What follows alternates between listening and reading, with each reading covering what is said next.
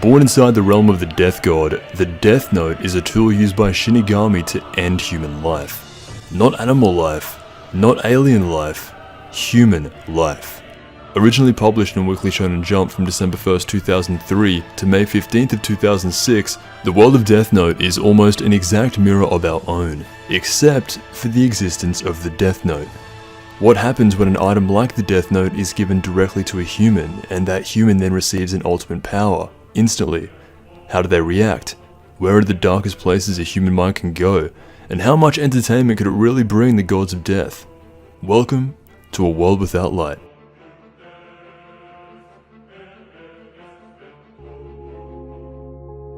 Originally conceived by the mysterious Tsugumi Ohba, Death Note remains one of the most intriguing stories ever written. A book that kills people by writing down the name of an enemy is one of the most iconic things to ever come out of Shonen Jump, and possibly even all of fiction. Spanning over 100 chapters, spin-off novels, live-action films, and even a few video games, today we'll be covering the canonical timeline of events and everything that happened in Death Note. So let's begin.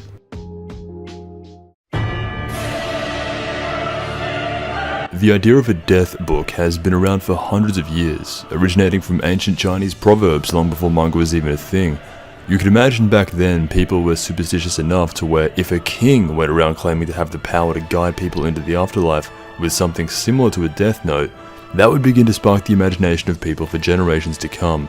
Before Ohba and Obata's Death Note, it is worth mentioning the 24-page one-shot titled The Miraculous Notebook by Shigeru Mizuki in 1973. A very short story that revolves around a 45-year-old average salaryman named Yamada. This man finds a notebook, however it is next to a deceased corpse with names written inside, the last of which belong to the dead body. Yamada picks up the notebook and after testing it out by writing down the name of a dog, ending the dog's life, you have something that is almost identical to the Death Note written and illustrated 30 years prior. The one-shot then ends with the man taking his own life by writing his name down in the miraculous notebook because he felt so bad for all the death he had caused. This one-shot from 1973 was speculated to be the inspiration for at least the foundation of Death Note, being the first time seeing a concept like this in manga form. However, Ohba had stated that the idea of Death Note was more of a figment of his own imagination than anything else.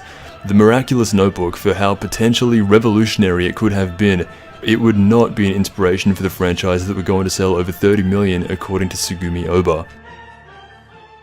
Death Note began publication in Weekly Shonen Jump starting in 2003, alongside the likes of Naruto, One Piece, and Bobobo. Because of this, it is considered to be a shonen story, but what you'll find is that not only stylistically is it very different from your average battle shonen like Naruto or One Piece, but shonen is a categorization of stories aimed at teenage boys. While these stories can be enjoyed by anyone, Death Note breaks out of this mold more than anything I've ever seen, and even Ohba himself, after writing the initial pilot story, did not think it would be approved by Shonen Jump because, in his own words, it did not fit in with the other titles that were in serialization at the time. However, it was approved. In a world of Naruto's and One Piece's, Death Note stands out a lot and is primary evidence that shonen stories can be enjoyed by anyone. Having said that though, one of the reasons Ohba was very happy to get Death Note published in Shonen Jump is because he believed that a younger audience would overlook a lot of the darker ideologies in the story, and simply enjoy it for what it was, as pure entertainment. And so, let's say if he decided to publish this in Weekly Young Magazine or any other seinen publication, he believed there would be too much debate over certain issues raised throughout and the overall enjoyment of the story would be lost. It sounds to me that the creator of Death Note under the name Tsugumi Ohba is a very smart man.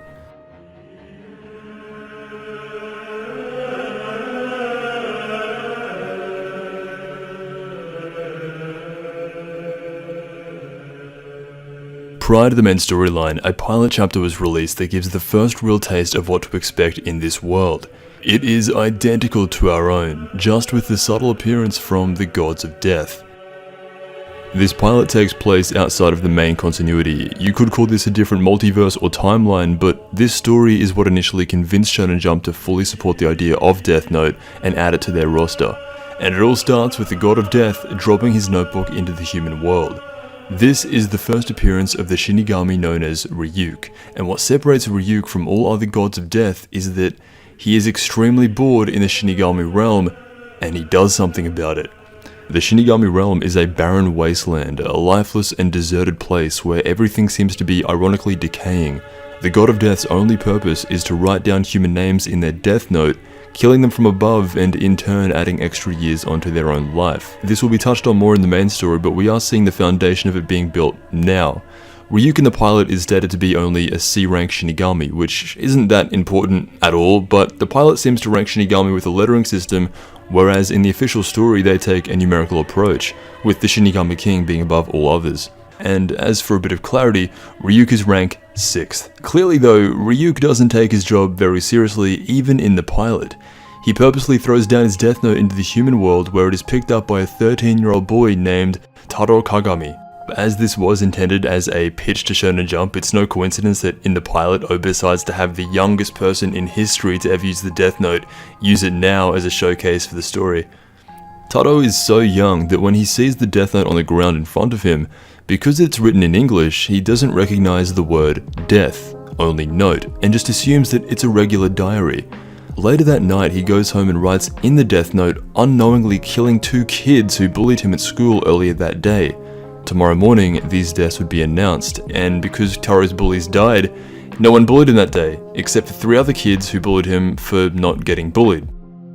Eventually he goes home, looks up the meaning of the English word for death, and gives the book one last try. This time, writing down the names of the 3 kids who bullied him earlier that day, and of course, the death note never misses. It works, and the validity of the death note is confirmed. Not long after the 5 kids from the same school all die of heart attacks, the police arrive to investigate, and anyone who is bullied automatically becomes a suspect. Normally this would be weird, as heart attacks are untraceable. Even though they all died separately, the detective pulls out statements from the past of very similar instances where people have all of a sudden dropped dead due to random heart attacks at convenient times, implying that the death note has been used before and it was not the work of a Shinigami. There are records of people dying in ways that can only be explained by a human using the death note. The example used here took place 25 years before the current pilot chapter began, and again, this does take place in a separate reality from the main story, but it's interesting to note, ever since the beginning of humanity itself, there was potential for the death note to be in human hands. Taro arrives home greeted by the death god Ryuk. He informs him about the rules of the death note, some of which do not hold up in the main story. The biggest example of this is the death eraser.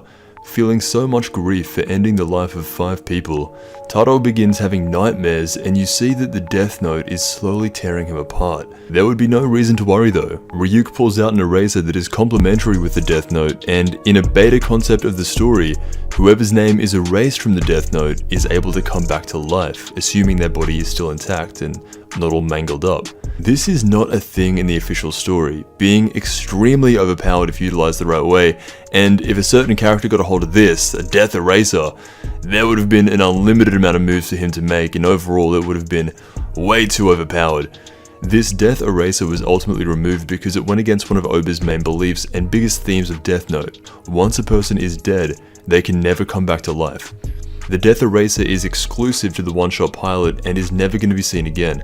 The usage it gets throughout the pilot is to revive the 5 kids who were mistakenly killed by Taro, as he had no intention of actually killing anybody, only being a very young child not knowing what he was doing.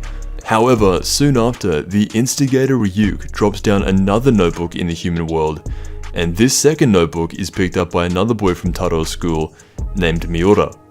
This equivalent age kid kills everyone who ever questioned him, the 5 bullies, the 2 police investigators, even the people on TV who are simply discussing these mysterious deaths and resurrections, and he is even about to write down the name of Taro himself. However, before he does, Taro figures out that it must be him and quickly stops him before any more damage can be done. Finally erasing the names of everyone written in the death note, Taro then convinces him to take the notebook to the police. However, there are now 2 notebooks, but Taro only decides to take Miura's to the police, knowing it would be confiscated and immediately destroyed, leaving himself as the only person to have possession of the death note in all of humanity. Pretty smart and committed for someone who was having nightmares about the death note and didn't even really want to use it that much.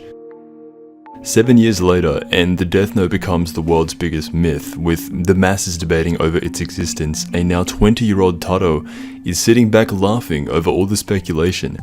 The Death Note has become a conspiracy, and the one-shot ends with Taro keeping the notebook, growing up to be an adult, and still having it secretly in his possession, seeming to rarely ever use it. Some say Taro's design would be an influence for a major character later in the main timeline based on design and upbringing. It's a fair comparison to one Teru Mikami. As this would be later confirmed in Death Note Volume 13 How to Read, this is actually true. Teru Mikami, a person who appears in late game Death Note, is a reference to Taro himself from the pilot chapter. It remains unclear whether Taro used the Death Note to create his idea of a better world. It is left open-ended and up to the reader's own interpretation, which would be a huge thing going forward for Death Note. However, due to him never being caught or even suspected of owning a Death Note, he seems to have played it very safe over the course of 7 years, so much to the point where people speculate on the physical Death Note itself, but no one can tie it back to Taro himself. This could be a bit of an in-universe explanation as to why the story was so short. Aside from the fact it was a one-shot pilot, if a person was to use the Death Note and do so passively, not acknowledging the outside noise or anyone else, it would be hard to lose.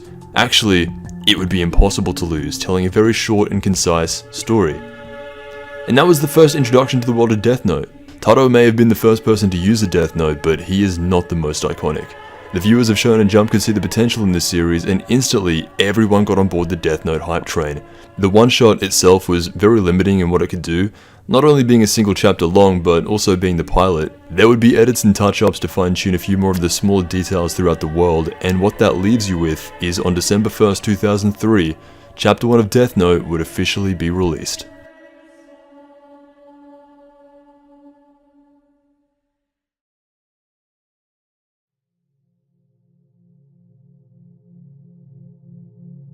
The Los Angeles BB Murder Case.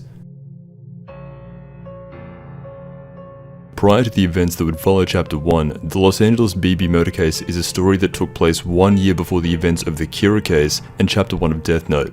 This is a novel written after the manga serialization of Death Note ended. It has unfortunately not seen an anime adaptation, which is a shame. A story like this would work perfectly as a movie, or would be amazing if it ever did happen. This novel's importance and relevance to the story is an essential part of the Death Note experience if you're trying to get the most out of the series. Introducing the world's greatest detective, L, and a large part of the orphanage known as Whammy's House. Since this preludes Chapter 1, there is no Death Note used throughout the story. It is purely a chronological introduction to the character of L, Whammy's House, and a woman named Naomi Misora.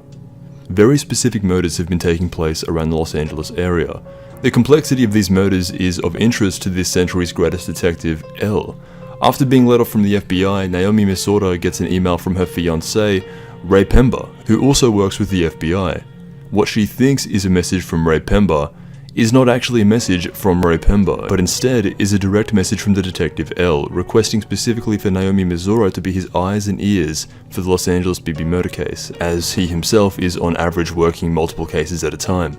The prerequisite for L taking on a case is that there must be at least 10 deaths, $1 million at stake, be of specific interest to L, or be difficulty level L. This case falls into the last two. Chronologically reading this before any other Death Note material sets up L as the god of all intellect. Not only is he the #1 detective in the world, he had previously made the top 2 and top 3 detectives give up their names to him in something known as the Detective Wars, making L each one of the top 3 detectives in the world. He has solved every case he has ever taken on, and it is stated that L can achieve what entire FBI task force divisions can, multiple times over, all by himself. And as time goes on, by the Kira case, his intelligence has grown even more. On name alone, his word holds a lot of value and respect, so when Naomi Misora gets asked specifically to be his eyes and ears for the Los Angeles BB murder case, despite how forward he is with his demands, she accepts and begins working with him on the case. There has been a total of 3 murders carried out by the same individual. This is evidenced by voodoo dolls left at the scene of the crime, along with clues that directly point out to the next attack. These are not simple murders. Each one of the 3 individuals has been brutally killed and tortured. The person behind these attacks was psychotic, and his name was Beyond Birthday.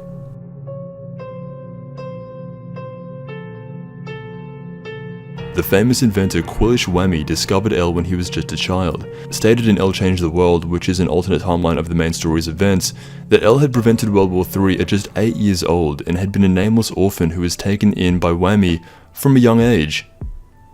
While it is a believable feat for someone like L to prevent World War III, L Changed the World is set in a different reality and cannot be considered to how events really happened. In the LABB murder case, World War III is also mentioned as happening and did in fact take place around the mid-1980s. Mistranslation or different reality, World War III happened in the Death Note universe, and after it is when L became a detective. Oba and Obata released bonus manga panels alongside the release of the L Changed the World novel, which show and say a lot about L's own introspection.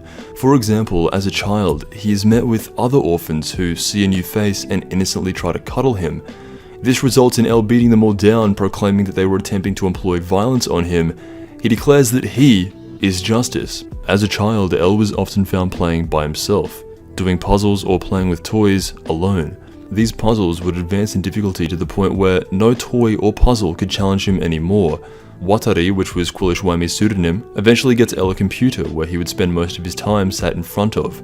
L had stated that communicating through a computer would give him power. This next part is especially fascinating.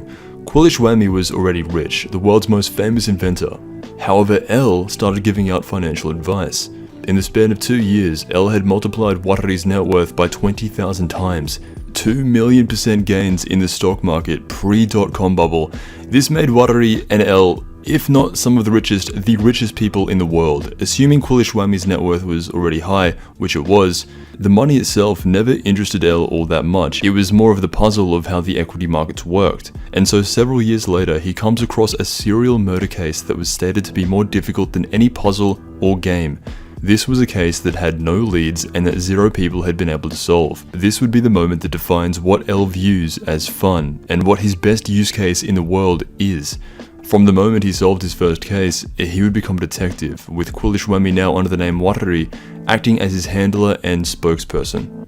Some more panels from the special display L's life as an adult, where it shows how abnormal he is. From being awake over 100 hours straight, having 0 concept of time, being found sleeping sideways on a chair, even having his own personalized human washing machine because as much as he likes being clean, washing himself takes too much effort. L is definitely not normal, but I find him to be quite misunderstood in the latest story. His origin shows someone who has no real perception of justice and works with a man who is making orphans go insane. Being a detective for L was never about serving justice. While that is a nice side effect, every case L undertakes is nothing more than a game. This is further emphasized by him not taking on cases of any significance, no matter how horrific or unjust they are. If there are not 10 plus people dead or $1 million on the line, L typically will not entertain the case. The morality of L will be covered much later in the story, but for now, this is an introduction to the smartest mind in the world. Watari is a world-renowned inventor and the founder of Whammy's House, where he himself tries to invent a new L. L had been Watari's greatest quote-unquote invention.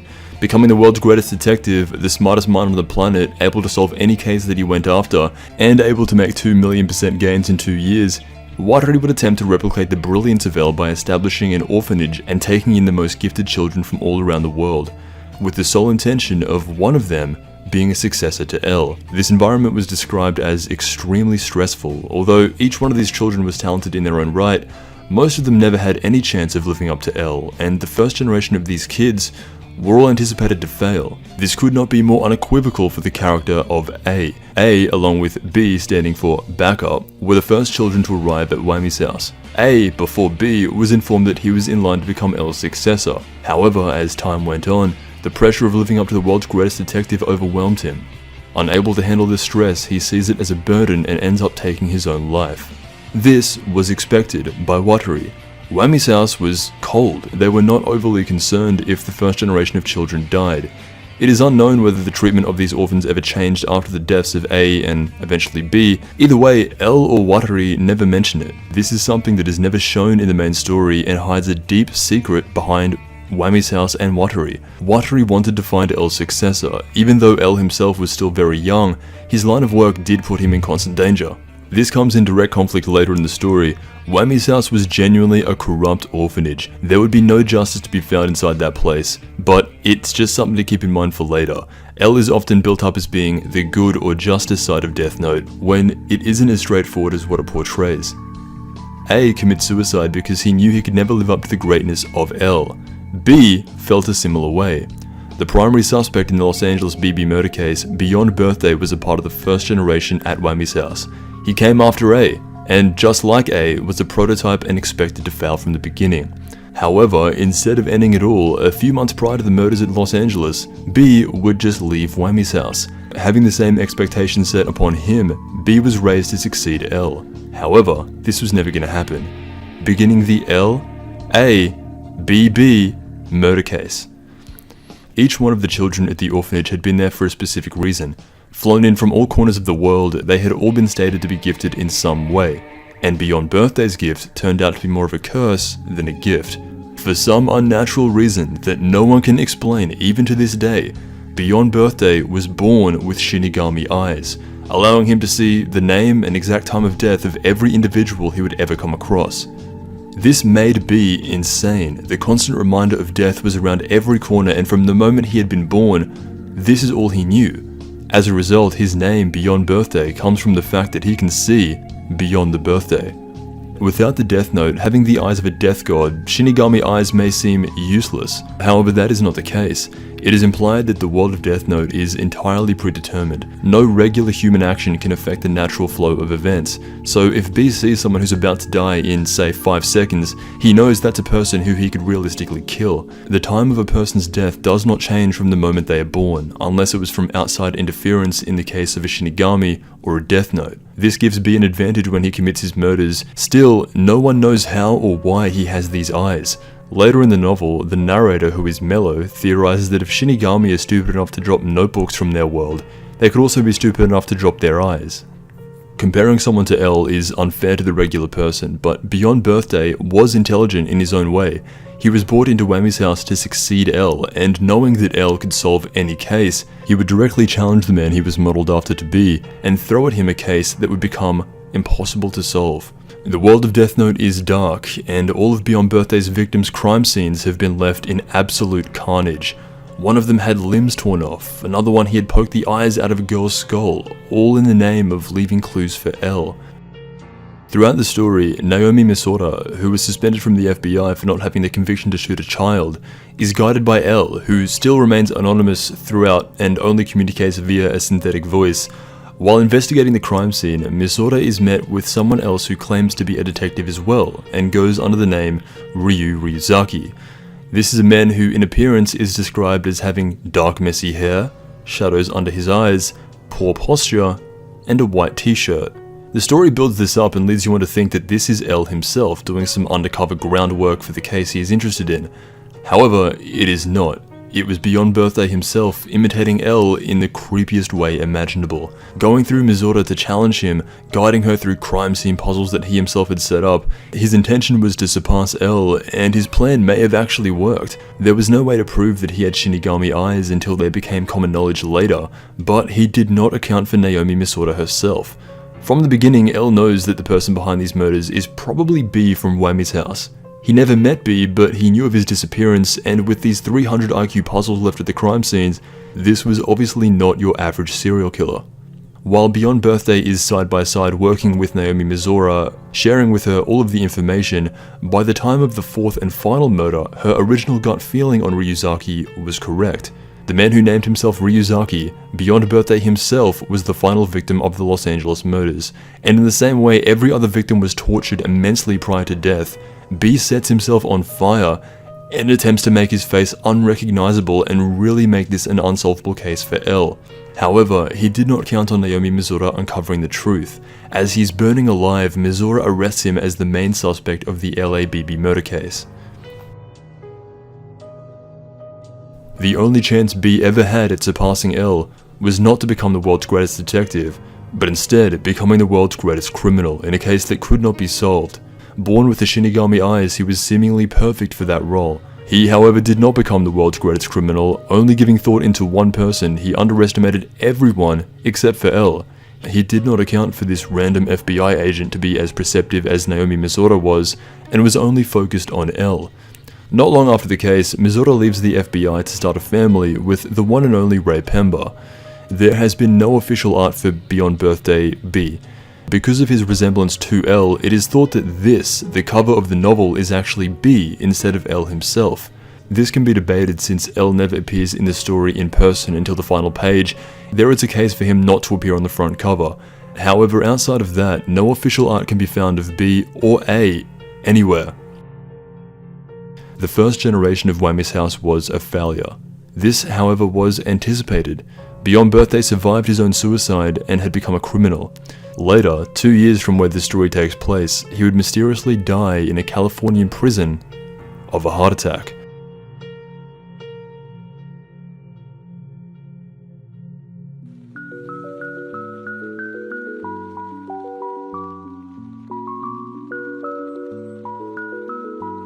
Chapter 1. Boredom. Beginning in the Shinigami realm, the death god known as Ryuk looks out at this barren wasteland that is his home, a desolate land with rotting bones, black dust, and quite a few cave formations. Not only is he bored of this place, he also sees it as rotten, as close to purgatory as you can get. For each human name written in the Death Note adds their remaining lifespan onto that specific Shinigami, in theory, making them immortal. While Death Notes are seen as weapons of mass murder for humans, for Shinigami, it is how they survive. Not all human deaths are caused by Shinigami. Eventually all humans will die regardless of interference, but what can be seen through the first glimpse into the Shinigami realm is that time moves slowly, and these Shinigami have become complacent with who they are, and are not at all concerned with writing down any names to add years onto their own life. This has gotten to the stage where if a Shinigami sees another Shinigami working hard and writing down names, they get bullied for it. Why are they working so hard? All of them probably have hundreds of years remaining, so none of them can even be bothered. What's the point? What this leaves you with is a bunch of death gods sitting around in a wasteland, gambling, void of any purpose or meaning to their own existence, and most of them are self-aware of this. In saying this though, it is possible for a Shinigami to die. If they break the laws applied to them, there are up to 9 levels of punishment that they would have to endure, 9 being the least severe and 1 being the most severe. Anything above punishment level 3 is enough to end the life of a Shinigami. This would include purposely saving a human life, or taking a life outside of using the pre-assigned death note. Although it seems Shinigami are apathetic towards life, most of them do ironically fear death itself, leaving them in a constant state of existence, which in their world leads to a lot of boredom. The Shinigami realm is directly linked to the human world. They are able to oversee humanity and observe any specific human they want, and from what is shown, they are the most powerful beings in the world of Death Note, and this is not even to mention the Shinigami King, who is stated to be incomprehensible in every way. We will get to him at some point much later, but for now, the only Shinigami that matters is Ryuk. Acquiring a second notebook, Ryuk is bored of the Shinigami realm and does something that none of them have thought of doing ever, dropping the Death Note down into the human world, waiting to then follow the life of whoever has the misfortune of finding it. Introducing Light Yagami, a straight A model student who, just like Ryuk, is also extremely bored. The Death Note lands outside the window of a Japanese high school, and because Light is so bored, he is the only one who's looking out the window. Being the only one apparently seeing this notebook fall from the sky, this piques his curiosity, and uncontested, he is the one to pick it up, unknowingly transferring ownership of the Death Note, also known as Ultimate Power, to him. The rules that apply to the Death Note have been written in English, as this is the most common language spoken in the human world. Light acknowledges and states this as being a pain, however this small detail never actually causes him any trouble. Both Ryuk and Light see their worlds as rotten. This is shown on page 1 and is a well-placed dichotomy between the two.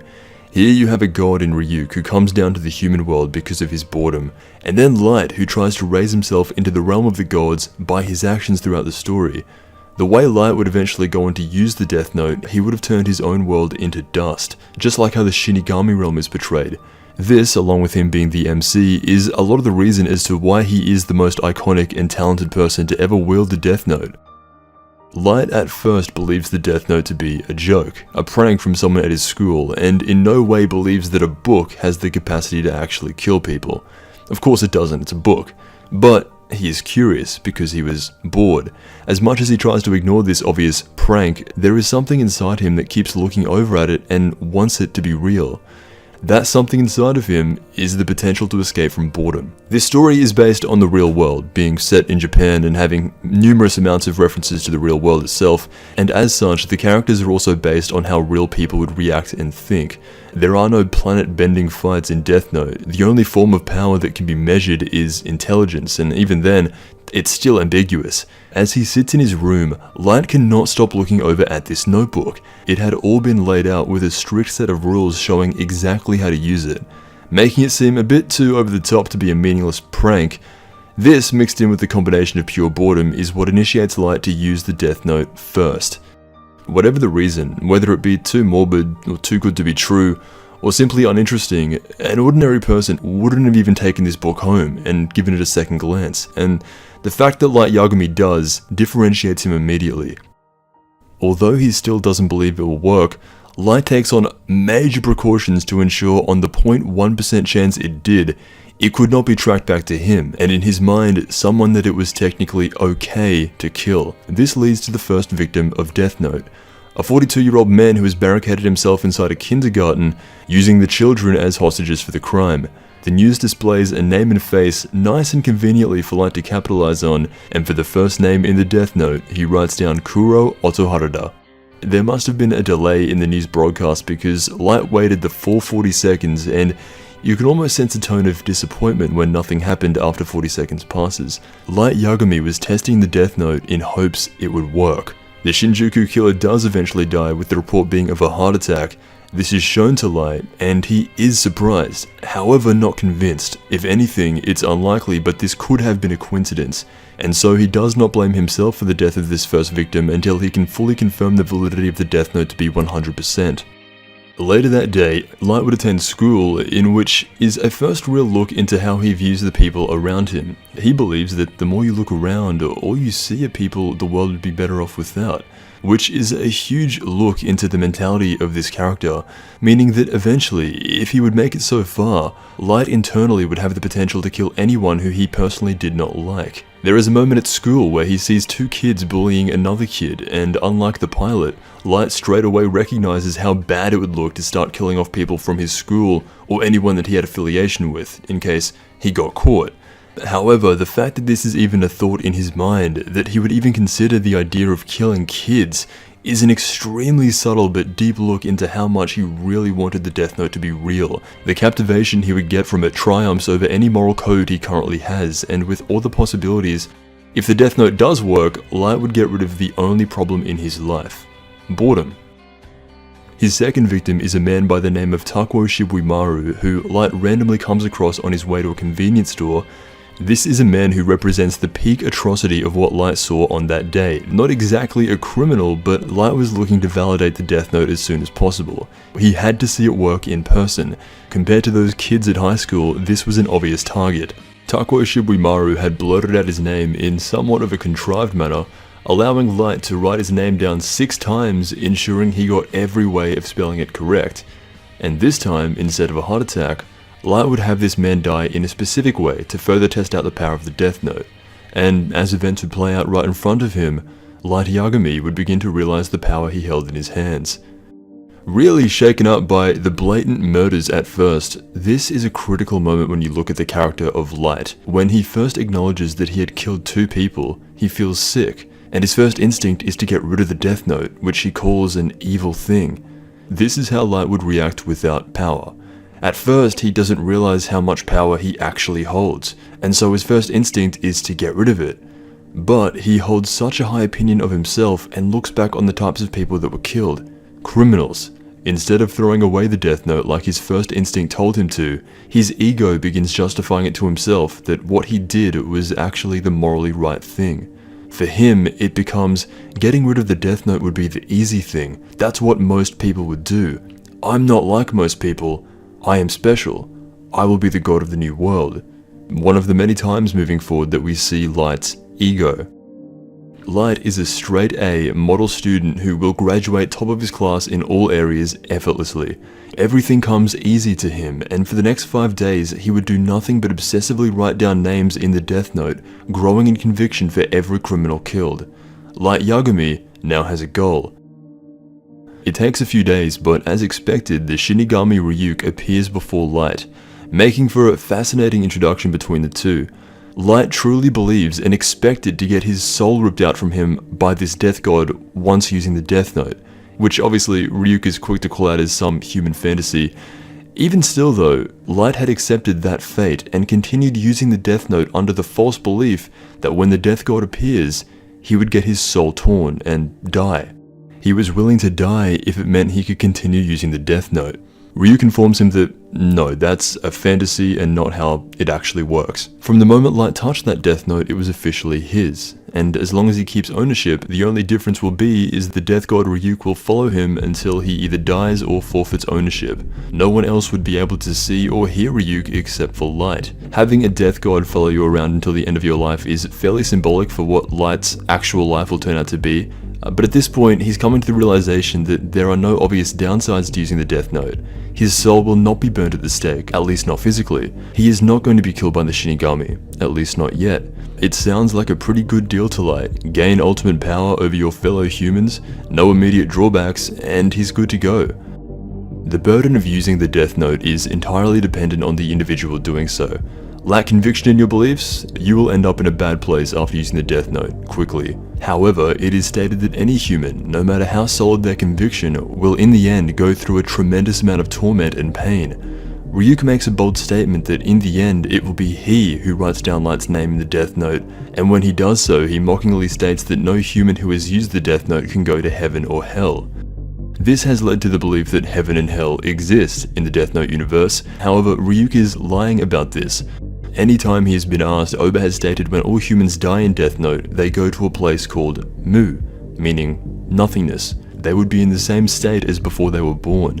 This could be explained as Ryuk simply messing with Light, as he is only doing this out of boredom, and he saw how superstitious he was with this idea of a death god taking his soul, and so adding in a line about heaven and hell was just thrown in to see his reaction, as it is a much wider known concept by humanity and would normally get quite the reaction out of an ordinary person. The afterlife is a super open-ended topic in general, and for Death Note, it is confirmed that all humans return to nothingness post-death.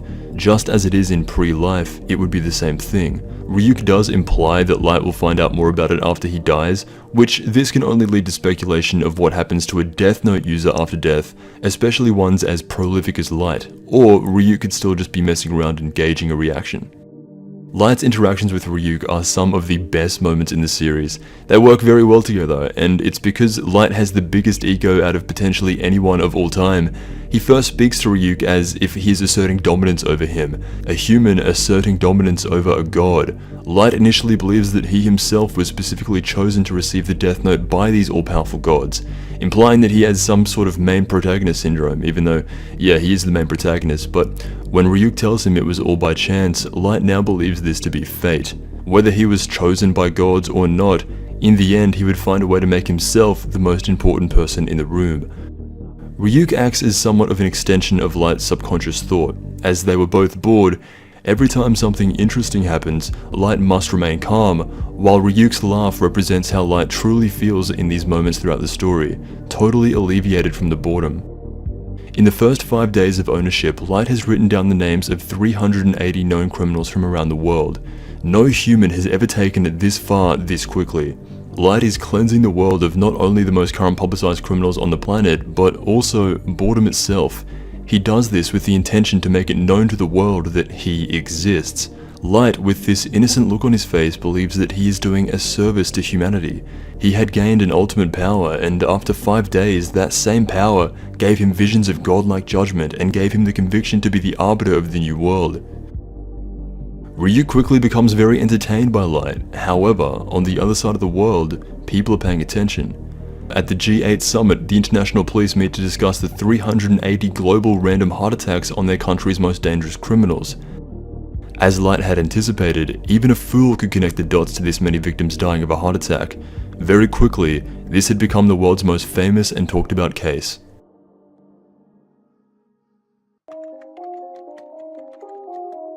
Chapter 2. L. I'm happy to have spoken on L prior to the beginning of the story.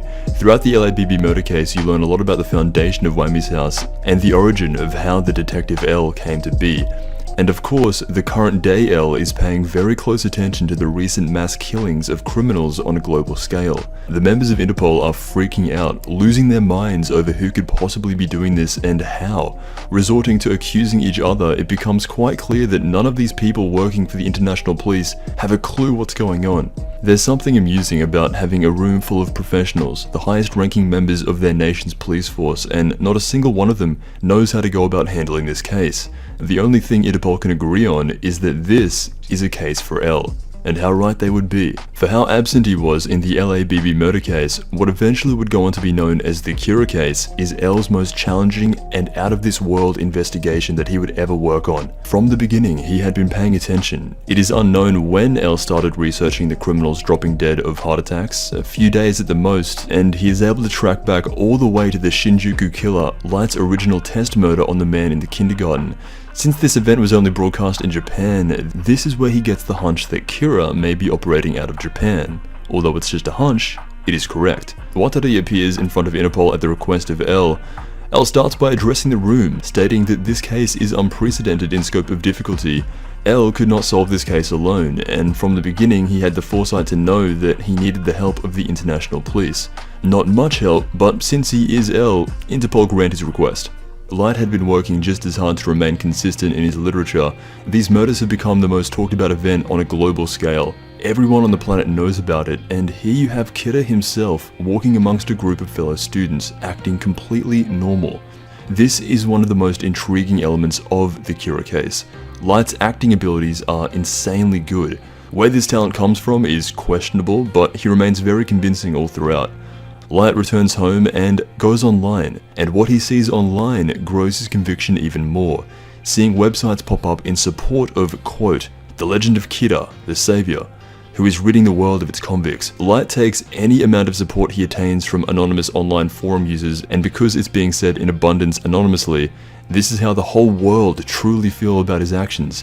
It can also be noted that Google exists in the Death Note universe, at least in Viz's translation. Light at this point remains completely uncontested. In fact, as the first week goes by, he only glorifies what he's doing in his own head, only to be perpetuated by the online forums. He leaves his Death Note at home, openly sitting inside his desk for anyone to find. He expects the police to be after him eventually, but since reading forum posts in support of him, confirming his theory on true human nature, that people are only honest in their most private moments when no one is around to judge their beliefs, this makes Light's ego even bigger.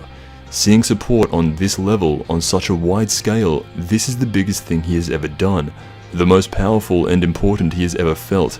There would be absolutely nothing that would stop Light's narcissism and ego from growing at this point moving forward. Everything was going exactly the way he planned. He was righteous. A mass broadcast is suddenly televised from a man claiming to be L, with the full name of Linda L. Taylor. This is the beginning of the confrontation between Light and L. He directs a message specifically to Kira, based on all the clues he had found himself, and challenges him, saying that what he is doing is evil, and eventually he will be brought to justice. L had never shown his face before. This is a big point of L. It seems odd to suddenly just put your face out there when people are dying untouched. And so when Light hears a counter viewpoint after all those nice forum posts he was reading about himself, this touches a nerve, and without thinking, Light commits his biggest crime yet, killing what he perceived to be an innocent man because he opposed his belief. Claiming to be righteous in his justification, it is all those who fight against his own way of justice, they are the truly evil ones. He writes down the name of Linda L. Taylor, giving Light his first real big mistake if you're trying to measure this by intelligence. This was done out of pure ego. Light had not been contested like this on a global scale before. He was expecting the police at some point, but certainly not someone of L's level this quickly. When Linda L. Taylor dies, it is revealed that this is not actually L, just another criminal who was conveniently sentenced to death on that day, who just so happens to have a similar name to L. There's no evidence to suggest L would lie about this, conveniently having a spare criminal set aside with a very conveniently sounding name to his own that was sentenced to die on this very specific day. This was a weekly story, so micro-analyzing absolutely everything is insane. However, knowing the lengths that L will go to solve a case that he is interested in, speculate for a second and imagine Lindell Taylor was a criminal who was not sentenced to die. It is important later in the story and may as well be pointed out now, but when L begins working with the Japanese task force, he lies to them about a lot of information. A lot. Mostly everything is a lie. L claims to be doing this to bring Kira to justice. However, as the story moves forward, Kira and L are bilateral.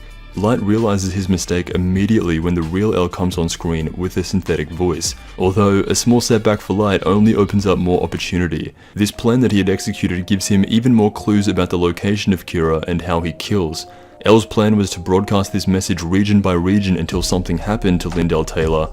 The fact it happened on the first stream, in his own words, was pure luck. In the second chapter, L uncovers that Kira is based in the Kanto region of Japan, along with him needing a name and face to kill. L is already invested in this case more than anything else. It would not be surprising if from the moment it was brought to his attention, he had stayed up for 100+ hours studying it religiously. The Japanese police are blown away by the deductive ability of L.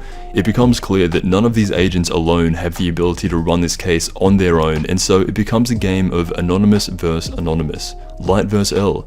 Two people who are trying to uncover the identities of each other before one of them eventually dies, both claiming to be righteous in their own way. It's an amazing start to a weekly manga, one of the best I've ever seen out of the 3 that I've read. Light was caught off guard once, from seeing all the praise he was getting on certain websites to the direct confrontation with L being publicly outcast as evil by the international police. Light all of a sudden has a lot to think about, and it's not going to be as easy as he once believed. Chapter 2 ends in the same way Chapter 1 does, with Ryuk laughing. And we all know what that means.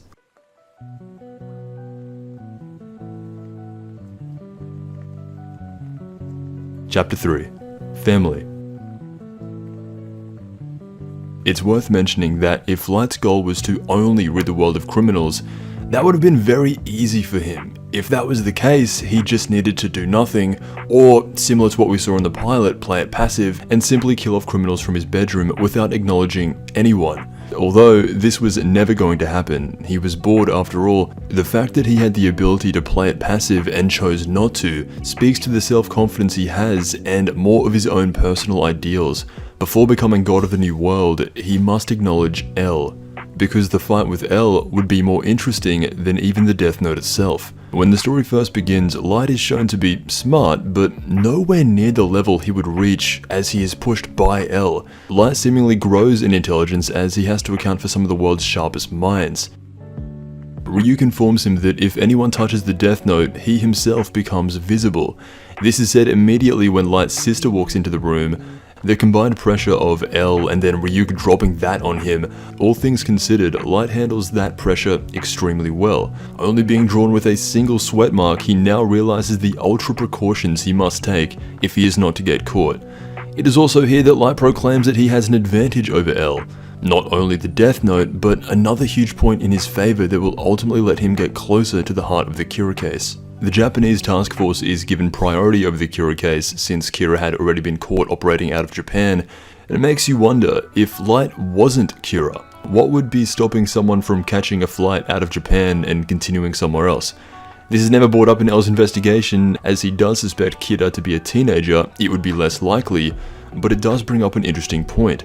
Light wants to get close to L. Kira wants to get close to L. And L picks up on this.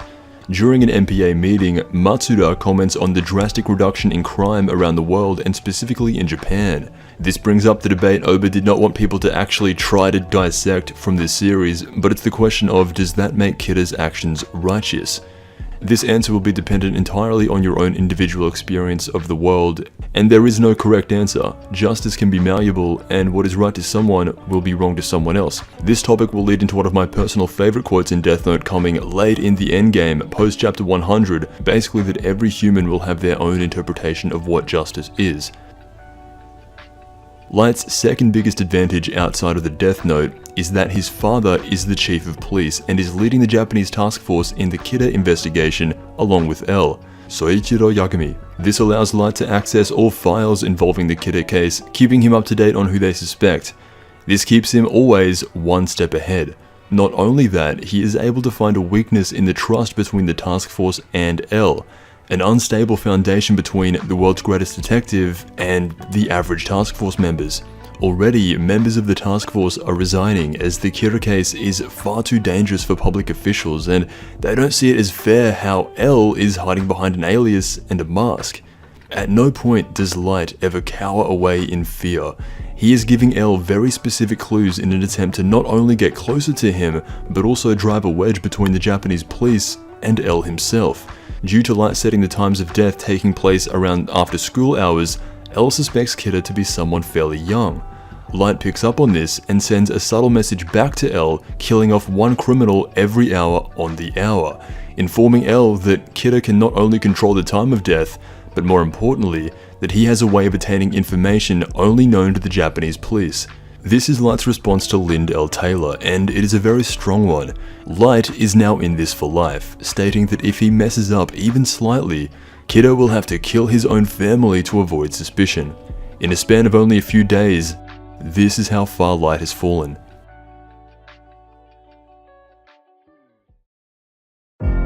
Chapter 4. Current. Light and L go back and forth on how to one-up each other. At the moment, it is 1-for-1. L got a win in the beginning with the Lind L. Taylor stunt, however Light responds and puts L in a situation where he narrows down Kira to being someone who has connections to the Japanese police. However, this is also a double-edged sword for L, knowing Kira is gaining information on the case through police files and cannot have any more intel leaks out of the task force. This was exactly what Light wanted to happen. L began to distrust the task force and in secret phones the FBI headquarters over in the United States and asks them to send in 12 FBI agents to track and follow the members of the Japanese police force and their families. L is now certain that Kira is among them.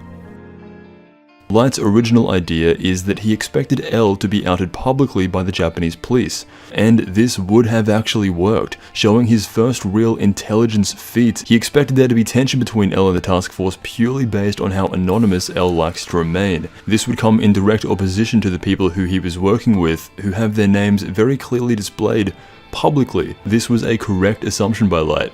Members of the task force begin to resign out of fear for their own lives, as it is clear Kira will kill anyone who tries to oppose him. Light's expectation that the police would try to track down L and uncover his true identity instead of Kira's never really comes up, which is actually a pretty interesting theory.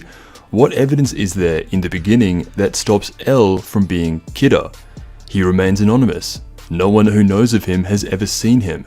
This is an angle that the story rarely goes into, which I think is a bit of a missed opportunity. The Kira case is the most abstract case of all time. It does not make any sense how people are simply dropping dead in masses. L being the only one to call out Kira on as big of a platform as he did, being the super genius that he is, whose own moral compass is questionable at best, would have made for an interesting set of events if more people, or a majority of people, openly suspected L of being Kira, as in a lot of ways he is similar to Light. This does actually happen, but on a much smaller scale, only through unnamed criminal psychologists in more of a passing statement. The FBI or Japanese task force do not suspect L until the idea is right in their face. And outside that, it's not a tactic used by Light or ever brought up again. Death Note really plays up the idea that anyone outside of Light and L is just not smart enough to come up with their own ideas that hold any value on their own.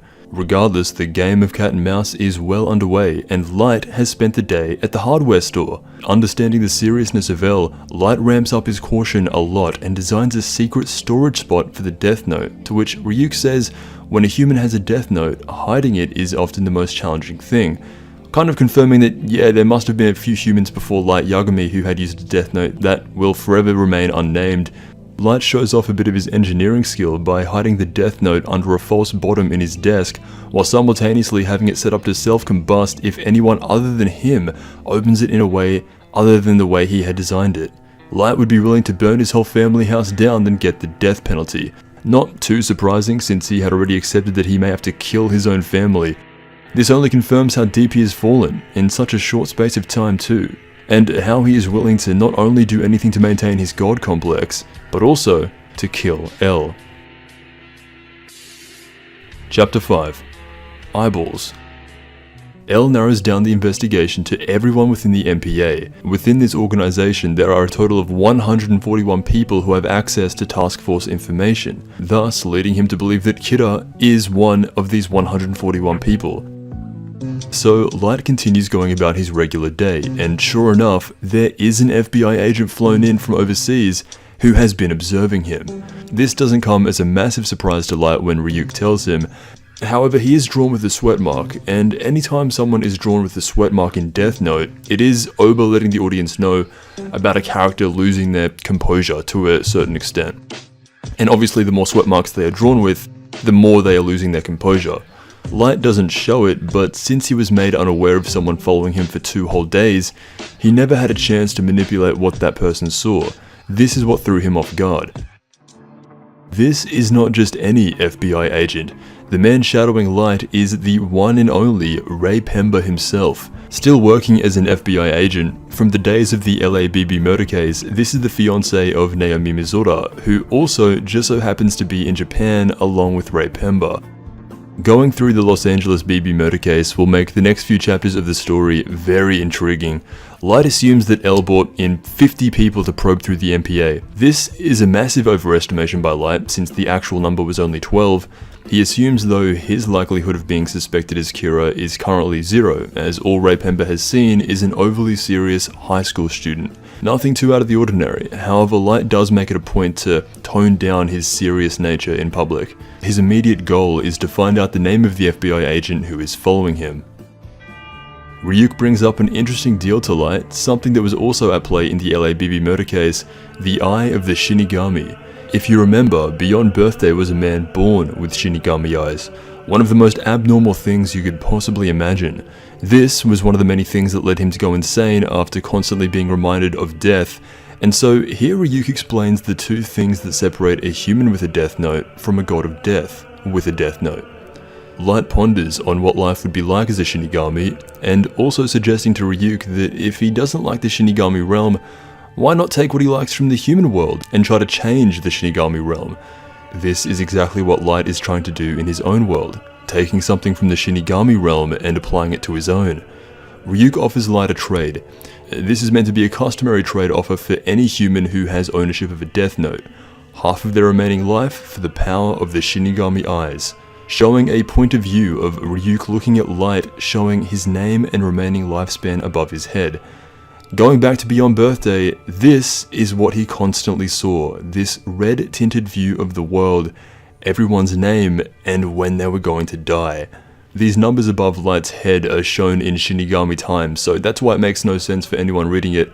Obviously, giving away when Light would die in Chapter 5 wouldn't be a good idea. As for the actual numbers themselves, Oba had stated that he went ahead and made his own personalized calculations to get these specific numbers, so trying to decode them to figure out when Light would die would be just about as hard as the Kira case itself. This lifespan does not change, and without Shinigami interference, it will always show the same numbers no matter what. And with this newfound knowledge, Light has a game-changing decision to make. Chapter 6. Manipulation.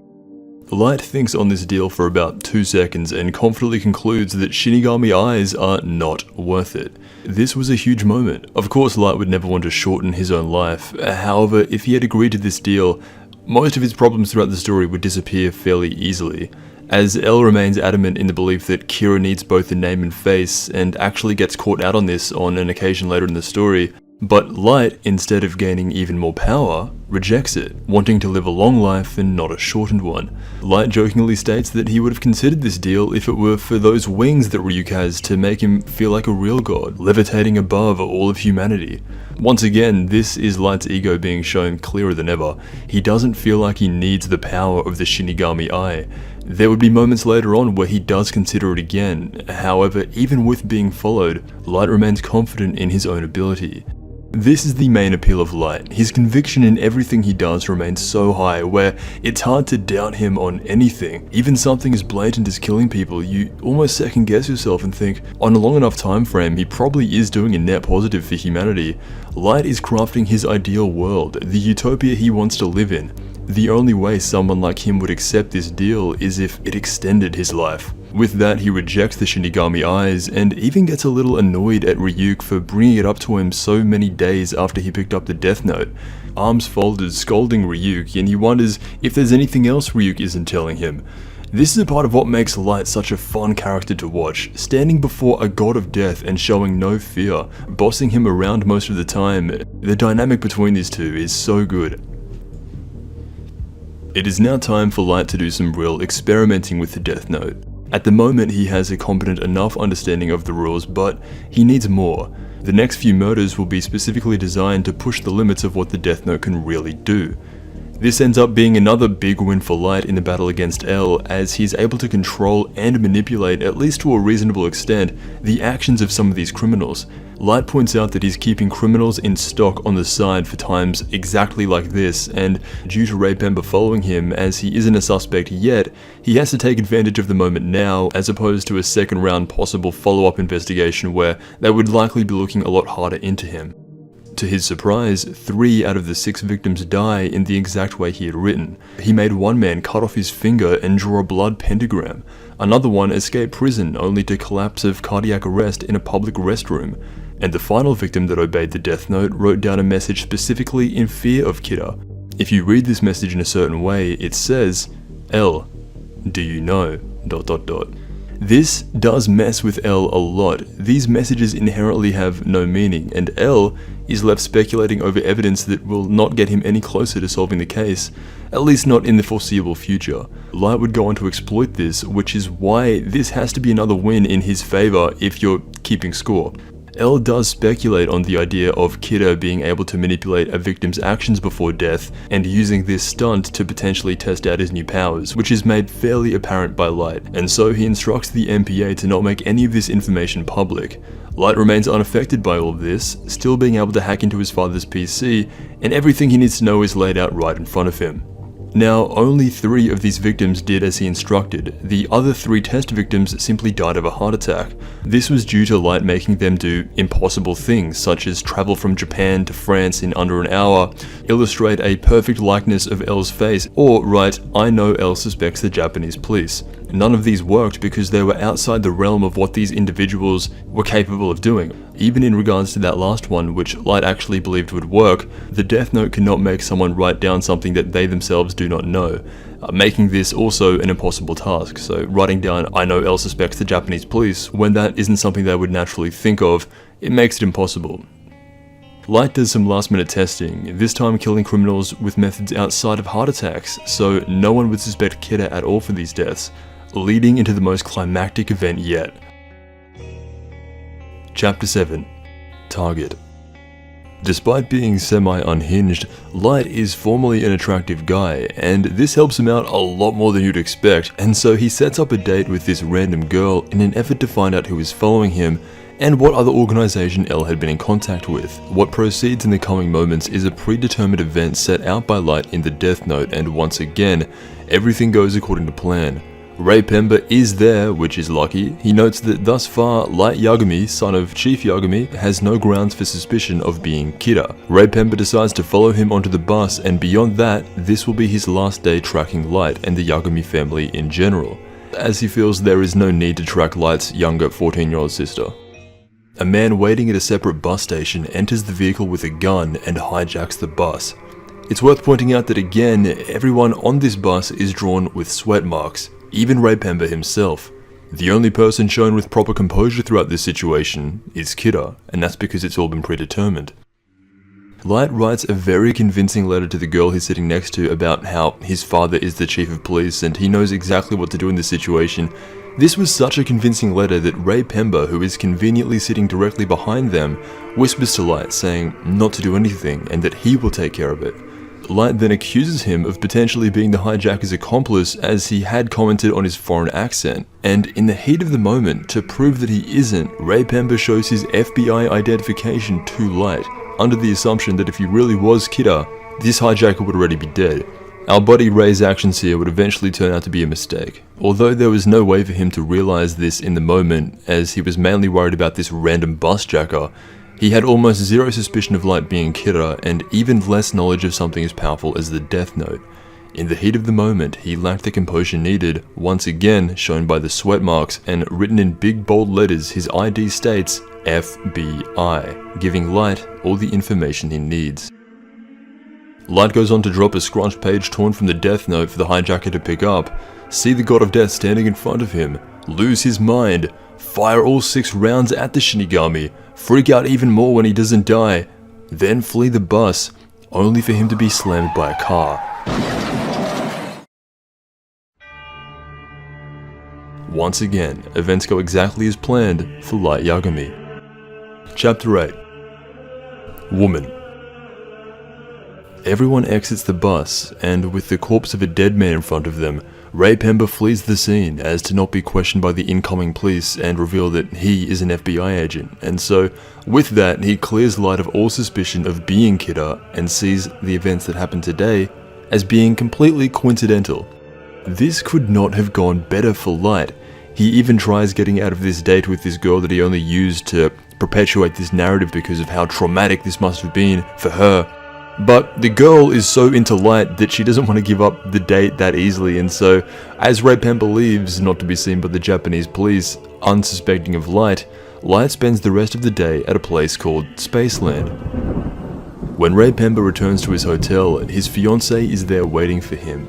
It's been a long day for Ray. He exhaustedly informs his fiancée about what had happened, that he had a mix-up with a bus jacking after pursuing a possible suspect of the Kira case.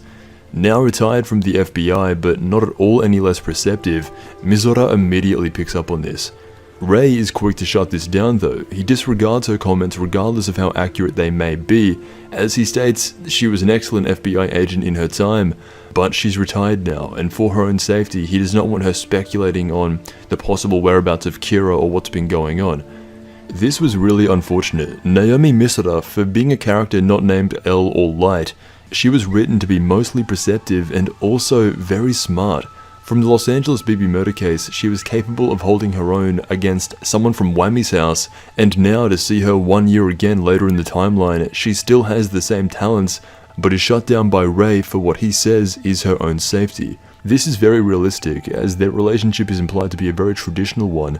However, it is a shame, because in all the material so far, Naomi has been shown to be superior to her husband in pure deductive ability, which would have been perfect for this case. When Ray tells her that she's only here as his fiancée and nothing else, she quickly lets go of the idea that Kida may have been on that bus that day. However, this idea is not to be forgotten. The manga cuts back to Light, extremely happy with how his day went and deciding to write down Ray Pember's name in around 1 week's time, in order to give time for others to be probable suspects and allow Light to learn the names and faces of the 11 other FBI agents. For now, he continues messing with L, but he now has control over the actions of Ray Pember before his death. All L had been doing this whole time is staring at these meaningless messages Light had left, going over and over in his head the messages that state L, do you know, ... The next message comes in and L decodes it as saying L, do you know, gods of death. This makes L ponder even more. These messages sound like big clues, and to be fair, if L had the knowledge of the Death Note, they definitely would be. But L comes to the most basic conclusion of thinking that Kida is suggesting that Shinigami exist. Again, these sound like clues, but without the Death Note and how much time L is wasting here, instead of following up with the FBI agents and learning about what happened to Ray Pember, he is instead trying to decode these death messages and wasting so much time doing so, even deploying resources to keep a close eye on if any more of these notes come through. If Naomi Misora was able to deduce that Kira may have been on that bus, it is by no means a stretch to think that L would have also come to that conclusion, if he had been paying attention. However, he wasn't. This was Light's purpose in distracting him. While L is essentially wasting time, Light is making big moves. Chapter 8 of Death Note advances forward in time to 1 week, where all the FBI agents have suddenly been killed of cardiac arrest. This is a small deviation in time placement in the adaptation. This leads to the Japanese police force to discover that the FBI was probing members of the MPA, and this leads to a severe distrust in L, to where most of the task force leaves in the investigation, and the FBI itself pulls out of Japan. The FBI then outs L as ordering them to probe the members of the MPA, to which L acknowledges that perhaps he should have been paying a little bit more attention to the FBI agents instead of these meaningless notes. Immediately after L receives the final note, to which he had been waiting days to receive to put his whole theory together, and it says, "L, do you know? Gods of death love apples," confirming L's first L to Light and even being drawn with his own sweat mark to really imply that he was thrown off by this. This would be the only sweat mark L would be drawn with throughout the entire story, which really just speaks to the composure he usually has and is a huge win for Light. There could be nothing gained from this message, at least not right now, and L knows this. Most of the MPA are now against him. The FBI were planning on sending over more agents to Japan, however this is no longer the case. L is now positive that Kida had been in contact with one of them. But more than anything else, our favorite FBI agent Ray Pemba has been killed. Chapter 9: Slots and the death of Ray Pemba. Light had been taking major risks with the bus jacking and now killing all 12 FBI agents. This chapter flashes back and shows how this all came to be. The anime adaptation shows these events chronologically, and this is where it does deviate from the manga as far as time placement goes a tiny bit. Light had used the Death Note to control the actions of Ray Pemba before his death, which I'm sure is how he is so comfortable appearing in public as Kida. Without the Death Note amping his power, it's hard to imagine Light would have done something like this on his own. He appears behind Ray Pemba at a train station and blatantly announces himself as Kida. It remains somewhat unclear if Ray is totally incapable of his own actions because Light had already written his name in the Death Note, or if he truly was in a checkmate situation with Kida. It seems to be a mixture of the two. With Light killing a random janitor who he claims to be a perpetrator of sexual assault, this puts Ray in a huge bind regardless of whether he's being controlled or not. Light goes on to say that the janitor he just killed was a menace to society and deserved to be punished. Makes you think, how deep did he have to dig to find out about this random janitor that works at a coffee shop who just so happened to be a perpetrator of sexual assault?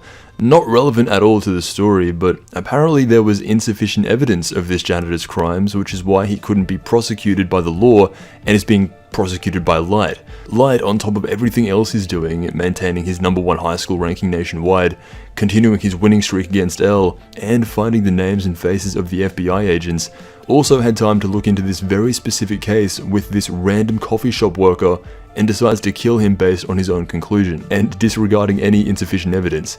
This man was used as an example to prove Light's powers to Ray. However he justifies it, it's hard to believe Light had every intricate detail of that person's very specific case. Light killed a man who had insufficient evidence against him and may have potentially been completely innocent. From here, he would go on to threaten Ray Pemba's fiancée along with his entire family. This forces Ray to comply with Kira and do exactly as he says. He proceeds to give him an envelope containing torn pages of the Death Note, and he will be getting Ray Pemba to write down the names of all FBI agents on his behalf. With the transceiver in his ear making this conversation untraceable, Light had taken every step he needed to ensure this would go exactly according to plan. Ray Pemba, regardless of being controlled or not, is unable to do anything. Light had trapped him in a corner to where now he must comply with whatever he says. Light does everything right here, he makes no mistakes, making sure to have the files not sent directly to Ray's PC, otherwise that would narrow down the search and make him a suspect. In the end, this would be the last train ride Ray Pemba would ever take. After following Kida's orders, unknowingly writing down the names of his fellow FBI agents in the Death Note, he sits there for another 30 minutes, giving him plenty of time to think about who Kira could be. But he never connects the dots. Even with his fiancée telling him, Ray never realizes until it's too late. He exits the train only to suffer a heart attack. Seeing the true face of Kida, Light Yagami. Light. Sayonara, Ray Pemba.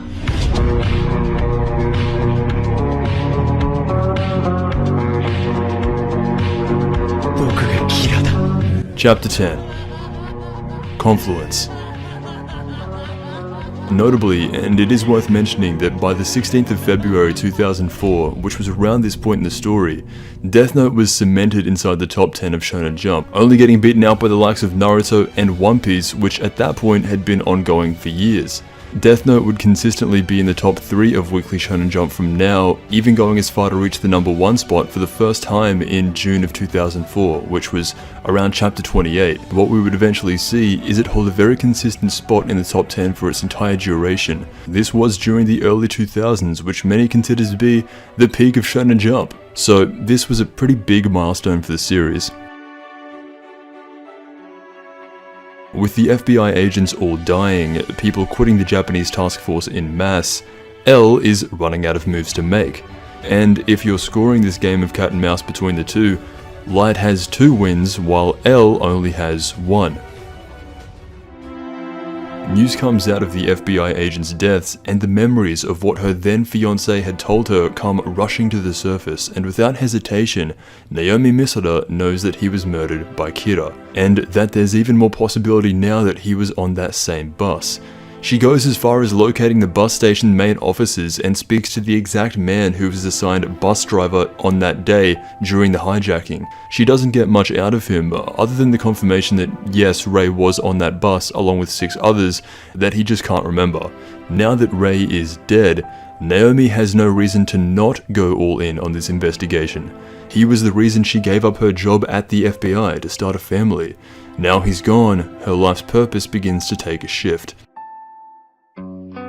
Due to the task force reducing in numbers, Light decides to stop blatantly publicizing his acts to secret information, as this would only narrow down suspicion a lot, as there are a lot less people in the MPA. Reflecting on his movements over the past few days, Light has done a lot, and although he himself has not left any evidence or made any mistakes in the process, similar to Beyond Birthday, he did not account for Naomi Misora, who, at the moment, is the closest person to uncovering the truth. Light acknowledges that the real battle with L begins now. Back at the Task Force HQ, and Chief Yagami lays out the truth to the remaining members of the MPA. All of them very well could be murdered by Kira. It is clear that he will eliminate anyone who stands in his way, not only criminals, and so the Chief informs anyone who wants out of this case, best leave now and return to the regular police force. Even though many of them had already left, there's still a substantial amount who are left, that this even requires addressing. When Chief Yagami returns in a few hours, he is met with 5 remaining officers. These are the 5 who are willing to put their lives on the line for the sake of this case. Aizawa, Ide, Matsuda, Mogi, and Ukita. Combining with Chief Yagami, there are only 6 left who decide to work with L. L now has trust in the 6 that remain. However, the same cannot be said for the task force and L. Aizawa finally brings up a very good point, and that they cannot trust L. For a brief moment, the discussion of L actually being Kira was made very much aware to everyone in the room. For how brief this is the only time it's ever brought up, which is as good a time as any, and it is something to these characters that is very much worth mentioning. At this point, it becomes obvious to anyone. This is what Light had been trying to drive at from the very beginning, and only now is being brought up to L. As long as he stays anonymous, he can no longer be trusted in this case. When the task force slowly put the pieces together, the FBI was brought in by L. He would have been one of the only people to know their identities. Knowing this would be the eventual outcome of working so closely with the MPA, L decides to reveal himself to those who stayed to risk their life. He has very strict rules that they must follow and asks them to decide if they would be willing to cooperate with his way of operating. Already saying goodbye to our first task force member for a while, Ide. Ide is completely against the way L conducts things, and so he just leaves.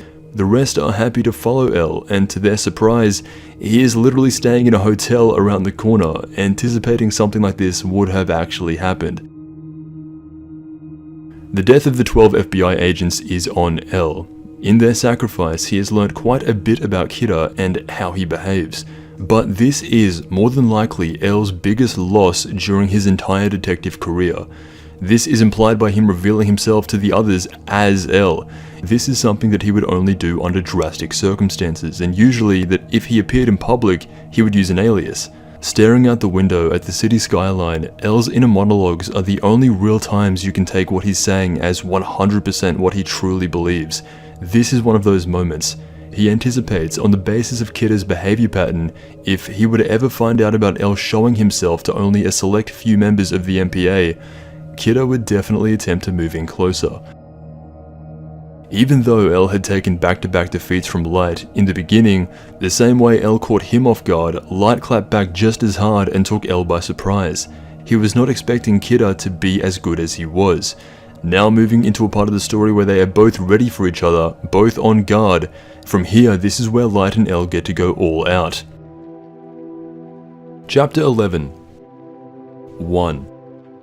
El's introduction to the task force begins with him shooting them as soon as they introduce themselves. This can be seen as him proving to them that he is not Kira, as all Kira needs is a name and face. From the moment they walked in the room, they would instantly be dead. The task force was suspecting of El being Kira himself, and this pretty much clears him of all suspicion, as it is never brought up again. And it is a very fitting introduction for the character of El. In some bonus content from Volume 13 How to Read, it shows an altered version of this scene if the world was at peace, in which instead of gunning them down, he rotates his hand and turning the gun sign into an L, showing off more of that quirky side to El that becomes very apparent the more you see of him. At the moment though, El is very serious. Having been caught off guard by Kira, he doesn't want to waste any time at all here.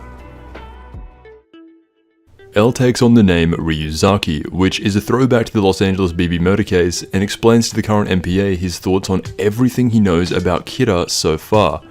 Matsuda suggests to have the media omit crime coverage, as this could perhaps limit the number of victims, which actually in theory is a good idea. However, El rejects this. Something that is important, almost imperative to know about El when reading or watching through these scenes is that he rarely ever says the truth. He lies a lot whenever he speaks to the task force, so anything he says to them has to be taken very dubiously.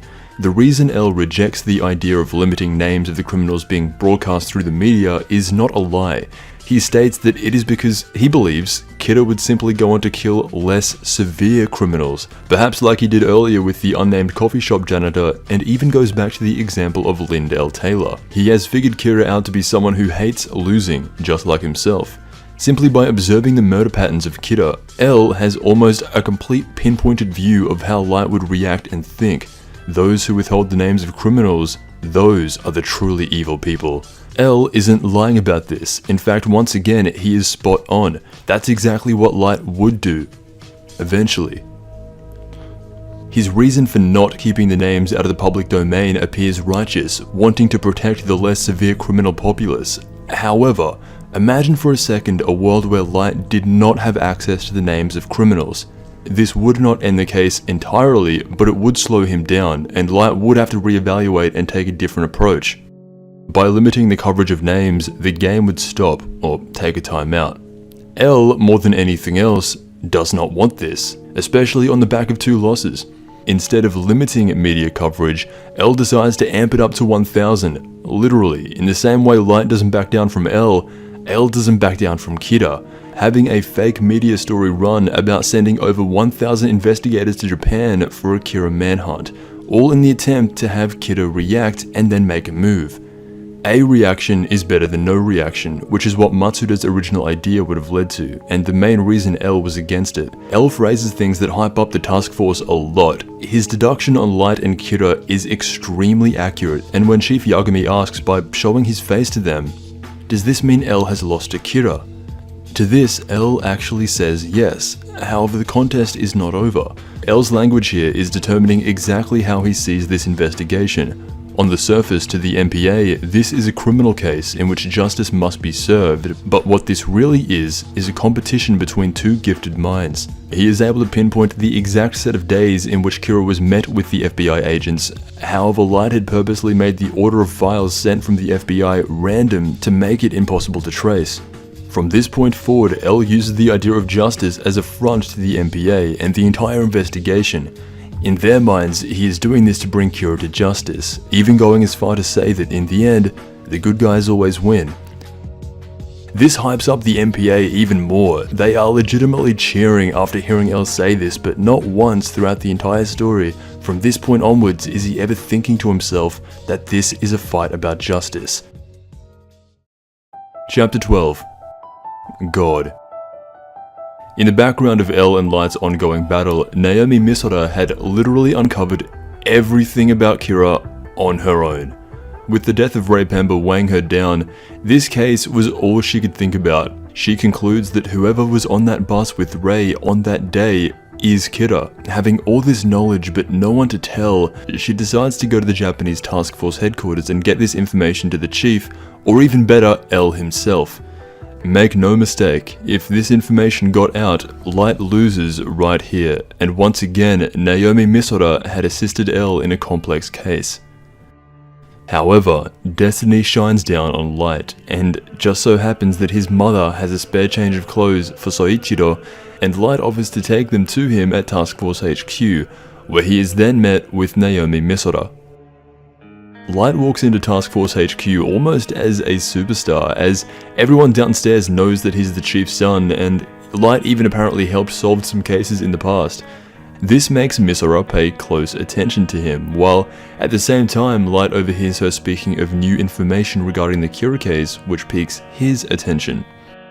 Light approaches her with the only goal of this interaction is to gain Misora's trust and find out what she knows about Kira before she can tell anyone of importance. He uses his predetermined status as the chief's son, along with being somewhat of a detective himself, and Misora opens up fairly easily to him. Not to be entirely complacent, she does give Light a fake name when asked, and this entire interaction becomes one of the best executed moments in Death Note.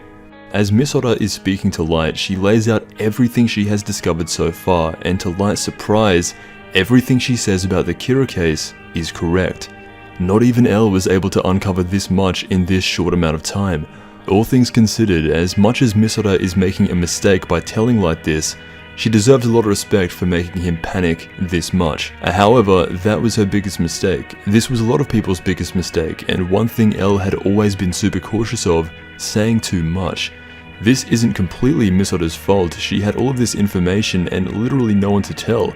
Then all of a sudden the chief's son drops by. From her perspective, it makes sense and is understandable why she would lay out her flawless deduction in hopes someone close to the case would hear it, while at the same time still being cautious and not giving away her real name.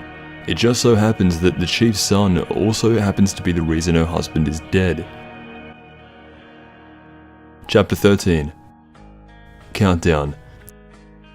Naomi Misora's moments with Light span over the course of 3 chapters. The introduction, the problem, and then the climax. Light realizes that in order to protect himself from being a genuine suspect, Misora needs to die. The problem is, she gave him a fake name, and at this point, he doesn't know that.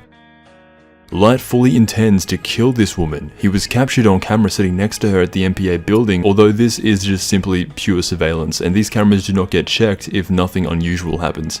If L did get his hands on these tapes, however, this may have been all the evidence he needed.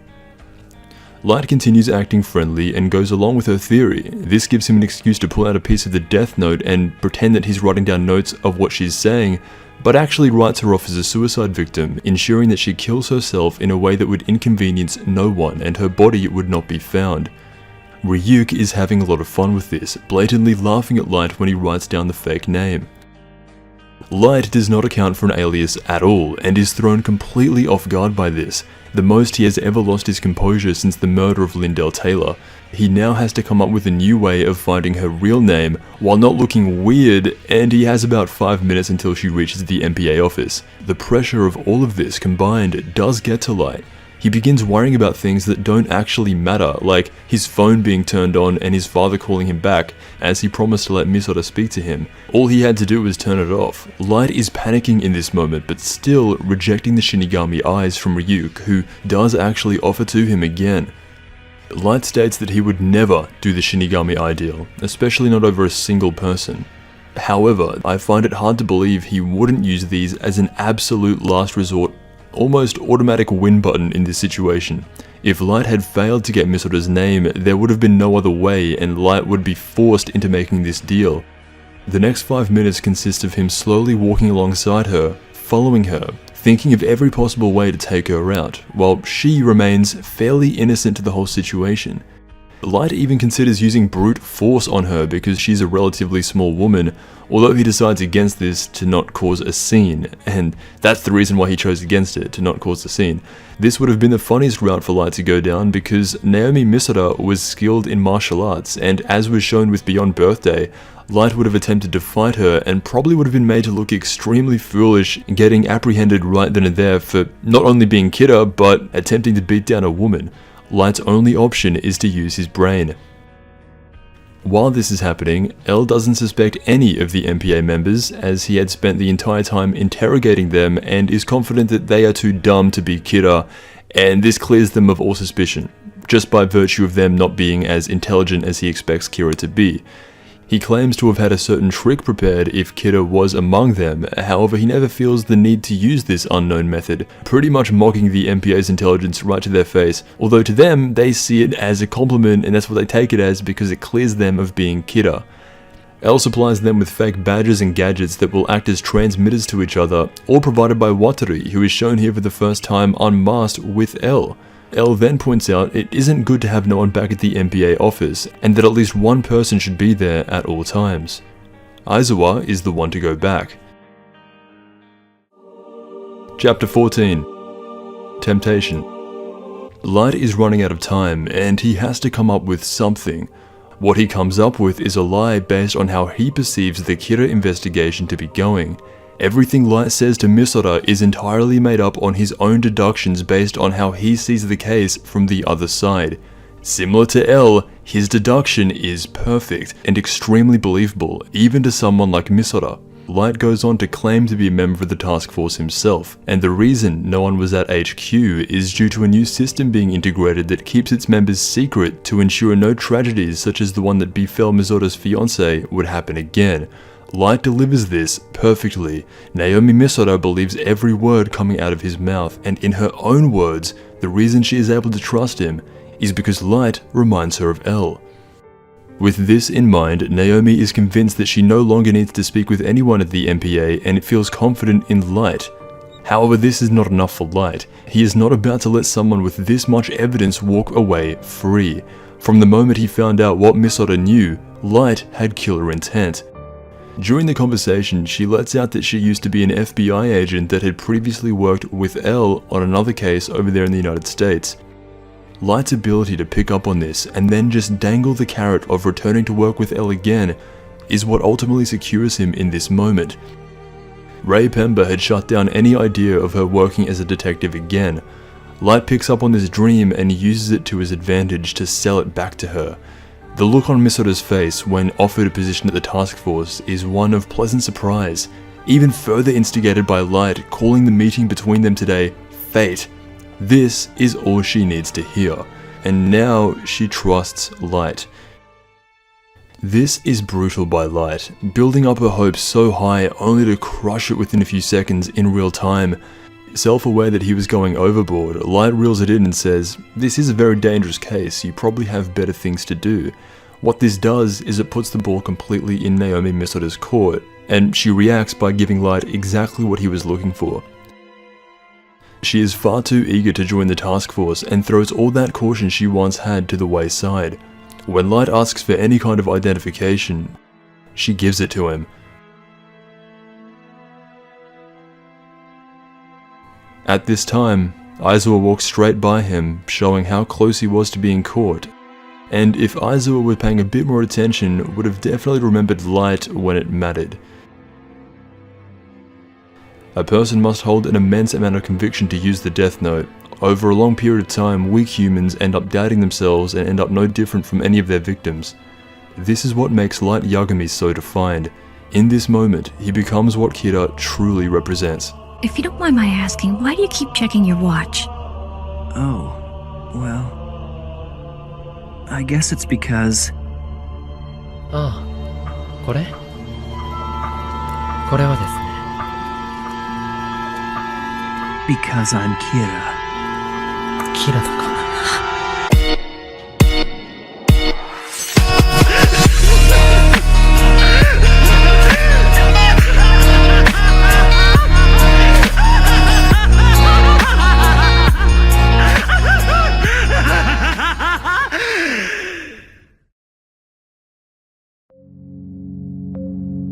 Chapter 15. Phone Call.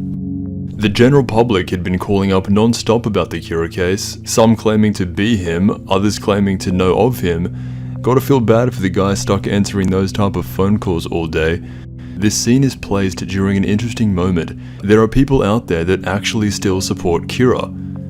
The story has been extremely one-sided in showing the people going against Kira, mainly the task force and L, while at the moment the only one in support of him is Light himself. These few pages show that there are a growing number of people who agree with Kira. In time, people who are indifferent would grow to accept him, leaving a world in which more than 50% of people accept Kira's judgment as part of their lives. If Kira wins, he is the new justice. If he loses, then Kira was evil all along in the minds of the population. L has been going over footage of all 3 FBI agents whose deaths were conveniently caught on camera. Ray Pember happens to be one of those people, and a big risk Light took by doing what he did in the world's busiest train station with cameras everywhere. This allows L to go frame by frame over all footage of Ray Pember and sees how unnatural he was acting through studying his body language and other techniques of the sort, entering the train station with an envelope and then leaving without one. Combine this with him seeming to look into the train before he died, using every last bit of remaining strength he had. L theorizes that it would be interesting if Kira was on that train, and that was the man he was using his strength to look up to. This makes it pretty obvious to L, based on all of the footage they have, that Ray Pember is the main FBI agent to look into. Switching to Light, after the death of Misora, he had spent 4 whole days writing names in the death note in advance. The reasoning behind this is if he suddenly is in a position to where he is under surveillance or in a position to where he is unable to access the notebook, he does not want to become a suspect through way of lack of deaths. He also figures out at this point that files of the Kira case have stopped entering onto his father's PC. This can only mean that the task force has taken on significant changes to their protocol. Light had assumed this was the case, but now he knows it to be fact. The Kira case gets a phone call and L is made aware of the disappearance of Naomi Misora, Ray Pember's fiancée. This is the only time throughout the story where the Los Angeles BB murder case is acknowledged. L recognizes that he had previously worked with this woman and that she was able to apprehend the perpetrator beyond birthday. From this phone call, L now has knowledge that Naomi Misora was trying to go after Kira on her own, and that she may have actually gained some evidence on him and was now in danger. Members of the task force naturally assume that she killed herself due to the death of her fiancé being too painful. However, due to L working with her before, he is able to speak on her strength of character and state of mind, saying she would never do that. Instead, she would try to go after Kira, which is exactly what happened. This officially highlights Ray Pember as the FBI agent suspected of shadowing Kira. This severely reduces the amount of possible suspects down to only 2 families, and because they're dealing with a supernatural human in Kira, bringing everyone in from those 2 families for questioning would be far too dangerous. Instead, L wants to place secret cameras and audio devices inside the homes of these 2 families. The task force initially freaks out over this idea. Doing this is illegal in Japan, and so what we're seeing is an example of L prepared to do some injustice of his own to win the contest. Definitely not as severe as Light, but placing wires and cameras in the homes of people with families is certainly not a good thing to do, and would definitely break most people's moral code. When questioned on the morality of this, he simply implies that the MPA are hypocrites, stating that they do not want to risk their jobs, yet they had stated that they were willing to risk their lives, once again, using the idea of this being entirely in the name of justice. And on the surface, that's all this is, to which Chief Yagami can really get behind, but the reality is, this was L's best chance at clapping back at Kira, which is why he's going to such extremes. It is revealed that Ray Pember was tracking 2 families, Deputy Director General Kitamura and Superintendent Yagami. Chapter 16. Handstand. The look on Soichiro's face is horrified. I haven't touched too deeply on the inter-family relationship dynamic between Light and his father. There will be time for that later, but his reaction here is a clear giveaway. He thinks the world of his son and has personally groomed him for success his entire life, and is a lot of the reason how Light came to be who he is today. Soichiro asks what the probability of Kira being in one of these 2 families would be, and to this, L says 10%, only to then quickly change his mind and say 5%. L is lying about how much he suspects Kira to be in either one of these households. It's a common belief that L says the inverse of what he means, so when he says 10%, it meant 90%, and then when he corrects himself to 5%, it really means there's a 95%. This isn't completely true, however it is on the right track. In volume 13, How to Read, it states that anytime L outwardly states a percentage like this, no matter what lowball he gives to the MPA or the task force or even Light himself, whether it be 1% or 10%, the truth is, if L suspects you openly, it is always over 90%.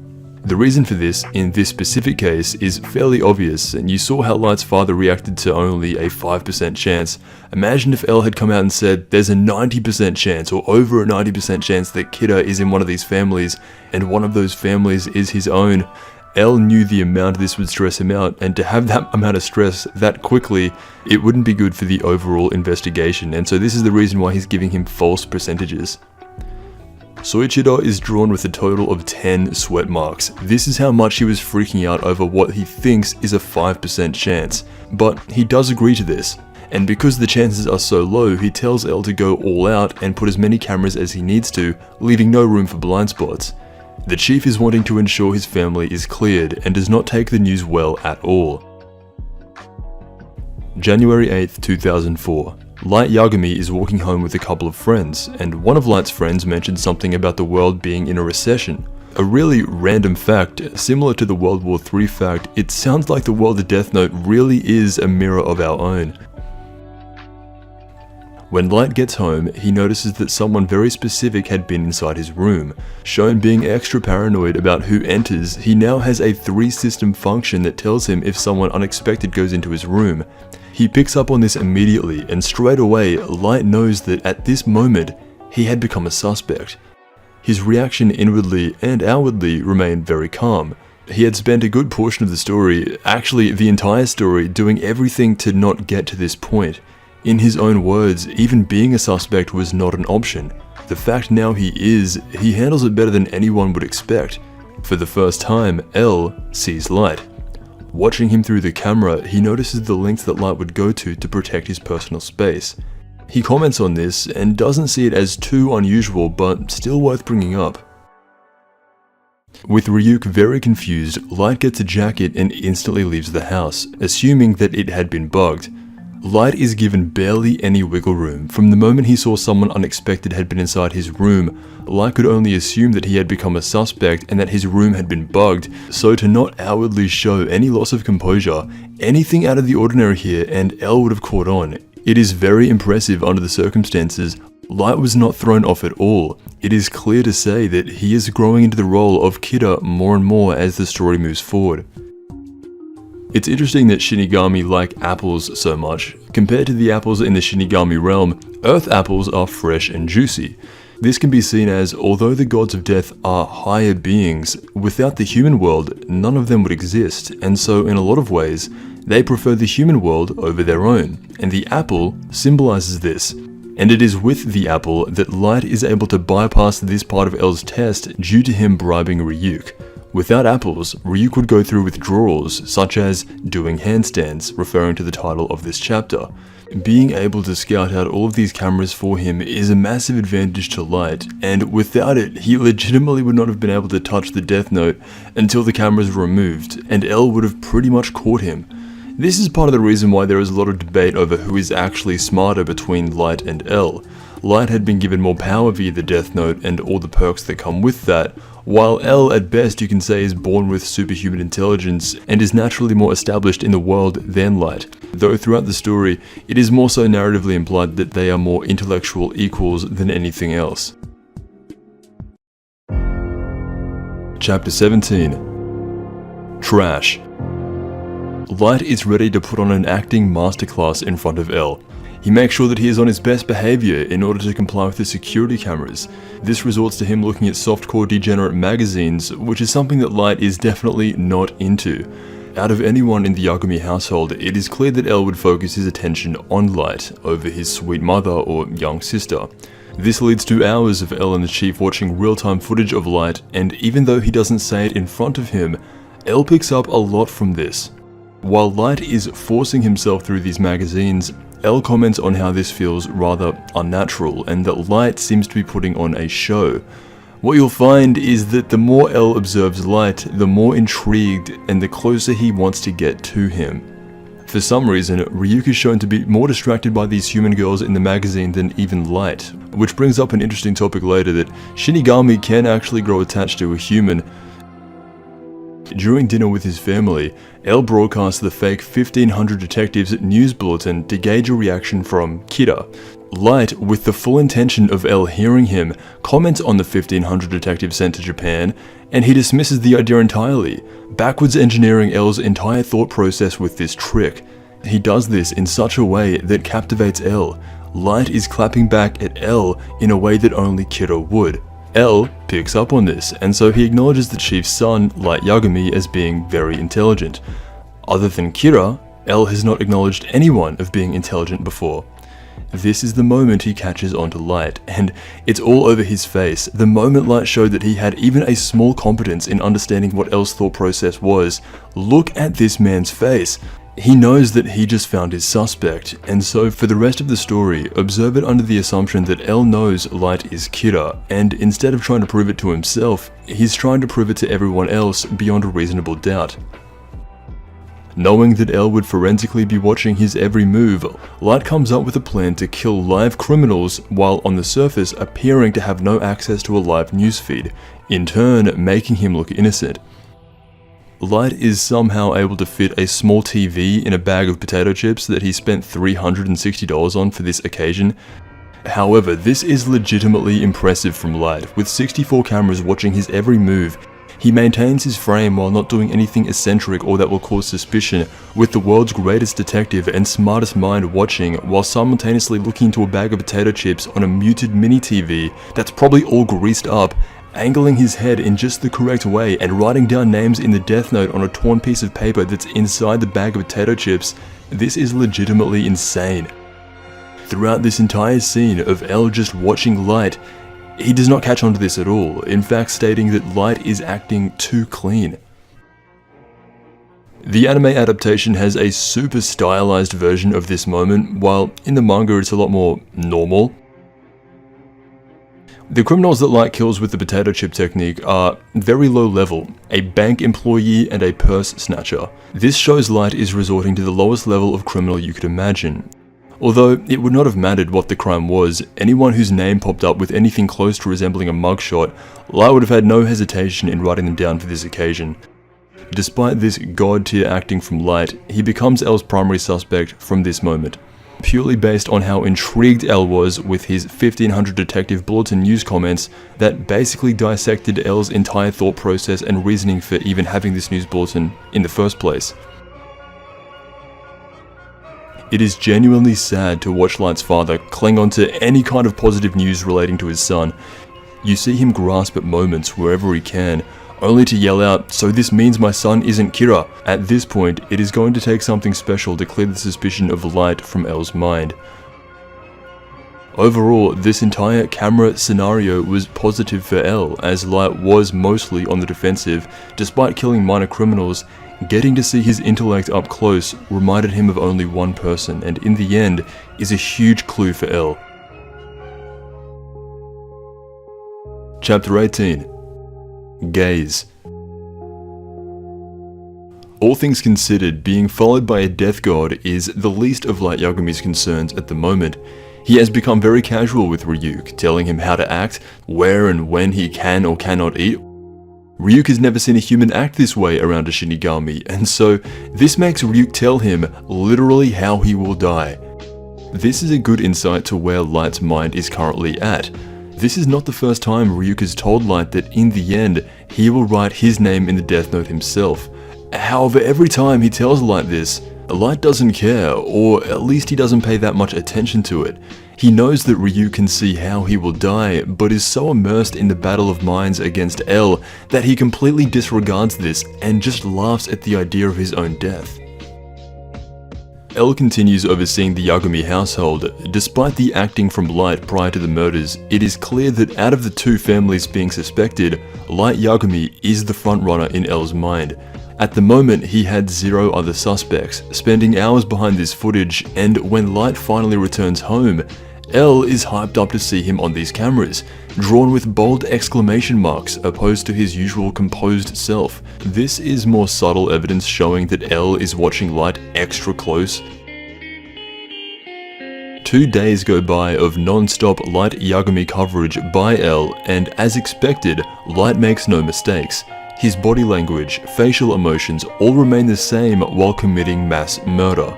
This leads Elle to think that if Light was Kira, his psychological state has already reached the level of a divine god. This goes to show how insanely believable Light's conviction really was. Elle even considers for a moment that Kira may actually just be divine intervention. This is soon dismissed by saying that the real god would not need the news telling him about a name and face, but this whole segment really just highlights how insanely good Light's acting is. It is one of his highest attributes, even higher than his knowledge. Overall, this leads to Elle stopping all coverage inside the two family homes, saying that he had found nothing of interest. However, yet again, this is another lie, or could even be a misunderstanding between the task force and Elle. While Soichiro is very happy to remove the suspicion from his family, Elle is still very interested in Light and does outwardly say to everyone that there is still a 5% chance, really meaning over 90%. Elle will have to go about this in an entirely different way, and just like Light had to do, Elle will begin taking on a lot more risk. Eventually the cameras in the Yagami house are removed, and Light knows about this instantly thanks to Ryuk, and from here he assumes that his father must have greenlit this idea, and that the task force relations are nowhere near as shaky as they once were. Light also must go about a new strategy, in which he will use his father to get close to Elle. It is the 17th of January 2004, and as a fun fact, 4 days before the death of Beyond birthday. And so, 4 days prior, Light is off to take his university entrance exams. When he arrives, a man sitting 3 rows back from him is sitting in a chair with his knees up, to increase brain capacity by 40%. Their eyes meet, and for the first time, Elle, under the name Hideki Ryuga, is closing in on his #1 suspect. Chapter 19. Humiliation. In the time between the entrance exams and the entrance ceremony, Beyond Birthday had been killed by the Death Note. As he was a criminal, it was only a matter of time, and sure enough, in the end, he was judged by Light. Makes you wonder if Light ever saw a connection between Elle or B or even Naomi Misora. He had to have seen B's face, in which he constantly imitates Elle. However, with the burn markings and all the time in prison, he probably looked a lot different when he died. Also, Light's going through about 100,000 criminals throughout his life. I'm sure he's not going to remember every single one. Regardless, Light had already seen Elle. In the most unexpected move from Elle, he jumps through about 50 loopholes to get a fake name and ID to enter this school entrance exam purely on the chance of getting closer to Light. They had zero interaction, but on that day, Light had seen the face of Elle. Light, along with this newcomer Hideki Ryuga, both scored 100% in every subject, making them, by college standards, the 2 smartest young minds nationwide, which really just hypes up their battle even more, building it as the man pampered for success his whole life, against the weirdo who doesn't even wear socks. Light dressed up for this occasion, as is the formality for events like these. However, Elle does not. He wears his same clothes, his same outfit, and while delivering his speech, he does so in a way that shows he could not care less about this ceremony or the people behind it. He is only here for Light. This is an all-out offensive attack from Elle. When they are both walking back from the stage, he reveals to Light that he is Elle. Unable to react in any way other than show respect, Light was caught massively off guard by this, and once again, he had underestimated the lengths Elle was willing to go to. This moment is iconic in Death Note, as it is the first official meeting between the two, and really represents what makes this story so great. Light is stuck in his head over, is he lying, is he telling the truth? It doesn't really matter because in the end, there's nothing I can do to him. Even if this is a fake guy that he sent down, it just doesn't matter. While Elle is sitting there just watching. Light is so mad here. He is in a constant state of embarrassment, but the moment he shows any of that emotion, it's over, so he must hold it all in. After the ceremony, Elle leaves in an expensive car with the chauffeur. reminding everyone once again that he, along with Watari, are some of the wealthiest people on the planet. Light takes the public train home and upon arriving home is met with a bubbly Sayu who asks him how his day went. Light, still fuming, ignores her and walks up to his room, locks the door, and unleashes all of his anger from this day. Never being humiliated like this a day before in his life, Light is furious, even making Ryuk apologize to him. This is another massive point for L. Light is so frustrated at what happened that he goes on to call the Death Note useless and lose composure more than ever before. This was Light's initial reaction. Having gone to such lengths to ensure something like this would not happen, he has now become a almost primary suspect in the Kira investigation, which completely goes against his original plan. However, Light is not stupid, and this is where he copes.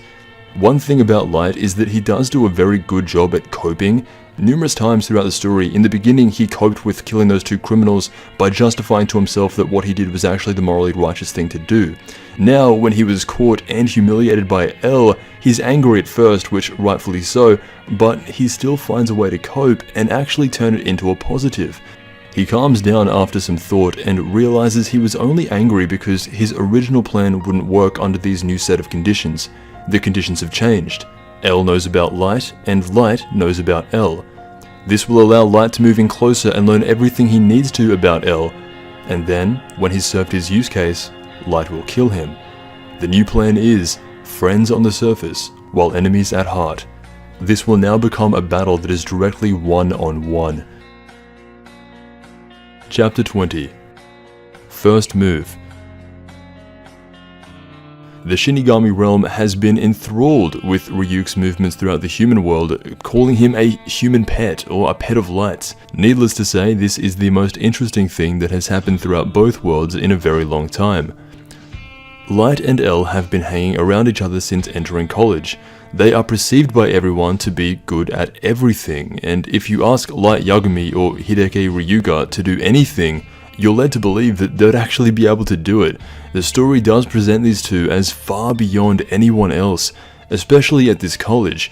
However, this fake friendship will only last so long. Both trying to move in on each other at the same time, it all comes down to whoever makes the move first. Both Light and L are aware of this. L suggests a tennis match in order to get to know each other better, and this is where it's revealed that L used to be the junior British tennis champion, and you get a lot of these scenes showing Light's inner monologue contemplating what he should or shouldn't say around L. If I ask him if he's British, will that make him suspect me? All the while, L reads his exact thoughts at the exact moment he is thinking them, and replies without Light needing to say anything. Their tennis match is a metaphor for the type of battle that would become regular between them. L's true reasoning for having this game of tennis is to confirm if Light Yagami hates losing, just like Kira. This alone will obviously not confirm if he is Kira or not, but it will tell L how Light reacts and be another clue to make a connection. Light is able to realize this is L's goal, but also understands that he cannot be psychologically profiled from wanting to win a game of tennis. It's a situation where if Light tries too hard, L will connect him to Kira. If Light doesn't try at all, L will make a connection that he is losing on purpose to avoid suspicion. This game of tennis is simply a game of tennis. Winning or losing would have no outcome on the investigation, and so either way, Light may as well go for the win. This is exactly what he does. The tennis match scene sums up a lot of what makes Part 1 of Death Note so good. It is one of the most well executed and intense moments, especially in the anime adaptation. As Light and L are battling it out on the court, their inner dialogue is just as quickly psychoanalyzing each other's next move, each trying to predict the others, and throughout this tennis match, both of them have laid out exactly what they will anticipate from each other moving forward. Light wins the tennis match by 1 point, going for the win, and as a result is left drenched in sweat compared to L, who doesn't have a drop on him and notices that yes, Light Yagami is someone who desperately does not want to lose. As they are walking back together, Light invites L to get a drink, and this was where he was about to make his first move. However, just as he is about to do so, L cuts in and promptly informs Light that he suspects that he may in fact be Kira. L beats Light into making the first move, which is really what this entire chapter was about, to which Light Yagami is once again thrown off guard, as can be seen by another single sweat mark.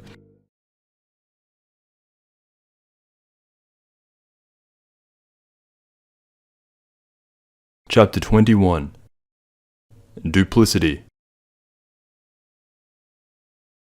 L says to Light that there's only a 1% chance of him being Kira, an even smaller amount than what he said to the task force. We know why he lies about the percentage to the task force, but when he says it to Light, the motivation and reasoning behind it is to make him reconsider all of his past actions and give room to doubt himself moving forward. If L came out and suggested to Light that he was Kira over 90% like he actually does suspect, it becomes an accusation at that point, in which he would have to bring him in for some form of questioning. L does do this in this chapter, but it's a lot more subtle and hidden behind the 1% chance of him being Kira that he outwardly projects.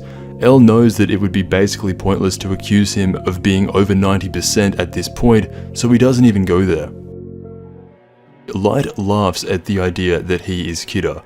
This may or may not be a small giveaway. I'm not sure how most people would react if they were accused of being the deadliest person in the world. This suspicion isn't coming from a random person, it is coming directly from a person who claims to be L. Laughing about it as an initial reaction to deflect his true inner thoughts was not the best move for Light, and he knows it. Again, being caught off guard by how random L was in telling him this. L goes on to say that he hopes that he can clear Light of suspicion, so that he can maybe in the future use his brilliant powers of deduction to help with this investigation. This has to be a lie, because L doesn't have any other suspects aside from the Kitamura family. If he wasn't lying about wanting to clear Light of suspicion, you would have to believe that L would want to begin the entire investigation over again, which at this point had been going on for 4 months, and we'll find out later that L is actually fairly intent on Light Yagami being Kira. Back at the NPA headquarters, there's an interesting interaction between the deputy and the chief. Both of these men's families have been suspected by L. It is actually stated that Mogi is playing the role of L during the investigation of the other family, showing that L did actually plan on doing this tactic with both families, confronting each main suspect from both families in person. The son of the chief and the daughter of the deputy. I can only assume L's reasoning behind having Mogi act as L is entirely to ease the mind of Light's father, as he is persistent in telling him that there's only a 5% chance. What we see though is Light's father slowly coming to the realization that his son is L's main target. While he's talking to Deputy Kitamura, he admits to him that L does not actually suspect his daughter and that he has nothing to worry about along with their entire family, pretty much figuring it out for himself that L's main suspect is his own son. This is a lot for Soichiro to come to terms with. Light and L begin to have their first real conversation on the Kira case. As Light had been told he is suspected of being Kira, his hands are tied and he cannot start this conversation how he originally intended to. This leaves it open for L to come in with a deductive reasoning test phrased as an interview to see if Light would be a help back at the NPA. However it is phrased, this is a way for L to probe Light's mind. More than anything, this is a way to see if he knows anything that only Kira would know. Light has gone over this situation 1,000 times in his head. He is ready to answer anything with the utmost conviction that you have ever seen. And to no surprise, that is what he does, answering a lot of these questions correctly and without causing much or if any suspicion, other than showing that he has a lot more competence than anyone back in the NPA, which L already expected but could be a possible clue in itself. In the final task, Light gets handed his original notes that he left as Kira mocking L. L wants to see how Light would decode these messages in a way that only Kira would, and that's exactly what he does. I've heard about the English translations making this scene difficult to understand, but basically in Japanese, the message translates to L, did you know? Shinigami eat nothing but apples, full stop. Due to the numbering of the cards written on the back, if Light were to have read the message in L's intended order, it would have read, L, did you know? Shinigami who eat nothing but apples, ... The sentence ends clearly incomplete, so to a regular person, the message would appear incomplete as well.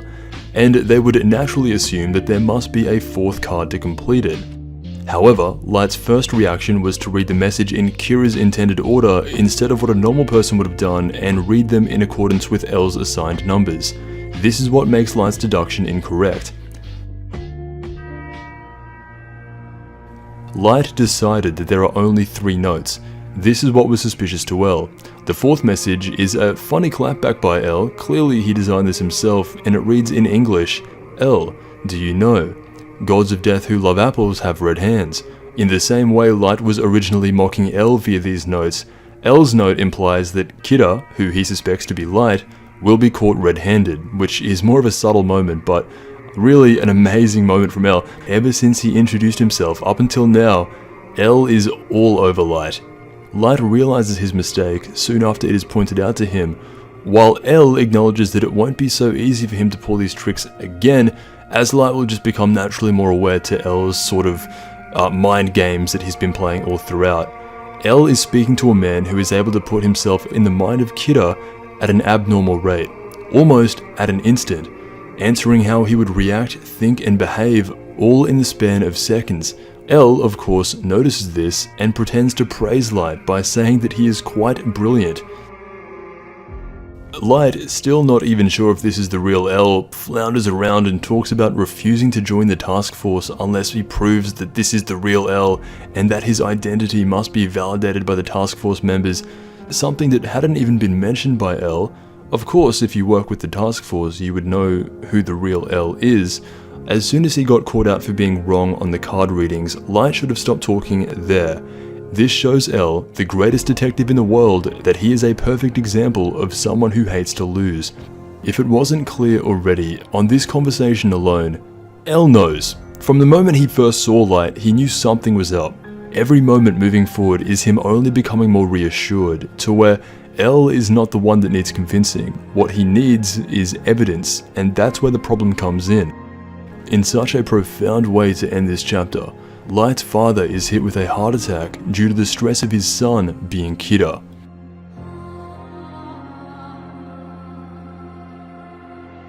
Chapter 22. Misfortune. The human with the power to kill is followed by misfortune. Light's father, L, even Ryuk all agree with this. However, Light, being that human, disagrees and wants to become the exception to the rule.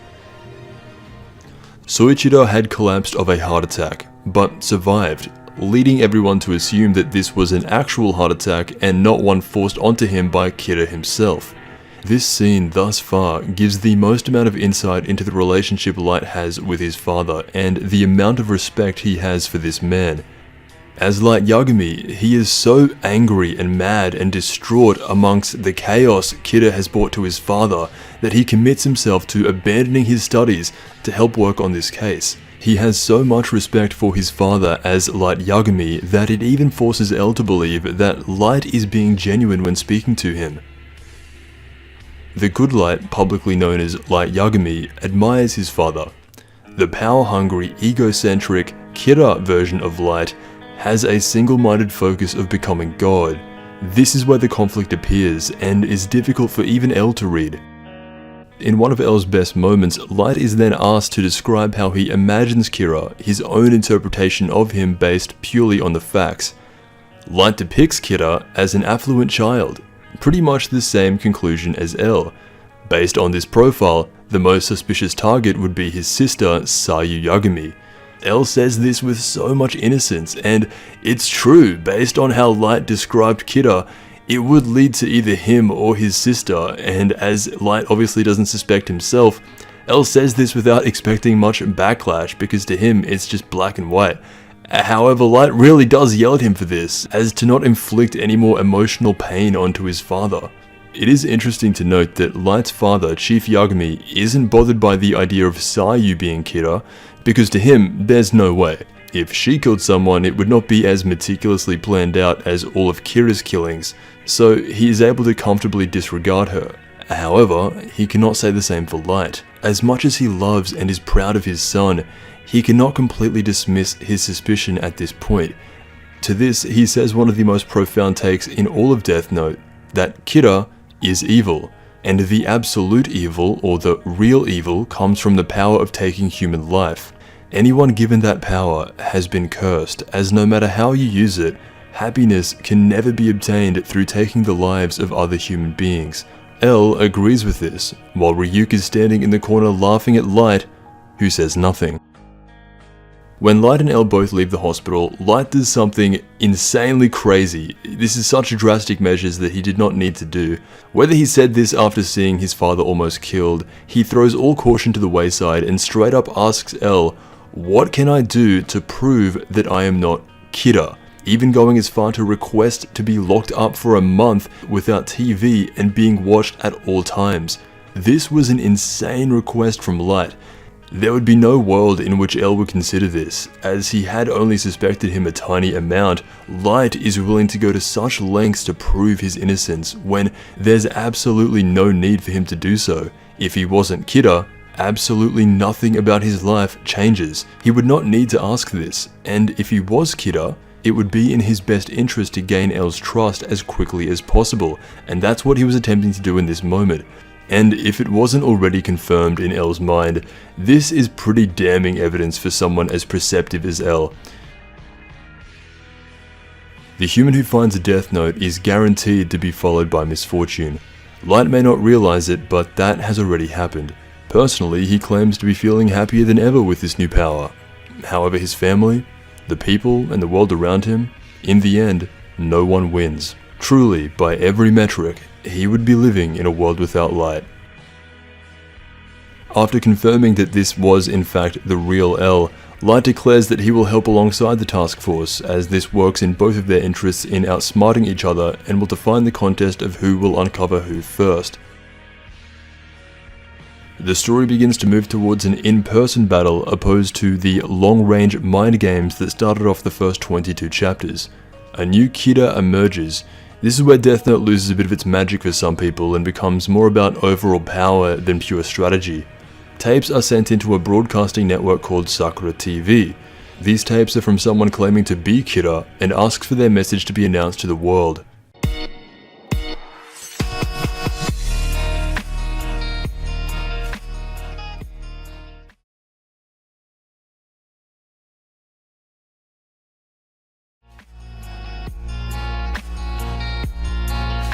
This brings an end to the first arc of Death Note.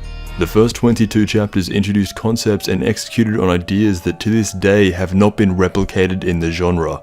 Everything from Kira vs. the world, Light vs. L, the amount of deception from these characters in the ongoing story of who is going to be righteous in the end, none of this would have been possible without a bored Ryuk and the Death Note.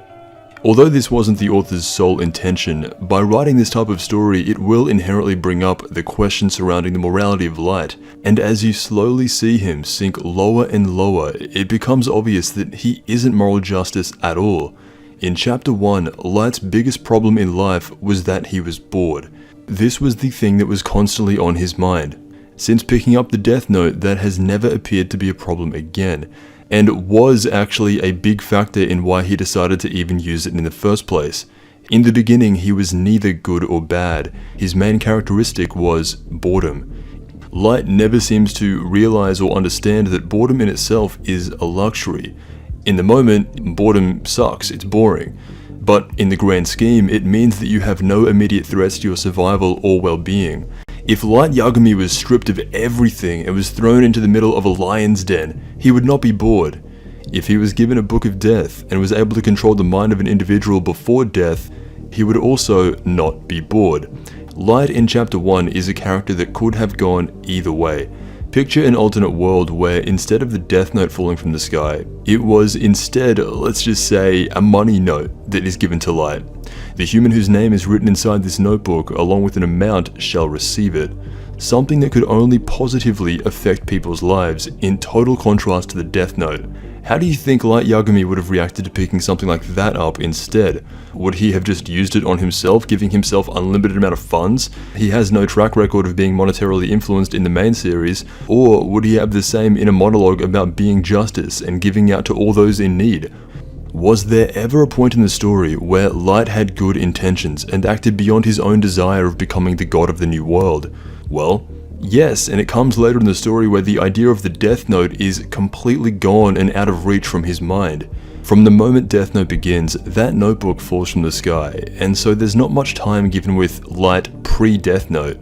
As they say, the human who picks up the Death Note is cursed. Most people end up ending their own lives before accomplishing anything at all, and the only difference with Light is that he simply has more conviction than the average person. When Light received the Death Note, and then the confirmation that the Death Note was his, he basically attained ultimate power, something that many countries in the future would bid trillions of dollars for. Light had attained instantly, and what ultimate power does is it will heavily enhance and exaggerate a person's characteristics, and in the wrong hands, ultimate power ultimately corrupts, and I do think in the end that is the biggest downfall of Light. Whether he could have been good or not, there was so much potential for good. However, due to his upbringing, with his father being the chief of police, there was an acquired sense of justice from a young age. This conditioning, when combined with the boredom he feels later in life, deviates him from the line of what is right and wrong. Light's view is then cemented by the Death Note. In his most private moments, when nobody was around, there were glimpses of his true nature.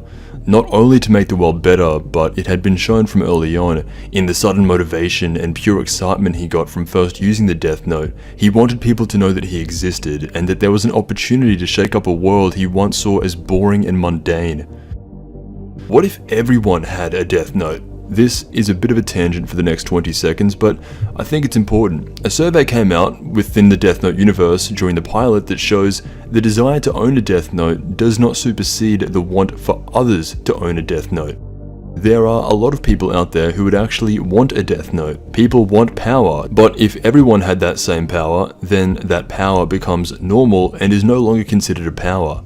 This makes up the general consensus that what Light is doing is wrong. Imagine for a second if every human was given a Death Note when they say turn 12 or something, and it was normal to live in a society that actively was aware that its populace all have and use Death Notes. It sounds like a bit of a messed up place from our perspective, but to that specific set of people, it would come as second nature. The environments that you surround yourself with make up a lot of who you are, and in a world where Death Notes are used by only gods and are a divine power, the humans of that society do not want any other human to get their hands on a Death Note.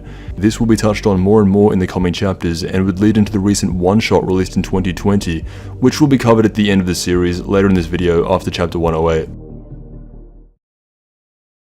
Going into Death Note's second arc, things do change. Light was backed into a corner as L was closing in on him, and for him to get out of this on his own would be extremely difficult. The story quickly shifts and becomes a lot more about power and Shinigami rules as to basic tactics and deduction skills.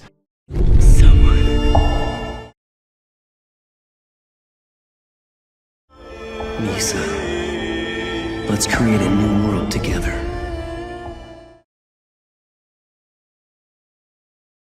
Chapter 23. Hard Run. November 28, 2003. Light Yagami picks up the Death Note. January 1st, 2004. Naomi Misora would be approached by Kira. 4 months later, and for the rest of human history, her body would never be found. The date now being April 13th, 2004, Kira had become a well-known figure throughout the world for the last few months. And 5 days later, on the date of April 18th, a message is broadcast throughout the world that would change history forever. A person claiming to be Kira appears on public television, displaying their name in a gothic font similar to how L originally did, and shows off their powers for everyone to see, killing a total of 2 news anchors live that referred to Kira as evil. This was done in front of the entire world. Everyone sees this. For the past 22 chapters of the main Death Note story, it had been mostly a secretive event. The world knew of Kira vs. L, but all information was strictly confidential. This global display busts open a lot of the mystique that the original Kira had, blatantly stating their plans and justifying them in the name of making the world a better place. It is similar to Light's original plan and end goal, but he would never do this. This is not how Light behaves and is far too reckless. Kira had been shown to be a lot more selective in his victims and would not want to publicly mass kill people who disagree with him to this extent. L is especially taken back by this and in an instant decides that this broadcast must be stopped. Ukita, one of the lesser-known task force members, immediately rushes to Sakura TV headquarters to end the broadcast himself before anyone else dies, and as he is about to shoot his way in, Ukita dies of a heart attack. Kira had just displayed an action that he previously wasn't able to do. Ukita is the first member of the remaining task force to die, and Kira had just killed someone without knowing their name. Imagining back to when this was being released weekly, the idea certainly would have had to have been, oh my god, Light really took the Shinigami ideal, this is insane. A member of the task force is dead. This is clear for everyone to see, including the chief, who is still recovering from his own heart attack. The remaining members of the MPA, mainly Aizawa, are standing directly next to L when this happens, and they are all drawn with at least 2 sweat marks at a time, freaking out over the death of their colleague, everyone excluding L, who remains rational. Probably because he doesn't care that Ukita died. He figures this Kira may be in close proximity to the networking stations because Ukita was killed before the broadcast could get to him. However, L's plan throughout all of this is to simply observe and do nothing.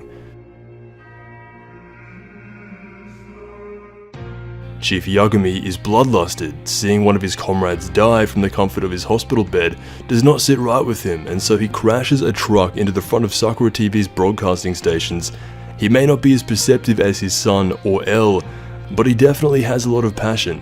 In this situation, Light's father was proactive, while L was still figuring out how to best go about this, assuming that he was dealing with a more powerful version of the Kira he'd been facing all along. Chapter 24. Shield. Soichiro cannot compare with Light or L pretty much ever, so when you get these moments, it is cool. Having come to the realization on his own that this Kira only needs a face to kill, he goes rogue from the hospital and is literally in a bloodlusted state, threatening to kill the Sakura TV staff if they do not hand over every tape sent in by Kira. This is completely justified by the chief. These staff members may have been under threat, but also have indirectly led to these deaths themselves by constant coverage and pedestalization of Kira on their show.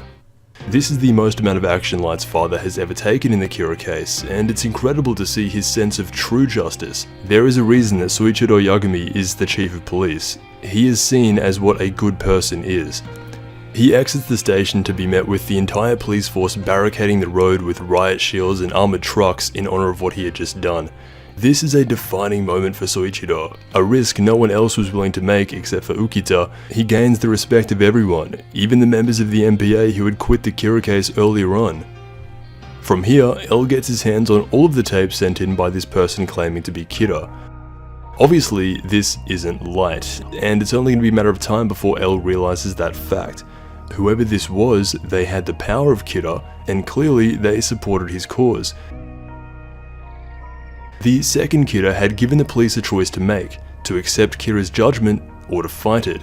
There was no way around it. If they were to accept judgment under the new world of Kira, they must comply with showing more criminals on the news, and report on all crimes, no matter how the severity, especially in which cruelty was shown towards the weak. Along with this, have L and the deputy of the MPA make themselves appear in public. These requests are mostly in line with what Light would actually want, but again, he would never think of doing this, especially not making a request as futile as that. L and the task force send back the no response, to which the new Kira declares that either the chief of police or L must appear publicly on Sakura TV, or else they will take the lives of several police chiefs from around the world at random, basically holding their lives hostage. At the exact time of this happening, this is obviously a huge head scratcher to L. He is trying to decode these messages that go against everything he originally thought Kira to be. This is confusing to him. It goes against all logic. He basically has to make up a new theory and interpretation.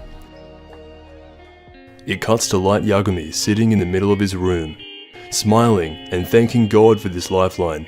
Or instead, this time, he's thanking another god of death. Chapter 25. Fool. This would take notice almost entirely off of Light for a while, since these actions are not his, However, L is so perceptive that in his spare time over the last couple of days, he had been revising the footage and was able to realize that the person who sent in these tapes was a fake kidder. The reason L calls them a fake kidder is because to him, this is a person simply pretending to be kidder and does not measure up to the real thing intellectually. This is a big thing with L. From the very beginning, he knows that kidder is someone worthy of his time, worthy of risking his own life for. That is how much he values the intellect of kidder. It is equal to his own, and so when there is someone simply pretending to act in this role, it becomes pretty obvious to him. While Light is over here trying to find out a way to manipulate this person into killing L, L has seen through these videotapes and has come to the realization that he does not like the second kidder. More so that he doesn't like their style, as it's completely different to how the kidder he knows would normally act. This statement from L does give further insight into him suspecting Light immensely. He is basically saying that the second kidder is an amateur and nothing at all like Light Yagami, who is really good at literally everything, and the only person throughout his entire life who he had seen as an equal. Another statement L makes that is true is Kidder's aim is not a dictatorship based on fear. This is something that the second kidder was not really aware of and didn't take into consideration. Light's method was to make his views gradually enforced and slowly change society. This is the exact opposite of how the second kidder is acting. All of these things, along with the killing without a name, add up to the idea of a second kidder. And L is really smart for figuring this out, of course, but he kind of had to know this. If this idea never gets brought up, the story would just become way too one-sided in Light's favor, and run these stories back in different multiverses, Light has many more advantages and basically chooses how to play the game. What you would have is the entire police force chasing someone who isn't actually Light, while Light gets to plan and do whatever he wants uncontested. Some say it was a stretch for L to come to this deduction so quickly. However, this is just what L does, and while I find it quite justified how L is so connected intellectually to Light that he just knows that whoever this second kidder is, it's just not the same person. These sort of intellectual feats are very consistent throughout the story, and this will not be the first or last time L bets everything on a hunch. However, it is probably the biggest example of it so far. When asked about the percentage chance of there being a second kidder, L this time says over 70%, which is closer to the truth. However, it is irrelevant whether he is lying here or not. Fingerprints from the postage stamps arrive, again pointing out this kidder to be a complete amateur. While inspecting these fingerprints, they notice that they're very small, resembling a child or even a small woman.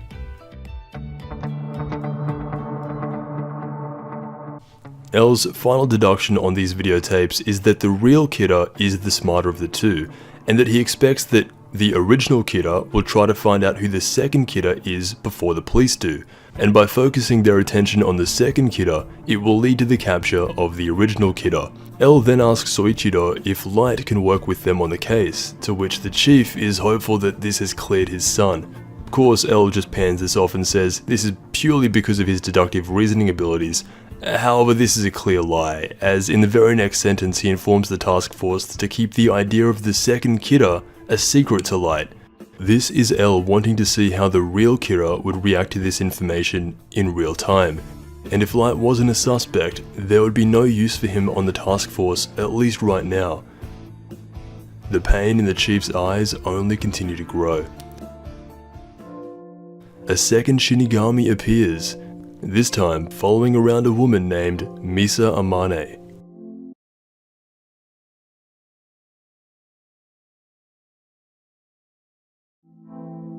Chapter 26.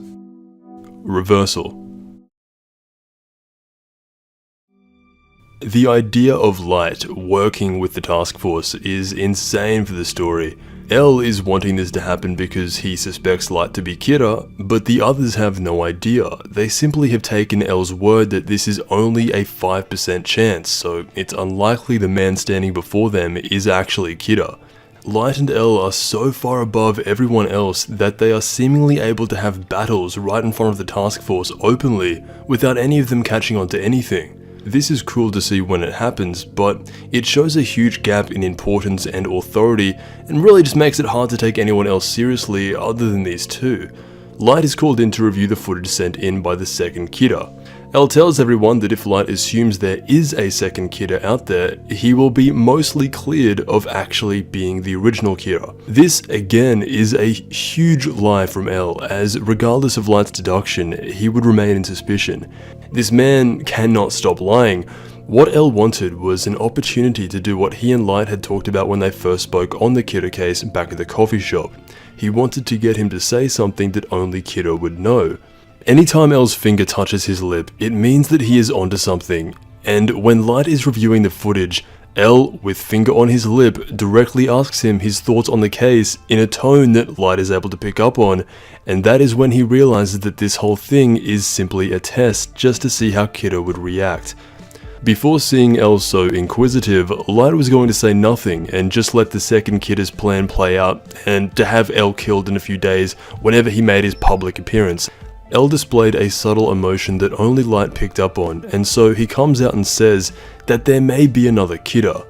He comes to this conclusion all on his own, as deciding that there is a second Kidder would be, in essence, going for the win, which goes back to their tennis match. But the only way he could have come to this conclusion is if he had access to all the information collected by the MPA and had been watching every move Kidder made extremely closely, or if he was Kidder himself. Once again, only El picks up on this, as the rest of the task force is too busy hyping up how similar his analysis was to El's. Soichiro assumes that this has cleared Light of all suspicion based on what El had said earlier. However, no matter what Light said here, he was still always going to be a suspect. This was a lie El had created for the purpose of setting up a trap for Light in both directions. This has transformed itself into an opportunity to get the man who he believed to be Kidder to write a personalized and genuine response to the second Kidder, pretending to be Kidder himself. The fact that Light concludes there is a second Kidder is, if anything, even more revealing because it shows that he knows a lot more than he lets on. If he could make a similar deduction to El after it took El a few days of constantly scouring these tapes, while Light does it almost instantly, this is clearly suspicious to El, regardless of what he told the task force. Once again, very subtle, but he is the only one to pick up on this. Light is given the task of responding to the second Kidder as Kidder. This was El's intention all along. When Light writes his speech, he is able to do so freely. This is a message from Kidder to the second Kidder, even leaving in a part of the speech that implies killing El. Can't help but think Light was trying to slip one through there. Misa Amane is the second Kidder, and there isn't much to say about her right now. She, in a way, represents the opposite of what makes Light and El's battle so back and forth. Misa sends in her response back, and it is immediately noticeable to Light that this person, whoever it is a liability. She mentions killing with eyes. Light is drawn with a total of 3 sweat marks. She mentions Shinigami. Light is drawn with a total of 4 sweat marks, and El falls out of his chair.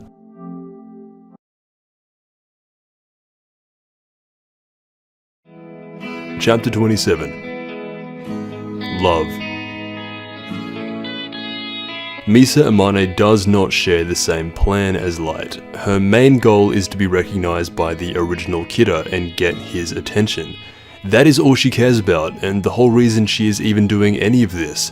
Her plan to take out and kill El and bring peace around the world may share a similar ideological focal point to Light, but it is not the same, as she reacts purely based on feeling and the desire to meet the original Kidder, whereas Light is just completely on a different wave. Having heard the phrase Shinigami, El falls out of his chair, screaming, showing the most amount of emotion he has the entire series. This was his brain calculating all of the events of the Kira case from the very beginning and putting it all together to confirm the existence of the Death God. The first Kidder had hinted towards Shinigami, and the second Kidder confirmed it, concluding that Shinigami must be a part of some sort of code as to how Kidder is able to execute his power. With all of this new information splurged right in front of him, L decides that from now on he's going to let both Kiras handle everything on their own while he waits for the next move. Ever since meeting Light at the entrance exams, L has been consistently taking wins over him. Not huge case-solving revolutionary wins, but still consistent wins nonetheless. Since meeting L, Light had done nothing to clear his suspicion. In fact, the suspicion only grew and was basically confirmed. From getting him to say things that only Kira would know, such as the idea of the second Kira, all the way down from making Light paranoid enough, asking to be locked up for weeks purely on the basis of a 1% suspicion. Light had not been able to keep up with L in real time, and so, for the first few chapters after they meet, L uncovers a lot about who Light Yagami is, as a person on a deep level, but the same cannot be said for Light. L is very closed off, and it will take him longer to know L as well as L knows Light. L figures out Light's true personality much quicker than Light figures out L's true personality. At least in person, that's how it seems. With the reveal of the second Kira, Light had been given an opportunity to turn things around. He must find them and meet with them as soon as possible. The Shinigami known as Rem is following by Misa's side, and up until this point, the fact that another person has a death note is nuts. This was a big risk for Oba to take in the story. Introducing another notebook into the world will spread the focus from a Light-only story to whoever is in control of the second notebook. This could have ended badly if, let's say, the person is uninteresting or boring. Misa, though, is a very unique person to own a death note. It would be like a Stan getting the same powers as their idol. It's a really interesting position for Light to be in as well, as we will see how he reacts to this type of praise. Misa was given a death note by a weird Shinigami, not Rem, as she was only the messenger. The story of Misa getting a death note is because a Shinigami named Gelis fell in love with her. That said Shinigami died protecting her, killing someone else to extend her life and in turn dying himself for the sake of a human, playing on the idea that certain Shinigami can fall in love with humans. It is stated in the rules for Shinigami that any kind of sexual conduct with humans is not allowed, which is super bizarre to think about, and is weird that that even has to be mentioned in the rulebook. It makes you wonder, if Shinigami can fall in love with humans and even consider having sexual relations with them, would that mean their connection to the human world relates back to them once being humans before they became gods of death? Something to think about. When Shinigami are created, they are handed a death note by the Shinigami King. All humans when they die return to nothingness, but it doesn't say anything about a human that dies who is also an owner of a death note. This has never been stated anywhere and is massively speculated on, but the coolest scenario to imagine is all humans who were in ownership of the death note prior to death become Shinigami in the afterlife. I'll try to speak on this more when it becomes relevant again, but just note that out of all the very specific rules, it is never stated that humans are not allowed to own a death note.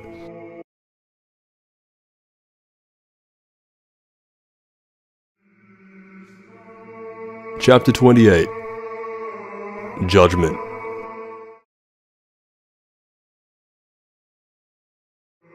Misa had sent in another message to Kira to confirm where they would meet. This was actually not bad by Misa. She does this in a way that would distract and make it obvious for the average person, while making it very clear to Kira what she actually means. For someone who is portrayed to not be the smartest character in the series, she outsmarts the entire task force with this message. Of course though, not getting past L, he is the one who decides to have stations set up around each of the locations named, regardless of any probability. He is making sure that he catches the second Kira.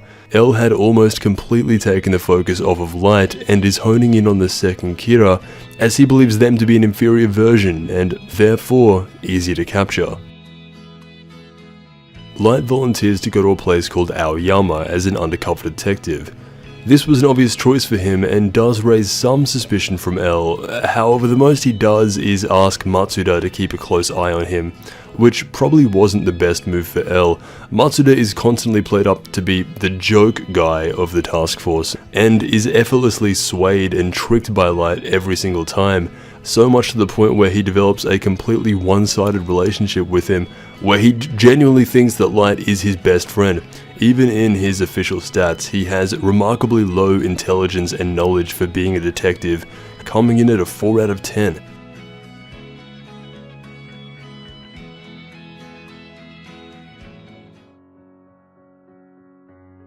L takes precautions as he intends to capture the second kidder, who can kill without a name, to remove all photographs of everyone from all public spaces. Even the records and photographs of L under the name Hideki Ryuga from college have been completely wiped.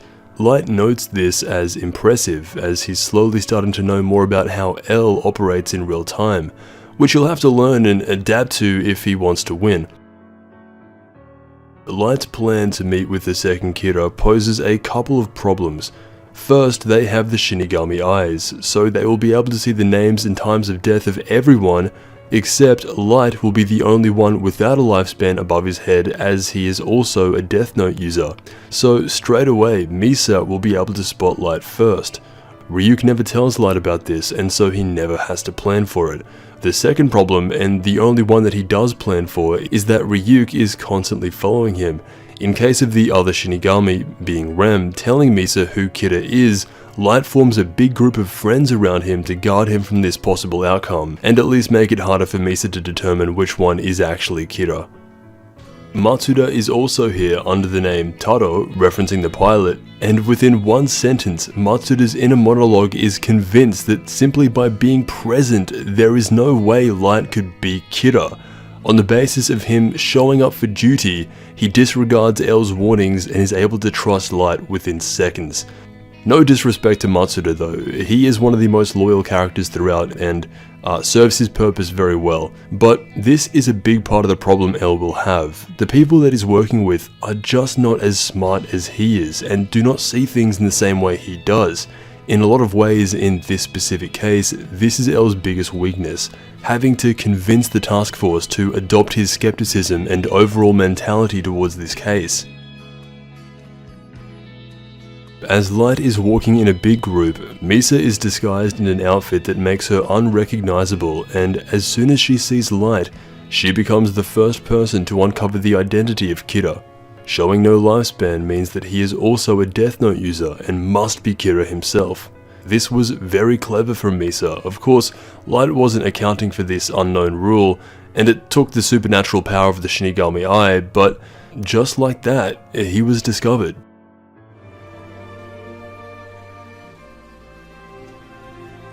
Chapter 29. Weapon. It is the 25th of May 2004. Both Light and L are inside each other's heads, thinking the exact same thing as each other, at the mercy of Misa Amane.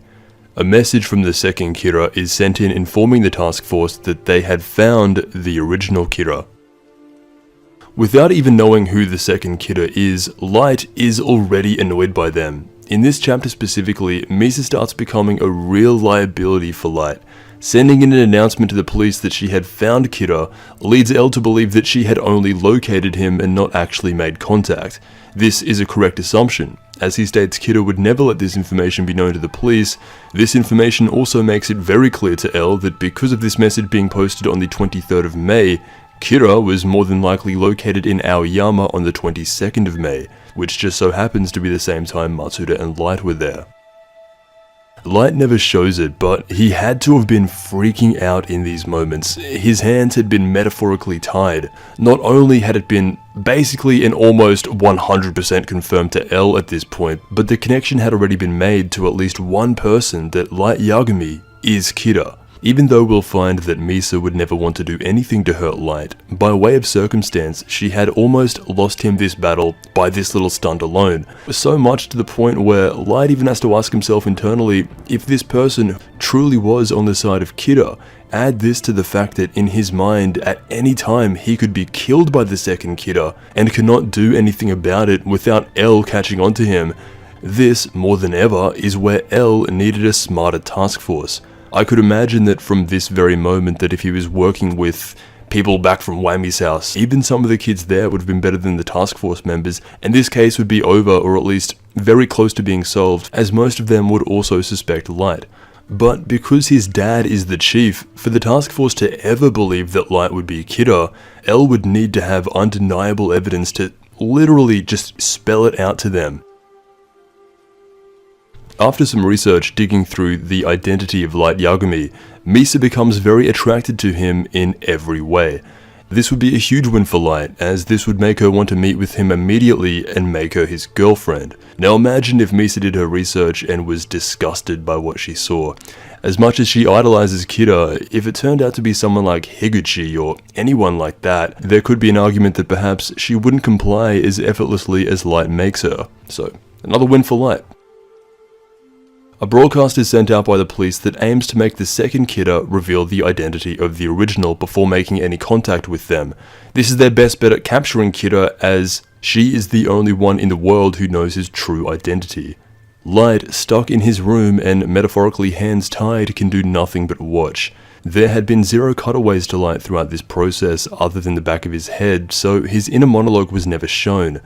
But this was some of the most stress he had been under since the case started, simply due to the fact that he was powerless and couldn't do anything, and was stuck waiting on the second Kidder who he didn't even recognize as being on his side.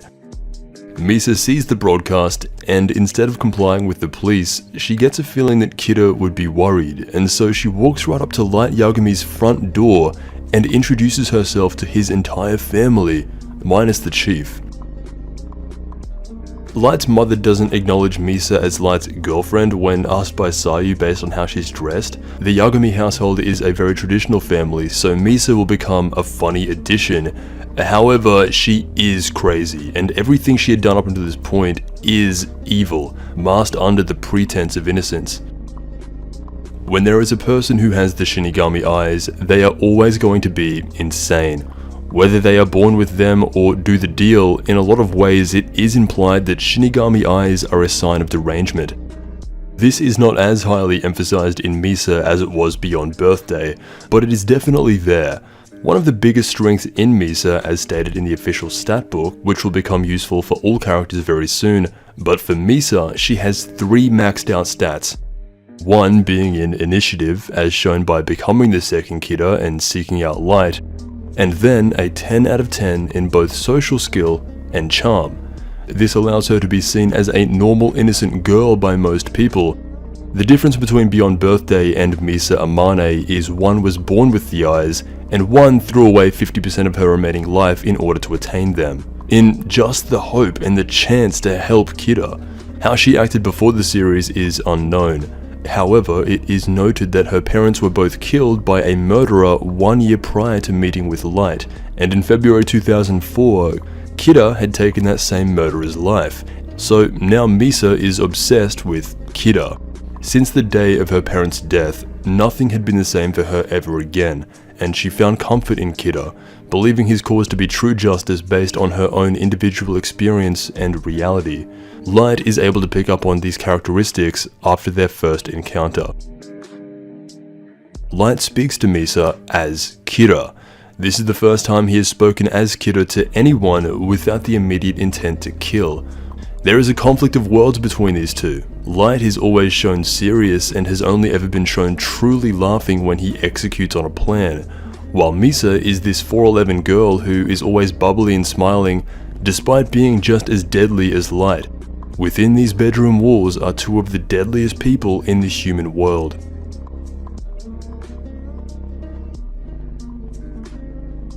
Light is still in what is kind of like an L mode. Having been dealing with only L directly and getting caught out by him in person multiple times, Light is still on guard while talking to Misa, who by every way imaginable is the complete opposite of L. He is still thinking logically about everything, while Misa just comes out and asks to be his girlfriend. Light comes up with a bunch of logical reasons for why that cannot happen, to which Misa debunks, even offering her own death note to gain his total trust. At first, Light cannot understand why anyone would do this. He is still thinking in regards to logic and in L mode. What Misa is doing goes against all logic that he had been dealing with for the past 6 months of owning a Death Note. Misa is a real curveball into Light's life, and you then get the most telling moment that defines how Light sees Misa and will use her from now up until the end. Misa is insane. She was influenced heavily through Kira's initial actions, and her actions take after them but push the boundary even further in publicly killing police officers and innocent people, something that Light would do but never publicly. The chapter ends with the coldest panel in Death Note.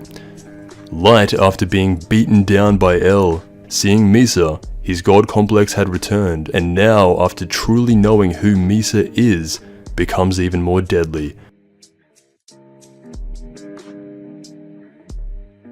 Chapter 30.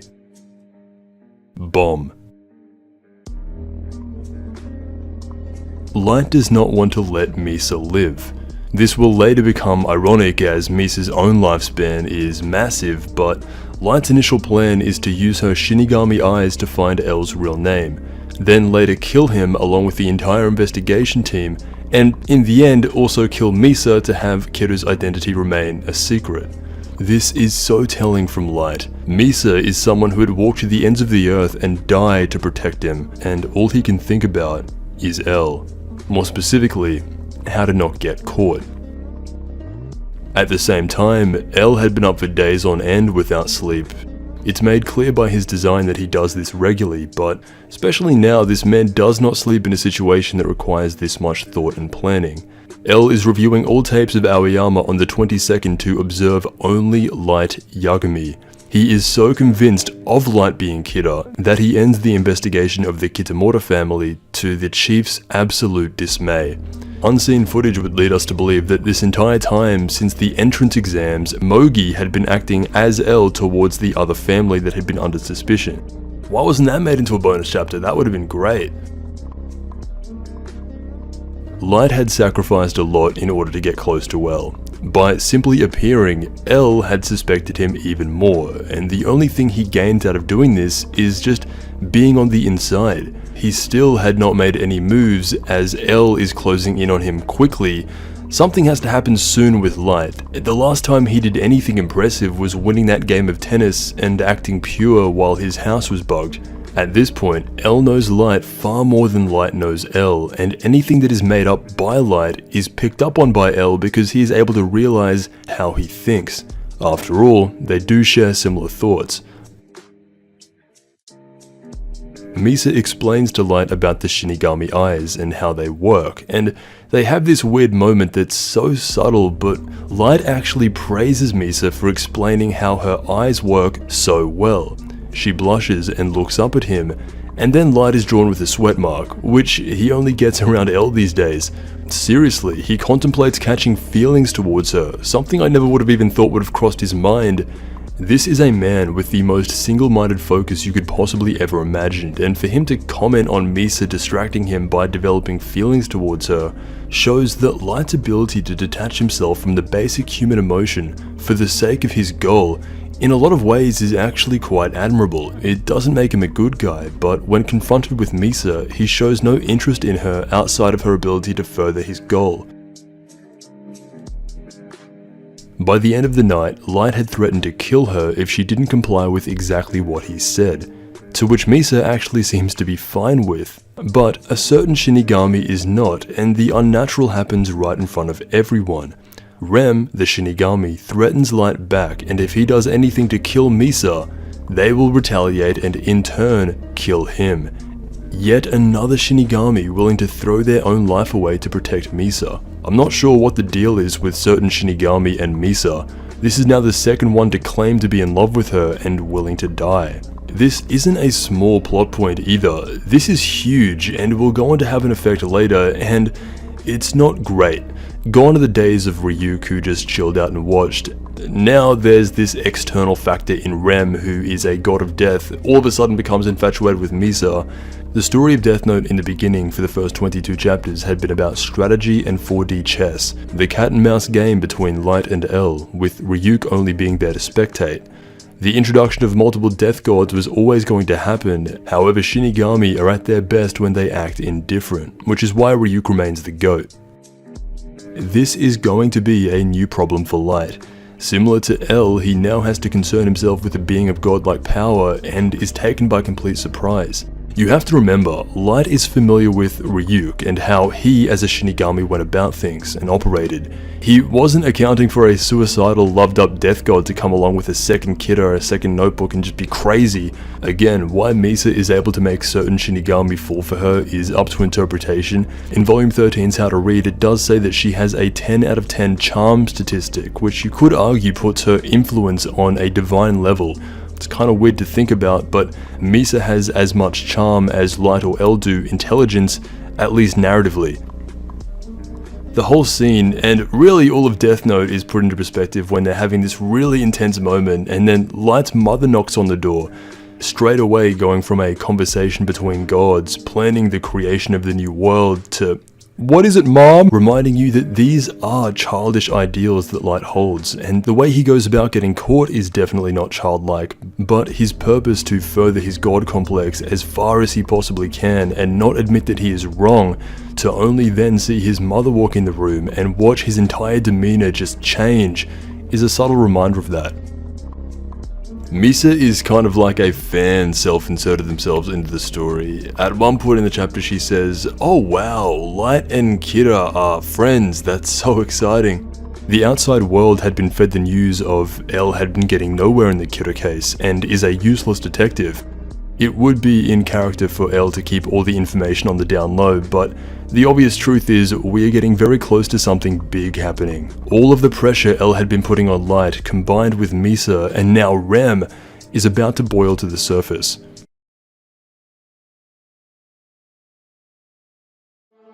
Chapter 31. Easy. L did not account for the second kidder's unpredictability. He does not know Misa, and so does not assume she had made contact with Light until Light makes it extremely obvious. He had now officially become the primary suspect of the Kira case and is being shadowed by Mogi of the task force, who he had currently not met. Light continues on with his regular life, telling his family to keep Misa a secret from his father, obviously to downplay suspicion, while also still attending college, and is shown to be seeing another woman who is called Kiyomi Takeda.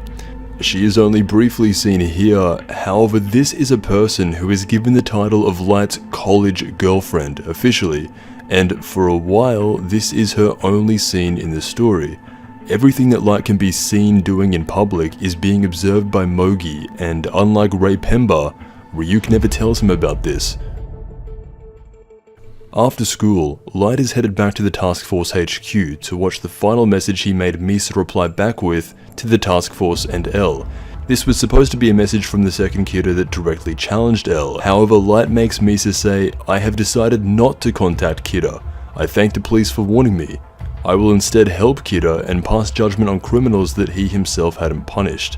I will then spread this power to those who deserve it." That final line was obviously added in to throw off the task force into thinking that Kidder intentionally was able to spread his power. Nevertheless, this message would be child's play for L, and within seconds he catches on so easily that he seems somewhat disappointed in Light for not making this challenging enough for him. This chapter really shows off and hammers home the cumulative mini-victories L had gotten over Light, as L is now acting smug towards him between his facial expressions and casually eating donuts between these insane levels of deduction. He has dominated him for months on end. The only thing Light can even do while in the presence of L is just go along with the act. This was not a good message to leave from Light. The idea of Kira passing on his powers may seem like a good idea at face value and may have confused the task force members, but it would leave a massive hole in explaining why he had never done that before. Passing on his powers would have gotten him out of many situations in the past, and so L concludes that most likely the second kidder had made contact with the original, and the original told them exactly what to say, explaining their sudden shift in motive. This is a huge insult towards Light's intelligence, and it's so subtle, but that's what Death Note does. L states this message is so obvious and poorly done that he believes Kidder must have been in a position to where he wasn't able to put that much thought into it.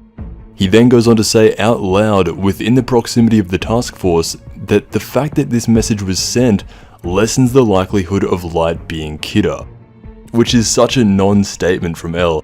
Any suspicion is still a suspicion, so saying that does nothing other than insult Light for not thinking of a more challenging puzzle. Light picks up on this and tries to clap back in a small way, which leads to another one of these moments where only he and L are smart enough to pick up on. This is one of those moments in Death Note where Light and L are battling right in front of everyone and only they themselves can see it. This amplifies the tension between them, and all things considered, L knows that he is currently in a winning position, and it is with that he is able to mess around with Light in ways that only he would understand. There has never been a greater example of this than right now. The conversation leads to Light putting himself into Kidder's shoes and telling L his true thought process. While his father is sickened at the thought that Light could so easily and casually put himself into the mind of Kidder, L calmly obliterates Light with a single line, and it is able to mess with him on a level that had never been done before, and is by all means the tipping point in his personal battle with L. He claims Light to be his first ever, only true friend, and would hate for him to be discovered as Kidder. While this sentiment is eaten up by the task force, Light knows L is acting to make fun of Light, in the same way Light is acting throughout the entire Kidder case not to be Kidder. L is acting to be his friend, and goes all the way back to the entrance ceremony when Light was mad and screaming about how L had humiliated him. He came up with the new plan of becoming L's friend. Obviously a fake friendship, L is now throwing this in his face. This is done for the purpose of their contest, to which L has been leading the way ever since they met. At no point does he actually consider Light to be a friend. It is stated in Volume 13 How to Read that L has 0 friends and never considered Light to be a friend. He does recognize the contest, and that is all it is. He is able to show Light that he understands him on a far deeper level than he could possibly imagine. L is so immensely cold in these scenes. He has won every in-person encounter with Light, and up until this point, Light is rightfully freaking out.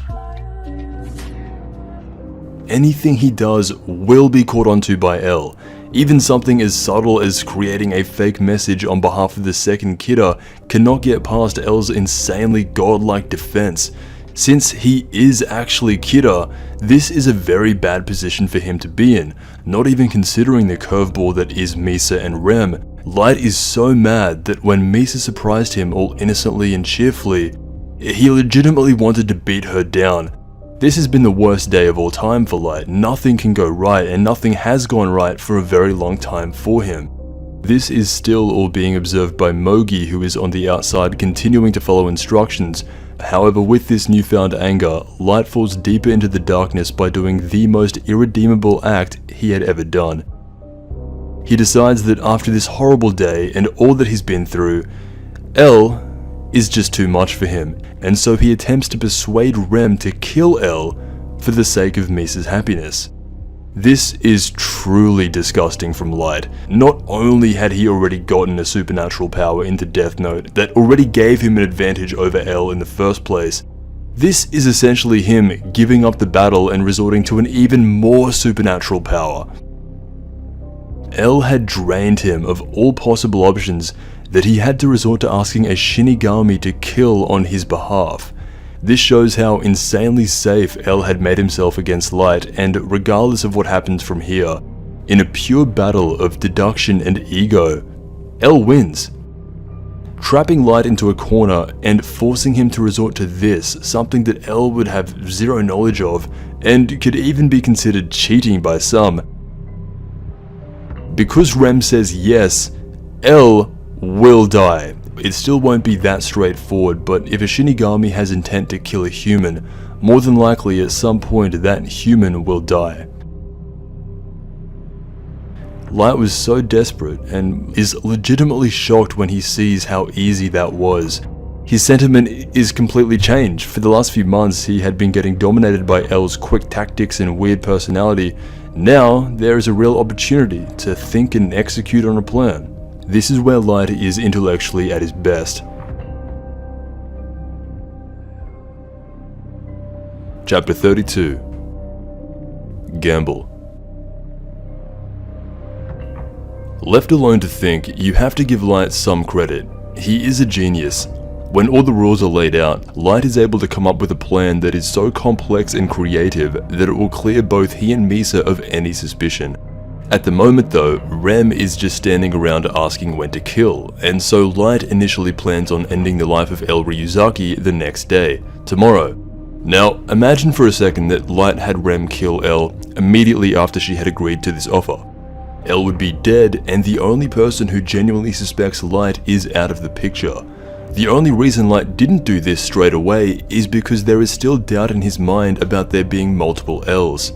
This is something that is definitely more prolific in the manga, but he had seen someone talking over a synthetic voice with the classic L logo and assumed that to be another L, along with L kind of leading him in that direction to believe that, and not yet knowing about the existence of Watari.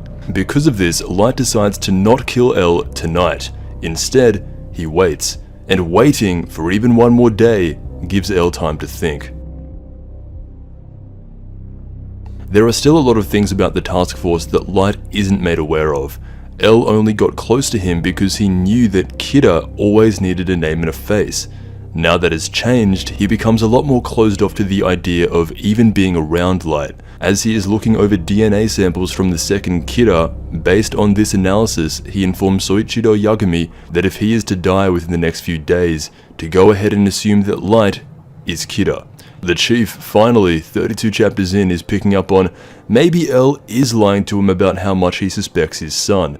His rage boils to the surface. This is the chief of police, and Soichiro Yagami is forced into taking a backseat throughout most of the investigation because he is emotionally traumatized over the suggestion that his son is Kira. In total, his stats are fairly average across the board. However, he has a 10 out of 10 in integrity, which goes against Light, who at this point is willing to do anything to win. This makes the situation exceptionally difficult for him to deal with, as he had groomed his son into becoming this ideal young man, but he is also a killer. L is contemplating and is basically assured of cutting Light off from the task force entirely. With DNA samples of the second Kira in his hands, the only thing that is in question is his very own life. This brings up the idea, if Light did have Rem kill L immediately and hadn't waited a whole day for him to announce to the task force that if he were to suddenly die, then Light Yagami is definitely Kira, nothing bad would have happened, at least not immediately. Yes, some of the task force members may continue suspecting Light, however, he is able to brush them off effortlessly and wouldn't turn into a problem for a very long time. Eventually this would lead into Watari going back to Wami's house to find a new L, but the point remains, if L died right now, nothing would change in the grand scheme of the story. It's not necessarily a bad thing. If anything, it gives us more time with the greatest character in the verse, and because he is the best character, he remains absolutely fearless in the face of death.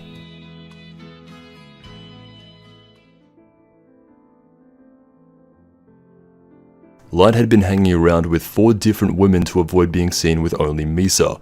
Only one other of these women is shown, and that is Kiyomi Takeda, who can be summed up in 2 words as female Light. This is going to be important for not only Endgame Death Note, but Mogi had still been following Light and informing L of everything he saw. This includes every girl he had been with, including Misa. As Light was walking around his college campus, he is planning on ending the life of L today. Not sure what the difference between last night and today were for Light, perhaps he just needed some extra time to process the information. Regardless, L appears back on school campus for a direct confrontation. Light had been L's entire world for the last few months.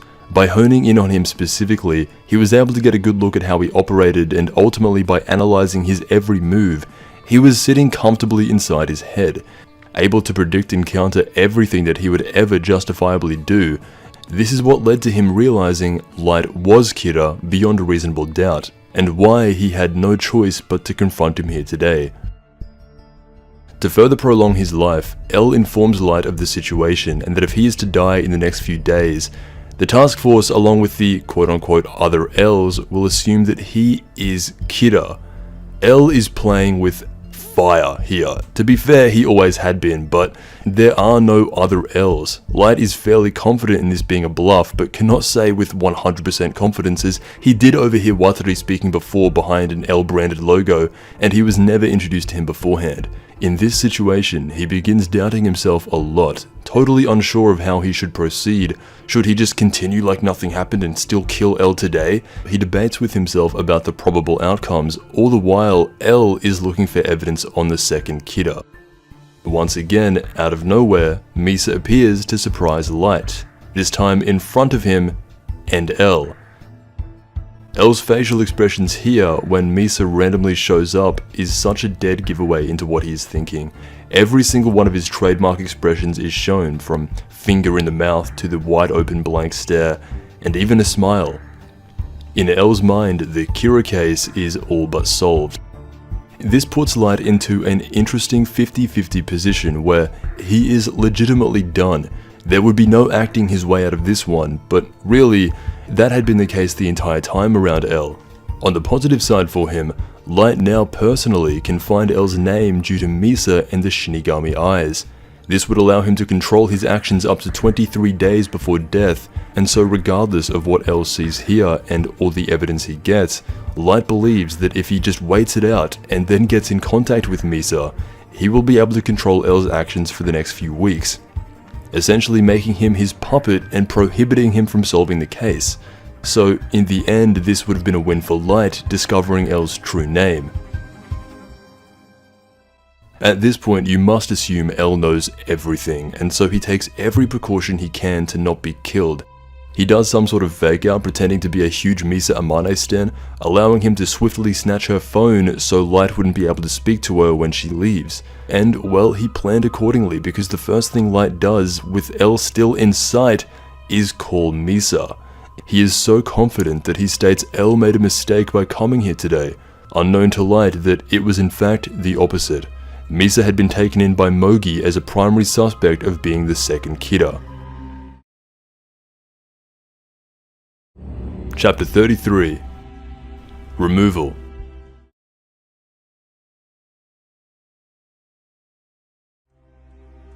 Light was planning to control L's movements and thinking for the last 22 days of his life, so he would be unable to solve the case as he normally would.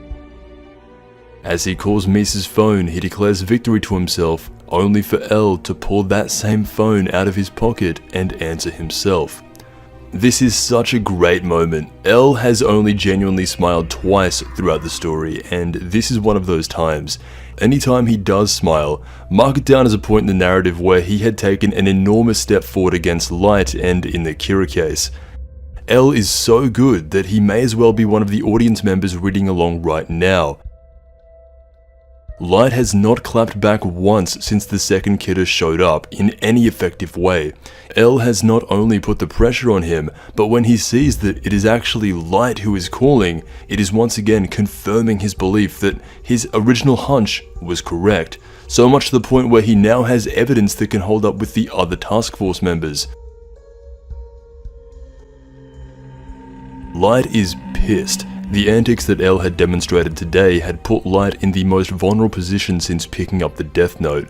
Within seconds, Misa is apprehended on suspicion of being the second Kira, as those DNA samples found on the envelopes that were looked at earlier match up to Misa's very own.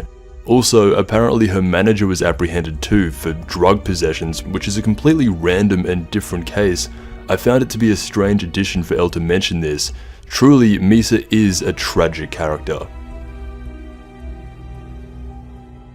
There is no more room left for suspicion to grow. Despite these recent advancements in the case, Light is Kira. Elle had been aware of this, but now there's something tangible to be used as proof.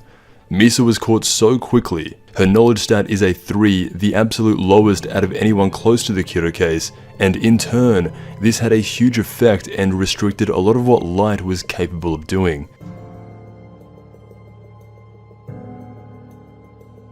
Misa Amane moved to Tokyo in April of 2004 and soon became very close with Light Yagami. Her parents were killed by burglars, and it was Kira who killed those burglars. Light also possessed a single cell phone just to call her with, which Elle finds it doubtful that a guy like Light, who is as prideful as he is, would ever do something like that purely in the name of love. There had to be another reason. Due to the undeniable evidence that Misa is the second Kira, they take her in for investigation, and she is shown in an isolation room, blindfolded, stood and tied up. It is with this that Elle had officially closed off the Task Force HQ to Light up until this point, as there is overwhelming evidence against him, and his father is made to be prepared for the reality of what is about to happen.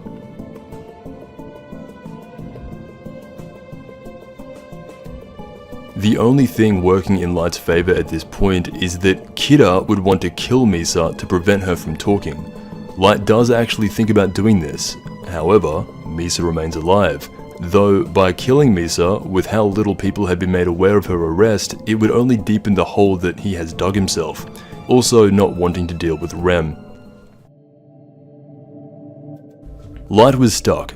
He was just about to lose the battle against Elle, realizing that even the lowest level knowledge individuals would lead to the conclusion of him being Kira. He had taken apart his desk and removed all evidence of the death note in case of a search warrant inside his house.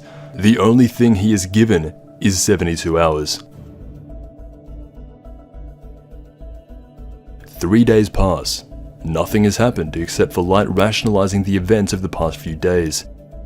Rem is feeling remorse and regret for giving Misa a death note in the first place, and so, as part of what Light would want her to do, she relinquishes ownership of the death note and loses all memories of it, including the name of Elle, knowledge of Light being Kira, and even her eyes turn back to base. This would throw off the task force a lot. When Misa says she doesn't know anything, it is said with conviction because it is the truth.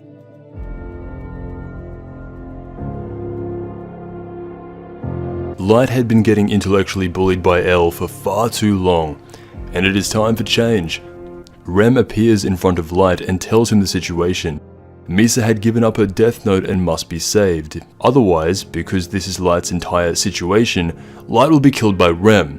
Rem despises Light. This is a Shinigami with clear opinions of the human world, and to them, Light represents everything wrong with humanity, while Misa represents the purity and innocence of the human world. For the past 3 days, Light had done nothing but think about how to get himself out of this absolute trench that he had been stuck in ever since meeting Elle. Utilizing every advantage possible, he comes up with a plan that will force him to part ways with Ryuk, ending the second Kira portion of the story. So, 33 chapters in, and Death Note has not missed. The introduction of the second Kira deviated the story from a battle between Light and Elle with zero interference to a story with a lot of outside noise coming in all different directions. And as the narrative moves forward, it unfortunately never goes back to the raw deductive one-on-one style battle that it started out as until much later. The Death Note is becoming more and more integrated into the human world, and as such, more humans are going to find themselves within ownership of it, and generally more aware of it. Despite being stated as having more knowledge than Elle by stats, Light sits at a 10 out of 10 for almost everything, except for knowledge, which is rated a 9. Elle sits at a 10 out of 10 for almost everything as well, except for social skill, which is rated 1 out of 10, and his knowledge is set to an 8, which originally I always found to be rather low, but going by the events that took place from chapter 23 to 33, Elle had been in control of everything, governing the entire task force almost perfectly, and basically knowing Light was Kira simply by looking at him. These stats are official, so Light does have a higher knowledge than Elle, and we will talk about the reasons why fairly soon. Misa may have slowed him down immensely, But what Light is able to do is change the playing field to where it is no longer a battle between he and L, it is now a battle to clear his innocence completely.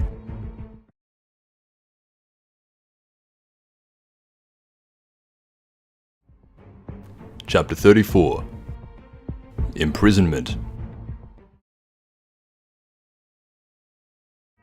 The only way to get out of this is to literally not be Kira. Light now has two death notes, his original and the other one from Misa. Before relinquishing ownership of the Rem Misa death note, he has both Ryuk and Rem swap death notes, so now when Rem is getting rid of her death note, it was Light's original.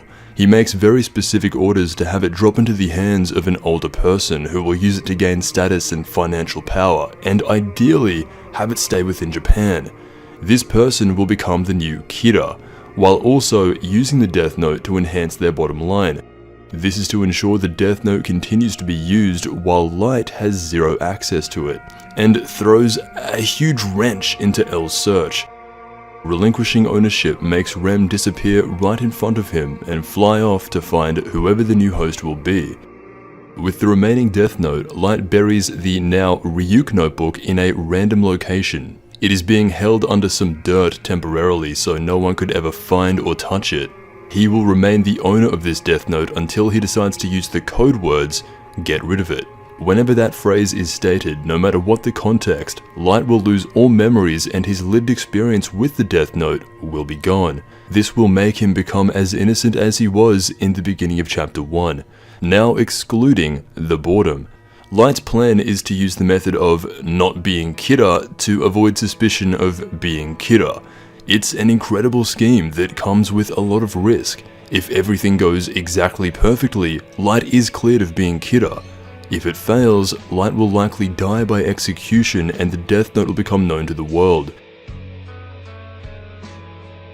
The amount of forward thinking he had done for this is incomparable. His overarching goal to not only get out of suspicion but also retain the Death Note would be achieved through the confidence and ego he had in his ability to work alongside L to catch whoever Rem decided the new Kira would be, as it is guaranteed in his mind that they wouldn't be as intelligent as himself and would eventually slip up, ultimately returning ownership of the Death Note and all past memories back to its true owner, Light Yagami.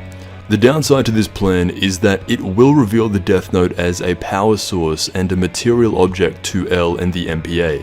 This will also work in favor of Light as he had Ryuk write in some fake rules, but simply the knowledge of how Kira is able to kill blows any investigation into a Death Note related case wide open. This was a small downside Light was willing to accept considering the pressure he was under from L, while at the same time turning it into a defining strength.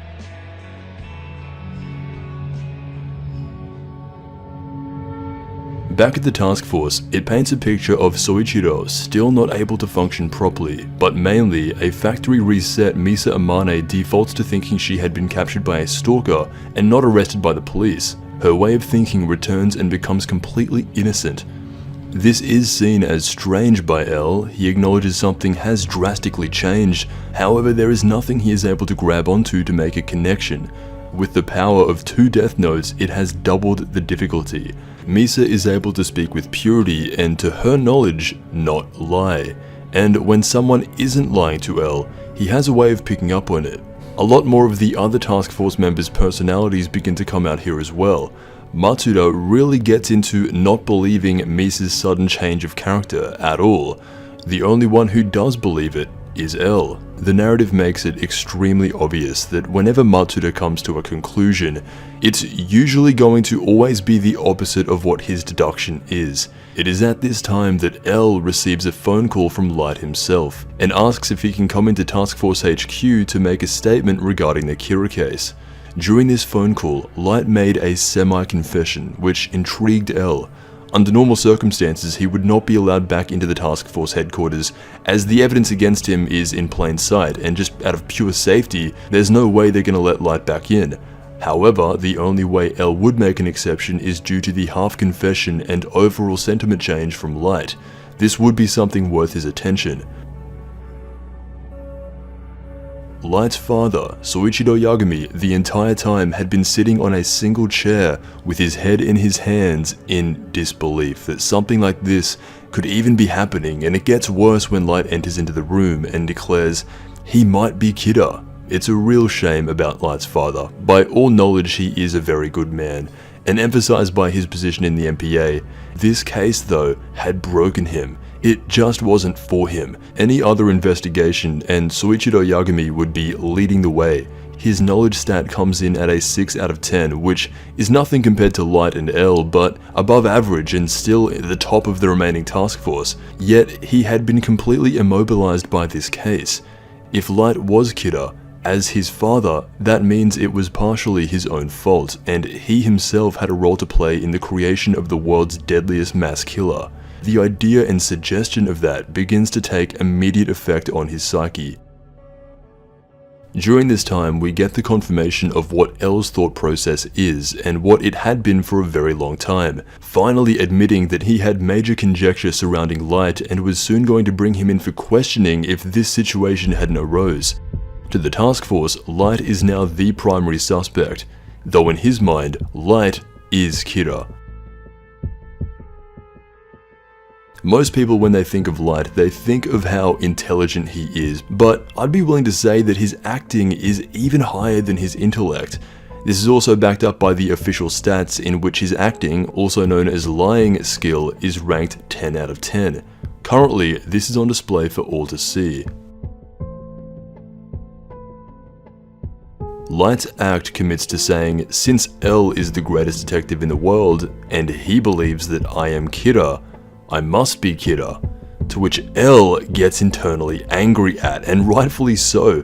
That statement from Light is just a backhanded way of saying, well, I know I'm not Kira, but if the smartest person in the world says I am, I must be without being aware of it myself. This version of Light is a monster who always tells lies.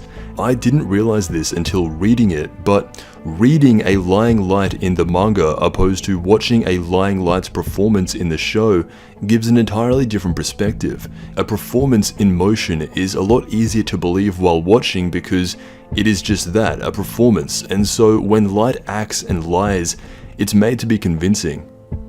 While reading, the tone you give a character comes down to how you personally interpret that character, and with Light, by this stage in the story, we know how he acts objectively. He is a monster. This makes L justifiably mad, as it goes against how he views Light, a hyper-competitive, narcissistic murderer with a childlike view of justice and the world. L still believes that Light shares the same ideological view as Kira and would commit murder for the sake of creating a new world. He is not impressed by this act at all, and to let him know, he goes on to say that Light had always had a very good understanding of his way of thinking, which is just another backhanded way of saying that he is Kira. While of course the task force with a combined intelligence rating of 5 are eating all of this up from Light, L is instead focused on what Light's perceived outcome of doing all of this would be. If Light Yagami is wanting to be imprisoned to prove criminals will still keep dying once he is locked up, then in theory, since this is what he wants, even after being locked up and surveyed for months, criminals should still keep dying, and if criminals do keep dying, Kira will still exist, and so even with Light in a cage, L Ryuzaki will still have to start looking elsewhere regardless of how much he suspects Light. This is L's current thought process on what Light's plan is, and he even comments on not liking the direction this is going, which is a bit of subtle foreshadowing. However, this is an opportunity that he is not going to lose, and so on the spot decides to detain Light along with Misa until a resolution is found. This is an incredible plan by Light, and his acting continues to be godlike. This really proves that if L is ever taken out, then Light Yagami will truly have free reign over the entire world. He makes L promise that under no circumstances to ever let him out until his suspicion is cleared, no matter how long it may take. To this, L says, of course, but not even I know how long something like that would take, so be prepared. L expects criminals to keep dying, so in his mind, if Light is locked up for over 12 months, That is standard procedure and is how far L is willing to go. Light makes up an excuse for his father to tell his family why he'll be away for a while, once again showing that this is partially a story about the most tragic family in history. He is now behind bars, and so far, everything is going according to plan.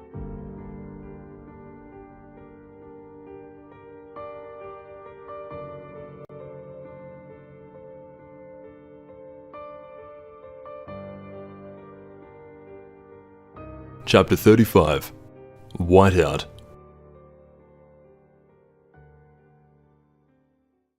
L is very smart, the smartest in the world, but surprisingly, he's not perfect. These are his official stats laid out. Knowledge comes in at an 8, creativity a 10, initiative a 9, emotional strength 10, sweet tooth also a 10, which is one of those pointless but unique stats to him. And finally, his social skill stat is his lowest, coming in at a 1 out of 10. By far his weakest stat, giving him a combined total of 48 out of 60, or if you subtract the unique stat, it is a 38 out of 50. I always saw the rating of a 1 out of 10 in social skill to be a little harsh. It's understandable, but still, it's a little harsh. To the general public, L would be seen as a 1. From solving his first case as a child, L is portrayed to be a shut-in who purposely never reveals himself to anyone, all in the idea to protect himself and the name of L, the world's greatest detective. He is stated by the creator to have 0 friends and live a solitary life behind a computer. This conditions him to be naturally different than most. However, throughout the investigation, he is able to clearly portray his thoughts and interact with everyone in the task force on a higher level, and by no means is cowering away from anyone there, instead reassuring and hyping them up when first meeting with his "justice will prevail" speech. To call his social intelligence a 1, basically claiming that he has none, does get contradicted many times throughout the story, and seems to be a very standard face value take on the character of L, and generally how most people would feel about him at first glance and first interaction, as can be seen initially back at the college entrance ceremony.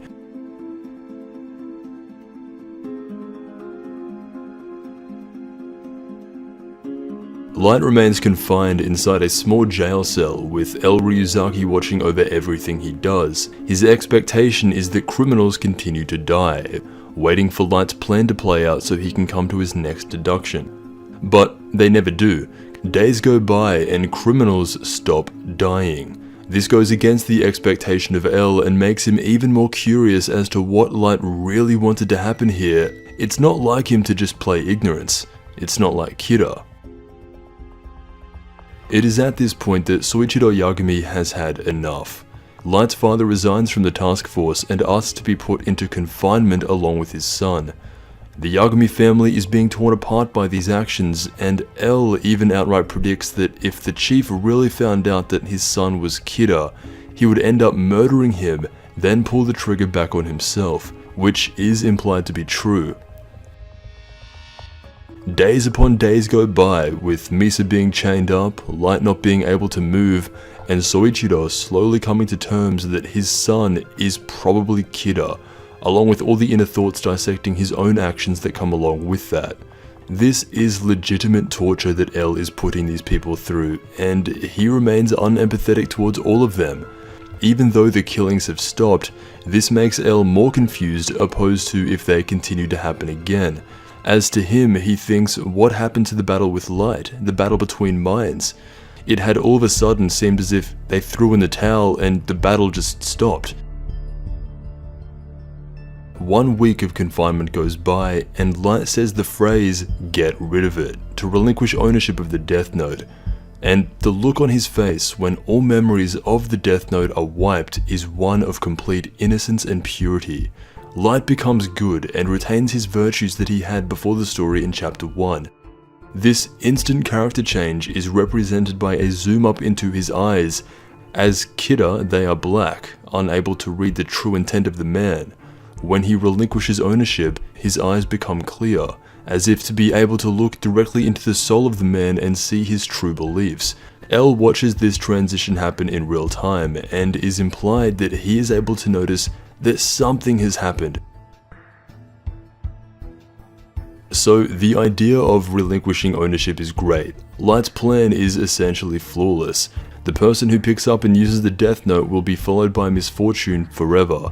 Both Light and Misa return to their innocent selves, and if they never touch the Death Note again, their life in a different way would still be followed by some form of misfortune. The mind-wiped good Light always tells the truth and is the biggest disparity between his evil self. With the loss of his memory, his plan is well underway. Ryuk now disappears for a good few chapters. The only Shinigami that hangs around in the human world now is Rem. Even by relinquishing ownership of the Death Note, Light Yagami, along with everyone else, had been confined for 14 days with no one dying.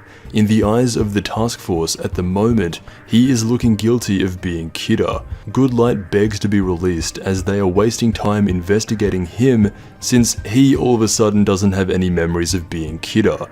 This version of Light is so pure that L believes him when he says that he is not Kira. He notices a vast change in Light's tone and overall behavior, and for the first time since knowing him, he is speaking without lying.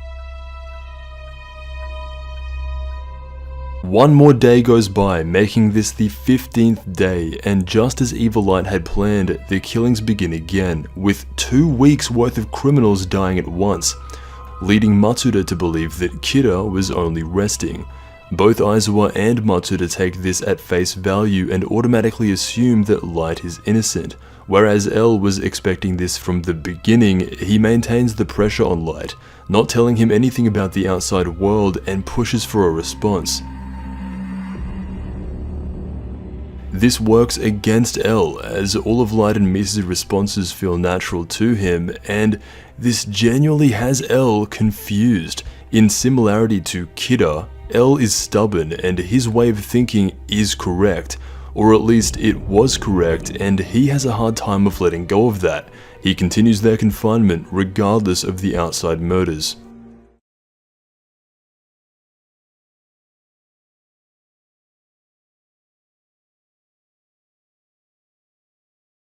Chapter 36. Father and Son. This chapter starts off with the first appearance of Higuchi inside his house, who will officially become the new Kira. He is being shown how to use the Death Note as told by Rem. As long as he sticks to the guidelines of killing every criminal as seen on the news, only then will he be allowed to use the Death Note however he likes. This was the strategy implemented by Light that he had forced upon Rem in order to save Misa, and despite how much Rem hates Light, they consider this to be a plan worthy enough to follow. Higuchi is only shown in silhouette form, but by all account is ecstatic to be given this opportunity. It begs the question, what if he just didn't listen to killing criminals and did whatever he wanted? Would Rem have just killed him and move on to someone else who would follow those orders? Most likely yes. Higuchi is a wealthy man who works for the head of a top company in Japan known as Yotsuba Corporation. As to not completely expose himself and find the identity of Kira, a group is formed inside Yotsuba that consists of 8 individual executive members who are similar to Higuchi himself, and they all have meetings to discuss which worldwide CEO death would benefit their company the most. So they use the Death Note to take out their biggest financial competitors, increasing the value of their stock price exponentially, in turn making them all rich. This is a use case the Death Note has never seen before, but is a much more realistic scenario for what most people's initial motive would be with the Death Note. All 8 members of the Yotsuba group are fairly inconsequential, however it is worth noting that on average they have mostly equal stats to anyone in the MPA. Higuchi has some of the most balanced stats in the group with a combined average of 26 out of 50. Most of his stats range between 4 to 6 out of 10, and this works with his character as he is designed to represent the average CEO businessman. However, throughout the group there are 3 members who have a 7 out of 10 knowledge rating, putting them only a little bit behind L himself, which is crazy to think about and why L is somewhat underrepresented by his stats, as it would make sense if knowledge was the same as intelligence for him to be rated a 9 to be at least on par with Light. The man with the highest stats in the Yotsuba group is a man named Reiji Namikawa. Having a combined total of 35 out of 50, he is described as the most talented person on the board of Yotsuba and has the potential to make it to the top without the help of the Death Note, and it is for that reason that he is seen as most likely not the man acting as Kira. The stats in Death Note should only be taken somewhat seriously. These are the official ratings for each character, but they'll always throw in a random category such as Sweet Tooth or Luck, something that could have zero impact on anything, but is different for each individual person and is added to favor a certain character's best or most unique moment or feature. Removing this will give them a combined stat total of 50 instead of 60. All human-related Death Note stats are based under the 5 main attributes: knowledge, creativity, initiative, emotional strength, and social skill. As an example, these are the 8 executives of the Yotsuba group ranked by their overall stats. Each character is given 5 categories ranked out of 10, so their ranking will be out of 50. At number 1, of course, is Reiji Namikawa, as stated before, with a combined stat total of 35 out of 50. Next is the vice president and quote-unquote most influential, Takashi Oi, who comes in at a 31 out of 50. Then, with a striking resemblance to Light Yagami, is Shingo Midu, who also comes in at 31 out of 50. The scientist of the group, known as Masahiko Kida, is at a rating of 28 out of 50. Higuchi is placed nicely in the middle with a stat total of 26 out of 50. Suguru Shimura, the head of personnel whose main trait is cautiousness, comes after him at a 25 out of 50. Ichi Takahashi comes in second last with a score of 24 out of 50.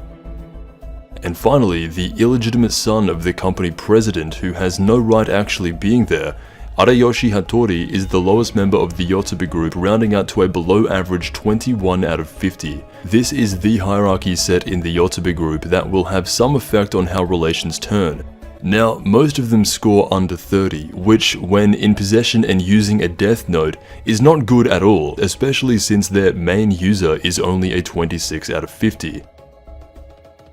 Likewise, we can do the same for the task force and some of the other characters throughout the story thus far to compare how the Yotsuba groups stack up.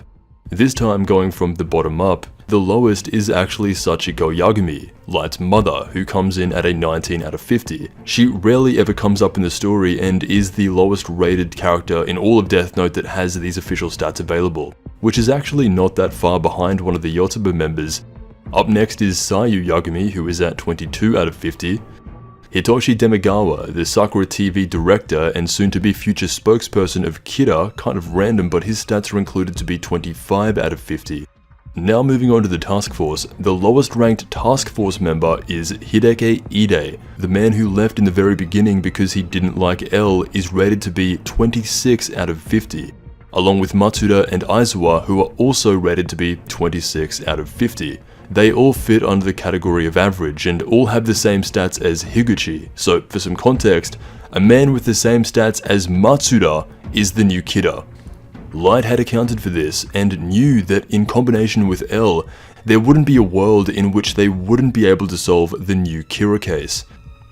Ukita, from earlier on, was the only task force member to have died. It's a shame it was so early because he has some surprisingly high stats, coming in at 29 out of 50. Light's father and the chief of police is set to a modest 31 out of 50. Misa is getting carried by her social skill and initiative here, being both a 10. She comes in higher than almost all of the MPA task force at a 33 out of 50.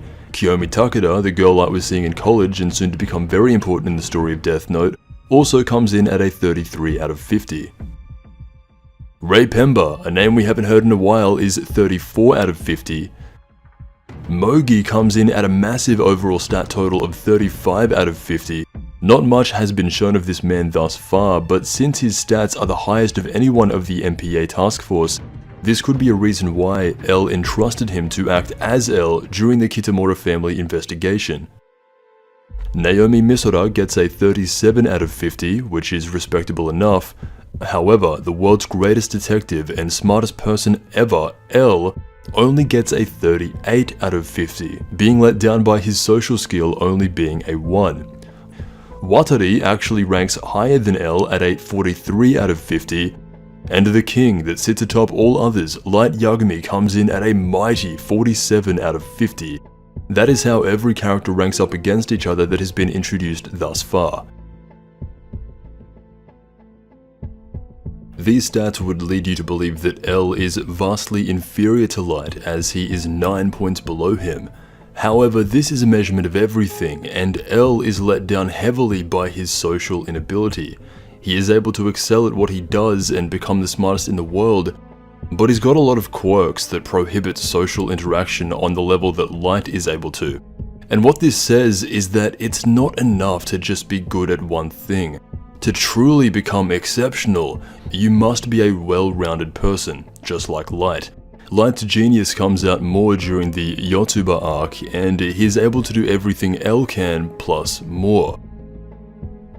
It is weird to think about that not only is L 9 points lower than Light, he is also 5 points lower than Watari, someone who was so impressed by L that he started an orphanage to create and find his successor. This can be completely balanced out if you take away the social skill from the stat tree. In that case, if you do that, L comes in at a 37 out of 40, and Light comes in also at a 37 out of 40 as well. The Shinigami also have their own stats and rankings, however it is separated from the humans and is done differently. I'll touch on that more in part 2 when it becomes relevant to the story. From now on, it is very important to differentiate between relinquished Death Note mind-wiped Light and the Light who was Kidda. They are two very different characters, and so from this point onwards, he will be referred to as Good Light. For the next 50 days, almost 2 months, L had kept Light in confinement, ignoring all the outside murder that was continuing because he was, rightfully so, stubborn in his belief that Light was Kidda. Now that he technically isn't Kidda, L has a hard time making sense of what is going on, and is not very flexible in his way of clearing Light's name. With the killings ongoing, Aizawa and the remaining task force believe that Light should be let free along with the chief. Soichiro had been told about this situation, but is still adamant that he is not leaving without his son being cleared of all suspicion. This shows an immense amount of faith and guilt by the chief. L doesn't really have a plan here. He ultimately knew something like this was going to happen and expected the murders to continue, but Light's plan was just too good for him to reasonably make a move. L was literally just sitting there for weeks on end watching Light through a camera. The Good Light is so pure while locked up, he had been trying to make a deduction on his own as to why the killing stopped, not knowing that L had purposely lied to him about that. While L is still playing the game, the contest that is the cat and mouse game between he and Light, Light, or Kidda, had essentially tapped out for a while, and so it leaves L playing by himself, still going under the assumption that Light is the same person he had been investigating all this time. He is in a lose-lose situation. On the outside to the task force, this makes L look like a psychopath. The evidence was clear as anything. People were still dying, but L didn't care about that. Aizawa must convince L that he cannot keep focusing in on Light and needs to make another move of his own. The new plan is to get Light's father to pretend to kill him in one final last resort effort. If everyone survives this scenario L has set up, both Light and Misa will be let out of confinement. This part of the story is really well done, with his son screaming his innocence in the back seat. Soichiro pulls out a gun and from one murderer to the next, I'll see you in hell. Shoot to blank. This only strengthens Light's original plan, because even if Light died here, the hunt for Kidda would continue, and so in the minds of anyone, even L, he would have to assume that in the end, Light Yagami died an innocent man. Soichiro fires a blank, showing that L had been watching this entire act, and throughout it all, Good Light shows a similar sense of justice to his father. L bet on the fact that the evil Light, also known as Kidda, was willing to kill his own father to escape execution. This theory does actually hold up, as Light comments on killing his family back in chapter 3. However, this was a weak plan from L that he did not want to do. If it were entirely up to him, he would have kept Light in that cell for years. This was a forced move by him. Because Light is now good, killing his father never crossed his mind, and so he and Misa are both released from imprisonment, and that's 50% of Light's plan having worked. Elle was left caught out. Misa still had evidence against her as being the second kidder, so she is still a suspect, but Elle is willing to let her go with police supervision, and regardless of what he says, he's always going to suspect Light, probably until the end of time. However, since there are still people dying, he has no choice but to look elsewhere. The best he can do is be with him now 24/7 and personally watch over him and just keep on investigating. This makes Elle sad that he was seemingly wrong, but Light's confinement didn't actually end. He is still confined to Elle, which is really no different than how his life was like before. Every move he makes is being watched under a microscope by Elle. This will become meaningless and ultimately self-destructive towards Elle, as the more he looks, the more he will see a pure-hearted and innocent, well-put-together young man, and not the monster he thought he was having this epic mind-warping battle with. It is because of a lot of these factors that Elle starts to feel a little different. He gets depressed that the Light he was fighting in the name of justice just disappeared.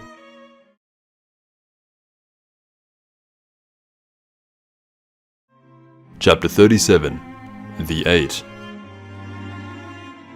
Elle chains himself to Light, and in the moments that follow after the insanity of what had just happened, there are some really serious but what feel like light-hearted scenes between Light, Misa, and Elle. These will become more common as they spend more time together. The dynamic of all these three together is actually really well placed, but this is the most dangerous investigation in the world, and throwing Misa in, along with a completely innocent Light Yagami, just completely changed the whole dynamic. Elle basically finds out that Misa was the second kidder through straight up asking questions, and Misa's answers unknowingly revealing herself to have officially played a role in the kidder case. However, even with the undeniable proof that Misa was the second kidder, there had been zero proof that she had acted on the killings herself, and this is why she is still the primary suspect, but is allowed to walk around outside and continue being Misa.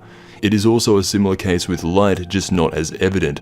So this leads Matsuda to becoming the fake Misa agent, but also playing the role of an undercover cop that keeps watch of her.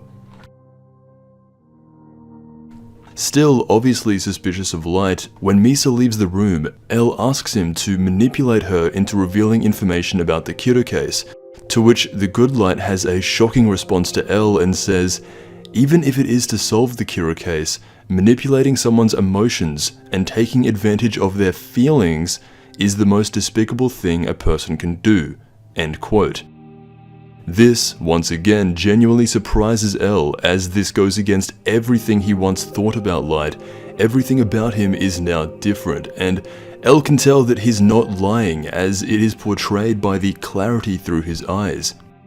It is worth noting that Elle himself would not have had this same response. If the tables were turned and Elle was asked to do this to solve the Kira case, he absolutely would have done it without a second thought, showing that in the purest version of themselves, Elle has less morality than Light, and slightly implies that Light only became like Elle when he picked up the Death Note and became evil. Otherwise, they are very different people. With all the wealth that he and Wataru attained throughout the years, from the moment Elle had met Light Yagami, he was so convinced of this being the battle of his life that he had been constructing a 23-story building in the middle of Tokyo just for this case. It goes to show how much competition he knew this was going to be, plus once again strengthening the belief that he was aware of Light being Kira from the moment he first saw him. He had this giant building in development from the moment he met Light. Elle plans on solving this case no matter what. It has become his life's meaning, not for justice, not for all those who wrongly had their lives taken away by Kira, but simply to compete with someone on his level and beat the game. The Yotsuba Corporation is shown for the first time. These 8 individuals portray an entirely different dynamic to the series. The most intriguing thing about the Death Note as a weapon is that it encourages the user to be intelligent, sneaky, manipulative, and show some of the worst traits in human nature. This is especially the case with all 8 members of Yotsuba.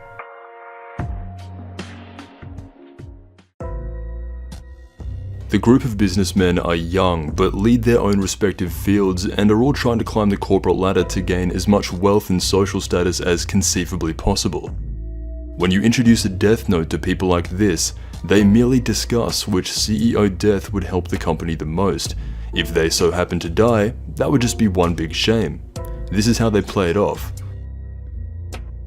At least one of them has concerns about killing other companies' CEOs to grow their own company. However, the majority play it off as, all we're doing is having a little discussion about whose death would help the company grow, merely chatting and acting innocent to the most surface level. One of them is Kira, however it is kept a secret among the group, as they are simply business colleagues and do not trust each other unanimously. They also talk about crushing the police, and in turn, L, one of their guys known as Mido, looked around for other famous detectives and assassins to locate L and eliminate him. The detective's name he came across was Araldo Coyle, which is literally just L. This was gone over back in the Los Angeles BB murder case. In the lore, L took the names of the top 3 detectives by beating them in his own detective wars. The Yotsuba group are unaware of this fact and genuinely think they are about to take down L with the power of Kira and Araldo Coyle. Whenever these people talk, it is done in the slimiest, most shady business-like way imaginable.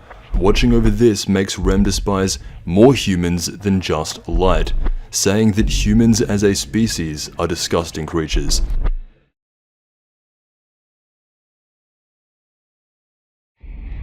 Chapter 38. Strike. Introducing the new and permanent Kira Task Force HQ. This is a 23-story building and one of the only times that L's wealth is really on display with purpose and to his advantage. The new headquarters comes with over 15 giant monitors, unrivaled security, and pretty much anything you could ever want or need is in this building, and as such, the task force do not leave. They all live here, all except for Aizawa, who has a young family and decides to commute.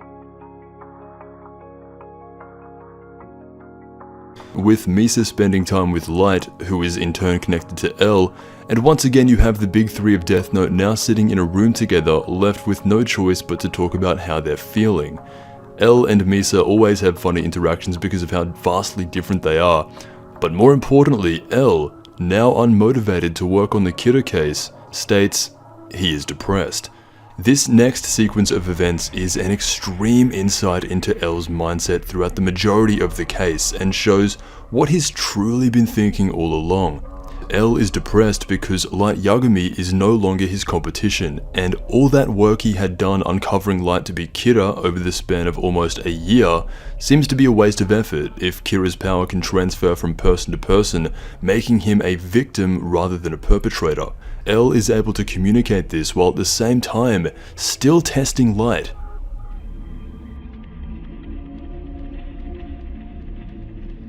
He openly states as a fact that at one time, Light Yagami and Misa Amane were both Kira, the first time he's done this out loud. However, this can also be seen as a test to see how Light would react to the idea of L giving up on the investigation.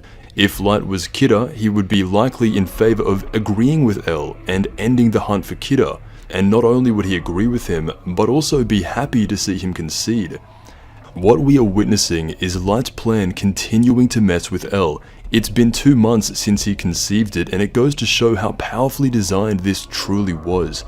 L just goes around in circles thinking he has to start the entire investigation again, even getting visibly depressed at not so much how unsolvable this case is turning out to be, but by concluding that Kira's power can transfer from person to person, this case goes from an intellectual sparring match to an endless cycle of cat and mouse. While being a good indicator of testing how Light would react, there is no doubt that this is what his actual thought process was. If Light isn't Kira, the game is not as interesting.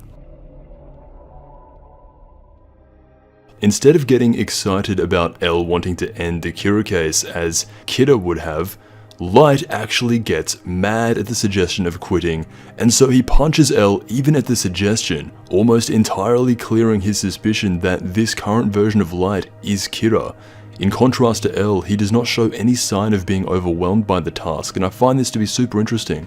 The table of morality has been flipped. L is suggesting they give up, as there is no point to endlessly chasing your tail. Whereas Light then screams out about all those innocent people who lost their lives. This is the duality between these two characters, and how morally righteous Light Yagami truly is without the influence of the Death Note, or a form of ultimate power compared to L. Ryuzaki's justification is that he is disappointed that the case simply cannot end with Light Yagami as Kira and Misa Amane as the second Kira. All evidence points towards that direction, and they were very close, but the case remains unsolved as long as people are still dying. He even goes as far to say that not only was he not satisfied with the end result of Light's confinement, but he wanted Light to be Kira, completely going against what he said before his confinement in being his only friend. This really is and shines down a clear view on Light and L's relationship. Kind of like a therapy session for L, he really lets everything out here. At no point did he ever consider Light to be a friend or not want him to be Kira. However, it would do their relationship a disservice to discount any connection that they had. L had never focused on a single person more than Light, just as Light had never focused on anyone as much as L, and will never forget him subconsciously. When there is no evil in the mind of Light, Ryuzaki becomes disinterested. At the drop of a notebook, he had lost so much passion for the Kira case, and for the next 10 days would sit in this new 23-story building facility, unmotivated, only to be carried by Light in finding the new Kira. In L's mind, he already solved the case, why should he do it again for a cheap imitation? Light had flipped the entire Kira case investigation on its head, and there's not a thing L can do about it. To be fair to him, he did foresee this coming, and even figures out play for play what Light had done to get to this position, but cannot be 100% sure, and it is now his hands that are tied. Ryuzaki works with him, but that's not as fun as actually competing with him. The more he realizes that he has lost his intellectual sparring partner, the more he would become less and less interested in whoever the new Kira would be. Again, portraying a side to L that goes strictly against what he was telling the NPA task force at the start of the investigation to the masses who don't know any better. L is in this for justice, to stop the evil parade of mass murder. However, to people who are truly tapped in, that idea gets challenged and contradicted many times. L becomes interested in Light when he is Kira, when he is evil, when he understands how he thinks, when he is similar to himself. That is what excites L.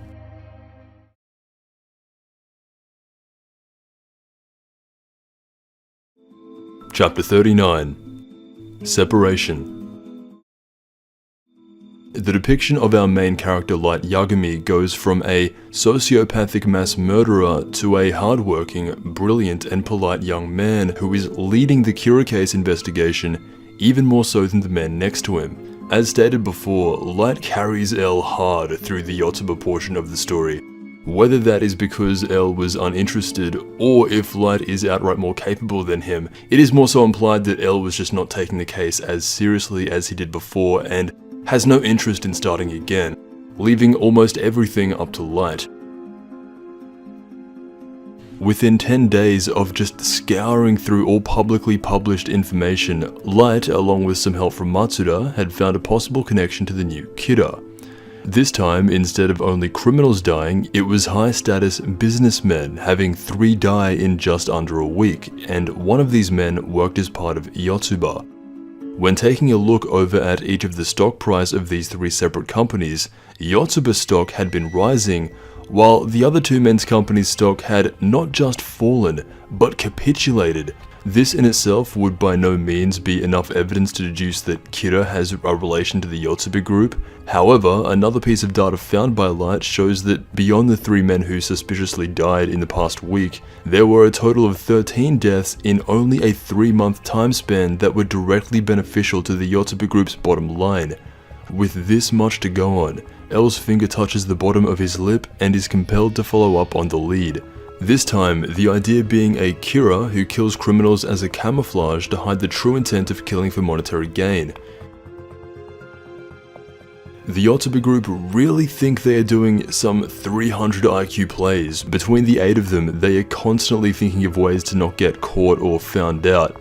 But having just spent the last 38 chapters with Light Yagami, it makes the combined effort of all 8 of these men just look pathetic in comparison.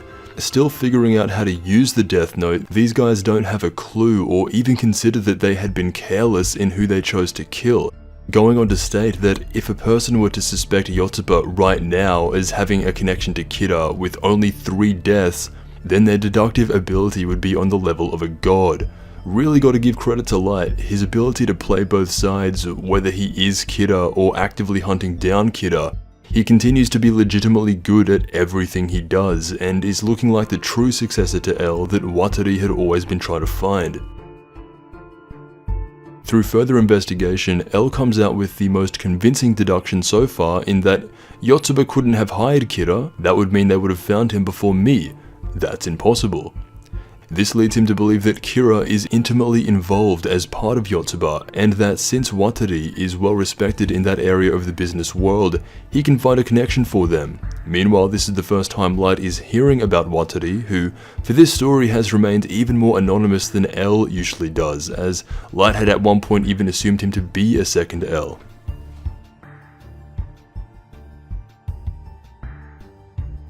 The Yotsuba group wish that they were Light. So far they have paid off government officials and politicians to drive a wedge between the NPA and L. This is to shut down the official investigation that was originally led by L, meaning the NPA can no longer officially work with him if they plan on remaining as part of the police force, and will only be allowed to work with NPA official detectives. So basically, the whole government was paid off by Yotsuba in an attempt to sever any leads they had on finding them. This is an example of Yotsuba thinking they are doing something really clever, a high IQ move by preventing the police force to work with L, as they believe L is their only threat. If they made it illegal to work with him, then surely that would slow him down. This does force the chief to quit, along with everyone else who had been working on the Kira case, except for Aizawa, who can't afford to leave the police as he has a young family to take care of. The mistake of Yotsuba was believing that L needed the help of the task force. This is a man who on his own had funded a 23-story skyscraper in the middle of Tokyo that members of his team can live and work from however they see fit. All things considered, the Kira investigation team doesn't seem like the worst place to be. Misa even has her own flaw, and so that makes staying and working with L an easy choice for most of the task force. However, he himself remains indifferent whether they stay or leave. In fact, he actually encourages them to all leave and keep their regular jobs. He doesn't need their help anymore, and especially now, he and Light unironically beat everyone in this verse. There had been no sentiment shown towards the people that he had directly been working with for almost a year. This makes for a very uncomfortable decision by Aizawa to leave the task force and return to his normal life.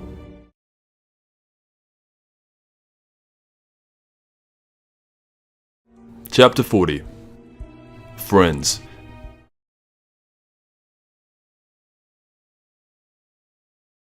L has no friends in canon. He had always been smarter than everyone and didn't find a use for people outside of his own personal investigations that he would undertake, and this is part of the reason why most of the NPA began to distrust him, and even the one who remained, Ide, decided he didn't like how L went about things and left on his own accord. This has now led to a conflicted Aizawa. When asked to choose between his job or his role on the Kira case, he becomes indecisive. While all other members of the task force quit their jobs at the police without hesitation, Aizawa stuttered, and so as he does, L would devise a small test of his own. The scene in which he persuades Aizawa to leave the task force and return to the police was a test of conviction he had in the operation. Aizawa failed the test, and this leads to him eventually leaving the task force and yelling and screaming on the way out, officially denouncing L just like Ide had. Yet L states that he actually likes people like Aizawa, which is probably a true statement. A couple of days go by and more evidence is found out about Yotsuba by the chief, allowing L to theorize that this Kira seems a lot more inexperienced at work then when Light was Kira, along with Mogi compiling the name of every Yotuba employee from around the world, in which there are over 300,000, showing that Soichiro and Mogi had been doing everything to pull their weight around the task force, while Matsuda is just there feeling a bit useless. Because there are over 300,000 files to go through, they contemplate getting more people on the investigation. L brings in Aiba, a professional conman with a stat total of 37 out of 50, and a woman who goes by the name of Wedi, a professional thief who has a stat total of 33 out of 50. L is now willing to work with criminals, something that Soichiro Yagami isn't too pleased with, but since they're not connected to the police anymore, L had no problem unveiling that these are tactics he was avoiding using because of that fact. But now it's just not a problem. He also has connections to plenty of other underground criminals that he can contact at any moment, and this puts L himself into a morally grey area. They shrug this off, but this is a massive difference between L and the police, and more specifically L and the Yagami family. It is more evidence pointing in the direction of L not being some epitome of justice and just being morally neutral towards everything. Bringing in these underground criminals leads to a big plan by L to investigate Yotuba and catch them in the act. However, while this was going on, Matsuda had been out acting as Misa's manager when something incredible happens.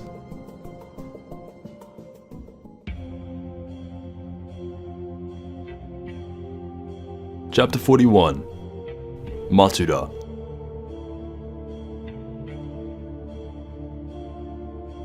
Misa is on set filming a scene with the real Hideki Ryuga, and Matsuda is also there, flashing back to brief scenes showing how surprisingly goated Mogi had been, along with the former chief. Matsuda is feeling like he needs to do something significant, and so conveniently happens to be in a location where he can directly see into Yotuba's main offices.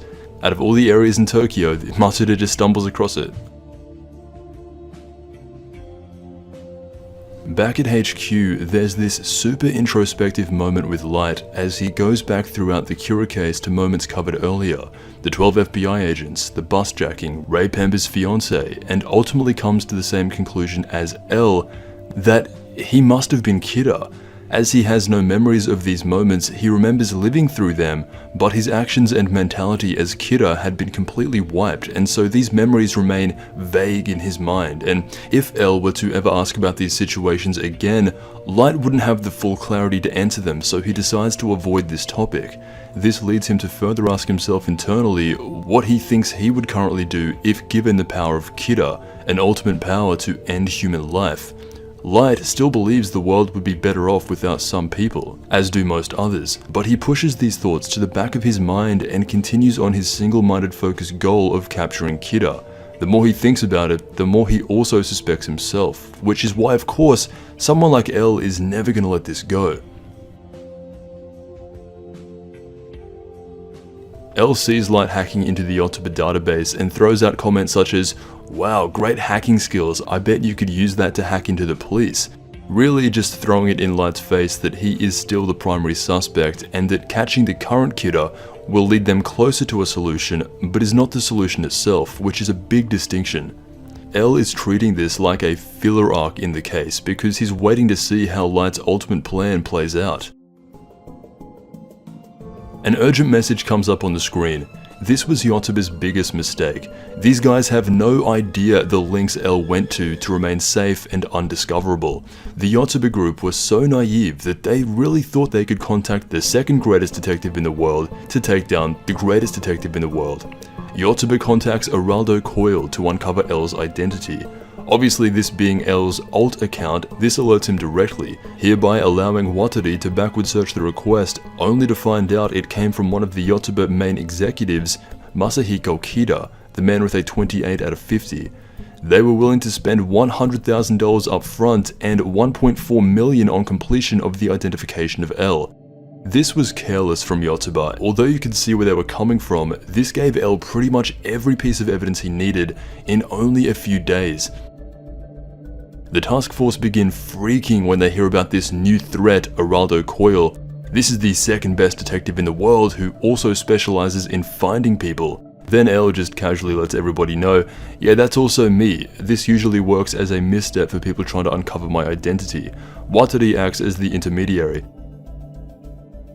Ryuzaki sets up a plan to get close to new suspect Masahiko Kida. New recruit Aiba will be playing the role as Araldo Coil. L informs them that because Kida's power can transfer from person to person, he will not allow Yotsuba to catch on to being a suspect. This is imperative, as if they do catch on to being a suspect, Kida's power could easily transfer to someone else. So it is very important that no one act out on their own and do something reckless. This is L's thought process as he's about to execute the plan against Yotsuba. Before hearing the intended plan, Matsuda had successfully infiltrated the Yotsuba group's main meeting place and was looking them directly eye to eye.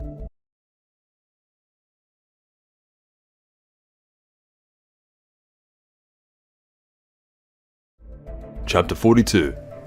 Heaven. At this point, it becomes clear to everyone that one of these 8 individual men is Kida. Matsuda overhears the meeting to determine Kida's next victim, and so when the door opens on him, he rightfully assumes that he is going to die and is freaking out. This was a really dangerous situation for him. However, Yotsuba are nowhere near as thorough as L, and so he's able to figure out a way to stall them as Misa Amane's manager, and asks if they would like to have Misa be the representative of their company in their next ad campaign. To his surprise, this actually works. Matsuda is always played off as the stupid one of the task force, but he's really not that bad. For being the gag of the investigation, his stats are still above average at 26 out of 50, which is pretty much equal to the current Kira and is at least 1 point above straight average. Matsuda does really well here, a combination of quick thinking, a phone call from L, and he's able to get all 8 of these men to at least wait for Misa Amane to show up. By the time she arrives, she had already been given instruction on what to do to save Matsuda in his current position by L. Misa must host this fake interview for the ad campaign at her place in the new 23-story building of the task force. This way, L can monitor the situation exactly and be on the scene in real time. Yotsuba was planning and intending to kill Matsuda, but they really do feel like a filler organization compared to the insane mind games between Light and L. To avoid being killed by the group, Matsuda fakes his own death by falling off the balcony as instructed by L, only to then be caught by the Chief and Mogi on the floor below. And in one of the greatest costume changes in the series, both L and Light dress up as paramedics to take away the fake body. This little gimmick completely fools all 8 of the Yotsuba executives. They assumed this was the work of Kida and just leave without hesitation, once again proving why L is treating them like a filler segment of the story. Everything works with these guys on the first attempt. Yotsuba are all easily persuaded by the charm of Misa and her friends, which in itself shows a form of weakness in their character as well. Overall, there's just not much to like about them, other than showing that this is what the average salaryman would do with the power of the Death Note.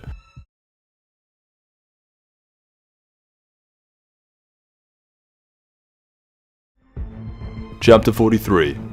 Black. Because Matsuda is still alive, this leads L to believe that Yotsuba only has the power of the original Kira, needing both a name and face. The next few scenes are entirely focused on Yotsuba, how they react to problems, and their overall composure during a stressful situation. I'm not sure if this has been made clear enough, and it definitely is in the manga. It is being made very apparent that L is just so bored with these guys. In contrast to how he was with Light, in this situation, he is able to handle everything from afar and just let other people be on the ground for him, just like he was able to do in the LABB murder case with Naomi Misora. This time, Aiba is the man on the ground, acting as Araldo Coil. This scene specifically gets heavily rushed in the anime adaptation and cuts out a lot of interesting moments. The manga outlines and shows how caught out Yotsuba had been by contacting Coil and their reactions. Aiba phones up Masahiko Kida, the man who first made an attempt to contact Araldo Coil, and is so insanely freaked out by this interaction that he says nothing for the duration of the phone call. Aiba, or Araldo Coil, states that he would require a $2 million payment up front and then another $8 million on the completion of finding L's identity, and regardless if they decide to accept this offer or not, it will cost them $2 million bare minimum to buy his silence on Yotsuba being involved with Kira, as it would be simple for anyone to assume that would be why they wanted L's identity. Aiba's phone call is not in the anime adaptation, which it's a shame because he is really good. The man's stats alone are higher than anyone in Yotsuba, coming in at a 37 out of 50, and it shows with this interaction. The other 8 executives are instantly made aware of this phone call and are having a meeting to discuss this, as they are now beyond the level of suspicion. Having so many close calls in such a short time span, some of them start to lose their cool. One guy, Adayoshi Hattori, cracks under the pressure of the situation pretty quickly, and to no surprise, he is the one with the lowest stat total with a below average 21 out of 50. What's most interesting about these meetings is the dynamic between all these businessmen. None of them can fully trust each other, as none of them know which one of them truly is Kira. Higuchi does a good job at not doing anything too stupid to reveal himself to the other members. He is the most outspoken on who to kill and the idea of killing in general, but he's mostly calm and rational in all of their meetings. Also, just like any Kira, is a massive liar. Reiji Namikawa, the smartest of them with a 35 out of 50, does the only form of deductive style thinking in the group. As none of them know who Kira is, he is able to realize what some of this Kira's traits are, how he thinks, and why he gathered 7 other individual members around him. His line of thought is that Kira is someone who is too stupid to act on their own. He is using these 7 other people as a shield and also for knowledge, but mostly he is able to realize that based on how this Kira kills for money, the person among them most interested in social status is the man likely to be Kira. Then cutting to Higuchi, who tries to denounce himself immediately of being a person like that, when really he kind of just let them all know. Yotsuba throughout this meeting in the end ultimately are speculating on nothing, and their conversation is entirely pointless in the grand scheme, as Araldo Coil doesn't exist and they are just being stringed along by L the whole time.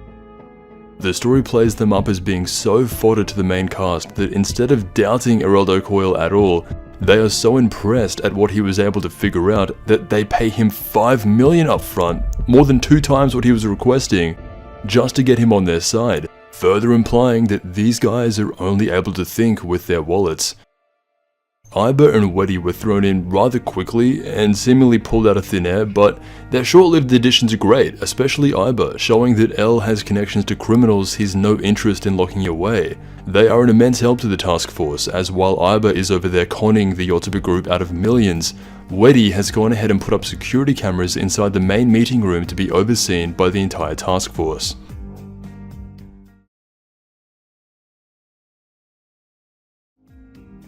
Chapter 44 Successor.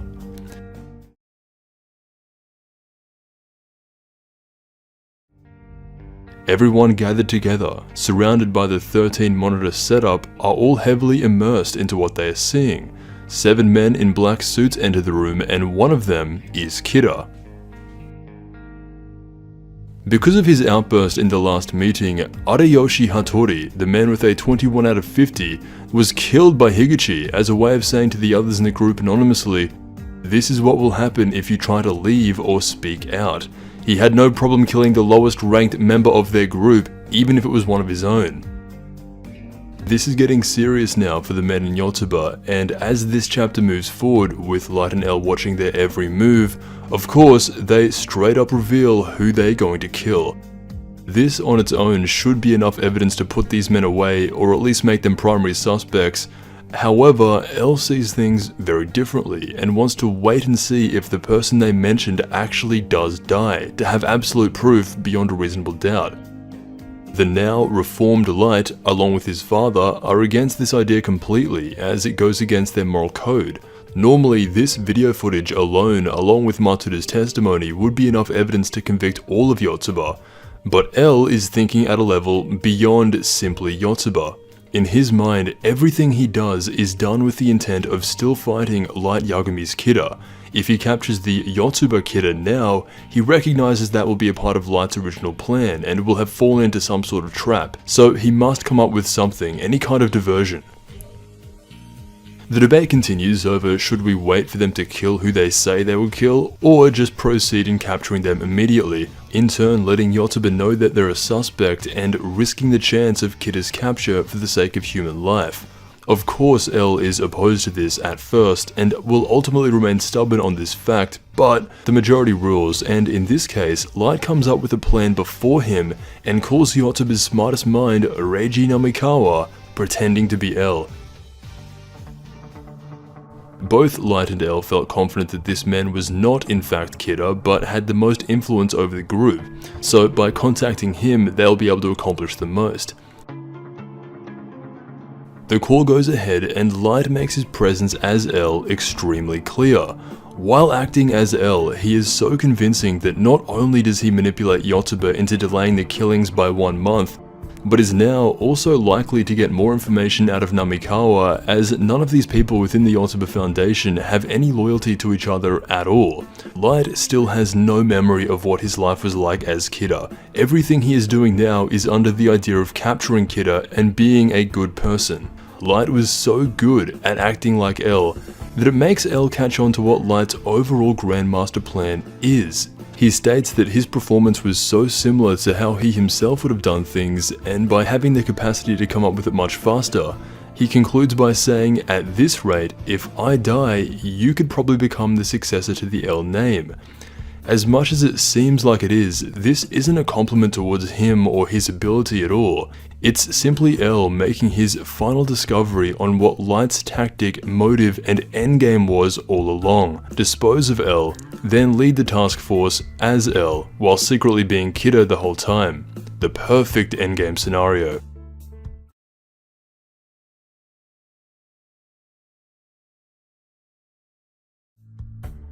Chapter 45. Crazy.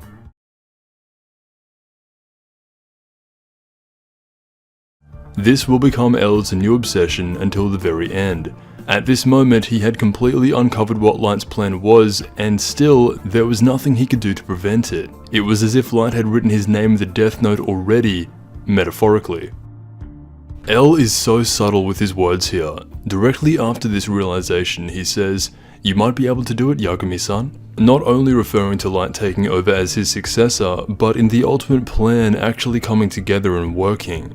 L is acknowledging that Light Yagami may actually win this after all, showing that once again, Light is so insanely competitive, and even more so than the world's greatest detective and smartest ever mind, and in the end, this relentless effort to try and escape is remarkable, and even L has to recognize it, and in some ways has to respect it. He goes on to ask Light if he were to die, would he take over and become the new L? This was a pretty obvious test by Ryuzaki to just come out and say in front of everybody. Light being able to pick up on and read this effortlessly. Assuming he was Kida, he would have said yes, and undoubtedly, the Light back in the first 22 chapters probably would have jumped at the chance. However, now, the dynamic has shifted a lot, and Light is genuinely a good person, much like his father. This is shown in the differences by which he responds to one of L's mind game tests. Instead of continuing the battle of minds, he outright exposes to the task force what L's reasoning was in even asking this question. Something the old Light would never have done, as it would have interfered with the epic battle of minds that he was having with L, and he would never expose the knowledge like this. Without knowing his own previous actions, Light had also figured out what his original plan was, to pass the power around to someone else to escape suspicion, and then, when that person is caught, the power will come right back to him, and everything goes back to normal. In a backward statement to L, he is saying that this is not a game between you and me anymore, and rather than going along with the cat and mouse game they had prior, he shuts down any form of contest in an effort to prove his innocence and focus on catching Kida. Light turns L's chair around and looks him dead in the eye. L's eye entirely black and unreadable, while Light's eye remains clear and pure. He asks him honestly, "Do you really believe that I am capable of becoming a murderer?" This is the good light attempting to end the game between them, but El says, yes, you do look like a murderer and that's just what he thinks, rejecting the idea of the good light being the true version of light. Calling him a murderer straight to his face, El was introduced to the Kira version of Light Yagami. His first impression was, this man is corrupt, he is a liar and someone that I do not like. Even now, seeing the good in him, he assumes that it is an act and does not let this cloud his original judgment at all. Notice how this Light Yagami isn't at all bored. There is always a sense of unpredictability and excitement working on the Kira case. It's thrilling for him. The biggest difference between Light in Chapter 1 and Light in Chapter 45 is that the sense of boredom is lost on him in these moments working with El and the task force, and this is why he never considers himself capable of just snapping like he does in the beginning and becoming a murderer. His boredom played a massive role in the initial moments of Light Yagami becoming Kira, and now that's not an emotion he currently feels. He is able to take on the role that he was groomed for, having his father's sense of justice, and that's what he had been doing for the past few chapters since getting out of imprisonment. After the chief brings up some rightfully valid points about wanting to secure innocent lives while they have the evidence, this isn't exactly El's main goal. El wants to do things his way, and so after some disagreement over catching specifically Kira versus saving human lives, he ultimately just gets fed up with the task force and suggests that he should work on this case alone, without the morally ambiguous task force slowing him down. And we all know how the task force working by themselves is going to go. Not good. And so El walks out of the main offices to pursue Kira on his own. He brings Light up to Misa's room. If we're acquainting true justice to the amount of human lives saved, then this is a huge scene in favor of El not being morally just. It's becoming quite obvious at this point. He has made his intentions clear that he is still very much playing the game. Regardless of being self-aware to what the actual outcome will be, he is not going to run away and hide. Some of El's funniest moments come when he's around Misa. Misa says that she will do anything to help Light, and El says, then who am I? Who is El? Obviously things that would have helped Light in the not too distant past, but now are of no meaning since both their minds are wiped. This very much feels like endgame El. He's figured out the case, he's making jokes, ultimately at his own expense. It's a fatalistic turn for his character. Throughout these moments with Light and Misa, he keeps mentioning that he's desperate and doesn't have much time, conclusively deciding on a strategy to get Misa closer to Kira as he was able to watch and observe how the Yotsuba men acted that night in Misa's apartment, and as this Kira is someone who seeks status, he figures they will see Misa as the ultimate prize to win. Light, Misa and El form the ultimate trio.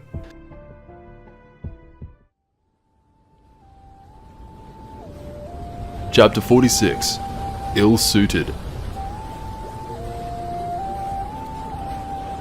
The task force works on their own for about 3.5 minutes and comes to the conclusion that yeah, they suck without El. As Yotsuba continue their discussions at a more frequent pace, Aiba agrees to show his face to them for an additional $2.5 million.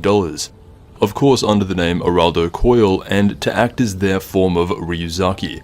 The idea is to approach Misa as being connected to El through that small 2-week window where no one was killed by Kira, and where Misa conveniently went missing to the public. Back at the task force, working without El lasted, no joke, 1 panel. The former chief realizes that the Japanese MPA had been outcast from the Kira case entirely, and that for them to present evidence directly to them would only work against them. For the task force without El to get anything done, they would have to contact foreign authorities, which would only be possible with the help of El anyway, so it doesn't take long until everyone is back working together. This time, Mogi becomes Misa's new manager in his first on-screen role of the series, as she is helped by Aiba and El to practice this fake interview to get close to the Yotsuba Kira. All this time, Rem had still been there, silently watching over Higuchi's actions. The only time she ever shows up is to say how disgusting this man is, and generally, how disgusting all of humanity is. And it becomes the absolute final straw for her when he decides that he will take Misa Amane as his wife.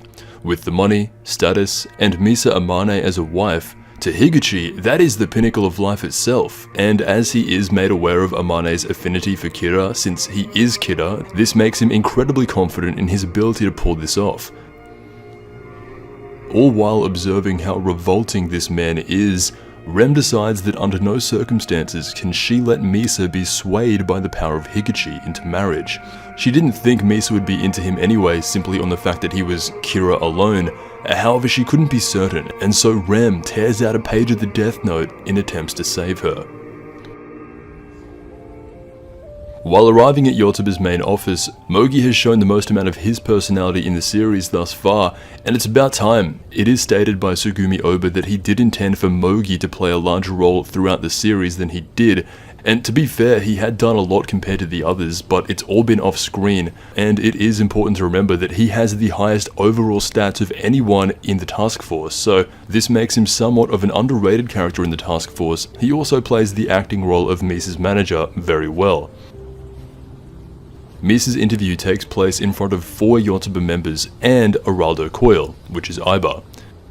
Misa comments on how Mido looks similar to Light, only a decade too old. Their rehearsed acting skills fly way over the head of anyone in this company. They are infiltrating Yotuba perfectly to gain the trust of Kira, who is currently in the room sitting directly opposed to her. The whole time, as Higuchi is there, so is Rem, overseeing this interview completely unaware of L's plan and intent with Misa being there, and so when she gets up to go to the bathroom alone, her hand is touched by a torn piece of the Death Note, and Rem appears before her again. A single torn page isn't enough to bring back all previous memories, however, it is enough to simply see and talk to Rem, who is then able to guide her in the path that Light originally intended.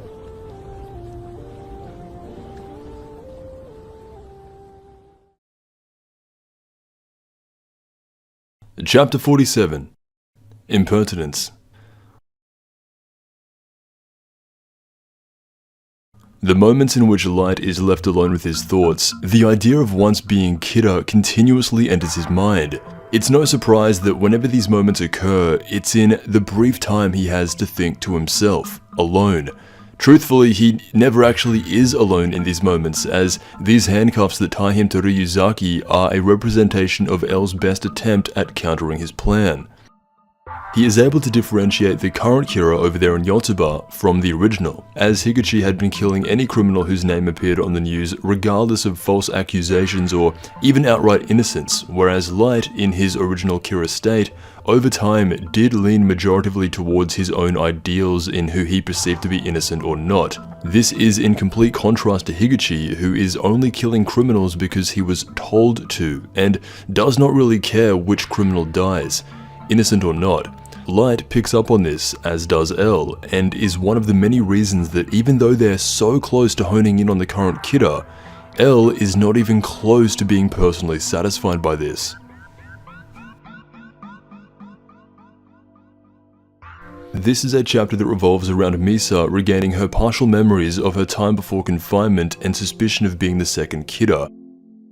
Rem announces herself as the most prejudiced Shinigami of all time, showing so much bias towards Misa and now even Light Yagami himself, at least in comparison to Higuchi and the other members of Yotuba. Rem goes on to state that her distaste for Higuchi goes deeper than her once hatred for Light Yagami, and now seeing how bad and, in her own words, disgusting humans can really be, Rem is in complete favor of Light Yagami and his original ideals with the Death Note, in that some people need to be killed, closely following and overseeing all the Yotuba group meetings where every individual in that room was objectively monetarily selfish and not a great representation of humanity. She now agrees with Light, so a bit of character development for the Shinigami. In all, this acts as a long conversation that catches Misa up to speed on the events of the past while still retaining her innocence In a very dialogue-heavy chapter that was mostly exposition, not only for Misa, but also for Rem to announce her newly found desire to help out Light Yagami. What this means is, if Rem is now ever put into a position that would extend Light Yagami's own life, she will die. This is why she remains hesitant in killing L and even Higuchi himself, although she doesn't rule it out and at some point does expect to die.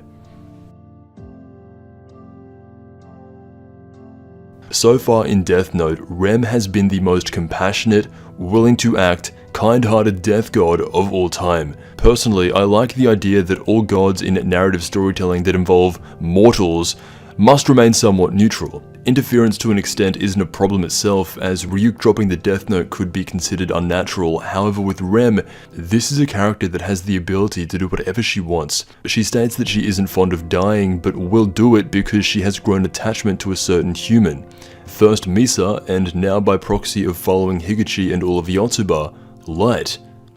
By coming down and announcing this, from the moment Rem enters the story, her purpose is to die, and that becomes very clear early on. Her plea to Misa in this current chapter is nothing more than Rem wanting to protect her because of the desire to do so. It remains unexplained why this is a phenomenon that certain Shinigami can feel, but it is more than implied that Rem is an emotional death god who was enamored by Misa's charm, and through observation of the human world found her to be rather wholesome and worth protecting. This is something that remains fairly consistent throughout the story. Even L, in a single panel after being kissed on the cheek by Misa, states outright, "I could fall for you," which I think is even more insane to get someone like him to fall for the charm than a Shinigami, but Misa's charm ability is the equivalent of Light's acting ability. It is her outlier stat, stated as being a solid 10 out of 10, and manages to have an effect on even the divine. And what's crazy is, Rem is not the first death god who has felt this way towards Misa. Depending on what you think is more impressive, L unironically states he could fall for the grace and glamour of Misa Amane, which is insane, but something even more insane is that with all of these death gods killing themselves in the name of Misa, Light Yagami feels nothing. All of the admiration thrown on Misa by the masses, gods included, is then directed by her towards Light and whatever his current goal is at that time. This feeling of love is never reciprocated by Light at all, and is instead directed towards his own ideals and motives, changing the world, curing his boredom, becoming a god, etc.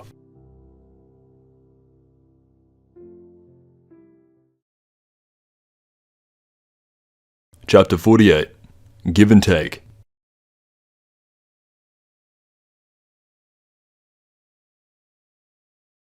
Misa's first impression seeing Higuchi as Kira is yuck.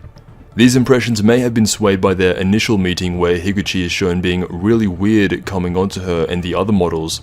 However, most of the low-level Yotsuba members were portrayed like this, but it is interesting because despite her obsession with Kira at first, Higuchi is just not the guy.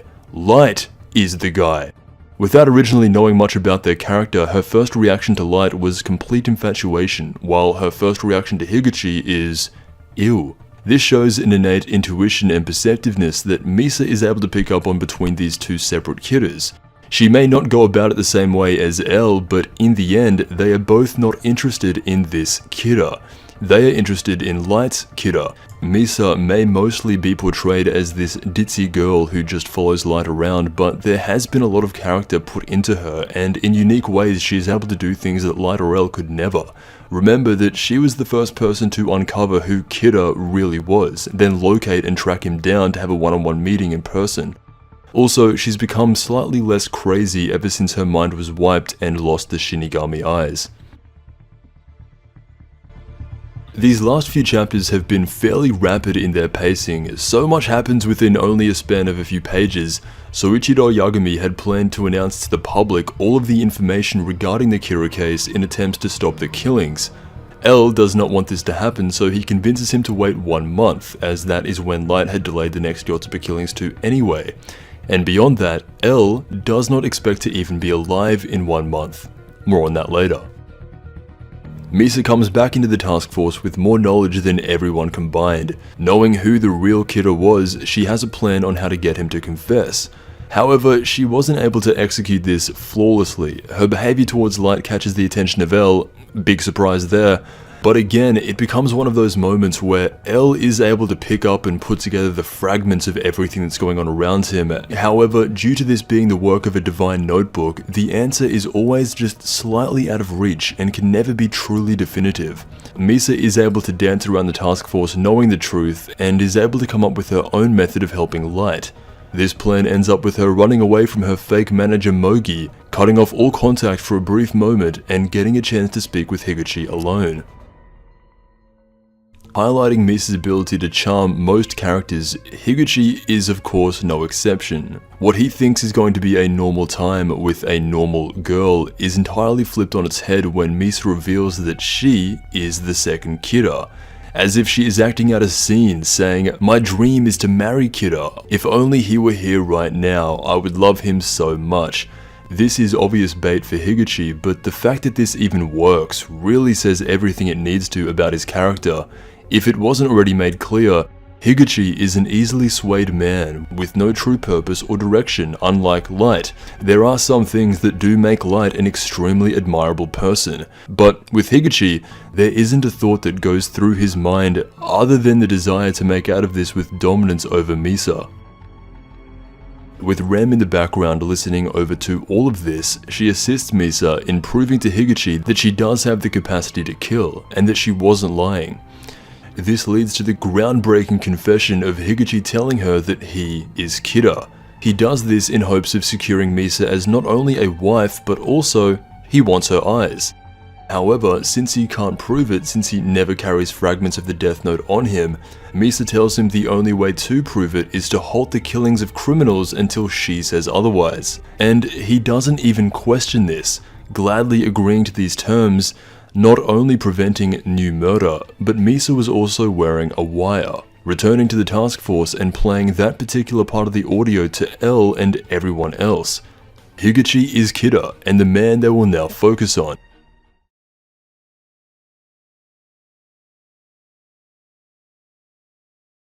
Chapter 49. Potted Plant. What a strange name for a chapter of Death Note, Potted Plant. This likely refers to the one line where Misa says the words potted plant, and that's it. I think it's important to mention that overall in stats, Misa outranked Higuchi, having a total of 33 out of 50 while he sits at a 26 out of 50. While his knowledge may be higher, just about everything else is in Misa's favor, and well, she's played her part. The evidence is there for the task force to hone in on Higuchi alone. While this part of the case is seemingly all but solved, there's still a lot that needs to be done, such as finding out the method used to kill, watching to see if the murders do suddenly stop at Misa's request, and most importantly to Elle, what will happen once Higuchi is captured. One of Elle's biggest problems is that he does not want the power of Kira to simply pass on to someone else, only then for him to have to restart the investigation from close to the beginning all over again. That is not fun for Elle, and so everything he does is in anticipation that Kira's power at any time could move on to someone else. To quell this semi-paranoia from his mind, he genuinely and in good faith asks Light if he remembers how to kill. This is more of a direct statement from Elle, not trying to catch Light out on anything, but to actually listen to what he has to say. As he doesn't remember how to kill or any of his previous actions before confinement, this leads to the final deduction that Light Yagami was Kira, and his powers passed on to someone else while Light had forgotten that he was once Kira. It was not the will of a divine being operating from behind the scenes, it was the will of Light himself passing on those powers intentionally. If there was a third party in the background who could transfer powers and they didn't want the method of killing to be uncovered, then it would be strange that he waited so long before switching the power to someone else. And if someone had just transferred the power and wasn't paying attention, then it would make even less sense for the power to be passed on when it was. This confirms that Kira's power can only be transferred by the will of the person who possesses it. This is a pretty insane discovery, and for these two to just have this conversation while everyone else is focused on the current Kira and Higuchi, Elle just caught Light. This is the deduction the task force uses to pursue Higuchi, in the idea he won't try and forfeit ownership.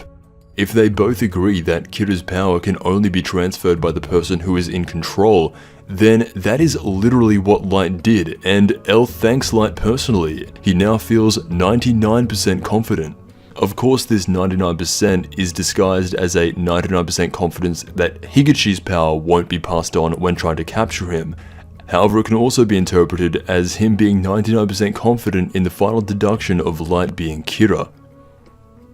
The end goal is observing how Higuchi / the current Kira actually kills people, and because Higuchi isn't a super genius, this will be fairly straightforward and easy to come up with a plan for.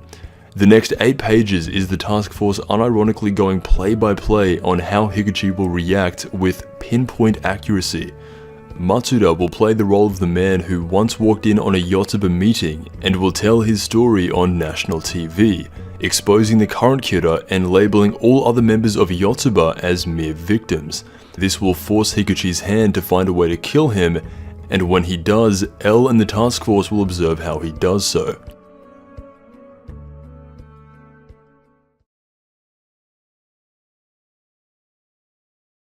Chapter 50 Yotsuba.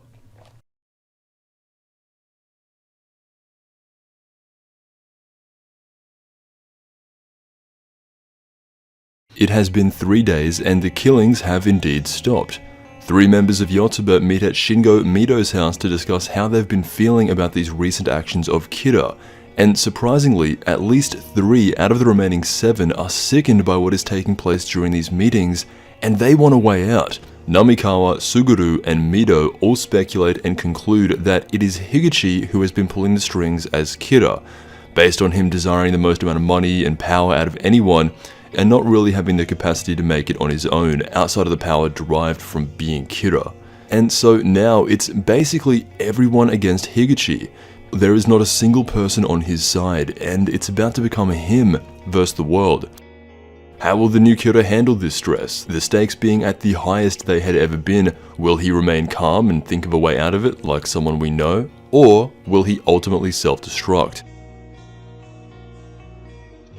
The other members of the Yotsuba group are portrayed as victims in all of this. Even though some of them genuinely feel like it, and probably are, the fear of going against Kira instilled a sense of fear in them, and not wanting to die like Arayoshi Hattori, they are only speaking up about this now.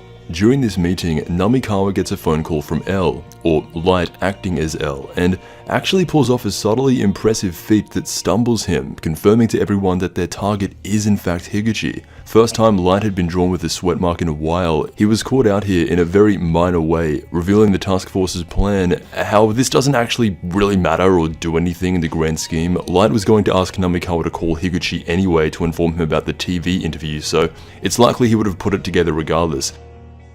Over the last 3 days, not a single criminal has been reported dead, and so the task force has full intention of moving forward with their original plan. While Higuchi is laughing to himself, thinking he's about to gain the power of Misa's Shinigami eyes, he receives a phone call from Namikawa telling him to tune into Sakura TV and the man being interviewed. Matsuda says some dangerously revealing things, and when he does, his face is purposely shown to make it clear to Higuchi that he remembers him, he is serious, and he must take action in killing him. Higuchi is thrown into a really bad position. L had him in checkmate before he even knew he was playing. Everything that L said, how he would react, the thoughts going through his mind, his gut feeling in this exact moment were all correct. Higuchi goes through every motion, first calling Misa to use her powers as the second Kira, then calling the other members of Yotsuba, which turns out to be ultimately pointless, then even calling Mogi, who he thinks is Misa's manager, and asks him why she isn't answering. None of this works, and he is left in a complete panic. Not even trying to hide what his intentions are, he flees in his car taking the Death Note and a gun with him to Yoshida Productions in an attempt to find Matsuda's real name. Not only is this going exactly how L planned, but it's also going exactly how Light Yagami planned from 4 months ago. Higuchi is on a mission to kill Matsuda. All records and files of his name would be impossible to find, putting him in a very dangerous position. Cameras and microphones had been installed in his Porsche, and is followed by Weddy on a motorcycle while being strictly monitored by L. Chapter 51 Misunderstanding. Rushing through the city streets, Higuchi begins speaking to Rem inside his car.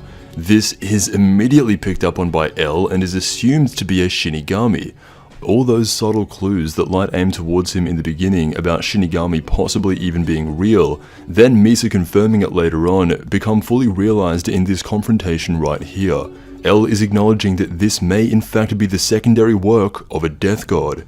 Higuchi enters the Yoshida Productions offices where he assumes that he can find the real name of Matsuda. However, one thing that never crosses his mind, not even once, is that this whole situation, from the police chase to running around the city trying to find his name, even the Yotsuba group itself, had merely been used as strategical pieces in Light's fourth-dimensional game of intellect with L. All of these events had been orchestrated and foreseen a long time ago by someone much more intelligent than himself. He is no greater than an NPC in Light's game, and he doesn't even realize it. This leads to a very frustrated and scared Higuchi. Once he realizes that all records of Matsuda's name had been wiped, the only way he would be able to kill him is by taking the deal with Rem and halving his lifespan for the Shinigami Eyes. This is what he ultimately decides to do, allowing him to instantly kill a policeman who pulled him over for speeding, and by way of doing so, alerting L that he can now, for whatever reason, kill with only a face.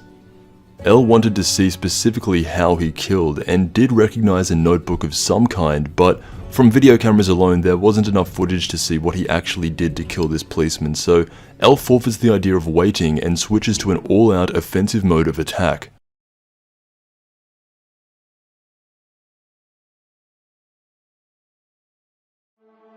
Chapter 52. Split Second. Once Higuchi accepted the Shinigami ideal, he gained an immense confidence in himself. Now the third person to get a hold of the Shinigami Eyes after Beyond Birthday and Misa, and in both of those two particular individuals, there was overwhelming evidence that the eyes played a large role in them going insane and their eventual downfall. For Higuchi, again, it has a similar effect, combined with everything else that's going on around him. Although he wasn't much before, there was some calmness about him, and he did try to emulate an overabundance of intelligence to not seem too suspicious to the Yotsuba group. The Yotsuba group now, standing on the sidelines, are waiting for Kira to make a move. This leaves Higuchi left alone to make his own decisions and try to avoid capture. This goes against everything that he originally intended by forming the Yotsuba group. Either way, from this moment, his life would never be the same again. In what is the most action-filled chapter of Death Note, the Task Force, the MPA, and even the host at Sakura TV are all working together to catch Kira. There was never really a chance for Higuchi to defend himself. All events had already been predetermined by Light 4 months ago.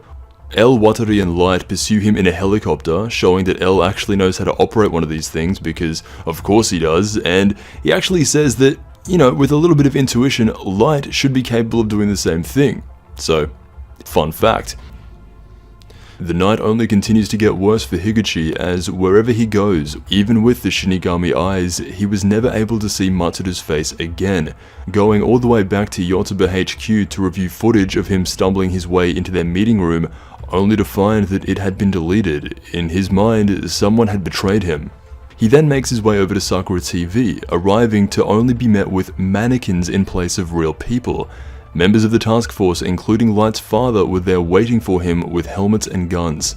The more he tries, the more hopeless it gets. He goes from a panicked man to a desperate man to eventually a man confronted with over 15 individual police sirens and blasting lights opposing his single vehicle. The two men leading this charge on the MPA's side were Ide and Aizawa.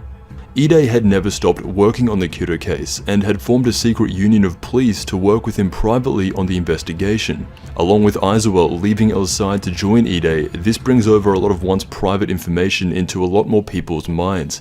As they are leading this charge against Kira, they really do believe that everything they had worked on for the last 12 months was about to come to an end, and they can be proud that they were the ones who never truly gave up.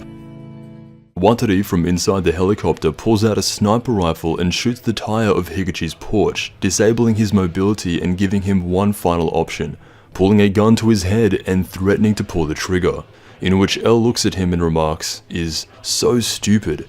implying that once again, L thinks that the original Kira never would have tried taking himself as hostage. Watari takes out the rifle again and with even more impressive marksmanship is able to pinpoint his aim directly into Higuchi's gun. Dropping the gun and with the death note sitting on the seat next to him, Higuchi's life is over.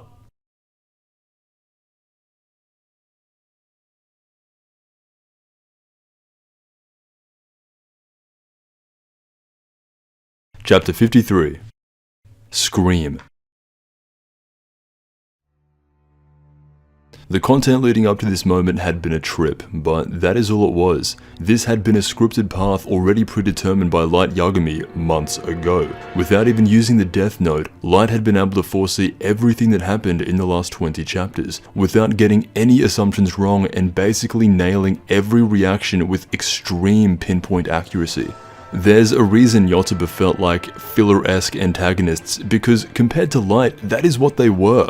They were certainly not meant to be the true villain. That's made very apparent by none of their combined stats reaching above 35. Just regular people mixed up in a battle between the world's greatest minds. Higuchi steps out of the vehicle with both hands raised and complies with his arrest. A headset is then put on him and he's asked the most important question of all time by L, who is sitting over there in the helicopter. How have you been killing people? Without any hesitation, he answers, telling L about a notebook in which the human whose name is written shall die. Soichiro is the first one to find the Death Note sitting in the car, and so that makes him the first one to see it and freak out over the Shinigami. Curious to what type of monster he is seeing, L requests to touch the notebook as well, revealing to him the Shinigami Rem standing a solid 1 meter above everyone. The sight of the Shinigami isn't what freaks out L. In fact, he has quite the opposite reaction that normal people do. Instead of going crazy, he actually remains quite calm. His mind keeps going back over clues found in the Kira case months ago, very specifically when Misa was sending in messages about showing each other our notebooks in Aoyama.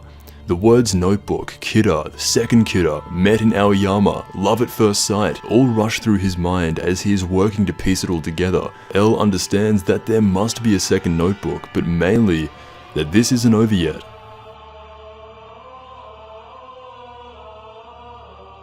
While he was stuck in thought, Light had taken back the Death Note and is now holding it in both hands, screaming. All previous memories, every single experience he had with the Death Note pre-imprisonment was restored back to him. Ryuk, the 12 FBI agents, Ray Pemba, Misa as the second Kira, and most importantly, the desire to kill L. A zoom in on Light's face shows that the man who we had been following for the first 33 chapters of the story has returned. Everything went exactly as planned, and rightfully so. He is very pleased with himself once the memories are regained. So, as the hunt for Yotsuba Kira was more of a halftime runaround than an actual contest, it is now time to let the second half battle between Light and L commence. This time though, there's not much left in it.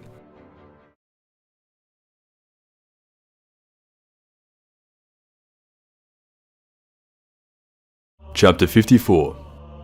Inside. Light's plan had been so creative that it requires an entire chapter to flash back and explain in detail what he was thinking on the night before his confinement.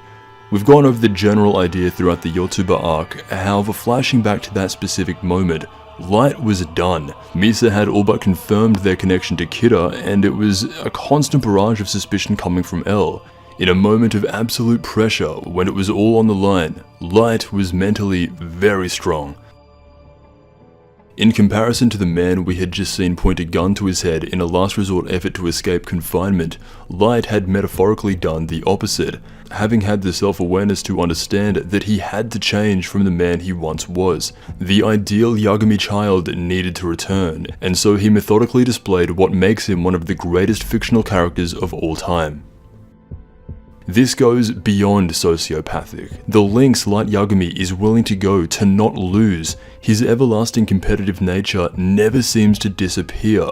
This is a man who does not lose. Losing is a fate equivalent to death itself, and so all this time chasing Yotsuba, working with L, continuing to have countless people murdered through the Death Note, This is all for Light to not lose the game, and while he seemed down and out 20 chapters ago, right now, not a single person suspects him aside from El.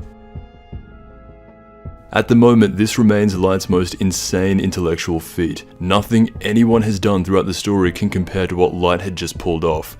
It is implied that El may have been able to think of something similar or of equal value to this, since he does backwards engineer the plan quite a few times before capturing Higuchi, but right now, without question, Light Yagami is in the winning position. This is displayed in the anime as Light and El being constantly shown as both being atop buildings, and whoever is about to fall off loses. That is one of many stylistic choices that the anime adaptation took, and isn't a thing in the manga, but it's a great way to visualize who's on top, and right now that person is Light. Having secured a piece of the Death Note in his watch for this very moment to end the life of Higuchi, it's pretty insane to think that if El had just taken away and searched Light's watch, he would have seen a piece of the Death Note and potentially ruined Light's plan right there. However, there's so many of those small little moments that could have happened that Light statistically had been prepared to take on that risk and bet against anything outside his own perception. Lying Yagami is still sitting next to El in the helicopter and has to angle himself in a position that doesn't alert suspicion, and so he takes a small needle and pierces his finger, and with the drops of blood, uses that as ink to write down Higuchi's name in the Death Note. Just as everyone is about to relax and celebrate the capture of what they think was the true Kira, Higuchi dies of a heart attack, and it is with this that the original Kira has officially returned, and things are about to reach their climax.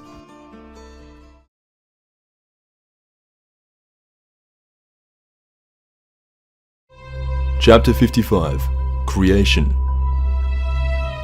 The creation of the new world is well within reach. Rem is left hanging around the task force as once Higuchi died, ownership of the Death Note returned back to Light. This brings up for the first time how the group reacts to seeing a Shinigami. As they have all touched the Death Note, they can all interact and see Rem. However, her dialogue with El and the task force remains extremely reserved. She doesn't tell them anything. In the continued attempt to save Misa, Rem complies with only the will of Light and does not speak out of turn. Since she has a track record of being charmed multiple times by certain humans, not just Misa but eventually Light as well, that shows a level of empathy that most Shinigami simply do not have, and it does make you wonder if given enough time around certain other members of the task force, such as El or anyone else, if she would have adopted a similar emotion to them as well. El basically has a 0 in charm, at least within the Death Note universe, as evident by the 1 out of 10 in social ability, and it would be hard to believe that Rem would find any kind of connection to him at all. He is stated as being somewhat evil himself by the creator, although this evil is a lot more subtle and less in your face than the big bad corporate evil Higuchi. Then you have Light Yagami, who Rem once disagreed with and thought was a despicable human being, but now she aligns herself with the cause.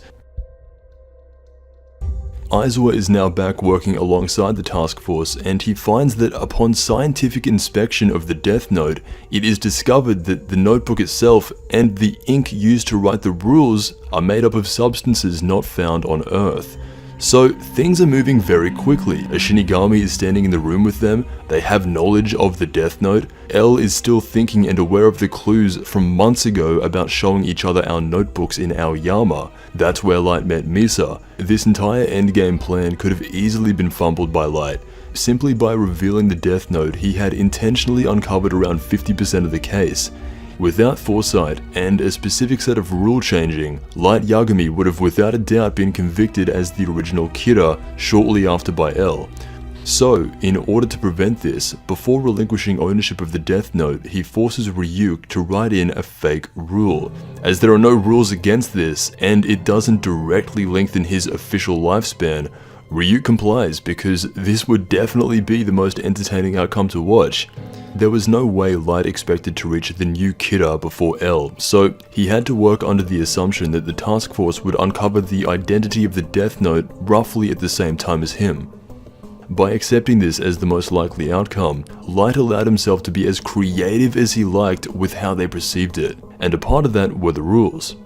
If the person using the note fails to consecutively write names of the people to be killed within 13 days of each other, then the user will die. Not as mind-blowing as the whole procedure he used to get here, but with a single rule change, this clears light in the minds of everyone. This was a magical notebook that could do beyond natural things after all. They had no choice but to abide by it and everything it said. He also adds in another fake rule that if the Death Note is to be destroyed, all those who had come in contact with it by touching it will also die. This is to prevent him from potentially losing his memories again in case the Death Note is burned or destroyed later on. From the moment Higuchi collapsed of a heart attack, L had been in hyper-focus. This battle was not over, and he is left questioning Rem over the validity of these rules written in the Death Note, as this was a clear outlier in all evidence pointing towards light. Rem continues to lie to protect Misa, so L has no choice but to admit defeat. In this moment, he apologizes for the trouble and unchains Light Yagami from his side. Just like that, clearing him of all suspicion to everyone on the outside. Whether you call it a biased Shinigami or no access to godlike power feeding him abstract rules from the divine, L had almost nothing going in his favor and is left purely to his own logic and deductive capability, and even then it still wouldn't be enough to keep the suspicion on Light in front of everyone who is just going against him. Light had front-ran him on the social hierarchy, and in the minds of the masses, he was innocent. It just wasn't all fully connecting. The previous steps Light had taken were made to ensure L would feel this way, and it's as if in the moment he releases Light, he gives up. L admitted defeat, and in the end, his fate was already sealed and predetermined. For as much as he hated losing, he was not more competitive than the man who was bored, and did not have a solid response for what was about to come. If anything, only apathy.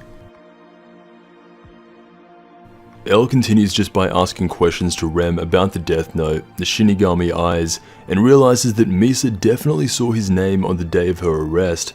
Regardless of Rem doing her best job at trying to avoid these questions, L is still able to figure out enough to know that he is sitting in a very unhealthy spot in relation to Light and his overall life.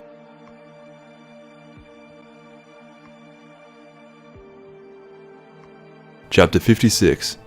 Embrace. Light and Misa both get released, and everyone who believes them to be innocent is down wishing Misa a farewell, and all those who are still not convinced do not say goodbye. A big difference now is that Kira, or the evil Light, can utilize Misa's power and manipulate her in any way he wants, whereas the good Light would never have done this, and even go on to say that it was a total one-sided relationship. He felt nothing for Misa and would never lead her on, as it goes against his moral code. But now he fakes being attracted to her using the reasoning of, after seeing all she had went through for him, naturally anyone would start to feel a connection. L picks up on this as a drastic change in the two personalities of Light. However, at this point, L can pick up on all he wants, it doesn't really change anything. This is of course a way for Light to retain Shinigami Eye power without he himself actually needing to shorten his own lifespan. He tells Misa where to go to dig up the Death Note that he had buried months ago, and that's exactly what she does, simultaneously regaining all her memories from her time spent as the second Kira as well. Light had left her a letter with a specific set of instructions that would lead to the death of Hideki Ryuga, the man she saw with the Shinigami eyes at Toho University, also known as L. A POV from Misa's perspective shows how much of a hindrance Shinigami eyes must be in everyday normal life. Misa goes through thousands of names daily and could not be possibly expected to remember the names of any specific individual. It had been months from the moment she had last seen L with those powers, and she never exactly was encouraged to remember his name, and so naturally, she forgets. Although once again, Light had definitely accounted for this. One thing he could always rely on was Misa's devotion and reproachful nature. Ryuk returns to the human world after being sidelined for far too long.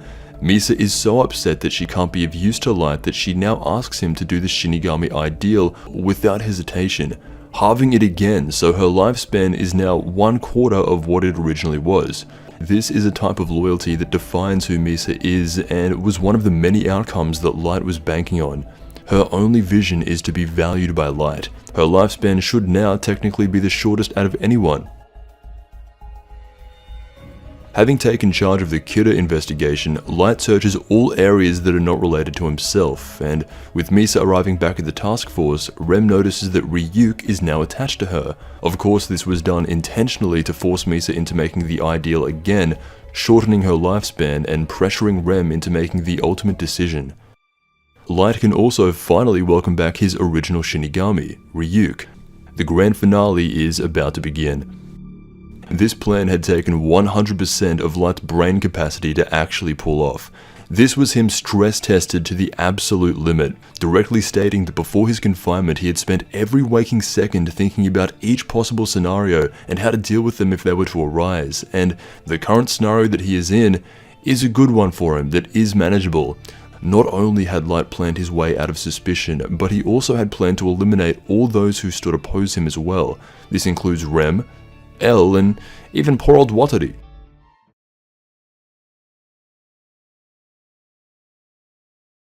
Chapter 57. Two Choices.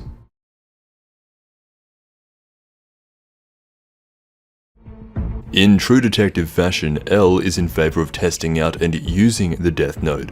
This brings up an interesting talking point on what if it was L that received the Death Note at the start of the story instead of Light. We've been comparing how similar these two are throughout the narrative, so would it be too much of a stretch to say L would end up similar to Light? Although his reasons for wanting to test it out here are simply to scrutinize the limits of what can actually be done, namely the 13-day rule. As much as Light and L are similar, they are not the same. L never had the god complex and was never living a life of mundane boredom such as Light.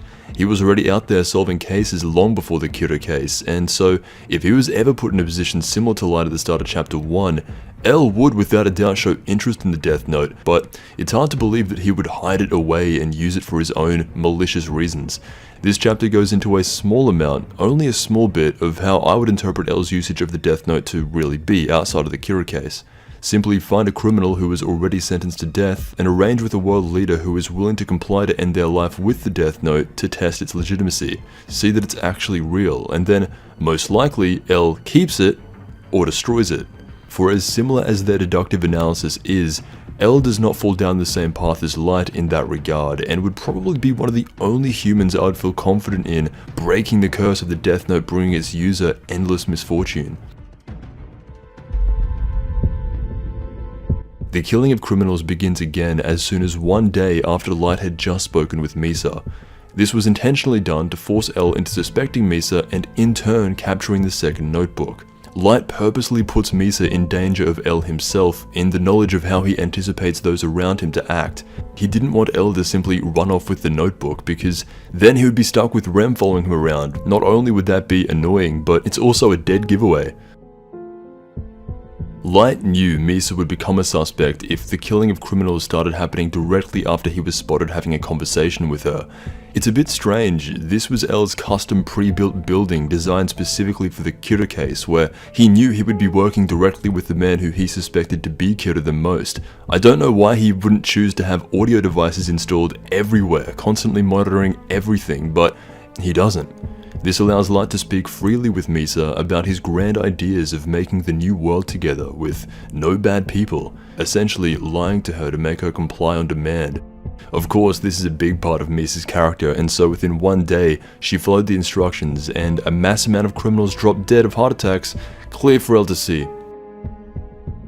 So the task force do notice that L is still fixated on Misa Amane as being a suspect, even after they had all gone down to farewell her. This is one of the biggest downfalls that L has. Working with people like Aizawa and Light's father who haven't the slightest clue what's going on, they are constantly hindering his ability to get anything close to constructive done. The 13-day rule was all the evidence they needed, and they didn't see Light as a monster, whereas he did. The task force do not allow him to keep compulsively suspecting Misa, and so L realizes this as a win for Light, and that's why he apologizes. This is the slow and grueling death of L. He had been superseded. Light casually leads the conversation onto what would happen if this kiddo was caught, what type of punishment would they receive, and for one of the only times in the series, L never picks up on this. He had been able to pick up on everything, literally no matter how subtle or otherworldly it was, but this was a normal and honest question. If Light didn't bring up this topic as nonchalantly as he did, Rem may not have acted at all. This is implied through her reaction to hearing of the potential Misa Amane execution and her overall deduction that Light wanted Elle to suspect Misa, up until the point where she had no choice but to kill Elle. It takes her quite a while to put this all together, and once she has, similar to Elle, her fate was arranged before she could do anything. Sticking to her word of protecting Misa, this is the characteristic Light was counting on the most, and as Rem is the most emotional Shinigami ever created, it is going to work. This is why she was so startled by this at first. Light had not only planned this through to outsmart Elle and the task force, but also a god who is the 4th ranked Shinigami in her realm. This allows him to get rid of her, Elle, and the task force's connections to the Shinigami all in one go. Light had pulled off the most insane feat of the series with only about 1 day's worth of prep time. Rem states that by manipulating a Shinigami and in turn killing a god, Light himself had surpassed the Death God. While Ryuzaki is speaking with Rem, he notices that to all the important questions relating to the case, she answers with a straight, "I don't know." If he were to assume the answer to "I don't know" questions were actually a yes, such as being able to write on torn pages of the Death Note, that would immediately put Light back into suspicion, and that's when Elle figures it out. All this time, Light could have been writing on a piece of the Death Note in that bag of potato chips while under surveillance, or even while Higuchi had been captured. Elle had figured it out, but there just was not enough time. His mindset right now is clearly still directed at Light being the original kidder and Misa being the second kidder. That never changed. What he is needing to do, and fully intends to do, is use the Death Note to ensure the validity of specifically the 13-day rule. He decides to have this set up and tested immediately on a criminal who is destined for death row. If 13 days pass and the individual is still alive, Light Yagami is kidder and Misa Amane is the second kidder. Elle needed 13 days to solve the case. Days that he would never be given. Overhearing that Misa's punishment would be death if captured and found guilty, it is time for Rem to make the biggest decision in Death Note lore. I want to tell you I'm Elle. そう僕がキラだ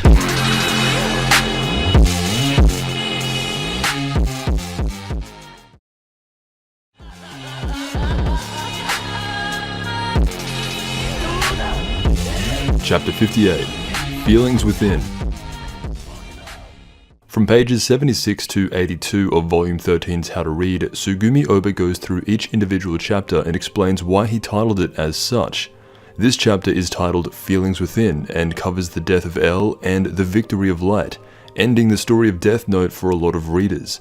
He explained the title's reasoning as Feelings Within partly refer to Light's feelings, but mostly to Elle's final inner monologue.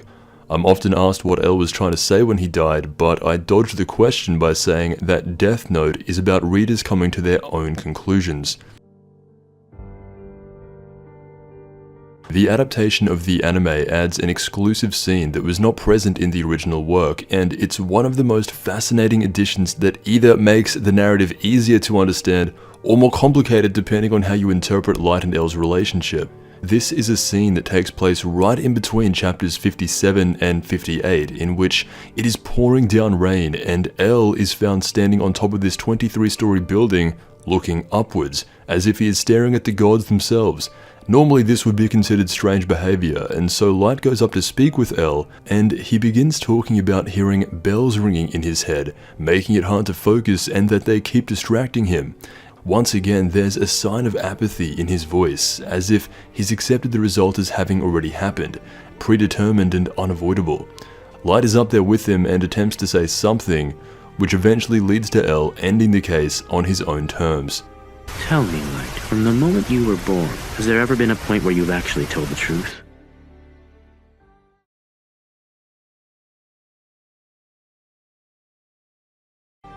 The scene then cuts to Elle washing Light's feet, saying that it's the least I can do to atone for my sins, and that it's about to become very lonely as you and I will be parting ways soon.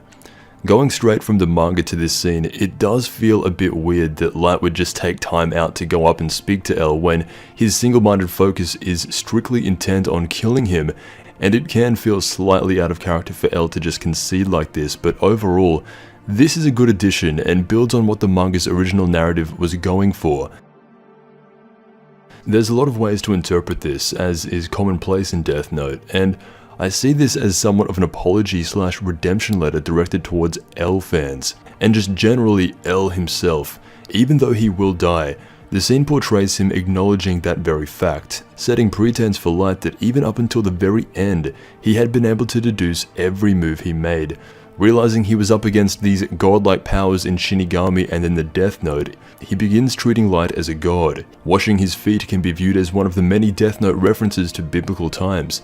In this scene, by accepting death as the outcome, he had in a way claimed a very small victory, showing really good sportsmanship and even a bit of respect towards Light. Instead of going out cluelessly and just completely unaware, L died with the knowledge and closure that he deserved. This is also emphasized in the manga, but this adaptation takes that idea and expands upon it and pretty much throws it in your face, giving some justice to L's character.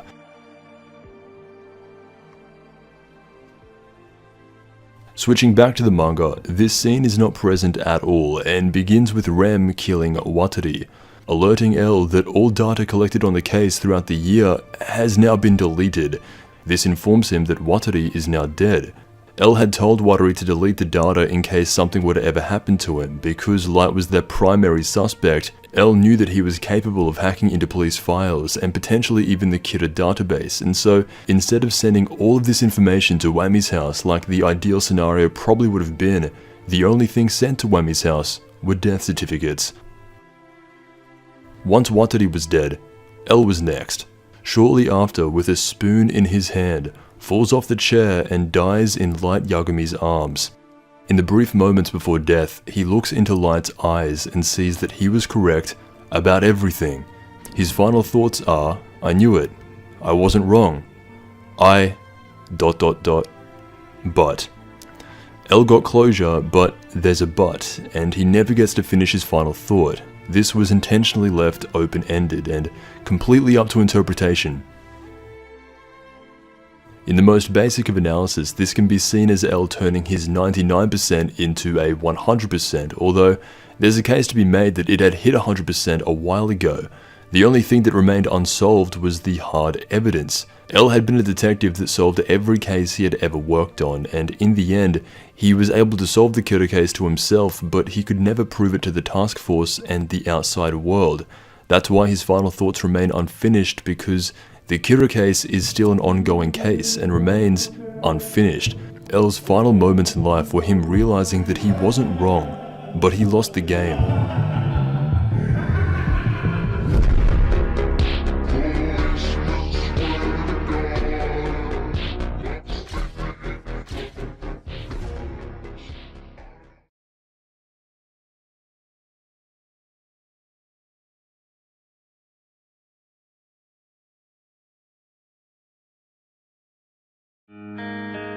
Chapter 59. Zero.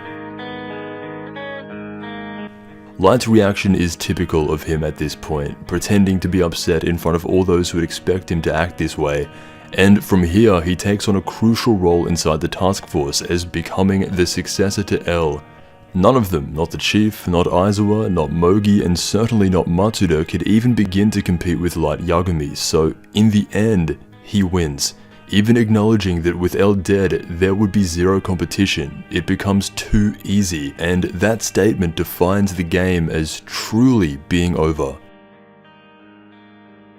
Light had gotten rid of the only capable person standing in his way, and for the next 5 years, and potentially rest of his life, nothing would ever challenge him as much as L did. His story now becomes a battle against all those who oppose the ideology of Kira. However, the fallout of L's death would be massive. With new obstacles on the horizon, we flash to an orphanage in England with a bunch of children running around. This was Quillish Wami's most desired invention. Throughout the ongoing chapters, Watari had stayed somehow more anonymous than even L.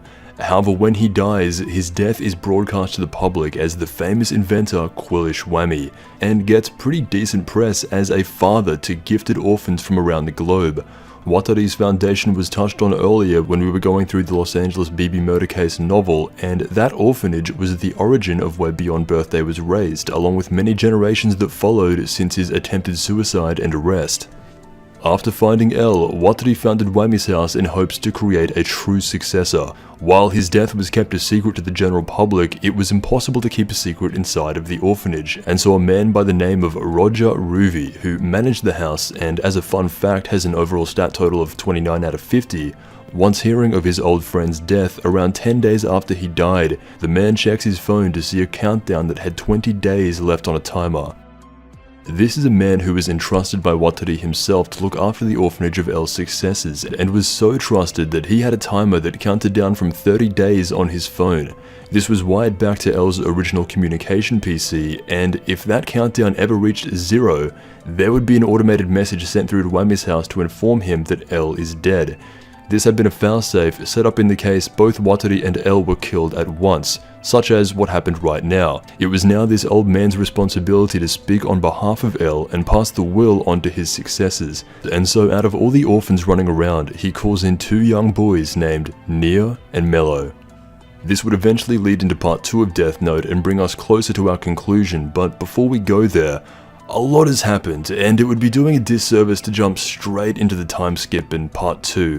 Light vs. L had been everything Death Note was, 59 chapters up until this point, and honestly is where a lot of people call the true ending. It had been one of the most interesting battles ever. Now L is dead, this concludes part 1 of Death Note. But before we move on into part 2, we need to talk about one of the most fierce rivalries in all of Shonen Jump.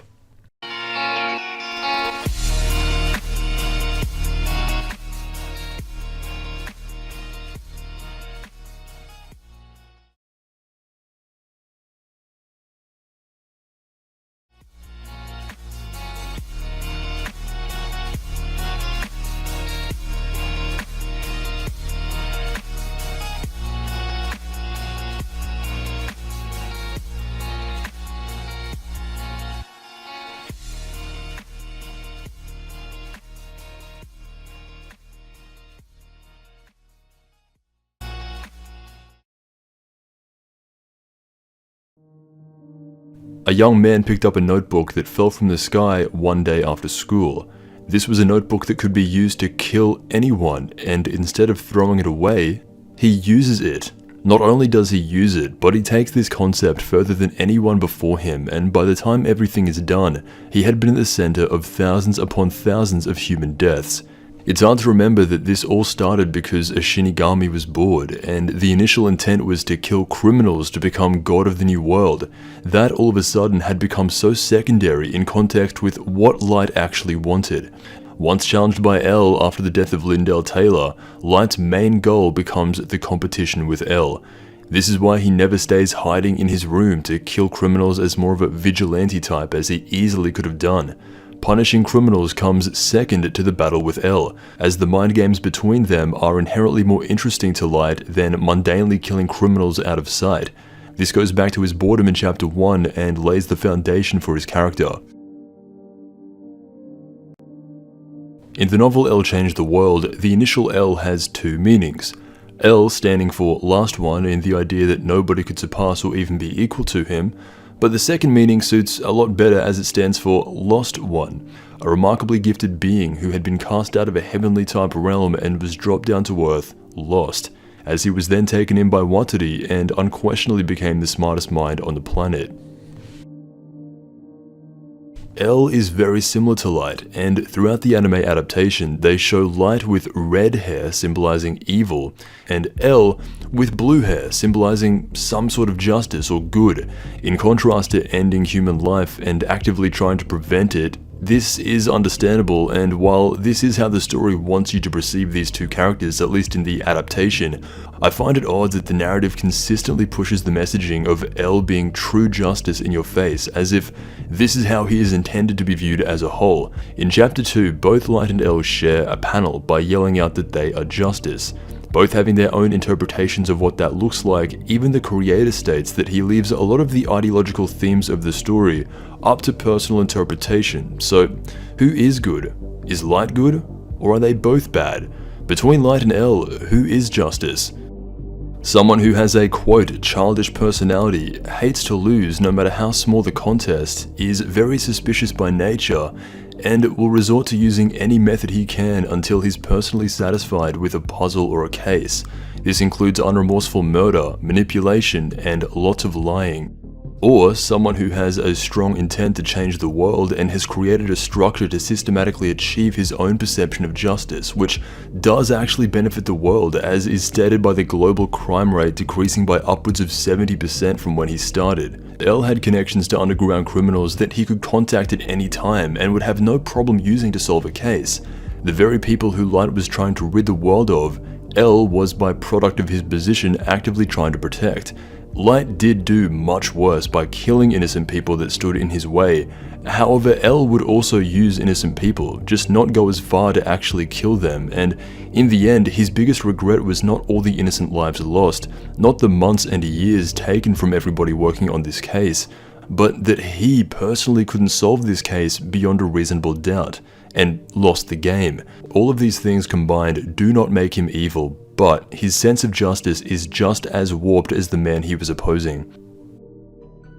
I find the Death Note musical actually does a really good job at interpreting and representing the duality between these characters. Throughout it, Light and L respectively sing their own lines, exclusively to what they had been thinking throughout the series, overlapping each other and never being in sync until the very end. The ending part of the musical has both Light and L quoting each other directly at the same time. They say, or sing, the exact same thing. The line is quickly blurring between what is right and what is not. I do not care who gets hurt now, as long as I get one more shot. It's made clear from as early as chapter 1 that Light and L are very similar in multiple ways. This line of thought can be applied to them both and becomes apparent when really looking at L as something other than just the blue-haired, good equivalent of Light's evil red hair. If the Death Note is dropped in front of L, would he have used it in the same way Light did? Probably not. However, I can still see L using it, maybe not straight away, maybe not for a very long time, but eventually, if there was a case as difficult and as intriguing as the Kira case, L would certainly use it without hesitation if it meant solving the case, as he was about to do before he died.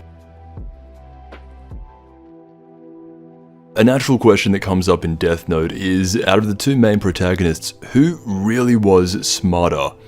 This would be the Death Note equivalent of power scaling the average shonen character's battle strength, but with Death Note there are no fights, so it's this weird form of intellect IQ scaling based on who gave the most sweat marks throughout.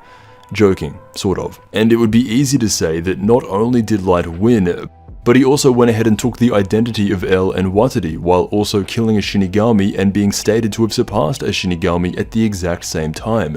Therefore he must be smarter. But that's a little too disrespectful to L and what he actually accomplished during this 50+ chapter intellectual warfare. Also, it doesn't account for the power advantage Light was given from the start. Now, I want to bring up their stats again and go over them each individually. Light's knowledge stat is a 9, while L's is set to an 8. If you take this at face value, Light has more knowledge than L. Knowledge itself is not equivalent to intelligence, it is a fact that throughout Death Note, Light always had more knowledge than L. Simply owning a Death Note will inherently have that effect and make his knowledge higher, and despite being the smartest characters in the series, this is why neither of their knowledge could be a 10, because there are still things in both the human and Shinigami world that they do not know, but is also not directly correlated to their intelligence, and just because Light is at a 9 and L is at an 8, does not make him smarter. It is close though. Light's creativity stat comes in at a 10 out of 10, and so does L's. This one's pretty straightforward. Light had always been creative, from his ways to hiding the Death Note to how he was able to kill the FBI agents, even all the way up until the final moments. Light's creativity is worthy of a 10, and it's the same with L. The Lindell Taylor stunt in the beginning to initiate the challenge and pinpoint Kira's location to an exact region on the map.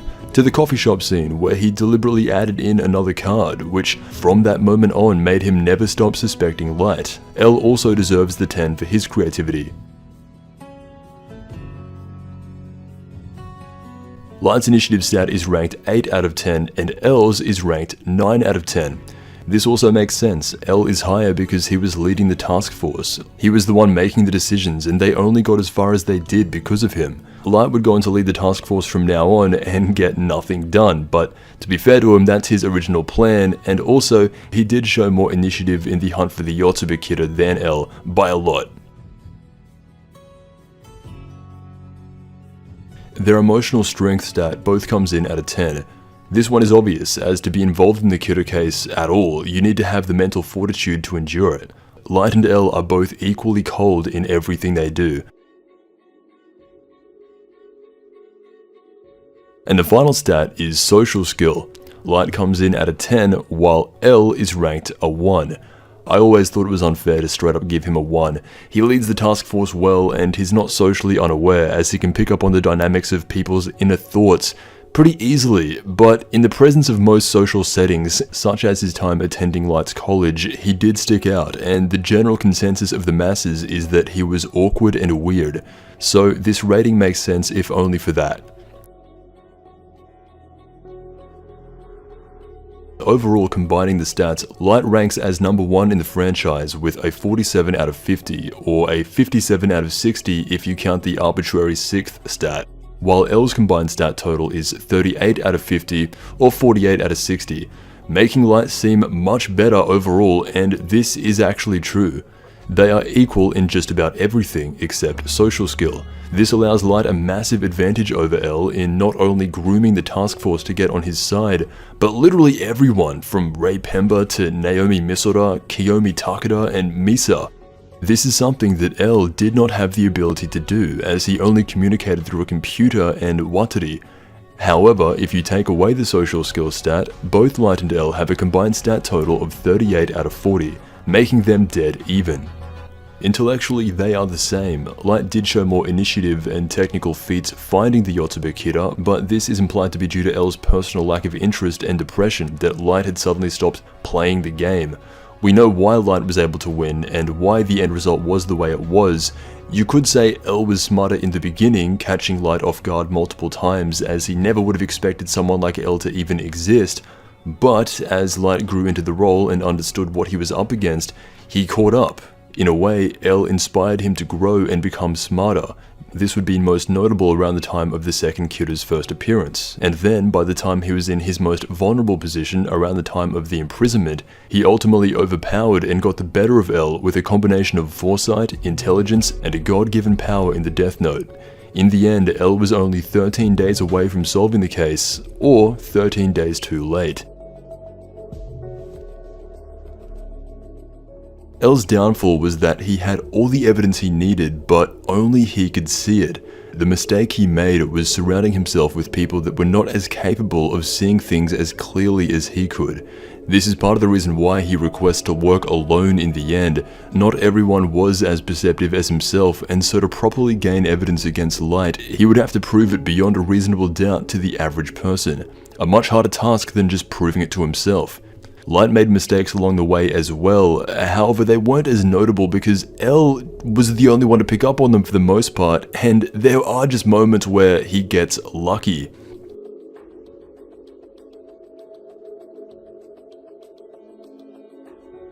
They say the best detectives make the best criminals, and well, Light appears to be proof of that. As the rest of the task force expected to die along with Ryuzaki, they had just been sitting ducks waiting for it to happen on Light's own call. However, death never came for them. No one in the task force dies, and they do not question deep enough into why. As there has never been a greater example of side characters than the remaining members of the task force, they are all in favor of Light taking over the role of L and continuing working on the Kidder case. With Rem now turned to dust, they are all too shaken up by the death of L to realize that the giant 8-foot demonic death god had suddenly disappeared as well.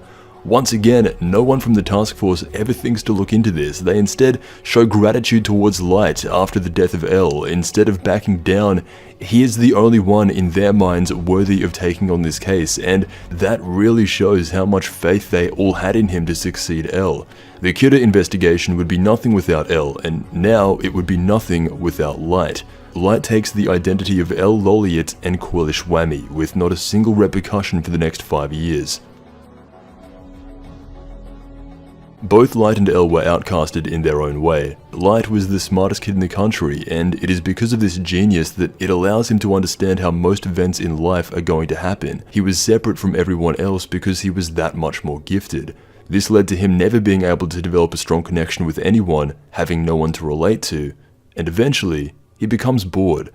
This is why the Death Note was so intriguing to a person like Light Yagami, where most people would see a notebook on the ground like this and assume it to be just a joke and never actually try using it. I mean, what kind of person would actually try to use something like this? This was something that, if it was not a joke, would release him from his only problem in life: boredom. In this context, Light is an extremely fortunate individual, with boredom being his only battle. He turns to the Death Note, which in turn warps his vision of justice and transforms him into the most prolific mass murderer of all time. This comes in conflict with the ideal version of himself, whose mind was wiped and was actively in the position of chasing Kira.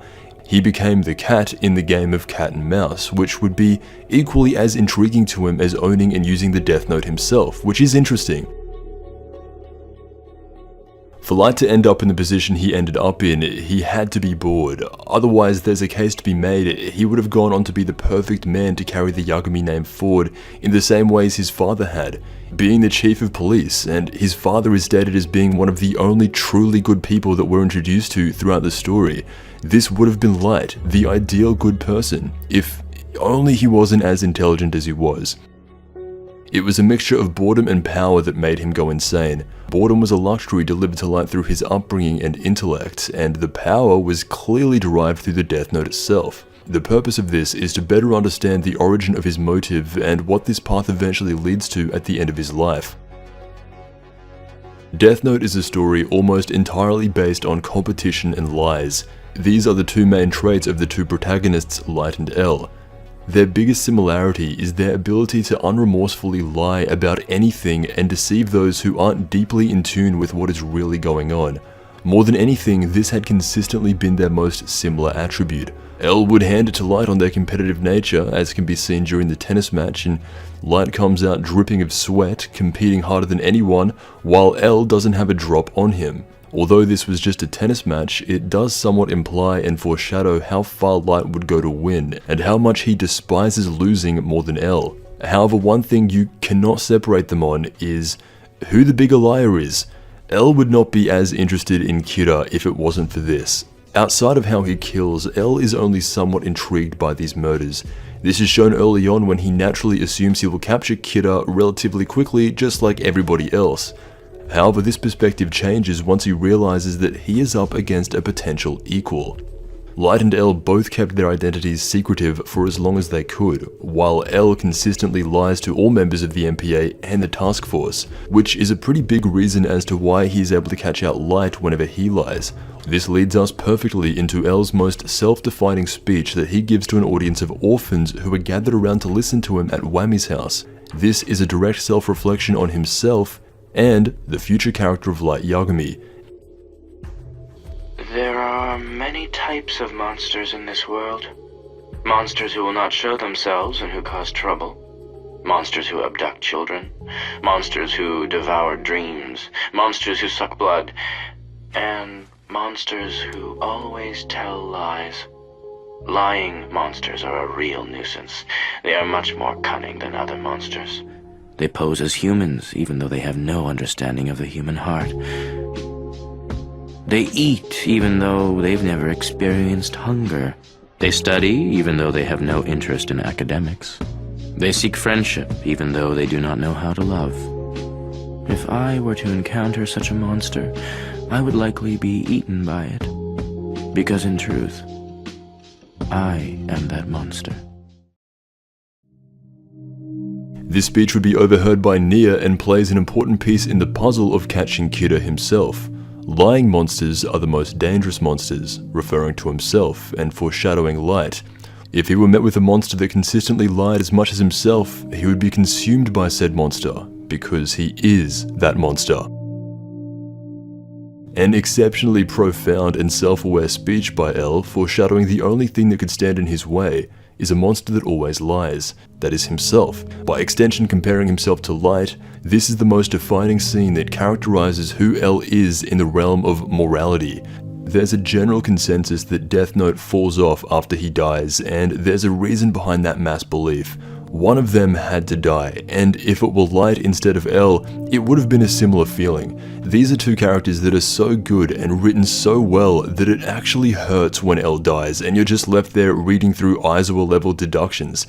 L is someone who is hard to replicate, a socially awkward, lovable guy who, despite being somewhat evil, is a direct counter to the main protagonist. While it's no coincidence that at the same time after he had died, Light himself becomes a less and less likable character beyond this 5-year time skip, as he achieved each and every single one of his original goals and is on the verge of literal world domination, but also becoming bored again. In the end, someone had to die. Would it be L or would it be Light? If it were Light, the story would end and part 2 never gets told. To be honest, it would be a fitting ending for Death Note to just end right now. L is dead and the world remains without Light. But that is not what happened. Part 2 of Death Note focuses on the orphans from Wami's house, specifically Nia and Mello. Wataru would take in kids from all around the world in hopes of finding another L.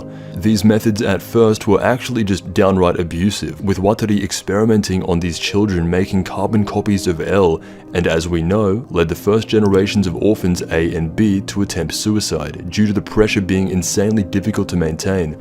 And Mello himself, while he was the narrator of the Los Angeles BB murder case story, he states himself that even by the 3rd generation of orphans such as himself and Nia, the conditions never really got any better, and that he did not enjoy his time at Wami's house.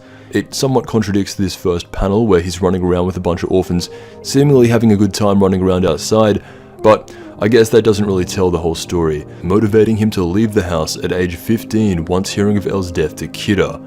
Also, the manager of the house, Roger, his main characteristic is a strong distaste in children, as is stated in volume 13, not the best trait to have if you're running an orphanage. Overall, whether Wami's house had a better quality of life improvement since the 1st generation doesn't really matter, as L's legacy will be carried on through Light, Yagami and Kira, or someone from the orphanage will step up to continue the battle that L couldn't finish.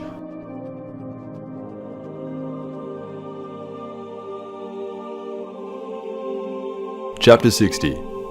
Kidnapping.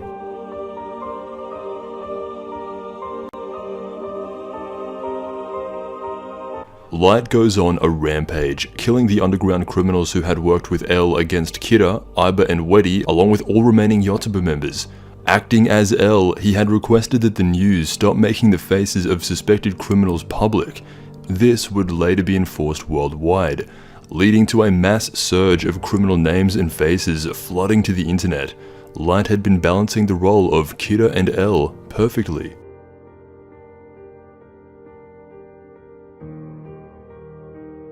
"5 years later, and there had been a time skip.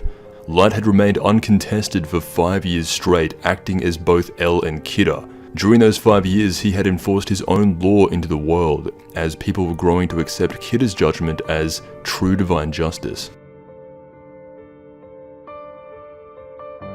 It is the year 2009, March 5th, and a young man named Nia was accompanied by the FBI to meet with the President of the United States to present evidence on the Kira case that he had been collecting for over the past 3 years.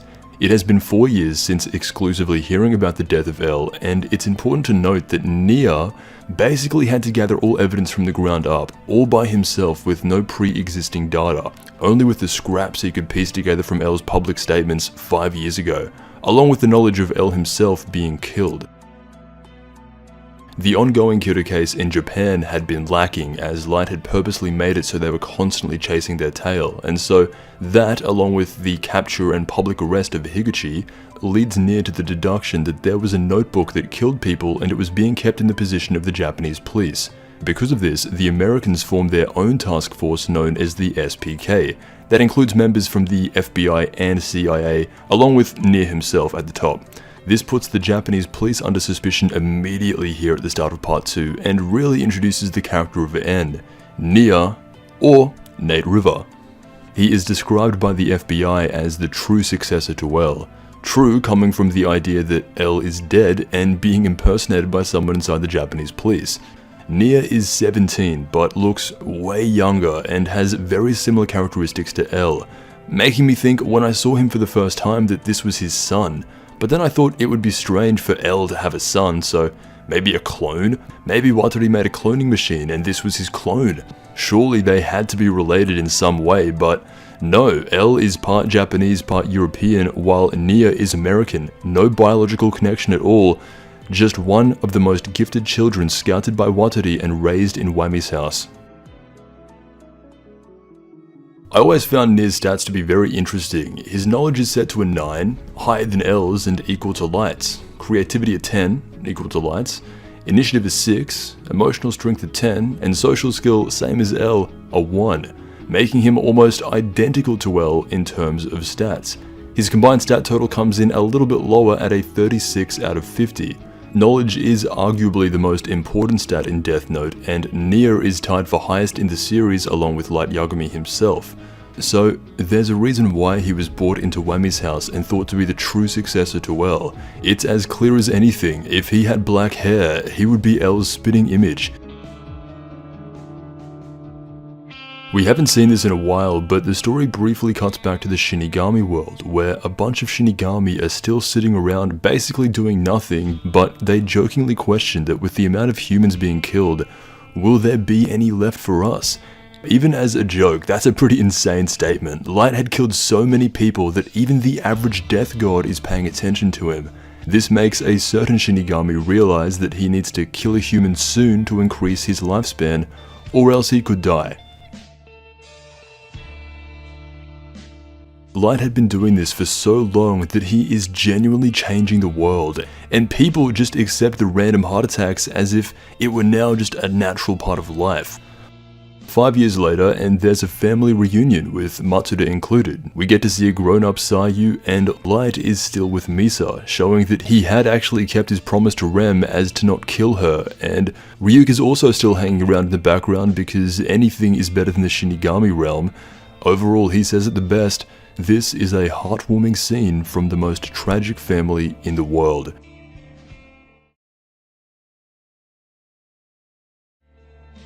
Despite being led on for 5 years, the task force is still trying their best to go after Kira, and not a single one of them after 5 years suspects Light at all. So, for the first time, the investigation must expand and go outside of Japan, all the way over to the United States. The family reunion gets interrupted by a phone call from Aizawa, who states that the director of the MPA, Kanichi Takimura, had been kidnapped by an unknown group and that they are requesting a trade. His life for the notebook.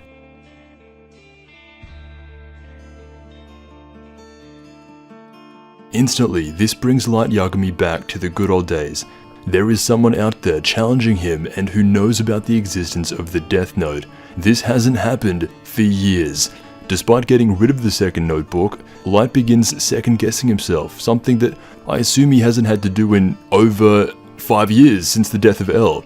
This situation starts off as different from all others in that he doesn't know about Wami's house and that there are people out there that exist that know the real L is dead. However, this kidnapping was not the work of Nia and the SPK, but instead Mello and the underground mafia.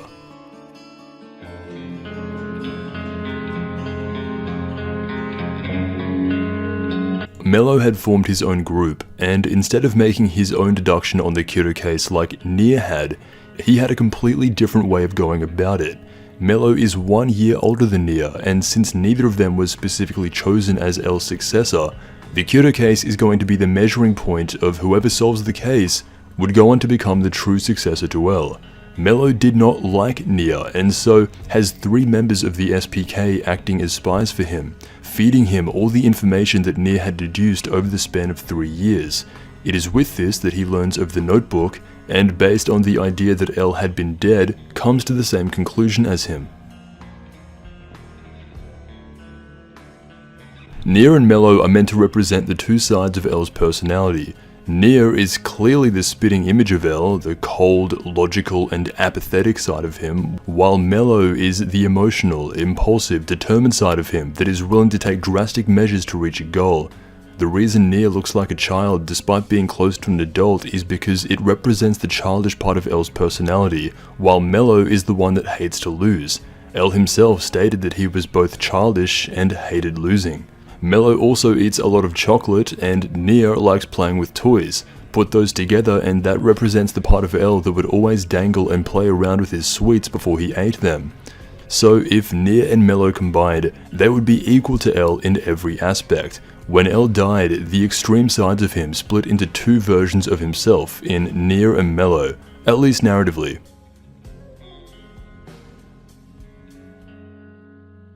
We've done this for every character, and Mello is going to be no exception. His knowledge ranks at a 7, so under both Light L and Nia. This does make sense and is fitting because he had to spy on Nia to get this information about the Death Note. His creativity is also a 7. Initiative is a 10, which is his highest stat, and is in line with that specific side of L's personality, keeping in mind that this was Nia's lowest stat outside of social skill. His emotional strength is an 8 and social skill is set to a 9, with an overall combined stat total of 41 out of 50, ranking him even higher than L and Nia, and outright most of the cast. Mello is somewhat underrated throughout Death Note, and these stats are a leading indicator of that. He has a completely different approach of getting information out of the Director of Police than Nia or even L would have had. Mello is part of a mafia organization and does not hide the fact that he is not trying to be justice of any form.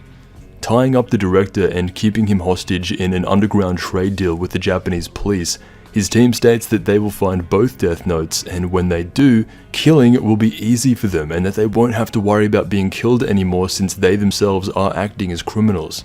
So these guys are very different. The Mafia is not at all trying to act in their own sense of justice, and is operating under an entirely different mindset. Mello wants to find Kira before Nia. This is his whole purpose. Wammy's house has a way of instilling an inferiority complex onto all those who don't match up to L, and in the case of Mello, Nia was visually the closest to L, acting most like him, and was naturally assumed to be the true successor. He was good too, but he was always second best. Solving the Kira case would be Mello's way of winning the battle against Nia, who he had always felt inferior to. During the time the Japanese task force had been made aware of their national police director being kidnapped, Nia and the SPK send out an actual FBI agent to go over to Japan and ask the task force to personally hand over the Death Note to America, as Japan had essentially made zero progress with Light in charge. Hearing this, after seeing that the deputy had been kidnapped and asked for the Death Note in return, Soichiro automatically assumes that this was the work of the FBI and in turn Nia and the SPK, when really it was Mello the entire time. To avoid any suspicion, Light kills the Japanese police director with the Death Note by making him commit suicide. He did this in a way to subvert this clearly being the work of Kira, but this shows that Light had gotten almost too comfortable at the top for so long and did not account for some random person to be able to deduce that this death very well could have been the markings of Kira. This was the most risky thing Light had done since the death of L. It is because of these actions that both Nia and Mello start suspecting, even downright assuming, that Kira is someone related to the Japanese task force. They had understood that at one point Higuchi was Kira, and his powers led to many mysterious deaths of people surrounding the Yotsuba group. This proves that Kira is aware of what is happening and further establishes a connection to the Japanese police. And so, to increase the pressure on the task force, Mello targets the chief's own daughter, Sayu Yagami.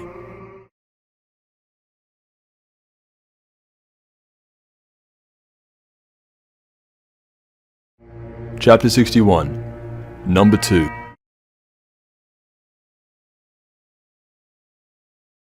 This chapter starts off with a flashback to Nia and Mello's first reaction to hearing of Elle's death and gives a lot of insight into these two characters and specifically how Mello feels hearing that Elle was most likely killed by Kira. Mello reacts emotionally, screaming and freaking out, while Nia almost has no reaction at all, only saying that if you can't solve the puzzle, if you can't beat the game, you're nothing but a loser.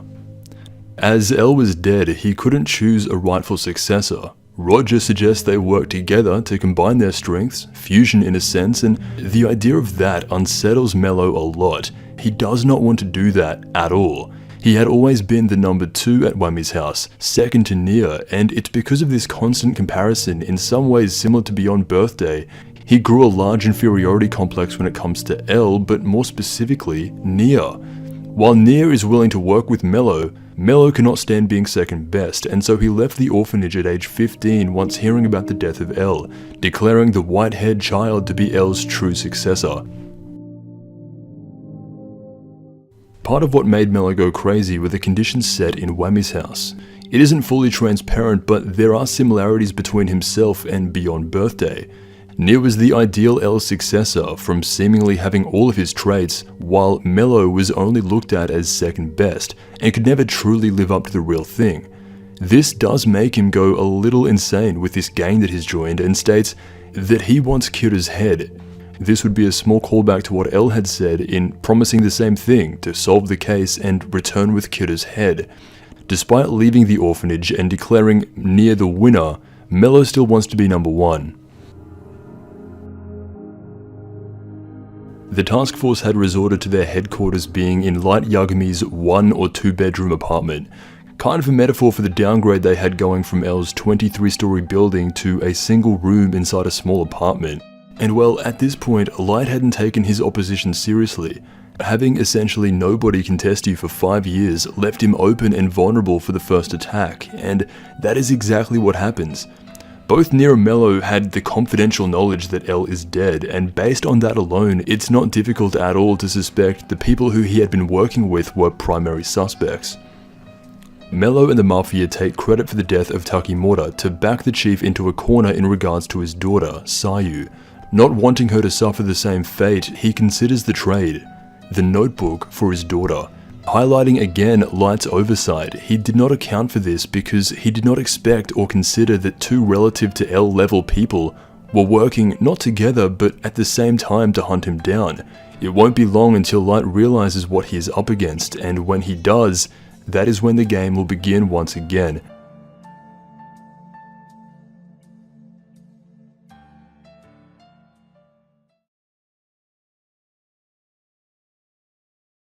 Chapter 62. Decision.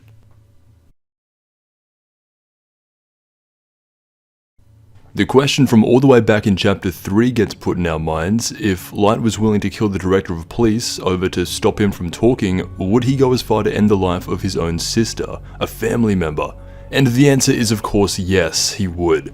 From this chapter, you really wonder what Light's true endgame plan was. Did he really intend to lead the task force forever in a constant circle of lies? It's been 5 years at this point. Or did he ever plan on slowly killing them off at the right time? 5 years is a long time, and you'd think maybe dwindling down the numbers until he publicly decides to quit the investigation himself would have been the best move for him. Later on, this will become a more prominent thought in his mind. By ending the life of the task force, that is when he will truly be set free as Kira. Right now, Light is shown to be living 2 very separate lives, and regardless of who you are, even if you are able to effortlessly pull this off, that is not sustainable at all. Light claims to be on the verge of becoming the actual god of the world, unironically, yet he says this while working in a small room with 5 other men on a daily basis. He just doesn't feel as godly as he should in this moment, and I can't help but think that this was by design. From now to the end of the story, this will be highlighted even more, but it was first implemented here. For someone who claims to be a god, his living conditions and quality of life is by no means envious. Living conditions are not the markings of a god, but with someone with the ego and narcissistic attitude of Light, you'd think that, maybe he'd get a better place for himself. He's definitely capable, but he just doesn't, and we also get to see a few panels of Light and Misa's relationship 5 years after, which is definitely interesting. after a phone call with the Mafia, Mello says something that sparks up a new sweat mark in Light, stating that if either of them announce to the public that the kidnapper is asking for the notebook in exchange for her life, Sayu will die, just like the director. This is of interest to Light because for the first time since L, he realizes someone is onto him, and these are not your average kidnappers. Right now, there are a total of 3 Death Notes in the human world. There is the one that Misa owns and that Ryuk is attached to. There is Rem's original Death Note that she dropped after killing L and Watari, then dying herself, which was picked up by Light and that he is currently in possession of. And third, there's the original Death Note that was initially used by Light, then passed on to Higuchi, to then be ultimately hidden away by Light's father. The chief sees a photo of his daughter being held hostage, and he makes the decision based on his own moral code as the police deputy and as well as Sayu's father. He intends to fly out to Los Angeles with the Death Note to give it to them in return for his daughter.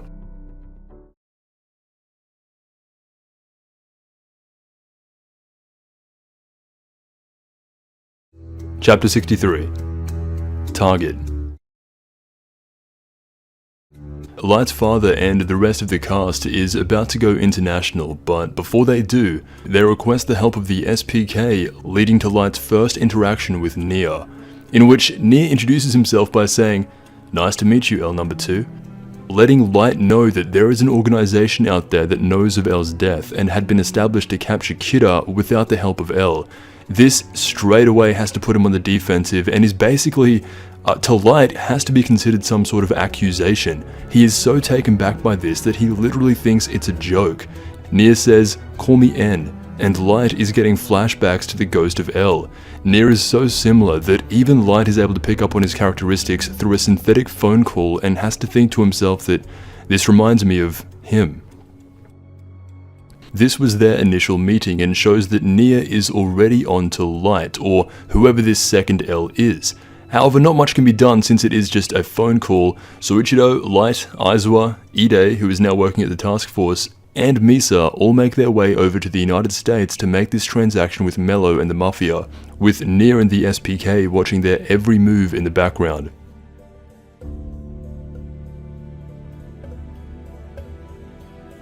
The anime makes a few changes here. The manga shows that Nia from the beginning has much more of a distrust, way more of a distrust towards the Japanese task force. I was originally thinking and pretty much of the belief that the Death Note anime was almost entirely faithful. However, in part 2 specifically, there would even go on to be almost entire chapters that are purposely left out and remain manga only. In part 1, the adaptation remained extremely faithful, a lot more stylized, but still incredibly faithful, with the only big change from the manga to the anime is that L had talked about there being a group of L's in a way to sort of throw Light off, and some other small moments with Aiba faking his role as Araldo Coil to the Yotsuba group. But in part 2, there is quite a bit of context left out from Mello to the Japanese task force. It'll get touched on soon enough, but the anime adaptation definitely rushed through the story of part 2 to only focus on the big events.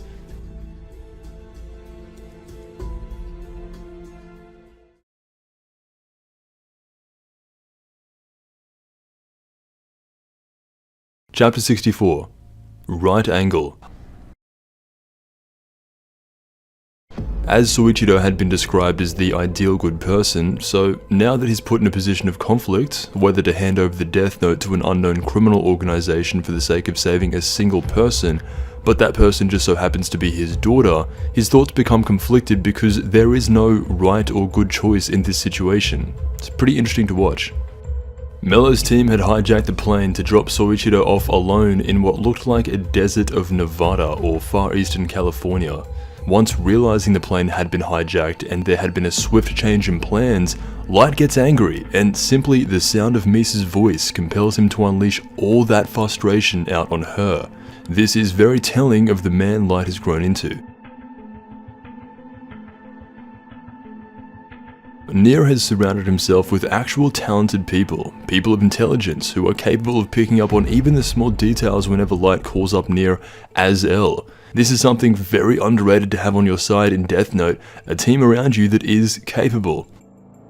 This will be the final time we do this until the Shinigami, but there are 13 named members of the SPK. Out of these 13, there are only 3 notable who stick around that have their own stats and are worth mentioning outside of Nia. First is a man named Anthony Resta, or Commander Resta. He is the second in command and works most closely with Nia, with a combined stat total of 35 out of 50, makes him equal to Mogi and higher than the rest of anyone in the Japanese task force.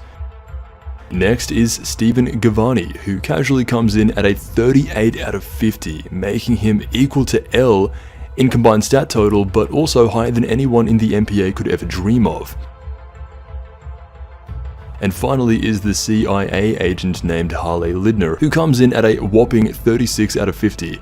It goes without saying, but these stats speak for themselves. The people that Nia had been working with by his side were rated far higher than the likes of Aizawa or Matsuda or any one of the task force members that were working alongside L. This would be the equivalent of 3 equally talented versions of Naomi Misora working alongside L on the Kyoto case all those years ago. Still, nothing compared to Light Yagami, but it is interesting to point out that Nia's team on average is up to 30% better than L's team.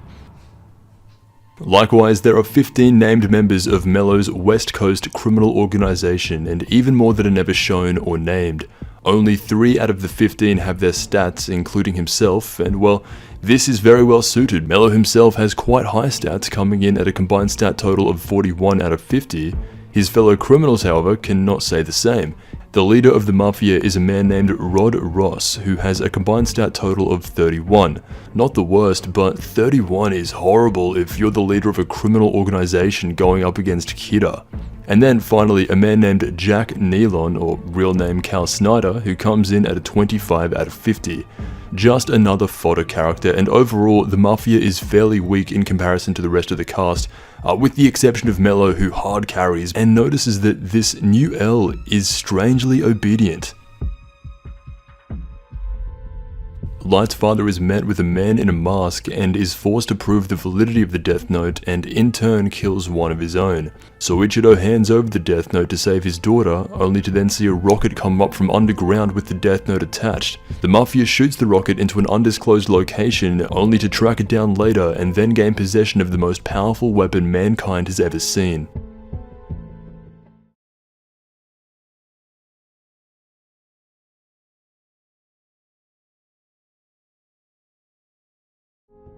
Chapter 65, Responsibility, plus all Shinigami rankings. Light hadn't been able to do anything. Even if he did kill his father and sister, that would only then highlight the probability of Kira being connected to the Japanese police. Plus, Light would rather not have to kill his own family and would only do so as an absolute last resort. There's now this dynamic between Nier, Light, and the Mafia. Nier is helping Light chase down who he suspects to be Mello, now in possession of a Death Note, while he had also unintentionally been helping Mello chase down Light.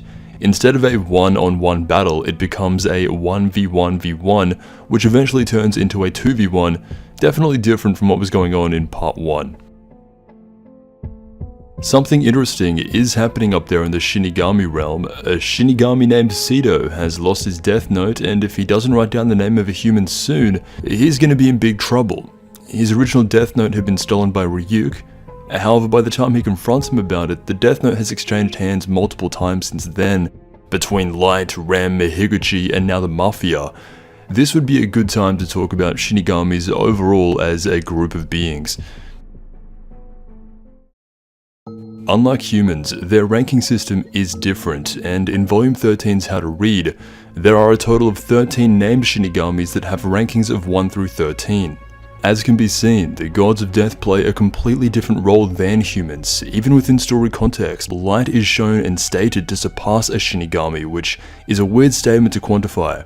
Similar to humans, Shinigami are ranked through 5 main attributes. However, opposed to humans, their categories are different, as they're ranked on intelligence, inquisitiveness, initiative, empathy, kills, and at the end they are given a rank. As you can probably tell, having high stats in some of these categories such as empathy or curiosity for a Shinigami would go against their purpose and actually make them a weaker being. So, unlike humans, combining their overall stats to see who ranks the highest cannot be accurately done with them to see who is naturally the best. In fact, some Shinigami don't even have stats in fields like curiosity or initiative because they are so far beyond that it becomes immeasurable. Seto, the current and third Shinigami introduced, is ranked at Death God level 8. His intelligence is ranked at a 2, and it's the same for his kills. His highest rank stats, Initiative and Curiosity, are both set to an 8 out of 10. This makes him overall a pretty useless Shinigami. However, even he, with an intelligence level of 2 out of 10, still isn't ranked at the lowest level, which is interesting. For a fun fact, the pilot chapter actually classified Ryuk as a C-rank Shinigami, which did imply an alternate way of ranking them into tiers opposed to numbers. However, it is fact that Shinigami are ranked from highest to lowest, 1 through 13, rank 1 being the highest and rank 13 being the lowest. These rankings do not determine how powerful a certain Shinigami is. It is generally taken that the higher the rank of the Shinigami, the closer connection they will have to the Shinigami King. In fact, most of the Shinigami never appear in series and are background lore that you have to go and find on your own, but it exists and is considered part of the verse. We're about 70% of the way through the story, and Seto is only the third Shinigami to come down to the human world and actually be involved.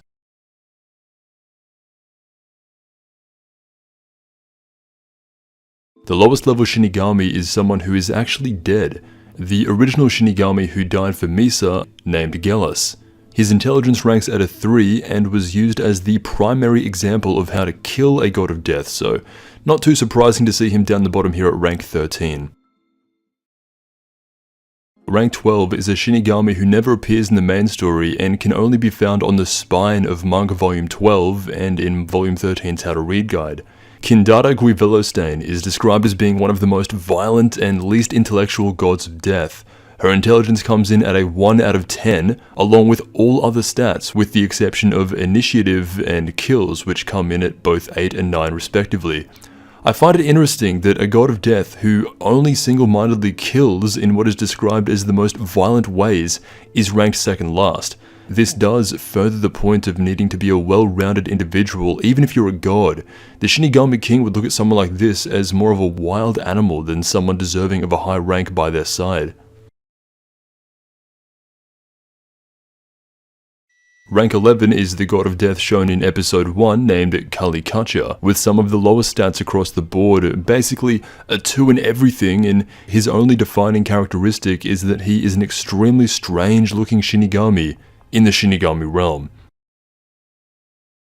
Rank 10 is the Shinigami who at the beginning of the story wins a game of gambling named Deridovli.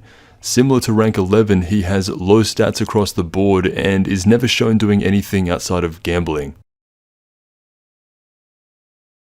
Rank 9 is a salamander-based Shinigami named Midora, and while she doesn't appear in the first 12 volumes of the story, she does play a role later in Death Note in a bonus chapter involving a new Kira after the death of Light Yagami, so she will be of importance at a later time.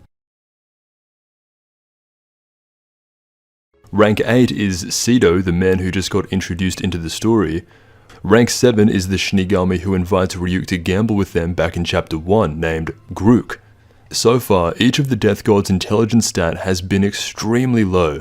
Each of them ranking on average lower than a 5 out of 10, it's not hard to imagine someone like Light surpassing these beings at all. In fact, based on how they act, you would actually expect it. Rank 6 is Ryuk, and out of any of the gods of death, he is the representation for all of them. Ryuk embodies traits of all the Shinigami mixed into one during the current boredom era. His intelligence is a 6, empathy a 5, curiosity a 10, initiative a 9, and kills a 7. He may only be rank 6, but without him manipulating the entire story, none of this would be happening right now, and for that reason, he is the best. Rank 5 is the Shinigami known as Zelogi. This is a man who had been actively enjoying watching the show that Ryuk had put on down in the human world, and only quote in the series is referring to him as Light's uncute pet.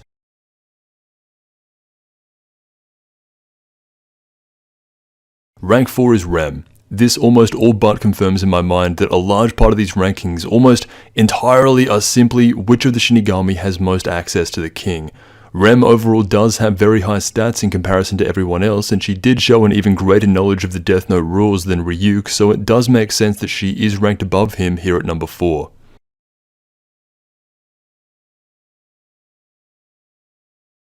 Rank 3 is known as Daryl Garoza. From here, we are getting close to some of the most highly regarded Shinigami in the realm, with an intelligence rating of 8 out of 10, low empathy, low curiosity, low initiative, and a high kill count. This is the first god of death by stats alone that would put fear into even light. As a fun fact, when deciding on the third Shinigami to come down into the human world, a decision was going to come down to Seto or Daryl Garoza. Obata had prepared for it to actually be Daryl Garoza instead of Seto, but was later informed by Oba that they were going with Seto because Garoza had already attained such a high Shinigami rank and was essentially too powerful and therefore wouldn't fit into the role of being pushed around by a human such as Seto. Rank 2 is Armonia Justin Biondo Mason. Described as the Shinigami that the king has been able to put great trust in, and it is for this reason that a lot of other Shinigami go to him for advice. His intelligence is a 9 out of 10, low empathy, initiative, curiosity, and kill is also ranked 9 out of 10. He can be seen sitting on and moving around on a throne made out of human skulls, and it is because he is basically the king's right-hand man. He demands a lot of respect from the other low-level Shinigami.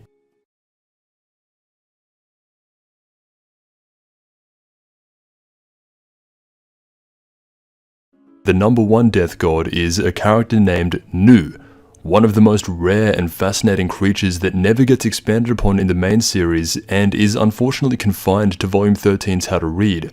She is described as a rock that is covered in a multitude of eyes that stick out of the ground. Other than the Shinigami King himself, this is the most powerful Shinigami with an intelligence of 10 out of 10, making her close to all-knowing. She appears briefly at the start of the second anime opening and can also be seen on the spine of Volume 13. Obata had stated that Shinigami like Nu are extremely rare. Above all gods of death is the Shinigami King, the father of all death gods. He does not have a rank because the ranks were created by him. Stated as having immeasurable intelligence and stats across the board, uncomprehendable to the human mind, even his appearance is, quote, too evil for human eyes. Even though later he is shown in the end of the bonus chapter in the Sea Kidder story that comes after the main story, and he was also manipulated by Ryuk into giving him a second death note, so in the end, Ryuk really is the GOAT. The Shinigami King, similar to Midora, will have a role to play in a bonus chapter that takes place at the end of the series and isn't really relevant to Light's journey or any of the current situations taking place in the human world while Kidder is alive. The Shinigami King actually knows of Light but allows him to continue because he is using the Death Note for its intended purpose, to simply kill humans, and not for any financial gain or anything corrupt like that. There are more unnamed Shinigami that appear, however they do not have a rank or they're not even named, and the most notable one being the God of Death that appears in the Death Note Relight film who specifically seeks out Ryuk. That is something that will be brought up later when it is more relevant to what is going on, but for now, those are all Shinigami ranked in the canonical Death Note timeline, and Ryuk has taken Seto away from Light to tell him how he best go about finding his Death Note.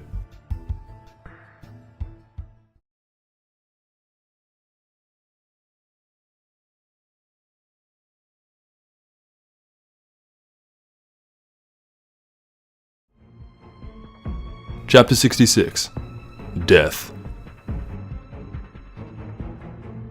The interactions between Ryuk and Seto as he's explaining the events of how the Death Note had passed through multiple hands is very entertaining. However, there are many problems for Seto, as for when Rem died, he had to resort to pulling out the rules that he received from the second-ranked Shinigami, Armonia Justin Biondo Mason. That's right. He now has to find the human who is in control of that notebook, and it just so happens to be safely in the hands of Mello and the Mafia. Ryuk tells him that if he sticks around long enough, he will be able to uncover his identity and take it back relatively soon, as he does have faith in Light catching him eventually. Light and Near continue their investigation, however, Near doesn't want to tell Light who the kidnappers were. as Nier is onto the Japanese police basically from the moment of L's death, and when he speaks to Light he refers to him as the second L, implying that he does actually suspect whoever this second L is. From his perspective, this makes sense. So, from the beginning, Nier does not respect the second L, or Light, or the Japanese police at all. The fact that Kira's approval rating seemingly only went up as the years went by also points to the Japanese police just sitting on their hands, not actually trying to solve the case. Nier and the SPK are a lot more competent as a group than anyone else shown previously.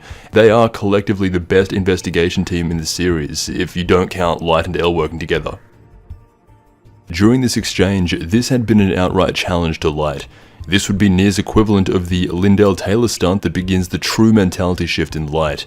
By calling him incompetent, Light's inner monologue instantly shifts to, he's dead.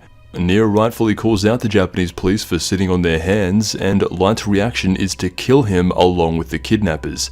This would indirectly be his first confrontation with both of L's successors, Nier and Mello. All of a sudden, members of the SPK drop dead. Mello uses the Death Note to kill them, preventing any possibility of Nier finding out about the Mafia. It is because of this, Nier is then backed into a corner and reveals information to Light about Wami's house and the existence of Mello. Sito, who had been next to Ryuk the whole time, watching this unfold for the first time, is in shock of how these humans are using the Death Note, stating that these humans are crazy, they're not using the notebooks the right way at all. To which Ryuk responds, that's what makes it fun. 2 days go by and both Matsuda and Aizawa did some digging into Wami's house and even interviewing Roger himself. They returned to Light with all information about Watori's foundation. They even had rough sketches drawn of Nier and Mello's face, and when Light hears about L's heirs, he smiles and knows that the game is back on.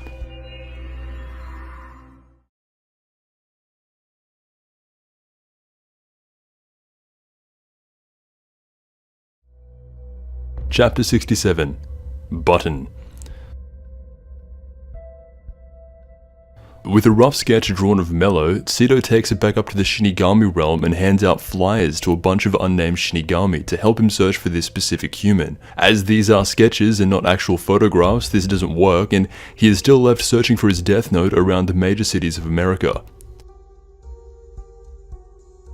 In a phone call to Light's father, Mello asks who the Japanese police appointed to be the second L after the death of the original.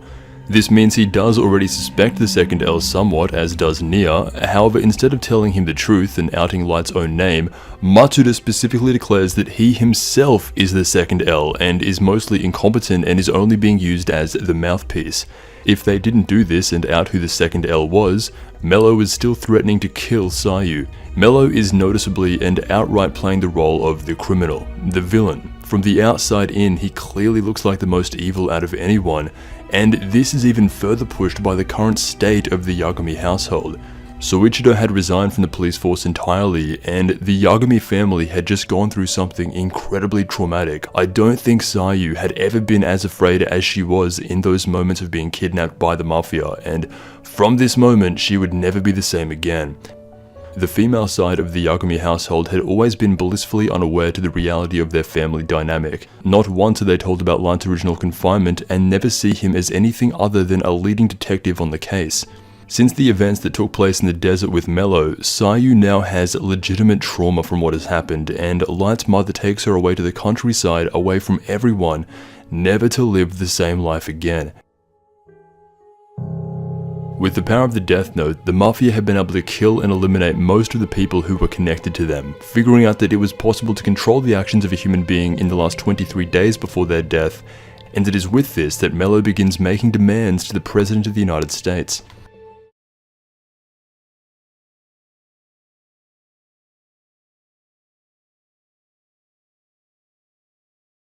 Chapter 68 Discovery. Mello had begun threatening the president with the Death Note and told him that if he didn't comply with everything he said, then he will ensure that he goes down as the worst president in history. Mello's mistake here is not fully understanding the rules of the Death Note, and this is able to be picked up on later by Light. Mello thought that he could force the president into launching nukes. This was his main threat to him. However, You cannot force a person to kill others with the Death Note, so Mello's plan was never going to actually work unless he thought of a more creative way to threaten the president. Although this statement alone is enough to scare the president, and to be fair, it would be enough to scare anyone who wasn't in the know. Death Note's interpretation of the United States president in 2009 is a man by the name of David Hoop. This was a man who originally greenlit the foundation of NieR and the SPK, and so that's why Mello has a keen interest in getting him to comply to him instead of the SPK. The president is given some time to think about Mello's request, and in turn looks to L and the Japanese police to ask if there is any way to escape the notebook. By doing this, it indirectly informs Light that someone must have threatened him with it, and the only person who could have done that was Mello himself. A bit of spark returns to Light, as he can easily capitalize on what is Mello's first real mistake. By getting the president on his side with his knowledge of the Death Note, he has pulled ahead of both the SPK and the Mafia. Light had been playing a little dumb, but L is still the greatest detective in the world, and with the help of Misa's eyes and the president willing to send in over 30 men from the Middle East to help capture Mello, Light is right where he wants to be.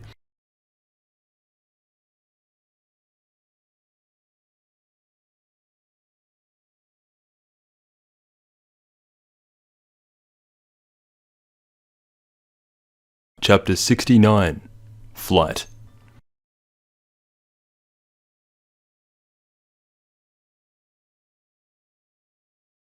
When communicating as L to the president about the capture of Mello and the notebook, the question comes up of, can we kill him, by the Middle Eastern man, and Light in front of Aizawa, Matsuda and Ide says, yes, we have no choice. This would be the first really obvious message to them that Light was different from who they originally thought. This was massively contrasting with the mind-wiped Light they first saw beginning to work on the case. The Light they thought they knew would never kill anyone without legitimately zero hesitation. That goes against his father and his own moral sense of justice, and when that question comes up now, he simply says, yes, kill them.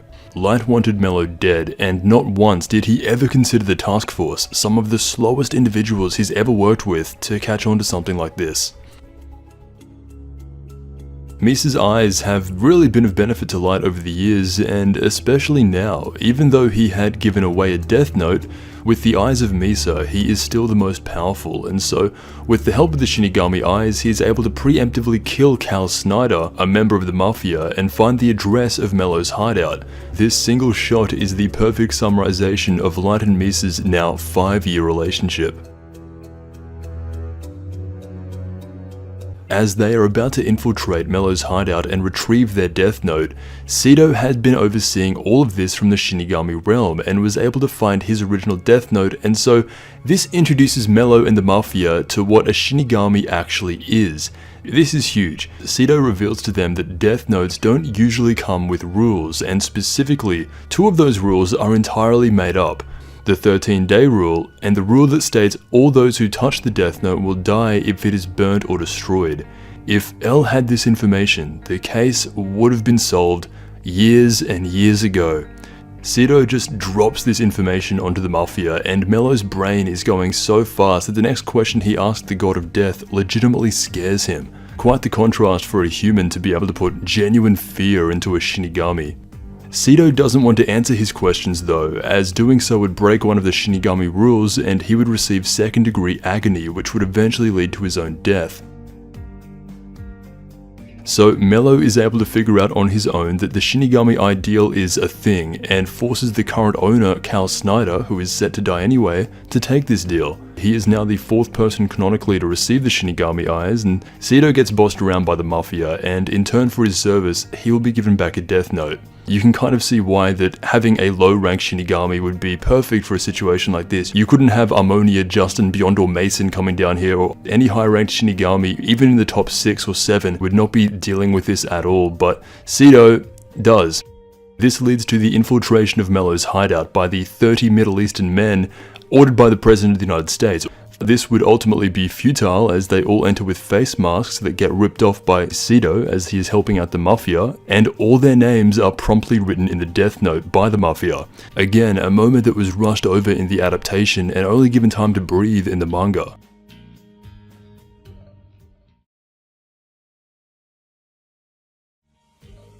Chapter 70. Tremble. Seeing his plan fail, Light begins stressing out. This is common for him when things do not go exactly as planned. He suspects this is the work of another Shinigami, but is confused as to why or how a Shinigami found their way inside the Mafia, as Ryuk had purposely talked Seto away from Light so that he couldn't be aware of the third Shinigami. And so just like how he took out his anger on Misa, this time he takes his anger out on Aizawa, and now this is strike number 2. Light is now aware of his enemy possessing Shinigami eyes, and so that means if the person with those eyes ever sees a picture of Misa, it will become very obvious to them that Misa is the one writing the names in the Death Note. So, Light forces Misa to quit acting in movies and become a stay-at-home wife, while also thinking to himself, should I kill Misa? The Light that we saw at the end of part 1 has gone and evolved those traits to such a point where no remorse can ever be felt, not for Misa, not for the task force, not even for his own family. The biggest threat to Light at the moment is not Nier but Mello. With a Shinigami on his side, having already mentioned the rules being fake, Light must focus all his attention on Mello to kill him as quickly as possible, completely disregarding Nier and the SPK for the time being. Because their attack on the hideout failed, the President of the United States has committed suicide in fear of not being controlled into pressing the nuke button. It is speculated that his death was Kira, however it is more so implied that he actually genuinely ended his own life to protect the world from being controlled into pressing these nukes, as Light would have no reason to kill him.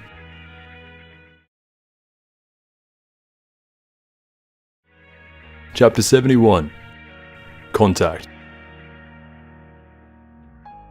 With all favour going in the direction of Mello, Light forms an idea that is so ridiculous, so crazy, that it is insane to think that he would even consider doing this for a person he hasn't even met. But with the unknown factor of the Shinigami Seto, he was forced into making a decision that would have himself, Kira, hand over the Death Note to the task force and have them dispose of Mello for him, as it would be in both of their interests to bring the Mafia to, quote, justice. This is a message written by Light and delivered to the task force through Misa on a phone call that would have them assume Kira is calling them directly and they are communicating with him in real time. And really, once again, this is a scheme that he is only able to pull off because of the incompetence of the Japanese police. L would never have let something like this slide. Light is able to get away with so much more in part 2 of the story already, and this is part of the reason for the drastic change in quality from part 1 to part 2, at least in the early stages here with Mello. At this point, it evokes this feeling of Light can do anything unquestioned, and it's only through the repetition of this that will eventually lead to his downfall. And so 3 days later, Ryuk shows up alongside the task force and hands them the Death Note they are going to use against Mello.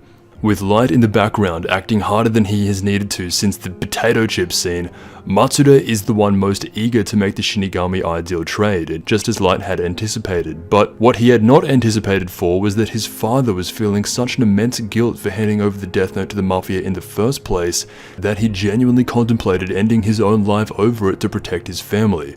Because of this, he is the one to make the Shinigami ideal trade, going against what Light had originally planned.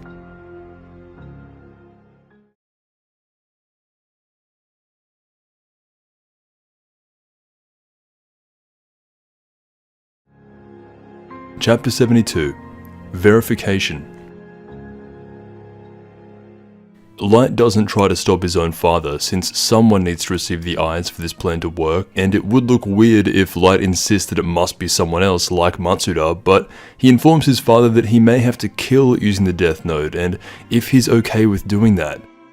Soichiro says yes, he is willing to do that, and ready to die 13 days later as he still believes in the lie.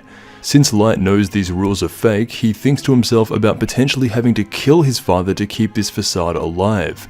However, because of this scenario even existing, Light has already indirectly killed his own father.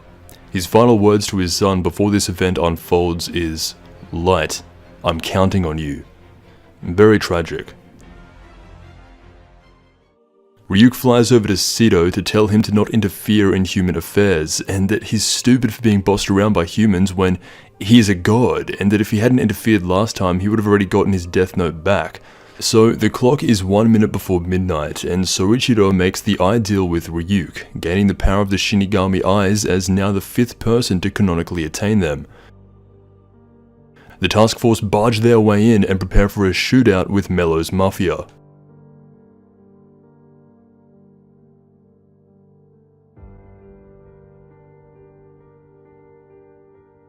Chapter 73. Cornered. With some of the most action Death Note has going for it, this chapter is filled with explosions, tear gas, and gunfights between the task force and the Mafia. The task force seize the hideout and capture the notebook back into their possession. However, with Mello being able to escape, Light urges them from afar to continue to push after him, indirectly leading to the death of his own father.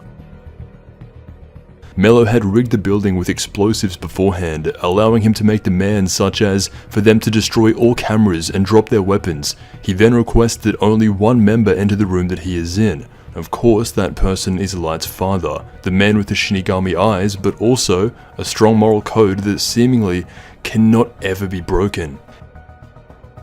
Light's father sees Mello's real name as Mihail Keel. As he says this out loud, Mello, being noticeably shocked that he knows this information, still has the capacity to think at close to L levels of speed, and so when Soichiro gives him a choice to surrender now or die at the hands of the Death Note, Light's father, as the only morally righteous person consistently shown in the story, sticks to his principles regardless of the situation and does not kill Mello like how Light intended. This was the opposite of what Light wanted and was anticipating, internally screaming at his father, but of course he can't do anything that would make him look overtly suspicious in the eyes of the task force. Light's fate is in the hands of his father, who is trying to play the role of the hero.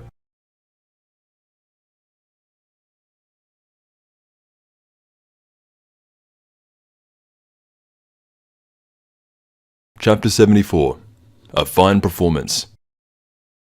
Soichiro gets shot in the back and Mello detonates the hideout, managing to wipe out a majority of the Mafia, but barely surviving himself. And for Soichiro, yeah, playing the role of the hero isn't really the move in Death Note. Very grounded in reality, I find it fitting that out of all the characters we meet, Soichiro is the only one shown to consistently uphold his moral code, and until his death, that is how he dies. Being the only member of the task force who had to endure being shot in the back and then caught up in an explosion, no amount of body armor was protecting Soichiro here, plus the deal with the Shinigami that cut his remaining lifespan in half. Soichiro's time was now. However, while his own father was about to die, Light was still focused on Mello. Soichiro never wrote in the Death Note, and it's because of this that even though he was an owner of the notebook for a short amount of time with the Shinigami eyes, he ended up dying convinced his son wasn't Kira, in turn dying a happy or at least satisfied man. He was able to confirm that, at least in this moment, that Light wasn't Kira, and even though the idea of that was a topic over 5 years ago, Soichiro could never forget about the experience with L, similar to Light. And so his final thoughts and final words are of content that his son is not Kira. What a weird thought. It is implied that when Soichiro dies, since he never wrote down a name in the Death Note, he avoided the idea of being followed by misfortune for any human who actually does use it. A big part of Death Note is that most humans are all corrupt in some way. Soichiro breaks the mold of this, which made his addition into the story extremely well placed and puts an end to a character who has upheld his moral code all the way through with conviction beyond belief. Light's father was the only person to see Mello's face, and as such, this makes Light determined to have him write down the name of Mihail Keel.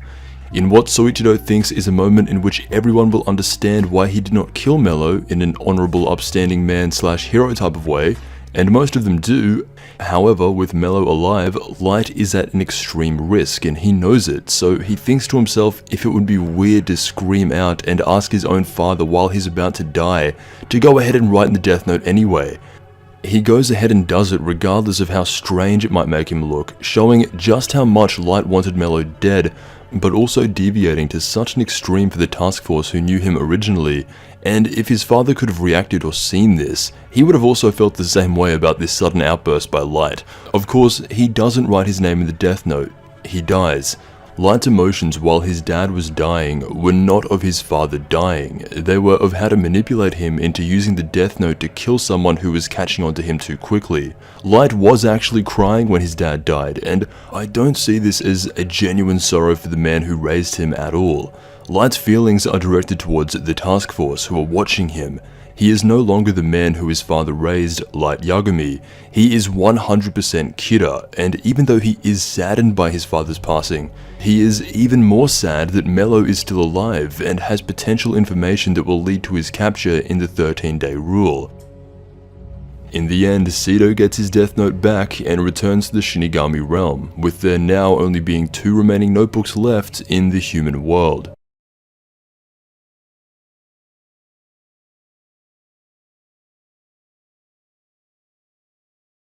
Chapter 75. Acknowledgement. Light had been through a lot in the past week, probably the most chaotic week of his life since the death of L. From not killing Mello to the death of his father, he even ponders on the likelihood that someone from Whammy's house could be contacted and tricked and deceived into writing down Mello's name. He really wanted Mello to die, but since they're from Whammy's house, they'd probably all be aware and too smart for that. Cutting back to Nia, he finds it suspicious that the task force only found Mello's hideout with the help of Kida, then went as far to trust Kida so quickly without much hesitation at all, which leads to a pretty obvious conclusion for him to come to on his own. Nia concludes that if Kida is connected to the Japanese task force, which he believes to be the case, then the second L is Kida.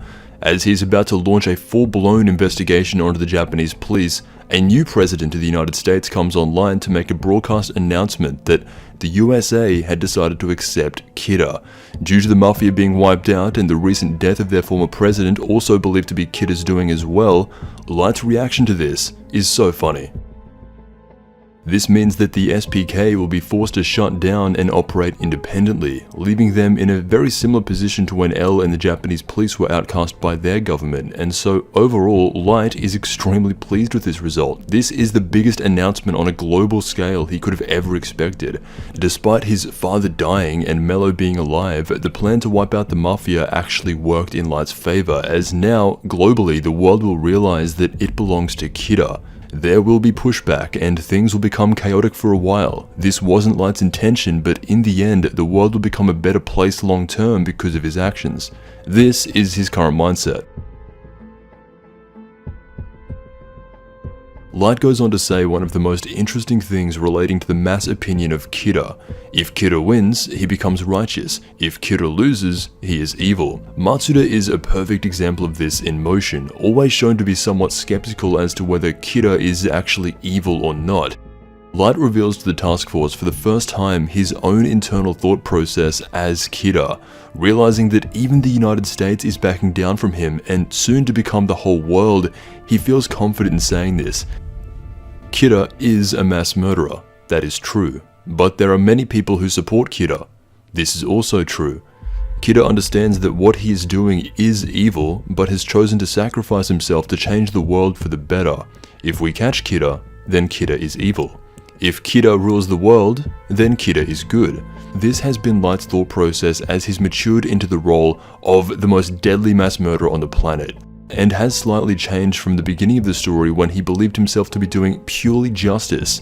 He has enough self-awareness to know that what he is doing is objectively evil in the eyes of the present day. However, the long-term effects of doing this will be securing a far less violent and criminal-like civilization for the future generations. This is Light Yagami's thought process, with being validated by the most powerful country on Earth. Chapter 75 ends the first mini-arc of Part 2 that begins with Mello and the Mafia and concludes with the death of Soichiro Yagami.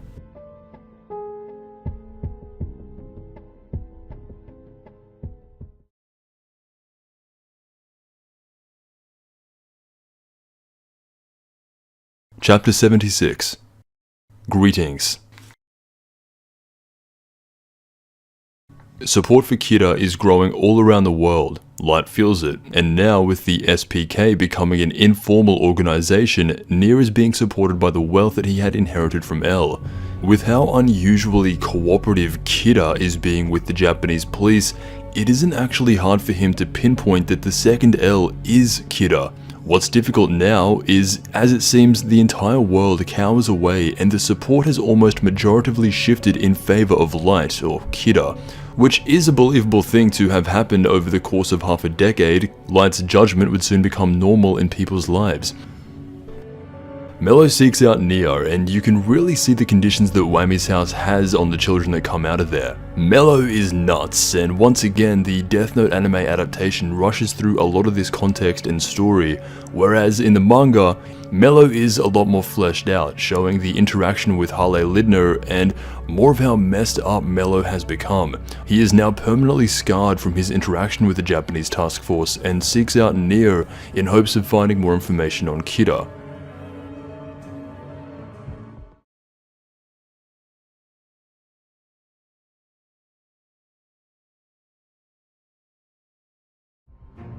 Chapter 77. Use. The confrontation between Mello and the SPK starts with them drawing guns upon each other, all of them. However, as usual, Nia being the only one to think rationally, despite Mello killing members of the SPK and threatening them up front, Nia remains calm and understands that they are both technically on the same side. Mello tells Nia all he knows of the Death Note, including that there is a specific fake rule. This is game-changing, as now you have someone with the mind of L, with the knowledge of everything that Mello had just experienced with the Shinigami and the Death Note itself. This was a part of Nia's plan all along. He knew that working together with Mello would be the only feasible way to actually surpass someone like L and solve this case.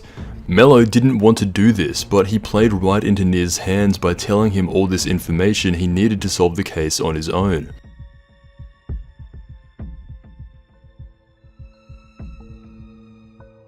It is at this time that Kira's New World Order is being enforced by the people over there at Sakura TV. It has become Light's will to not be perceived as evil by the masses. This will in turn help him against Nia and Mello, as it is used as propaganda to enslave the minds of the general public, slowly making them think that the people trying to stop Kira are the true enemies, the true bad people, the true criminals, in turn giving Light his own sort of cooperative play too. Nia has Mello, Light has the media, and soon to be the world. Nia picks up on this and cannot stop thinking about the one fake rule.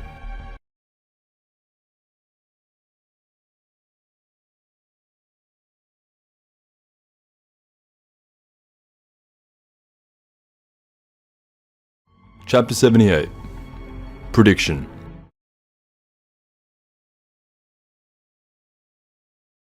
One thing about Nia is that he's a lot less quirky and endearing than L was. He is 100% calculations only, with absolutely zero emotion. Something that he and L share, but Nia takes to an absolute almost robotic nature, bringing it up to a level where he was even willing to write Mello's name in the Death Note simply to test out if the 13-day rule was legitimate. If Nia dies 13 days later, he will accept the outcome as Kira's victory and has no problem dying if his deduction turns out to be wrong.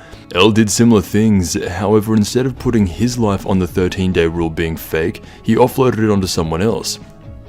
By a simple process of elimination, Nia is able to come to the conclusion that the 13-day rule is the only outlier in the set of rules listed in the notebook. Again, L had also speculated on that specific rule being fake, with far less to go off in a similar amount of time. However, he never got the time he needed to test out this theory. With Mello telling Nia straight up that he had tested out this rule himself when he was in possession of the Death Note, Nia is directly given all the information he needs, with the only thing really worth thinking about is whether or not Mello was lying to him.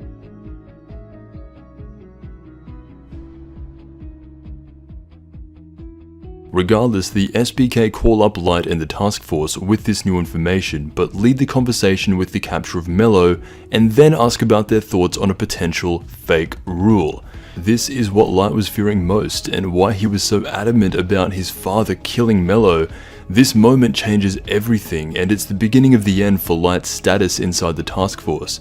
Hearing of a fake rule immediately takes Aizawa specifically back 5 years ago when he was working with L, and Light was the main primary suspect. How he reacts to this information now, though, is very important to his immediate survival, and it's subtle, but all of them, with the exception of Matsuda, begin distrusting Light ever so slightly after hearing Nier speak. Matsuda is the man who wants to have faith in Light the most, and so whenever Light brings up a good point as to why he isn't Kira, such as, "The reason we've all made it this far is because we all have trust in each other that none of us are Kira," Matsuda is the only one cheering him on in the background while the others remain silent. When Light hears of someone that he's never even met figuring out about a fake rule, he visibly trembles and, as can be expected, is drawn with multiple sweat marks across each of the panels he is shown in. Nier forces him into a deduction that would cement the belief moving forward that if any rule were to be fake, it would be the 13-day rule. By Soichiro not killing Mello when he had the chance, it has turned into an extremely dubious situation for Light to be in. Nier is made aware that a Shinigami is in the room, and now with his knowledge on how death gods attach to a notebook user, he suspects that Kira is in the room currently and is working behind the back of the task force. And at this point, Nier's smile is so distinctively similar to L's smile around the time of when he uncovered his first big part of the case. Nier has also just found his major first lead, and from this point onwards, it is all eyes focused on Light Yagami once again.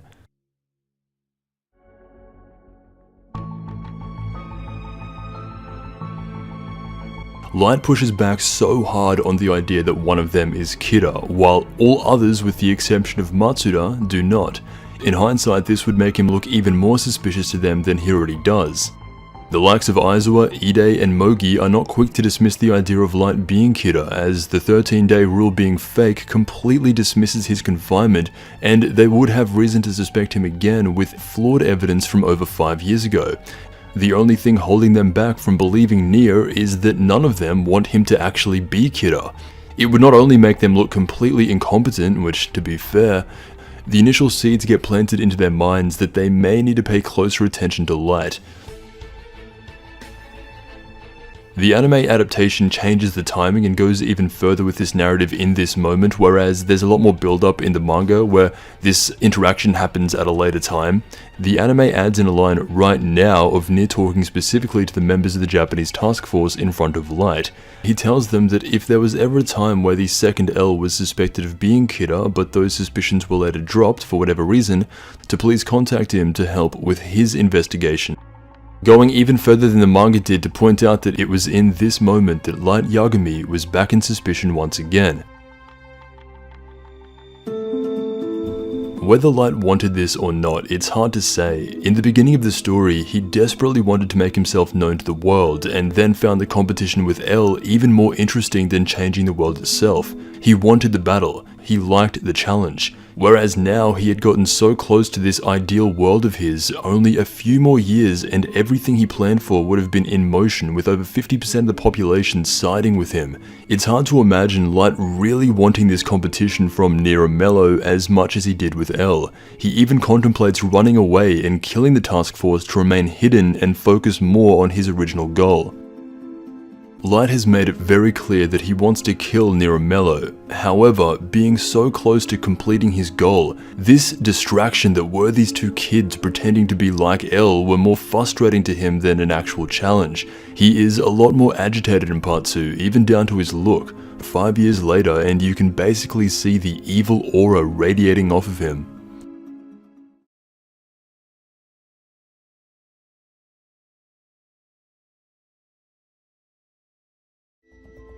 Chapter 79.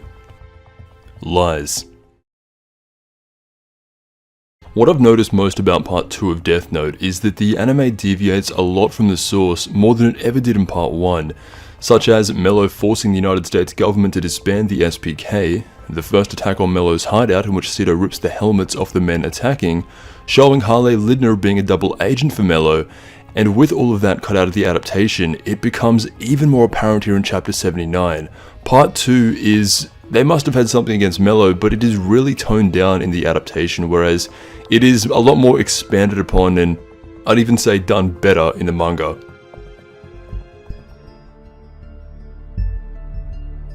Ever since the phone call with Nier confirming his suspicion of the second L, there is a scene in the manga where Mello calls up Mogi. Mogi then flies out to the SPK headquarters and meets face to face with Nier to get questioned about the second L being Kira. This was one of the many moments in Part 2 that was excluded from the adaptation and really shows the amount of pressure Light was under before support came in. Although, while being questioned, Mogi says nothing. This entire ordeal was cut out of the anime adaptation and is primarily used as a way to really throw it in the face of the Japanese task force that there is someone in their ranks who is actively going against them. It's also one of the few moments Nier and Mello indirectly work together, showing how powerful of a duo they can be, and not even Light could stop these two if they worked hand in hand. The world has categorized anyone who goes against Kira as evil, and so Light has support from all areas of the world and specifically targets the SPK main building. Right when he was coming under suspicion, a large event happens preventing Nier from continuing his investigation. This is not like Light at all, or at least not the Light in the early parts of the series. It shows why the battle against Nier and Mello is absolutely nothing like the battle against L. From chapters 1 to 59, he would always remain so calculated in his main approach of avoiding suspicion, whereas here, it's almost as if he's saying to Nier directly, yes, I am Kira, but now I have the whole world hostage and there's nothing you can do about it.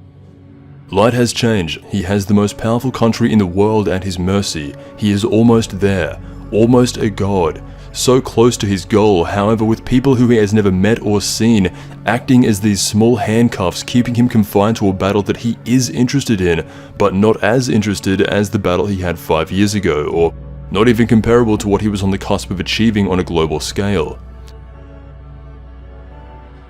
This makes the emotionless Nier actually show a tiny bit of emotion, in that when Light taunts him about the riots underneath his building and that he's got to escape, Nier sees the situation in the same way L would have.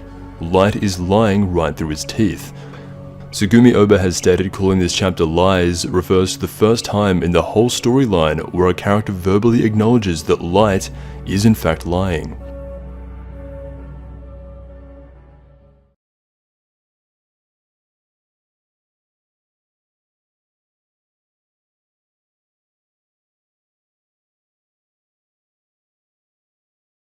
Chapter 80. Cleanup.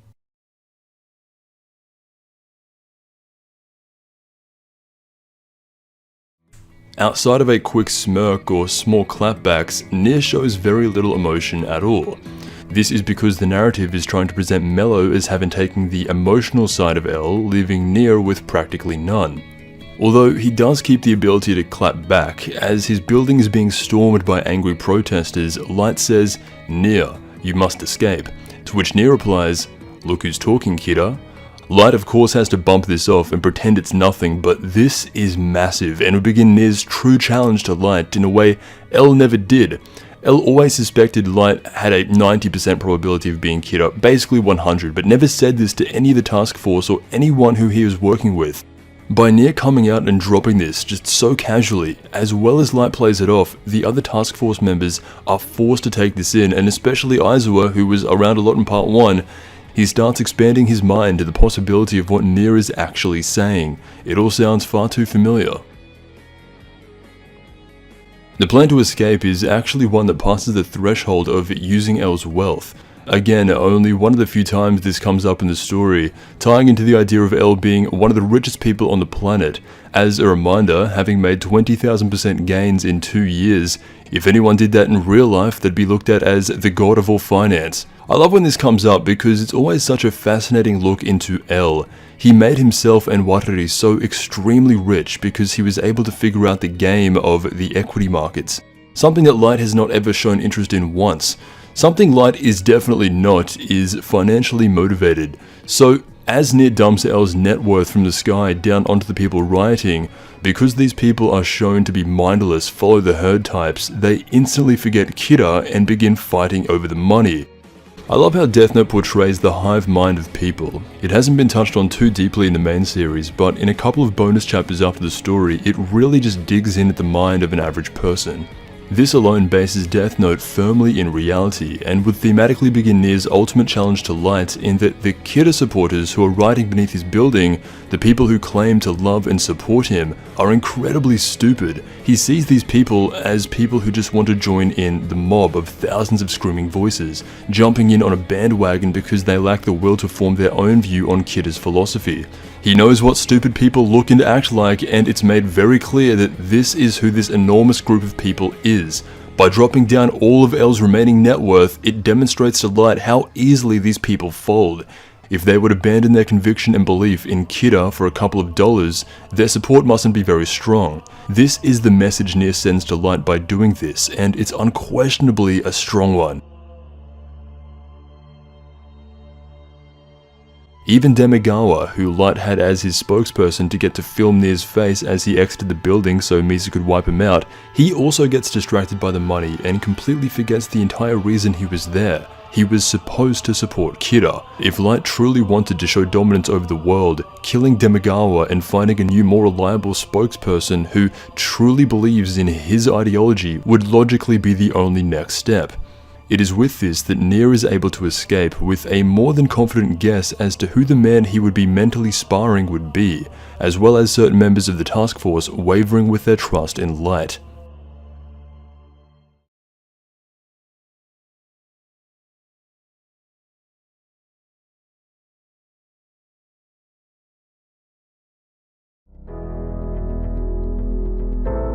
Chapter 81. Warning.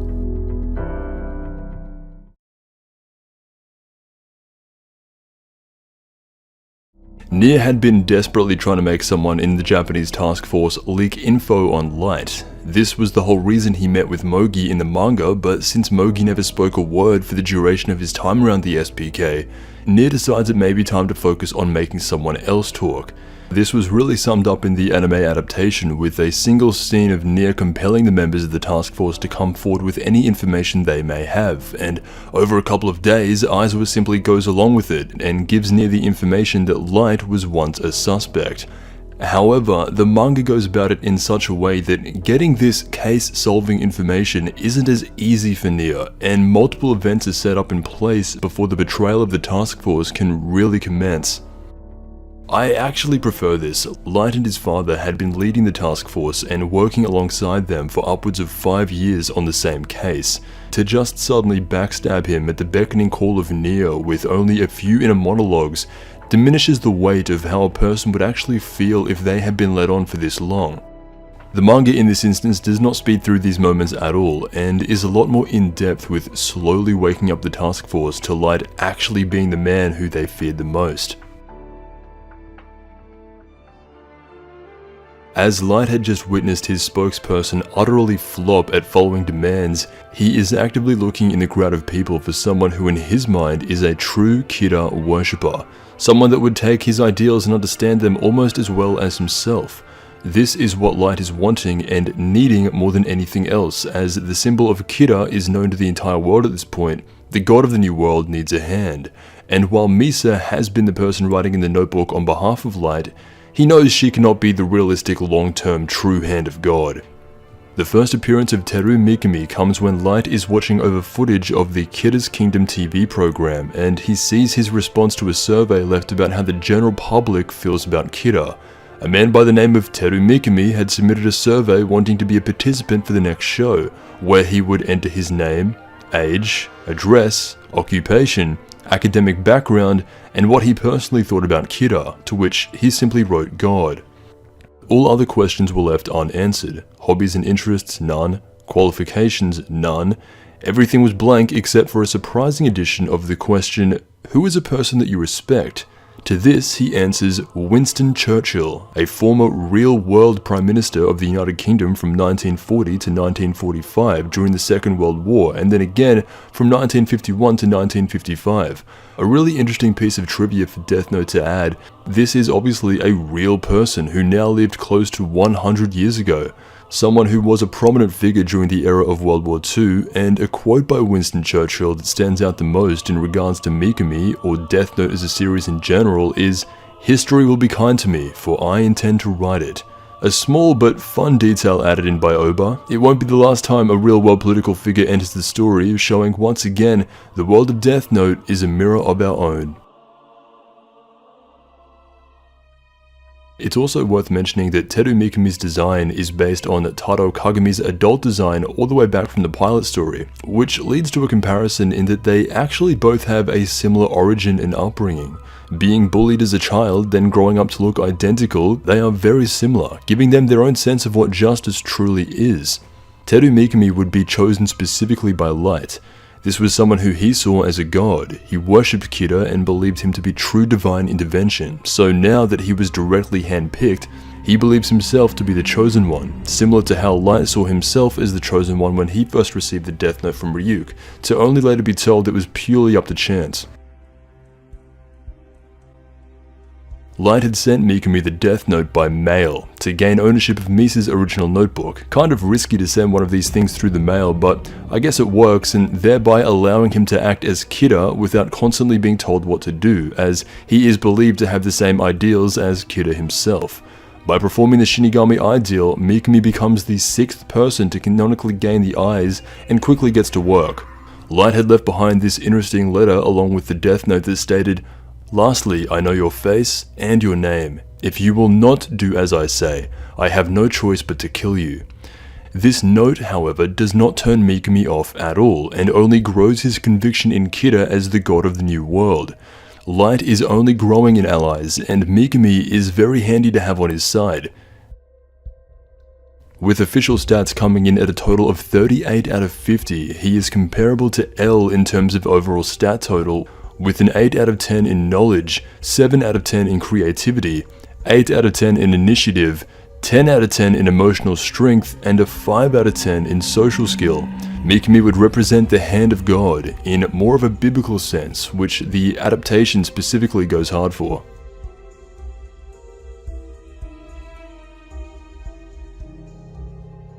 Meanwhile, back at the task force, Aizawa is shown to be lost in thought, distracted by what others had been saying to him, coming to a realization that the man he had been working with for 5 years had been the man who he had been trying to catch. It was suspicious that right after Nier started suspecting Light, Demigawa and a bunch of Kira supporters started storming the SPK main building in a way to sort of distract from the main investigation.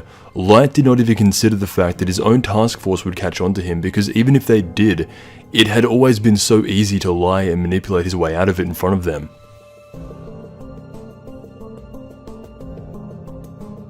So, in major contrast to the anime, Nier contacts the task force and announced Mogi to be dead, having died of a heart attack. Nier's goal here was to put the nail in the coffin. This cemented in the mind of Aizawa that he had to begin suspecting Light once again, and it's through these moments that you see how hard Nier had to push to finally get someone inside the Japanese task force to start suspecting one of their own. He had to make them believe that Kira killed Mogi when it's just a complete lie, just to wake them up. Aizawa believes that if he continues working with Light that he himself would die, and that's enough to push him over the edge. It is only here where in the manga, after a lot of effort and a lot of pushing, Nier reveals to the Japanese police how to contact him and serves as more of a fitting place than where the anime decided to place it. It is with this new information that Light informs Misa to forfeit ownership of the Death Note and pass it on to the man known as Teru Mikami. This would allow Misa to forget everything she knew about the Death Note, and if ever investigated by the task force, she would look completely innocent. This absolves Misa of now anything relating to the Death Note, the notebook, and what's really going on. That is pretty much her done for the rest of the series. It is with this new motivation forced upon him by Nier's own lie that Aizawa contacts the SPK in secret, believing that he would end up like Mogi, dead if Light ever found out, and intends to tell Nier everything he knows.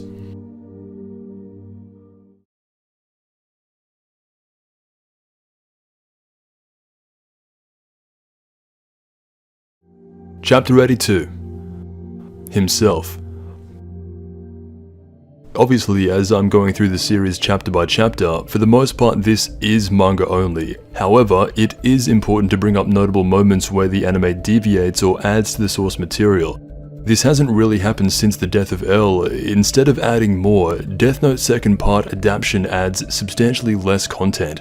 In chapter 82 of the manga, Aizawa flies out to the SPK to meet with Mogi and talk to Nier in person about the second L, whereas in the anime, that doesn't happen. He stays where he is and just has the conversation in his car over the phone.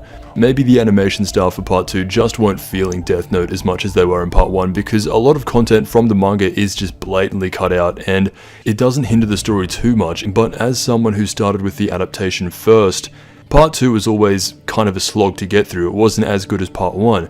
Now for the first time going through the manga, it makes things make more sense and overall is just a better experience for the second part of the story. For example, chapter 82 has a member of the SPK, Gavani, drive Aizawa around for 2 hours blindfolded to ensure he isn't being sent here on behalf of Kida himself.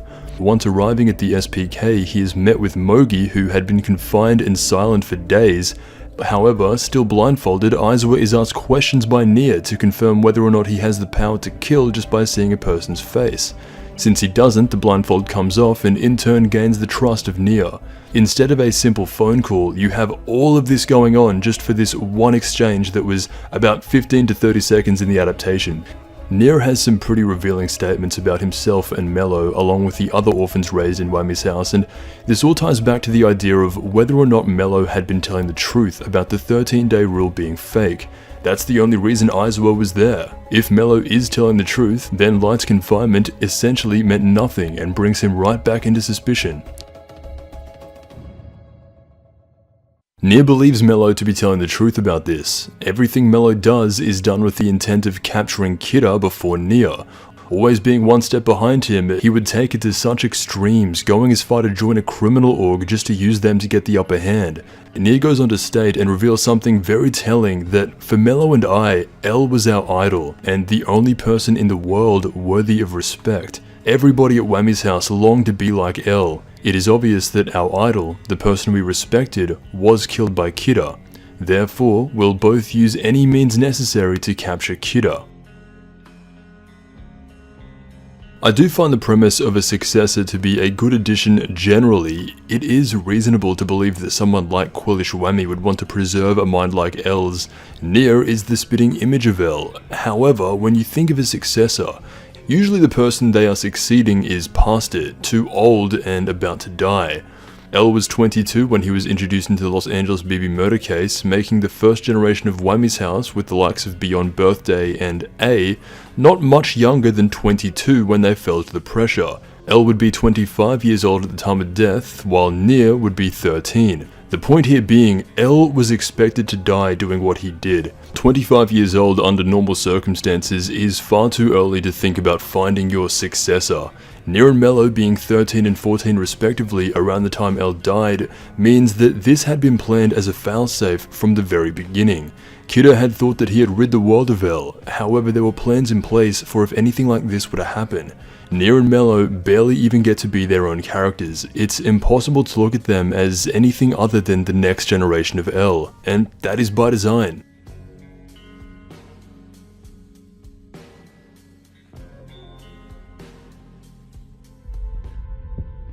Aizawa tells Nier everything that happened when the real L was leading the Kida case, and that the current L was the person confined for 50 plus days and only got cleared because of the 13-day rule.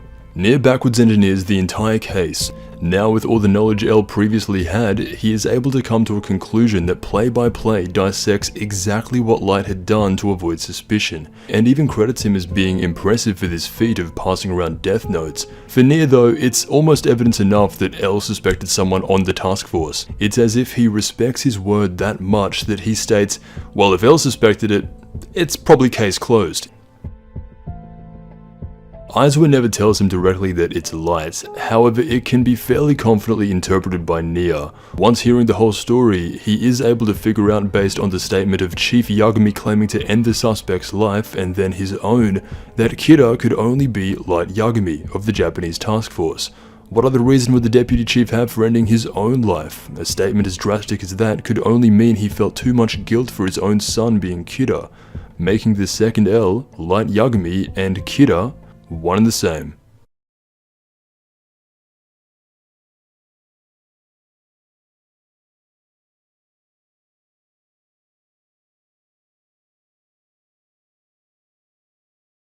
Chapter 83.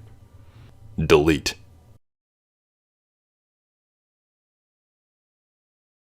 It had been with the help of Aizawa, Mello, and the previous work of the former L that had given Nier all the knowledge he needed to come up with the perfect deduction that Light Yagami is Kira.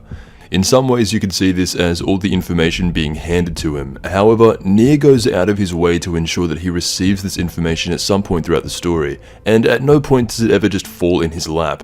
He had to fake kill Mogi just to convince Aizawa to speak out against Light's earlier confinement. This had been a well-earned, well-timed victory for Nier. Everything had just been falling into place. Before Aizawa leaves with Mogi, Nier advises him to start investigating the suspect that was taken in as the second Kira, which would be Misa. And so this leads to both of them heading over to Light's home and searching the place for any evidence, with the death note specifically in mind. Once again, this is fairly quickly gone over in the adaptation, with Aizawa just making the suggestion to Light on his own, then Mogi just follows him.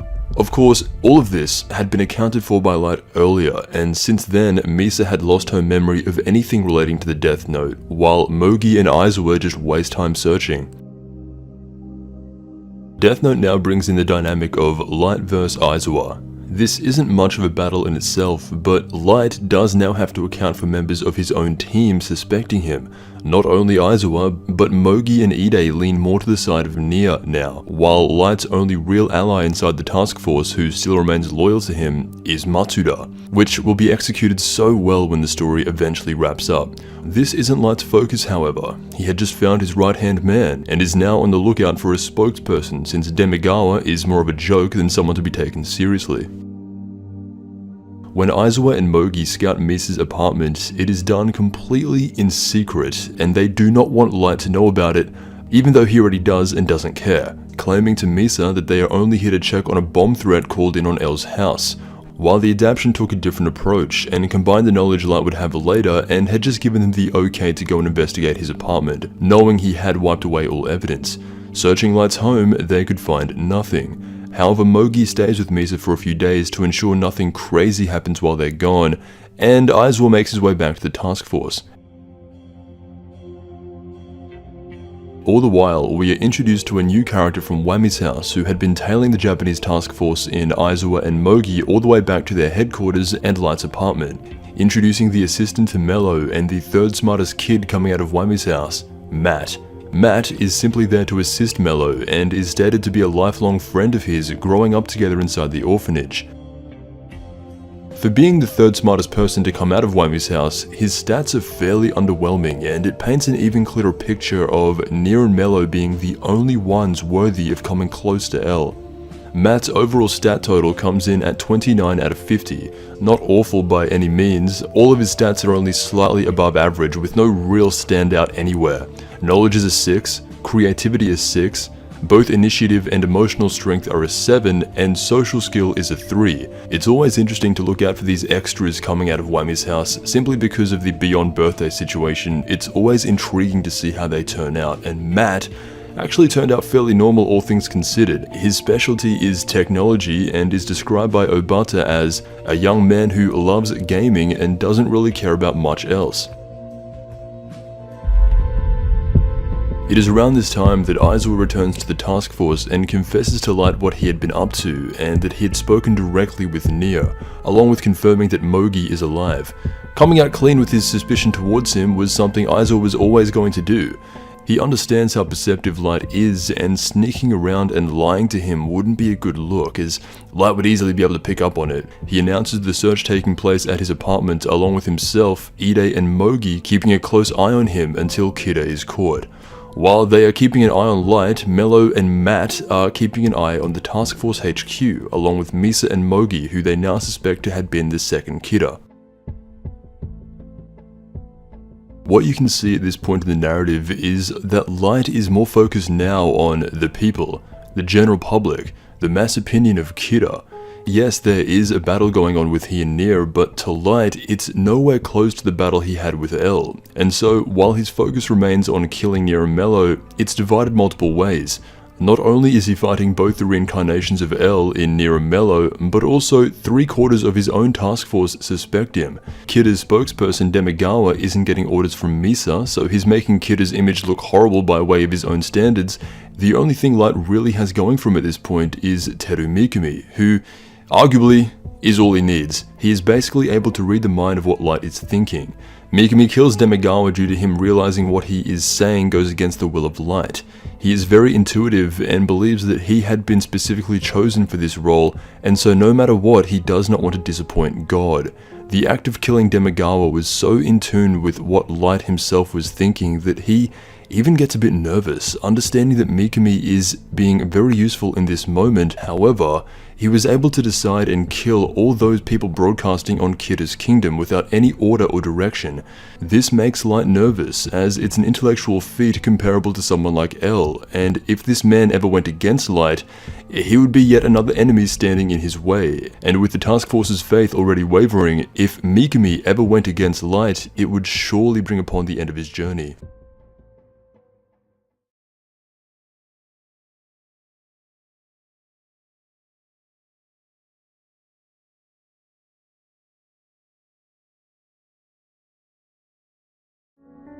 Chapter 84. Coincidence.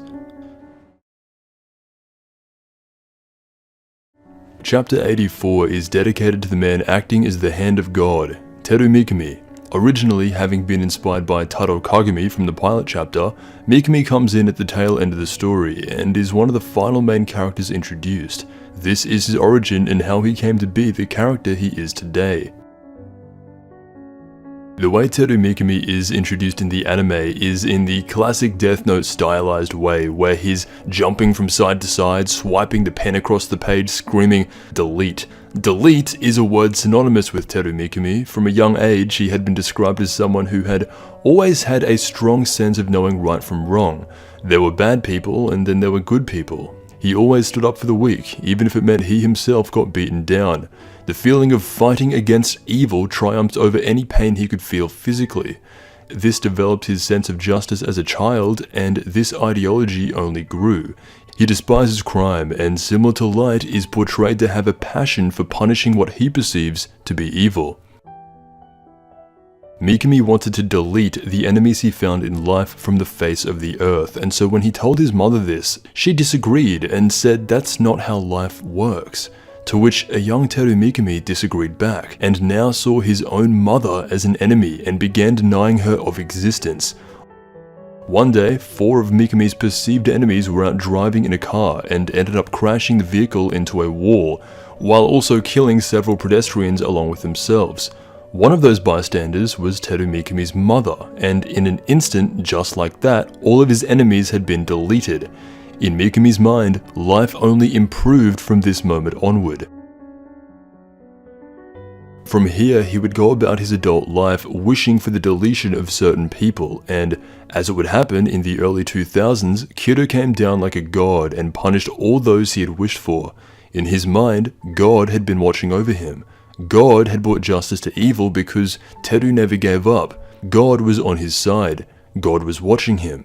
This goes on to make him potentially the biggest Kira fan of all time. He would go to large events in hopes to be noticed by his lord, and just like he had planned, Kira did actually notice him and accepted him.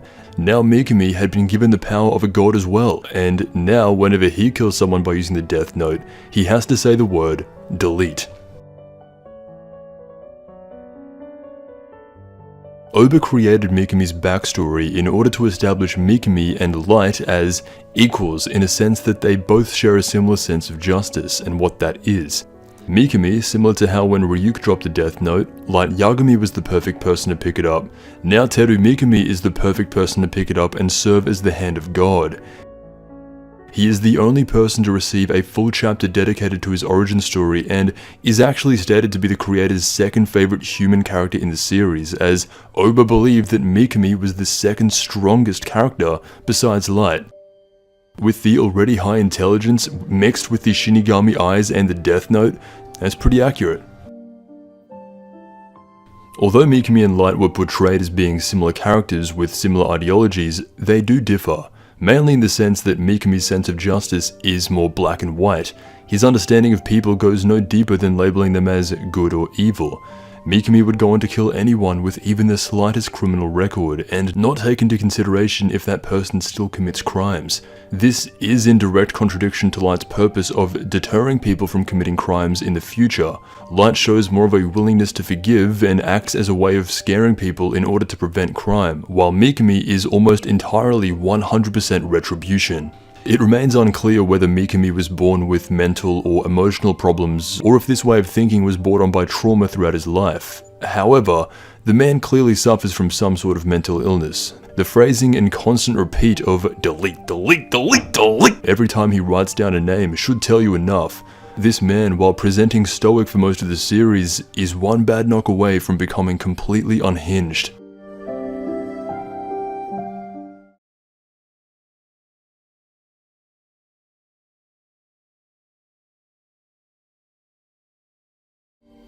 Chapter 85. Election.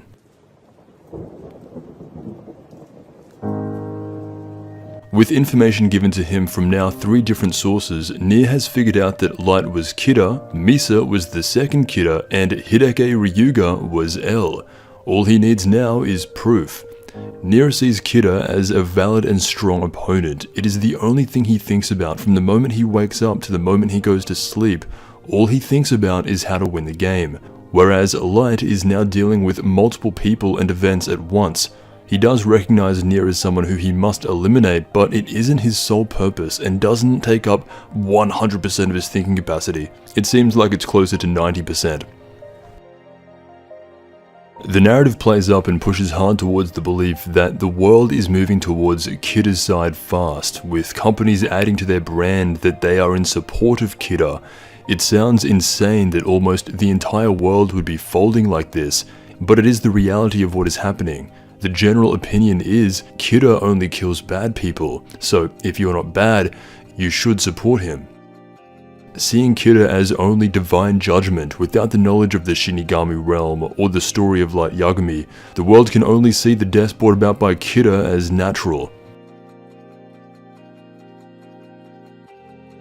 Light wants to get in contact with Mikami as soon as possible because he is able to realize that there are gaps in their ideologies, and if left up to do whatever he wants, Mikami would eventually contradict the message Light is sending out as Kira. However, at the moment, Light isn't in a position to be able to give orders without adding to his suspicion, and so he allows Mikami to make his own decisions for the meantime, and this is something that Mikami is able to pick up on, and in the adaptation goes right ahead and chooses Kira's spokesperson in a fairly quick and decisive manner. The manga differs here once again and shows a scene of Mikami risking his life to appear on Sakura TV in attempts to gain permission from Light or Kira to choose a new spokesperson and act willingly upon his own accord. The amount of loyalty this man has is made evident to Light in this moment, which impresses him and ultimately allows Mikami to work on his own, as it is clear that he is competent enough to do so. Sakura TV made an apology statement to Kira on behalf of Demigawa acting in his own self-interest. Instead of fearing that one of their people was killed, especially their spokesperson, they see Kira's judgment as law and repent for their past sins. This is clearly very different from what was happening 5 years ago, and it's more proof that we are living in a completely different world where Light is the arbiter of everything that happens. Mikami waits 3 days from appearing on Sakura TV, and if he doesn't hear anything from Kira, he will go on to choose the next spokesperson himself. 3 days pass, and Light has not made contact. The person he chooses as the new spokesperson for Kira just so happens to be Kiyomi Takeda, the girl from Light's old college and someone that Mogi has personally seen having close relations with him. Bringing back even more memories of Part 1, Takeda found her worldviews aligning with that of Kira's, and now, as a presenter on the Channel 6 News, Mikami had elected her to be the voice of Kira.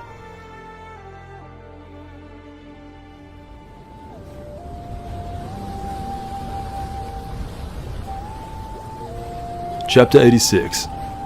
Japan.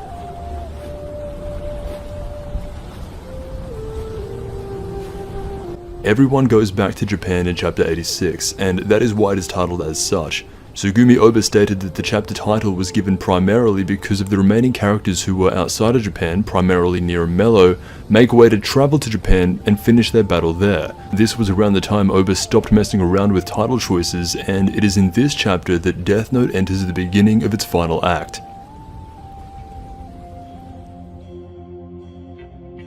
The person chosen as the new spokesperson for Kira had been Kiyomi Takeda, a woman who takes herself very seriously and agrees with the worldview of Kira. By pure coincidence, Mikami had run into her before and managed to hear her thoughts on Kira, and decided based on that she would be the ideal fit for a spokesperson. Seeing this, Mogi instantly recognizes her from his time spying on Light at the original L's request. This would cause immense suspicion in his mind, as if he needed any more reason to doubt Light.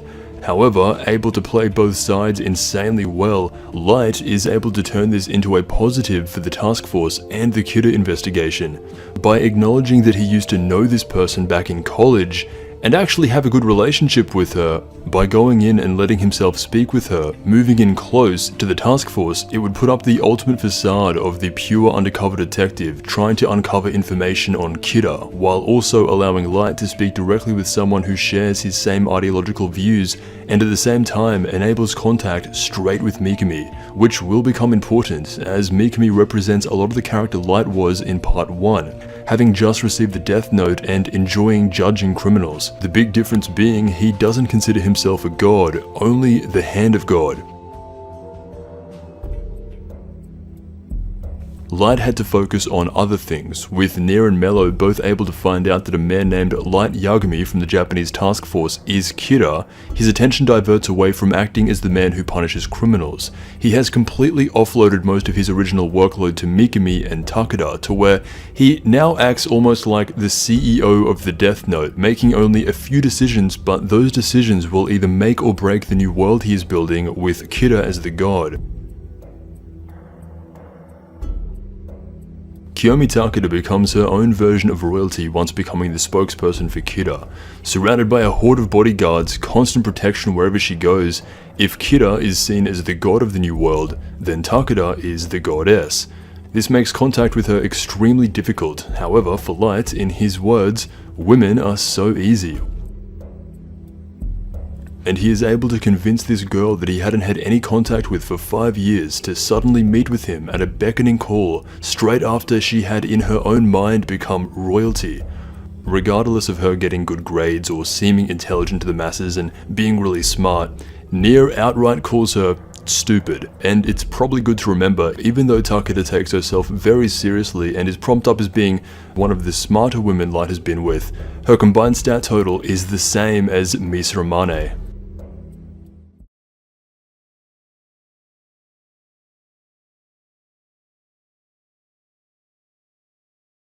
Chapter 87. Tomorrow.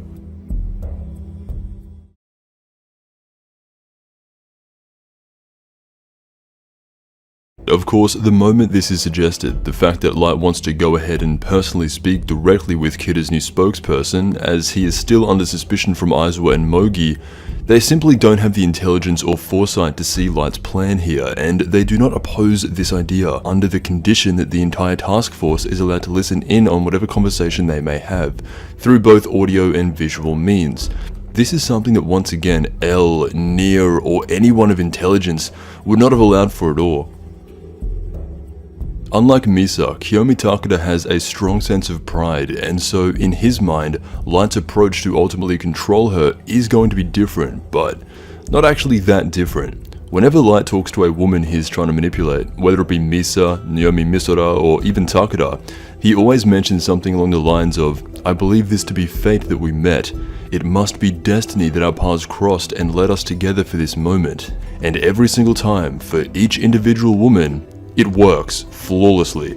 This is a trick he uses with specifically female characters, and not once did he ever try this with L or the FBI or any member of the task force, but for women, this is his go-to tactic, and regardless of how intelligent or proud Kiyomi Takeda is portrayed as, she does want to meet with Light and hear what he has to say as a member of the Japanese police force, and is willing to let herself submit to the demand of Light. Mikami had been killing criminals at a rate that Light is more than satisfied with, reminding him of his former days. However, it isn't all perfect. Mikami has passed on a statement and declared that not only people with a criminal record will be punished, but now even lazy people who do not contribute to society will be punished. This adds in a whole new dynamic to the morality of Kira. Killing innocent yet lazy people is a plan Light envisioned for a later time, when Kira had been a presence for at least a few more years. Mikami, however, threatens to somehow find the names and faces of lazy people, good luck with that, and then give them the same fate as criminals. Light goes on to give some of his own thoughts about this and states that it is true that lazy people who do not bother to find a place for themselves in society will only have a bad influence on it.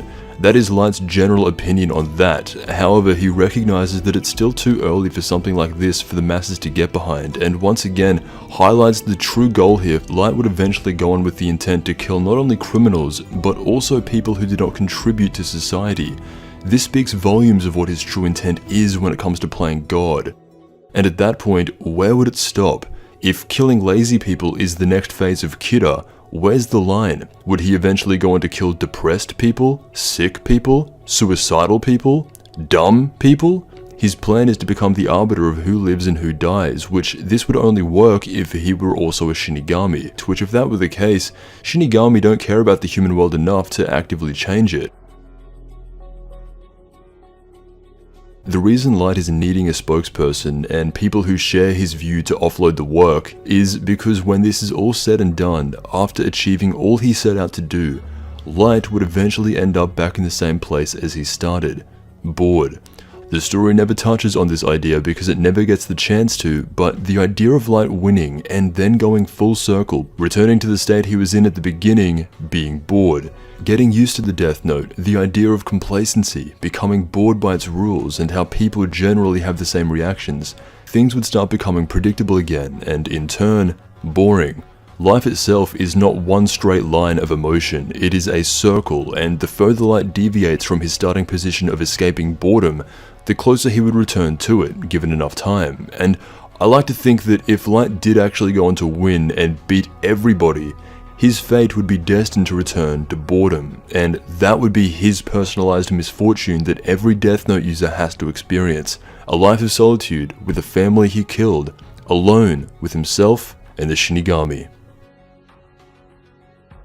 As we are jumping ahead a little bit, Kiyomi and Light meet inside a hotel, with cameras and microphones set up for the task force to carefully watch every interaction.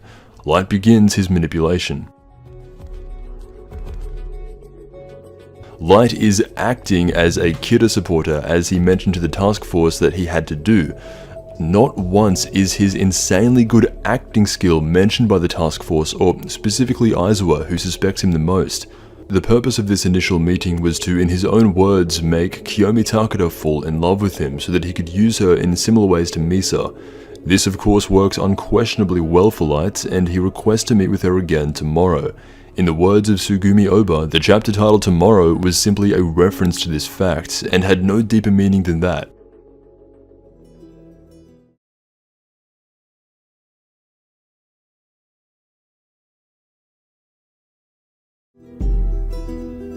Chapter 88. Conversation.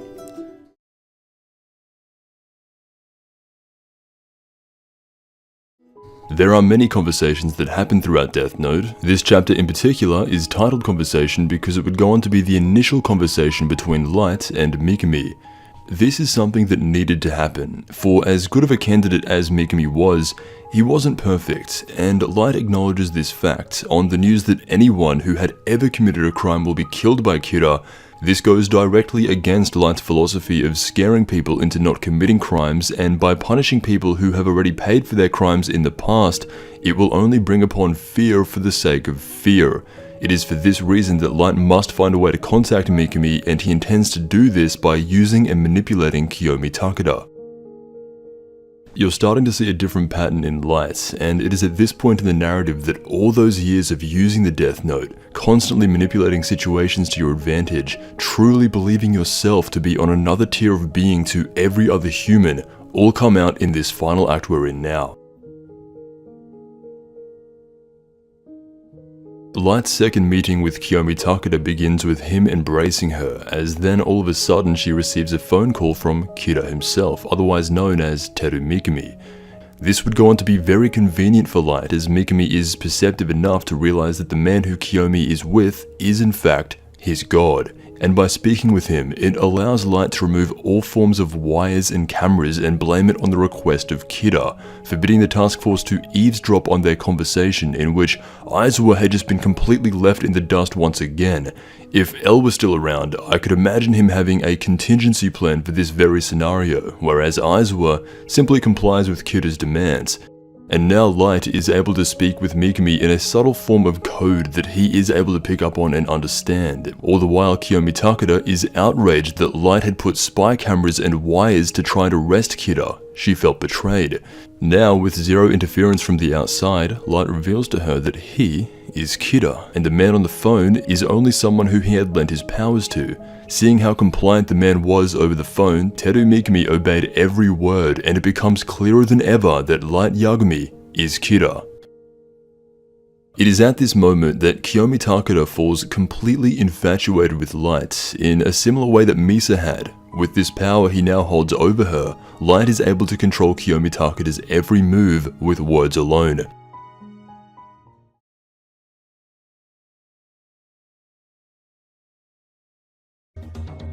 Chapter 89 Kindred Spirits.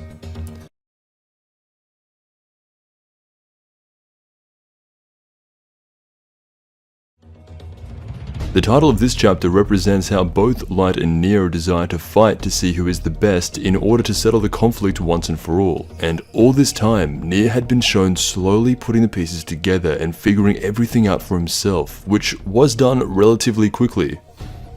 One thing Nier does get a lot of criticism for is how he seemingly can just know things that other characters don't, whereas even the likes of L made mistakes and had to show reasoning behind how he knew so much. Nier isn't really like that at all. He gets handed a lot of the information and makes 100% accurate deductions based on these facts. As we are in the final act, talking about Nier and the themes of his character in relation to Mello, but mostly L, will come up soon. The criticism on him is understandable, but I don't think it's all warranted.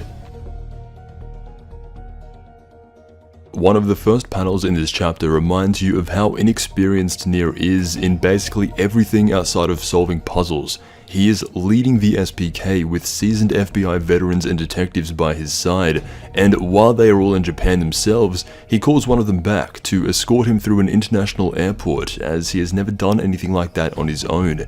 This one page shows more of Nier's actual personality outside the case than the past 30 chapters. Every time he had been on screen, he had just been analyzing the Kira case without any form of personality, unlike L, and unlike Mello.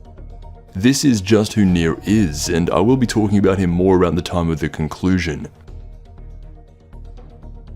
For now, this chapter acts as the final call out to the final battle, a battle that was started 5 years ago against L, and can only probably end with the defeat of both his heirs. Light knows this goes beyond good and evil, beyond moral or immoral. This is a battle of the mind so great that from the start it was never about an arrest or something measurable by the laws of this world. It has always been a one-on-one intellectual boxing match to prove who is on top. As Nier calls Light in front of the Japanese task force, it is as if they are both reading each other's minds and sparring with each other in front of everyone, being at a level so advanced that only they can know what the other person is thinking seconds after they make a statement. There are moments where Light practically throws it in the face of Nier that he is Kira, and he does this in such a way that taunts him, and it's similar to the biggest problem that L had. The point of outright telling Nier facts that would uncover more of his identity is to 1. Gain some of the trust back in his own task force, and 2. That it doesn't matter how much Nier goes around claiming that Light is Kira. Without solid proof, just saying that over and over again is pointless. Because they are operating on such a high level, Nier is able to read his mind and see the true intention behind these statements, but no one else can. He realizes that Light is correct and there's no other way to do this, clapping back in his own way, officially challenging Light to end the game of who can uncover who first.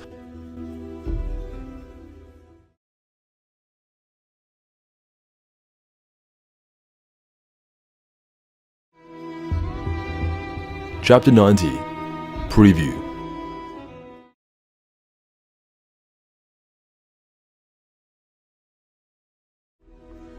Both Light and Nier agree upon the idea that soon they will be forced to meet, and both anticipate that when that day comes, whoever outsmarts who wins the game.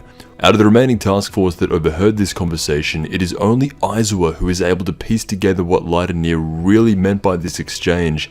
Matsuda, 90 chapters in, remains ultimately clueless and loyal to Light.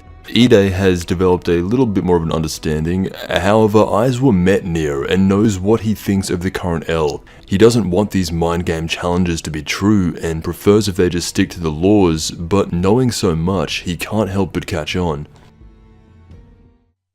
The title of Chapter 90 being Preview refers to this being the preview of Nier's plan, as for the first time in the story, he is about to make his real big move in attempts to catch Kida on the spot. As he had just been speaking to the man who he perceived to be Kida, who seemingly acknowledged his challenge as such, Nier and the SPK must make their move now while in Japan. The plan is, Nier suspects that L, Light Yagami, is Kida, stating upwards of a 99.99% probability. The only reason it's not 100% is due to the lack of proof. It's actually somewhat funny. Nier is describing how he sees the case, going over every detail, with Light being L Kida, someone in the background who he passed the notebook off to being X Kida, obviously referring to Mikami.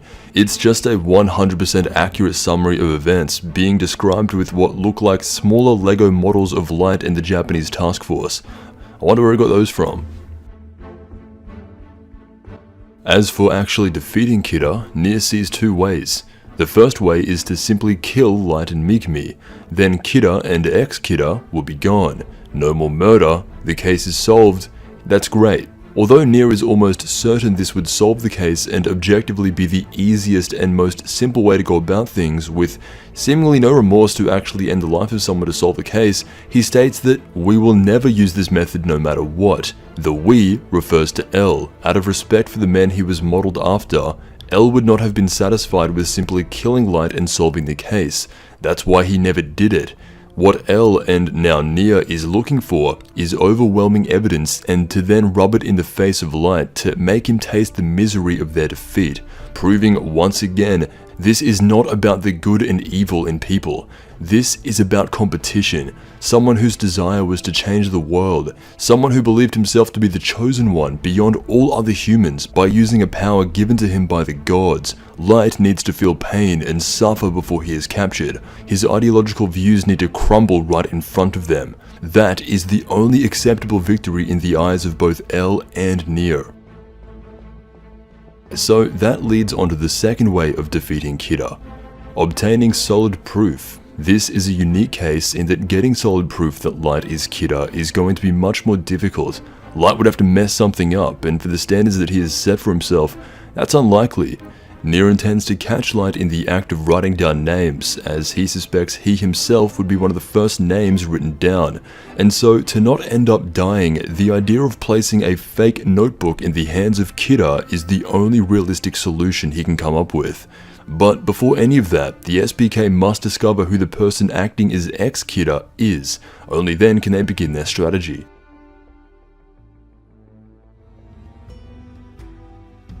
As Aizawa is driving him to meet Kiyomi Takeda, Light sits in the passenger seat contemplating what Nier would be thinking in regards to his capture.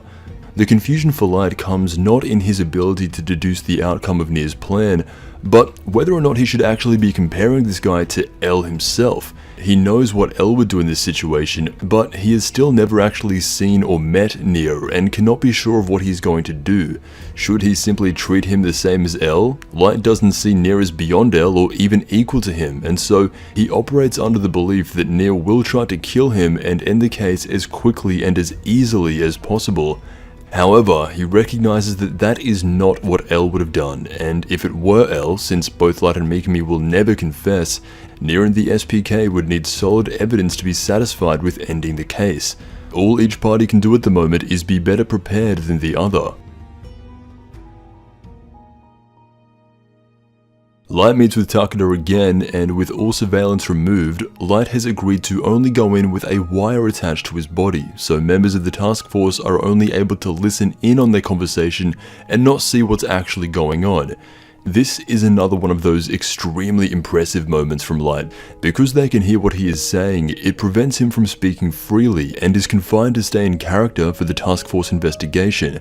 So to get around this, he writes on notepads to pass on information about the Death Note, telling Mikami to send her a few pages, and ultimately is able to remain convincing to the task force while Kiyomi is over there just about having a panic attack. It is in moments like these that you just have to commend Light. He pulls off everything perfectly, and whenever challenged, he has a plan for just about anything anyone could throw at him.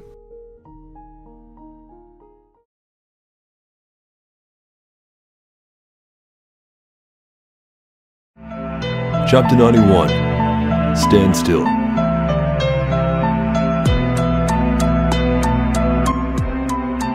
With footage of Mikami appearing on multiple television shows, speaking directly to Kida himself, stating the words, "If there are no orders from Kida, I believe that I am going to have to use my own judgment." Due to this being public footage for literally anyone in the world to access, upon reviewing this, Nier is able to quickly connect the dots and deduce that the likelihood of Teru Mikami being ex-Kida are pretty high. This is a scene in which Nier's thought process is elaborated on thoroughly, with the illustrations by Obata really making it seem as though this was the big moment when everything just clicked. Nier gets criticized mostly for not living up to the entertainment value L brought upon the show or the story. People point to Nier's purpose as strictly being an L clone, and due to him not being as good as L, he therefore fails as a character. This is something that I'd have to just disagree with. Although their similarities are extremely obvious at face value, Nier is not L.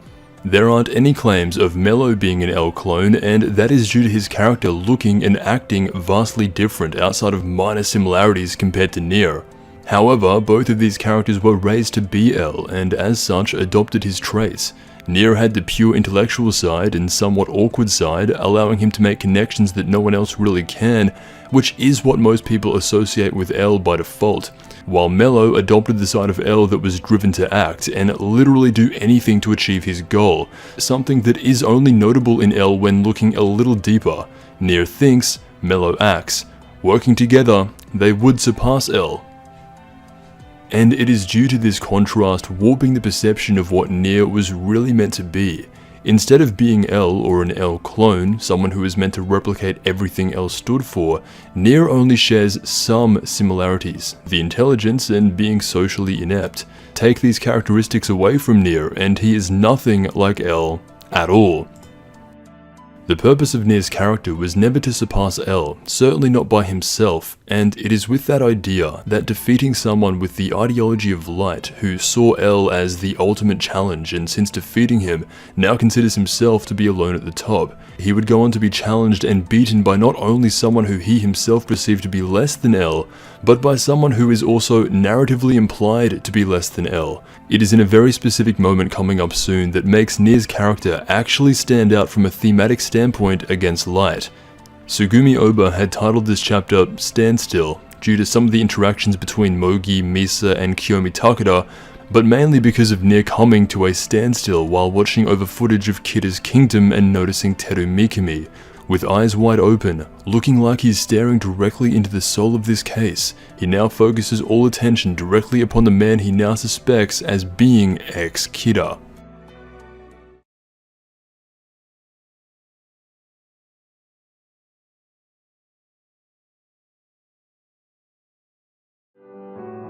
Chapter 92. Night.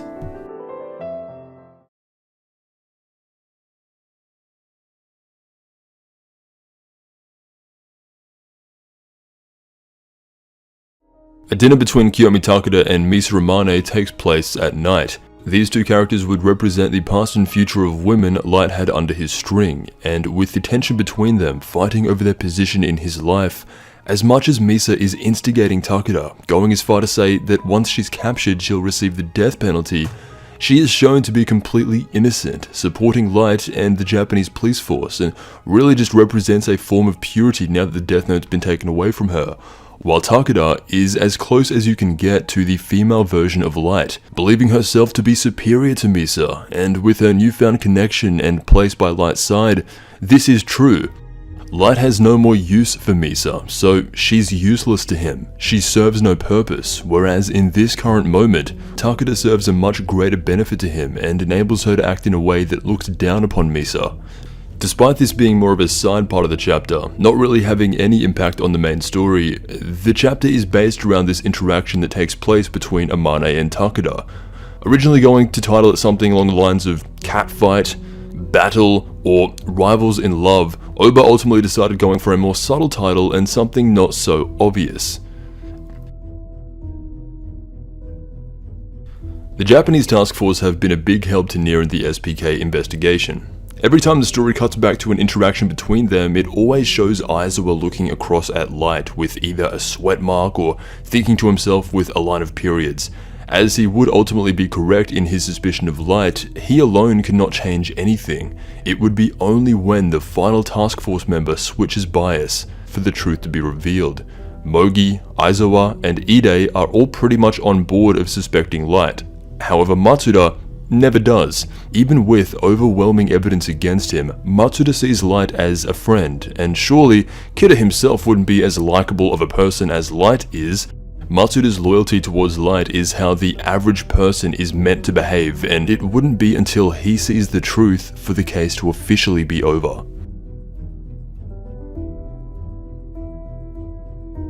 SPK member Stephen Cavani had located Mikami and begun tailing him to see if he ever did anything that would make him ex-Kida. For days on end, he doesn't do a single thing suspicious and actually has a fairly regulated schedule that he sticks to adamantly.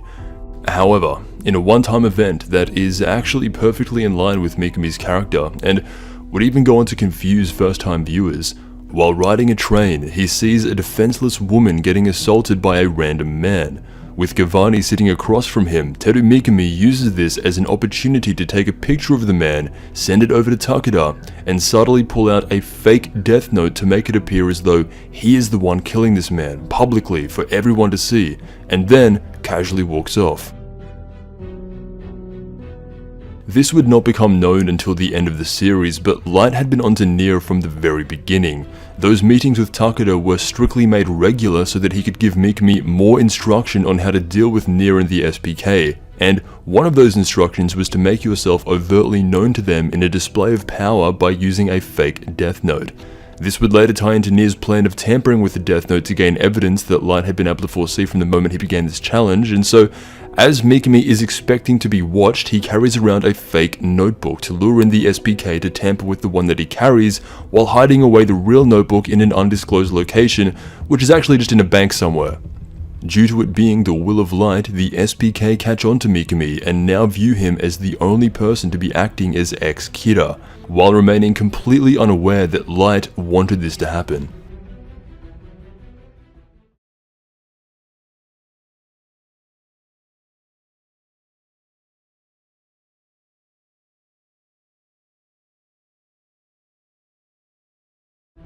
Chapter 93. Decision.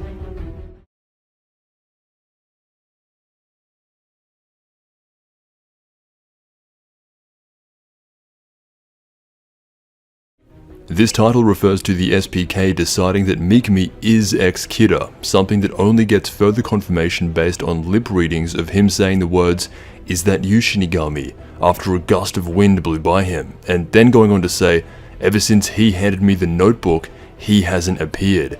Mikami is an extremely well self-regulated person. Sticking to a tight schedule on a daily basis, he barely ever deviates from his path in life, and so the one time he does do something that would allow the SPK to catch on is actually not something he would naturally do, and is only acting this way to ensure that he is suspected by the SPK as was instructed by his god. Although it isn't relevant to the story based on the counter-contingency of Light, it is actually extremely well placed for Mikami to see something that he perceives as injustice and feel the need to punish it immediately after. With all the comparisons to Light Oba was referring to around the time of his introduction, this is a big disparity between these two characters. Light Yagami and Mikami are very different, and Light would never follow orders. Give him a Death Note and Shinigami eyes and he's the most powerful man on the planet. He would never be under somebody, whereas Mikami is, and he's okay with that. Light is just not like that. He is the god. If this wasn't already a predetermined situation, would Light Yagami have acted the same and killed a man on the train right in front of everybody? There's absolutely zero chance he would. Past, present, or future, this is not how Light operates. The only similarity you can point to between these moments is when he was first testing out the validity of the Death Note on Takuo Shibuimaru, the motorcycle guy in Chapter 1, in which he did feel guilt for it, outright feeling sick to the stomach and vomiting at the thought of ending human life. So Light Yagami and Teru Mikami deviate a lot when it comes to this. Mikami was a person ready to kill from the moment he received the Death Note. He simply lacked the authority and power, whereas Light's mind was literally warped into tricking himself that he was doing the right thing, feeling so much guilt over his first two murders to where he was spewing in an alleyway. However, Light is a perfectionist with such a high-end opinion of himself that rather than just throw the book away and move on, his ego forced him to go through all types of mental gymnastics to convince himself into feeling zero guilt. Light would rather keep killing people than ever admit he did wrong. This warps his perception of justice to a level that Teru Mikami already had from a young age.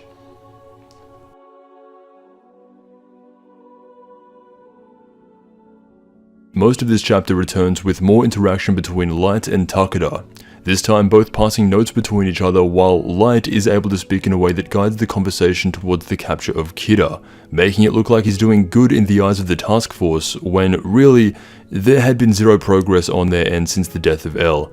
This is somewhat of an underrated feat, as Light is able to pull off having this normal sounding conversation while writing down lines upon lines of words to Takeda. This acting fools everyone, and regardless of how impressive fooling the task force is or isn't, in hindsight this moment should have been picked up on by the task force and linked back to Light's acting skills generally. If he is capable of pursuing an act this well around Takeda, which they know he is, there's no reason to assume he couldn't do the same around the task force, which he is. It had only been mentioned briefly by Nia, but Light going in to speak with Kida's spokesperson while only wearing a wire is actually extremely dangerous and not something that the task force should have so easily allowed. Due to there being a numerous amount of ways to get around audio only, Aizawa remains the most suspicious of Light, just like he had been for the last 20 chapters.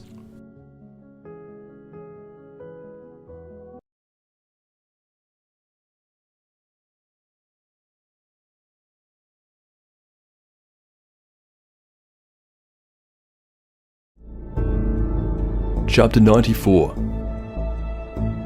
Outside.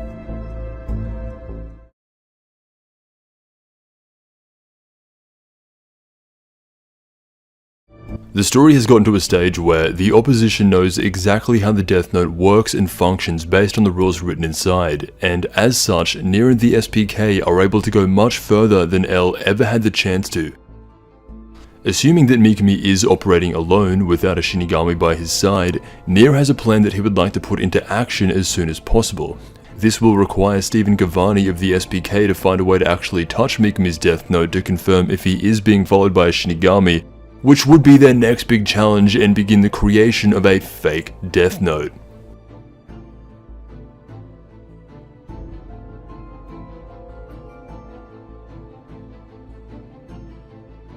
Meanwhile, Aizawa had been helping Light clear the room of any wires for the sake of Kida finding out about them, and it becomes quite clear to him that something just doesn't seem right.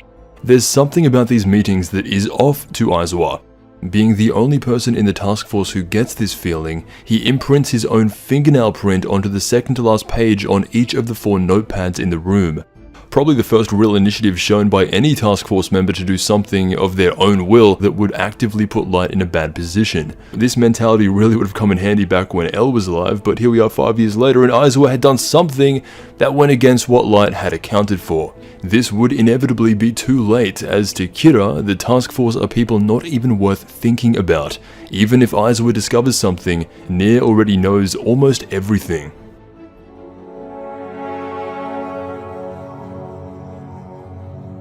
After today's meeting between Kiyomi and Light, Aizawa had gone back to their specific room to check to see if his fingernail was still imprinted onto the notepads, and to his surprise, 2 out of the 4 had been completely gone, replaced with new ones, confirming in his mind that Light and Takeda had been for sure passing notes back and forth between their conversations.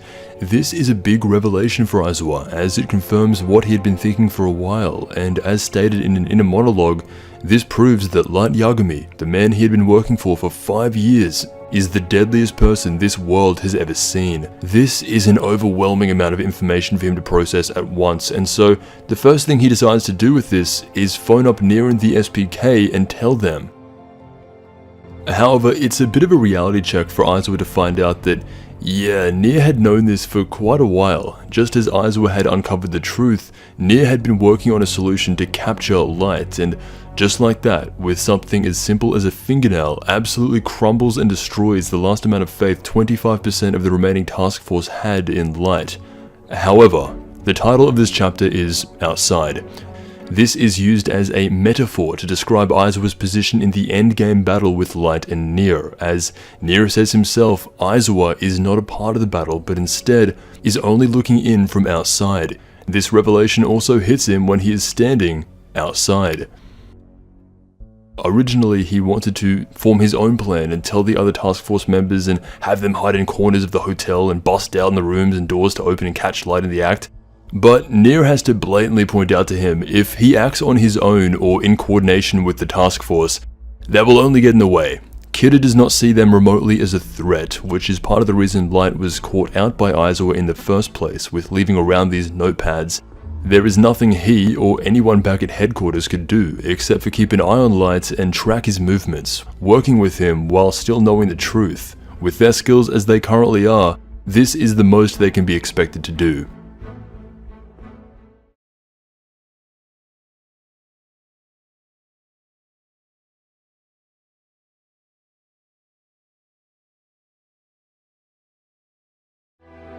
Chapter 95. Convinced.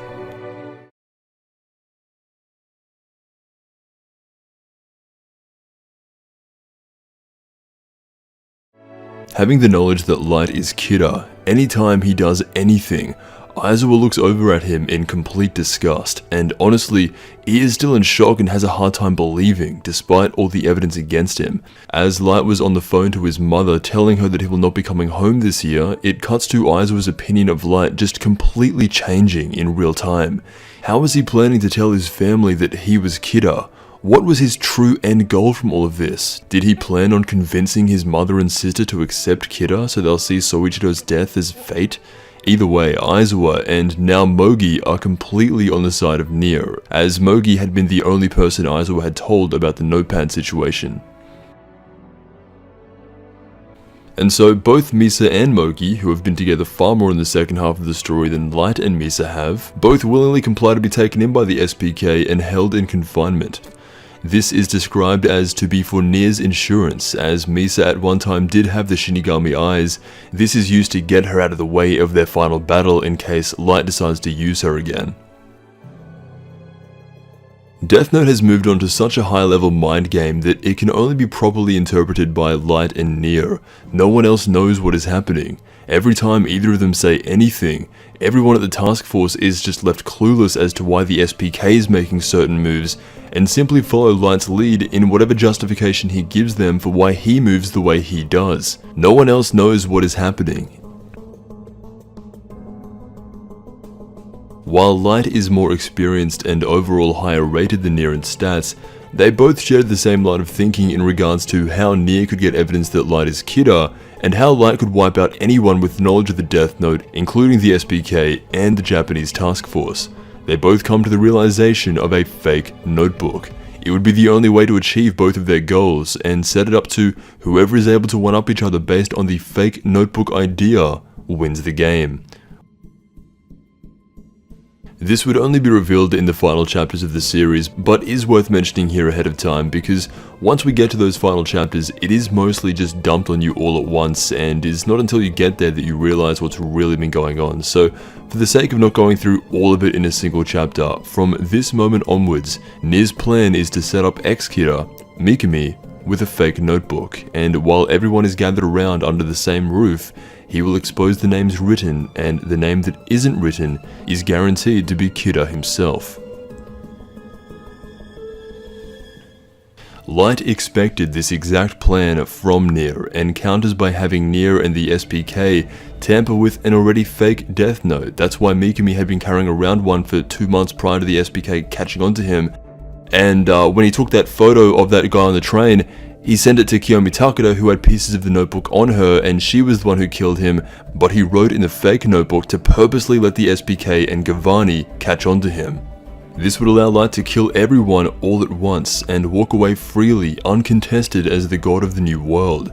These are the thoughts that are currently circling around both the mind of Nier and Light. They are both willing to risk everything on this one encounter.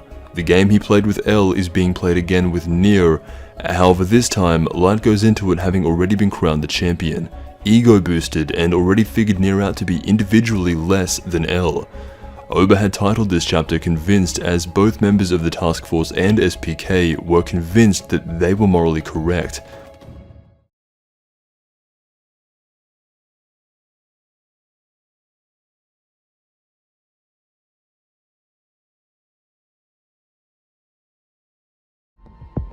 Chapter 96. Meanwhile.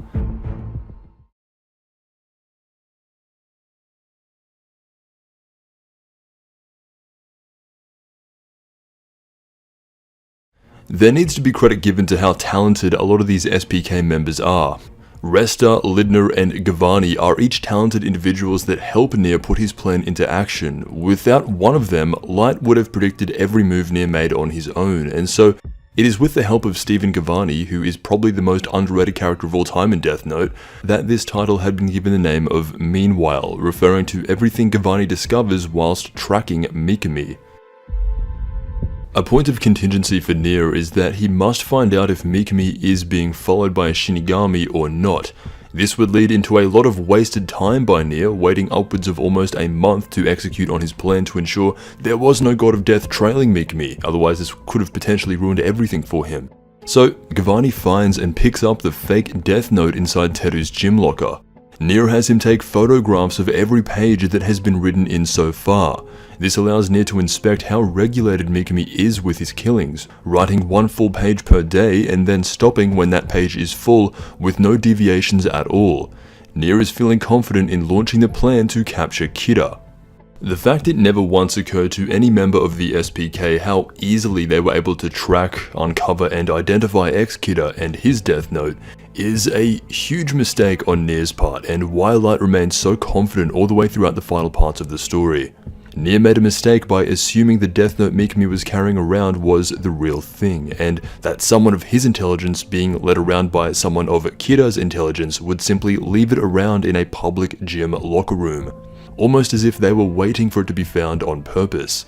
If this were L, this would have been something that he definitely accounted for. A fake death note would have seemed likely to him, and this is why Light cannot rightfully compare the two. L required an actual god to end his life, while if Light's plan went ahead as he envisioned, Nier and everyone else would have been taken out by a deranged man.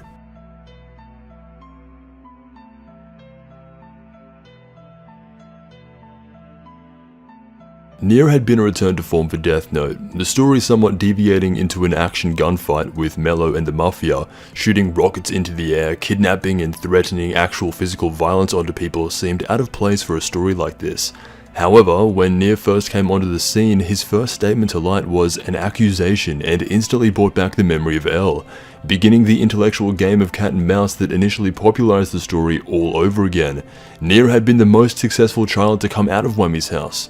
Mello was a criminal, Matt wasn't even that smart, and we all know what happened to the likes of Beyond Birthday. It is with the self-admission that he could never live up to the greatness of L that allows Nier to act with far less pride than Mello or even L himself. While he still has some pride in wanting to end the Kira case his own way, it would be much less than either anyone Light had gone up against in the past, and it is because of this that he is able to be quite flexible in how he will go about capturing Kira.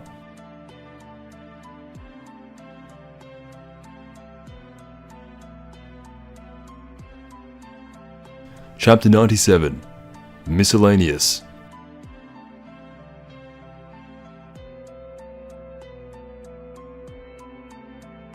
Eight out of the 18 pages of this chapter have zero dialogue, something very rare for Death Note. All of the characters are busy doing miscellaneous things in waiting for the right time. Light is continuing meeting with Kiyomi Takeda while remaining quietly confident. The task force is still listening to their conversations. Mikami follows his standard routine of doing exactly what Light tells him. Nier plays with his toys while thinking about the case, and Giovanni had just fully replicated Mikami's fake Death Note down to the cover, handwriting, and pages. So, after some time has passed, Light had instructed Mikami to confirm that his Death Note had not been tampered with, and once he had done this, he is to tell Kiyomi Takeda the words, "I've confirmed it," to which she then informs Light by saying, "I want to meet with you," code words that he will know what they mean when the time comes. Up until this point, the SPK had been tampering with the wrong notebook, and once again, Light had been in complete control of the situation, which leads him to be morbidly confident in his inner thoughts, revealing the idea of killing the task force and SPK all at once at the exact moment they find out that he is Kira. It is time for him to rid himself of the burden of continuing this fake investigation. He intends to kill each and every one of the individual task force members, Matsuda included, who had been restricting him from living the life he truly wanted as God. It was time for Light to ascend to his rightful place above every human being in the world and become the version of himself that he envisioned back in Chapter 1. The time was now. With Nier satisfied with the work he and the SPK had done, he calls Light to set up a time and date 3 days from now to unanimously prove that he is Kira. This meeting between the Japanese task force and the SPK will take place on the 28th of January 2010 at 1 PM, at an old abandoned warehouse known as the Yellow Box Warehouse. As things stand, if this meeting were to take place with the knowledge all parties have right now, Light would win. He had been able to predict Nier's thought process down to an exact level. Light knows that he will win the game. He is confident and does not expect to lose. In his mind, once this is all over, this will be the true beginning of a world where he reigns uncontested and unrivaled.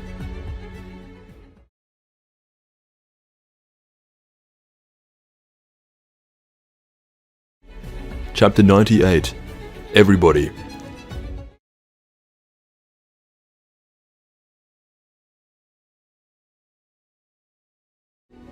This title refers to everybody being involved, the task force, the SPK, and now even Mello. At this point in the story, Death Note is getting very close to its climax, and reading chronologically, Mello had been a person to seemingly disappear for the last 10 chapters. He has not appeared in the final act, but he is still around, in Japan as well, with Matt. While Light and Nier had been battling each other, Mello had still been out there in the background being fed all the information from Harley Lindner, who acts as the double agent between he and the SPK. Once the dates for their meeting had been finalized, Light passes on this information to Kiyomi Takeda to inform Mikami when and where he needs to appear to kill everybody on both sides. The only person who remains self-aware about what is actually going on the task force side remains Aizawa. This could either be the end of his life, or the end of Light's. As he, along with everyone else, is only a spectator, all he can do is hope for the dice to roll in his favor. Nier's plan was absolute. If the other members of the SPK did not feel up to the task, he would simply find people who would be willing to carry this out. However, in its current state, this plan would have failed. Light had been able to anticipate how Nier would think and respond, creating his own plan that would counter Nier's in every way. By himself, Nier would lose to Kira. It is with a very specific set of circumstances that occur after the date had already been scheduled that would throw off Light and Mikami's coordinates. Kiyomi Takeda is walking back to the NHN news office surrounded by bodyguards when all of a sudden, Matt drives towards them and fires smoke grenades towards her and the crowd.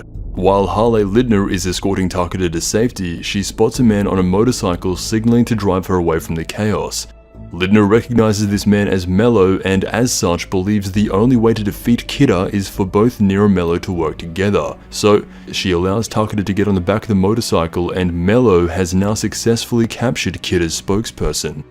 After learning that Light is Kida and Near's attempts to apprehend him in the Yellow Box warehouse, Mello had to do something if he was going to defeat Near. Not concerned with anything other than that, he decides to kidnap Kiyomi Takeda. These actions would eventually lead to the confusion between Light and Mikami and begin the downfall of Kida, while showcasing that together, Near and Mello would be able to achieve something that L could not alone.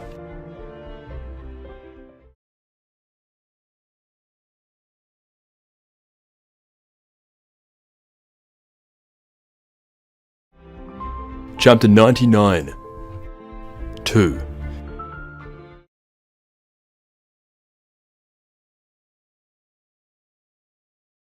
Beginning Volume 12 of Death Note, Matt dies. Matt's death proves that outside of Near and Mello, Wami's house was a complete failure. Matt steps out of his car expecting Takeda's bodyguards not to use lethal force, but this is the new world of Kida. Death is the only way to pay for crimes against God and the Goddess.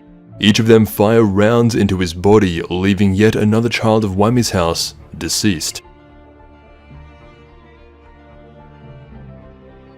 Matt would not be the only one to fall today. Mello would also be killed, once leaving Kiyomi Takeda alone in the back of a truck. Light had prepared her for this moment and had even given her pieces of the Death Note. Once in this position, she writes down the name of Mihail Keel and Mello dies soon after. Acting out impulsively like this, Mello is the force that makes Light and Mikami act in ways that they never would have if he did nothing. The spontaneous attitude and willingness to act of Mello is what caused his death, but also solved this case. Mello ended up dying because he was too willing to act. This is what caused his death, and notably this is what led L to die as well, and it's almost like this part of L is dying yet again.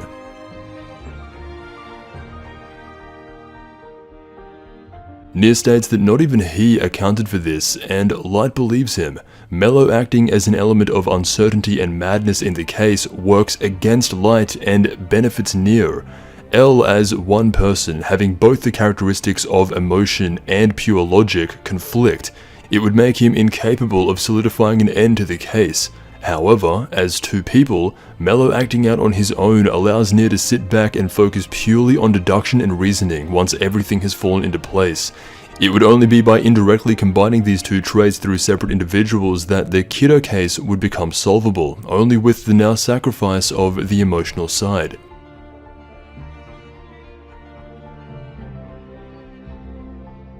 Takeda had taken to Light's every command and done exactly as he asked every step of the way. In the same way Misa's life had been a tragedy ever since writing in the Death Note. A similar fate occurs when Kiyomi Takeda had written in it the name of Mihail Keel. Every human that writes in this notebook will receive their own personalized misfortune. She dies in one of the most brutal and horrific ways imaginable. While crying out to her savior, Light kills Takeda as she has served her cause of killing Mello and is now seen as a liability. Despite instruction to not make any moves prior to the 28th of January, Mikami writes down her name as well and does so at the exact same time as Light. January 6, 2010, 2:32 PM. Burns to death by setting fire to everything around her, including the things that she wrote on.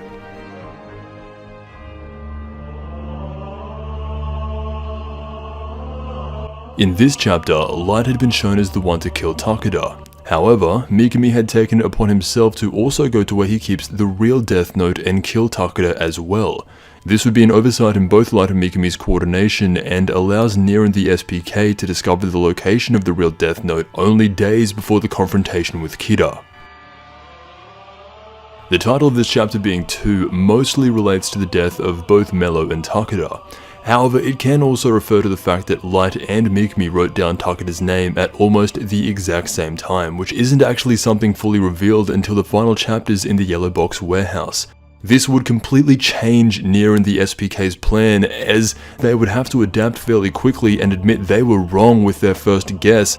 This would completely change Nier's outlook on the investigation and his final deduction, and would have to change and adapt his entire plan in only 2 days.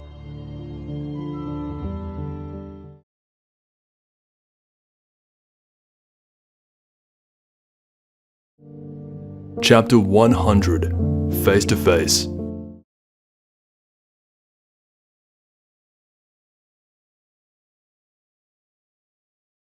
This would be it. Everything that Part 2 had been building up to.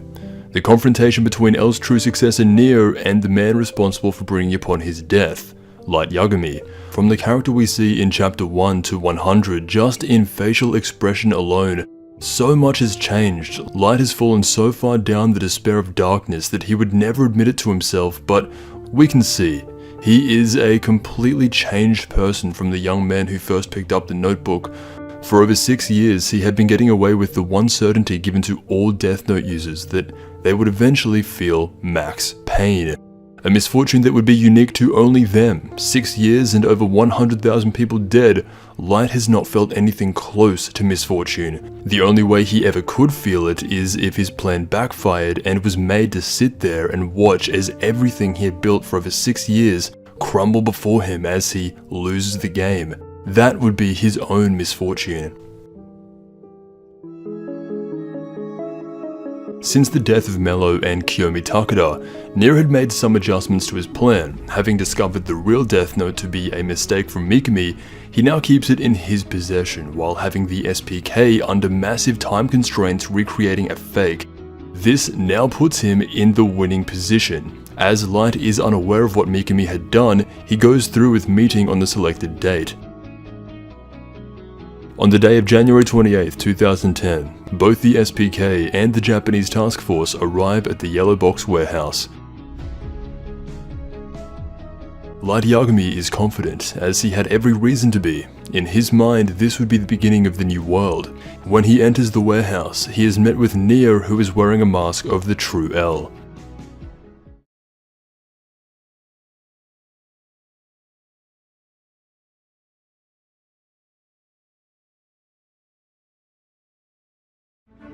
Chapter 101, Inducement.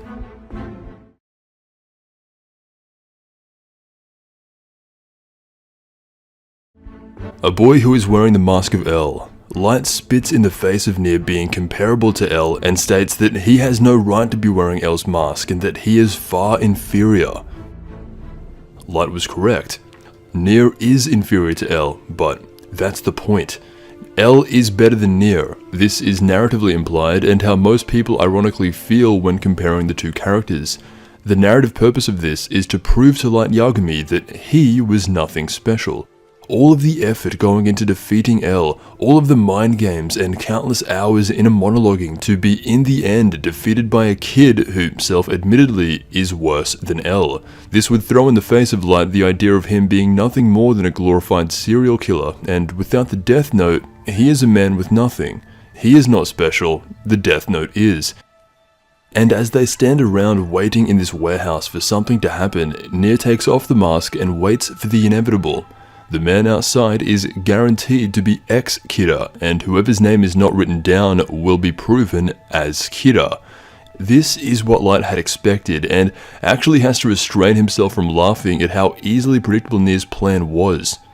Sure enough, time goes by, and Teru Mikami is peeping in through the only door and with the Shinigami eyes writing down the names of everyone inside the warehouse. Everyone except for Light Yagami.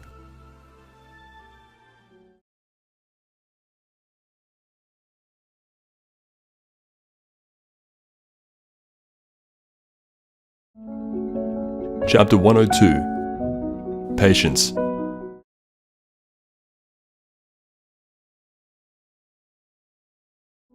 In the final chapters, Mikami is purposely drawn to look unhinged. From his regular stoic design that actually made him look pretty cool, he is now comparable to a deranged serial killer. This entire chapter takes place in the time span of 40 seconds.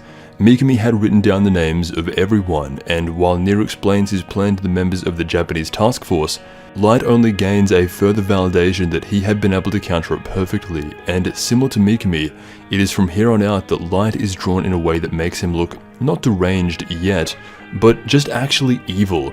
No longer the good-looking young man who always held his cool. Even when he thinks that he's about to win, he is drawn in a slightly different way that emits this evil aura that you can just feel when reading. It just surrounds him. It has never been this blatant or drawn this consistently up until the final act of the story. Even in a position where he is about to win, Light so badly wants to lose his cool and declare victory. There does not exist a world in which he loses. You could only imagine the relief that he would feel when he can finally drop a 6-year-long act, holding in laughter just in case not to be shot. With Mikami entering the warehouse at the command of Light and outright stating, "Your wish is my command, God," with a look that rivals some of the Shinigami, Mikami had followed Light's path to what he thought was perfection. It would be 35 seconds until Light got his perfect victory.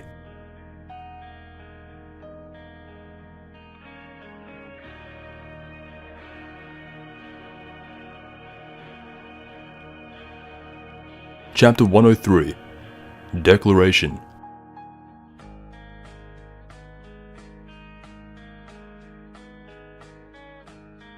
One second before they were all anticipated to die, Light declares victory out loud, and when 40 seconds pass and they do not die, things begin changing.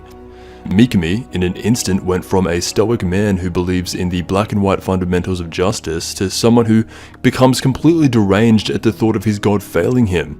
From here on, the anime adaptation and manga would deviate drastically. Both will be covered with the manga first.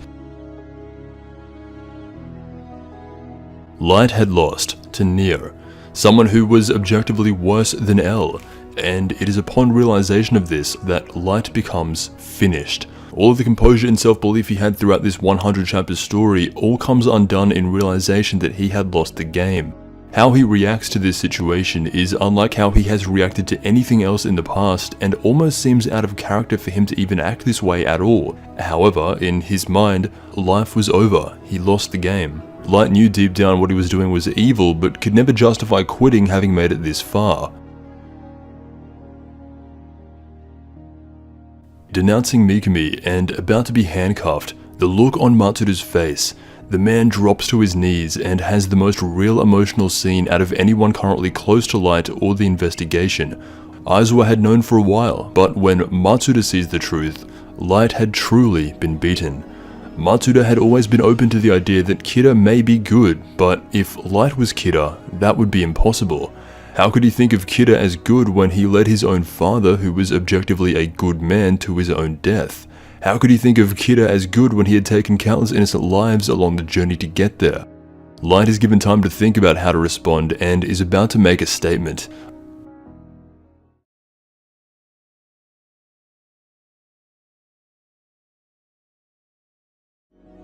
Chapter 104, Answer.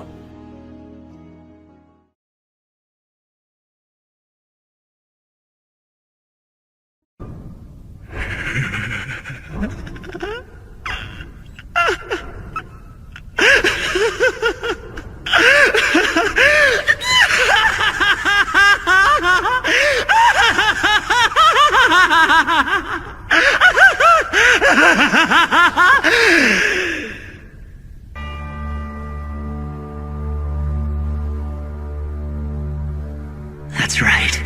I am Kira. And what can you do? Kill me right here? Hear this. I'm not only Kira, but I am also God of the New World. Kira has become law in the world we now live. He's the one who's maintaining order. I have become justice. the only hope for mankind. Kill me? Is that really the right thing to do? Since Kira's appearance 6 years ago, wars have stopped, and global crime rates have been reduced by over 70%. But it's not enough. This world is still rotten, with too many rotten people. Somebody has to do this! And when I first got that notebook all those years ago, I knew I had to do it. No, I was the only one who could. I understood that killing people was a crime. There was no other way. The world had to be fixed. A purpose given to me. Only I could do it. Who else could have done it? And come this far? Would they have kept going? The only one who can create a new world is me.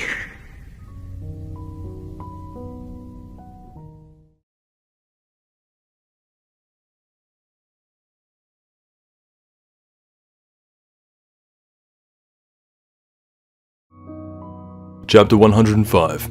Impossible.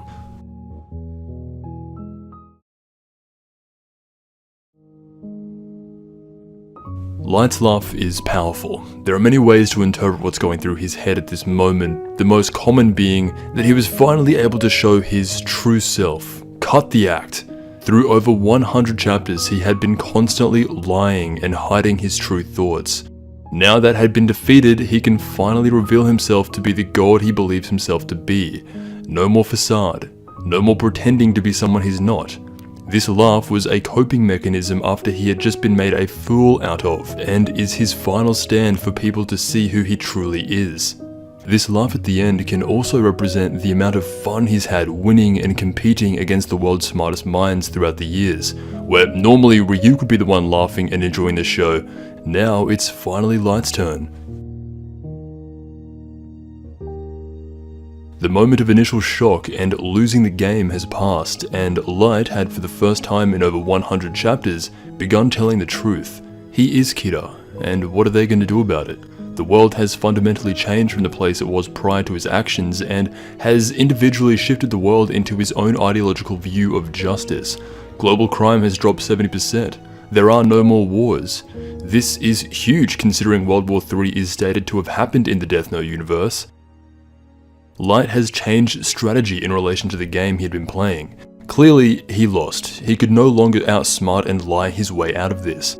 Getting past his semi-mental breakdown, which was more of a shock to him than anything else, he soon realizes the best thing he can do is own it. There is an argument to be made for what he had done on a global scale was a net positive for humanity. However, for the task force who had been with him for now over 6 years, no response would justify the position he had taken.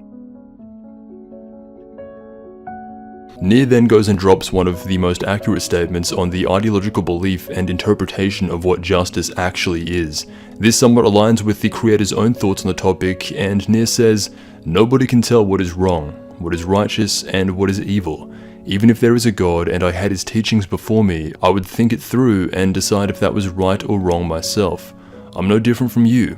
I believe in what I think is right and believe that to be righteous." Because no one there agreed with Light and saw him as a god, he thinks to himself that they are all a bunch of hopeless fools, which is ironic because the one person who had always thought of Light as a god is the exact definition of what a hopeless fool is. By the time Light met Nier, he completely dismisses him as a threat, far inferior to L and someone not even worthy of wearing the mask of L. It is because of this dismissal of Nier that allows Light to be mentally humbled in various ways by him.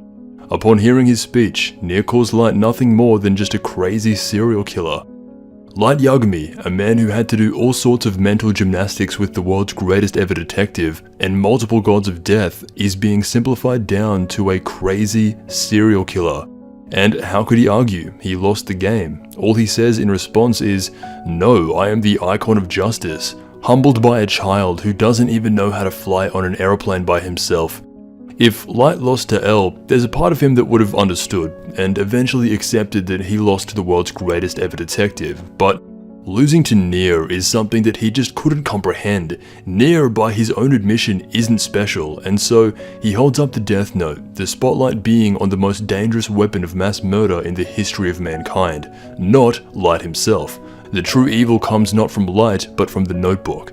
The power to end human life can only be used to cause harm upon others, as pointed out way back by Soichiro in chapter 22.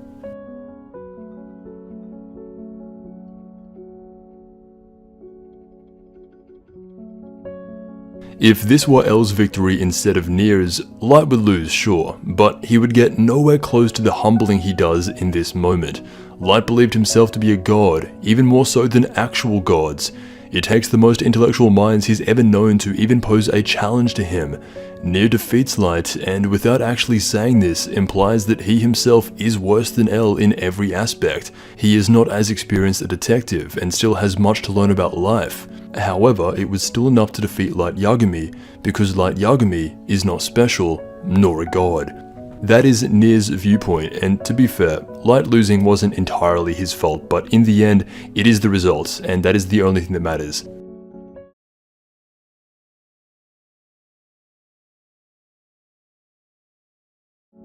Chapter 106. Intent to Kill.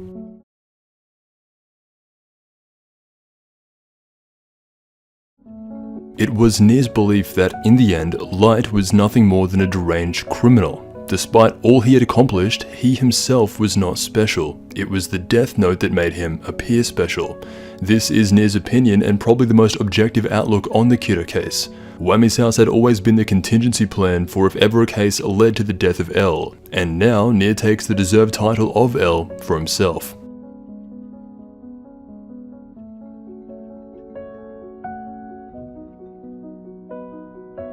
As the story flows, you see a progression in Light from this innocent young man in chapter 1 to this corrupted soul in chapter 106, and it's illustrated extremely well by Obata. These are noticeably the same characters, but at the same time, not.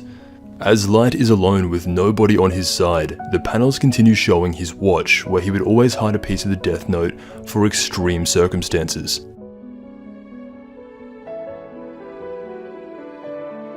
Near does not intend to kill Light. This had always been a game to him, and now that it's over, he will simply confiscate the Death Note and Kira will disappear, and become a myth of the past. The only intention is for Light to be imprisoned, and for what you would assume to be a lifetime sentence, and so Light believes his only option is to kill Near. This was a massive mistake, and something that he did not need to do.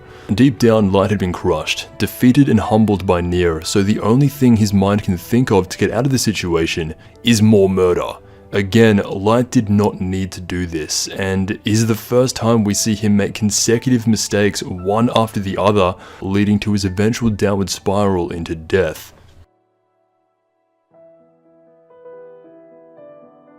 He intends to write Near's name inside the paper in his watch, and gives himself about 1 second to actually pull this off. This is no doubt a foolish act by Light. What would happen if Near dies? There are 8 other people in the warehouse, all equipped with firearms that know the truth as well. Even if he did write down the name of Nate River, there's nothing good that would come from it. He would have just committed another act of murder in front of the very people who were defending him for years.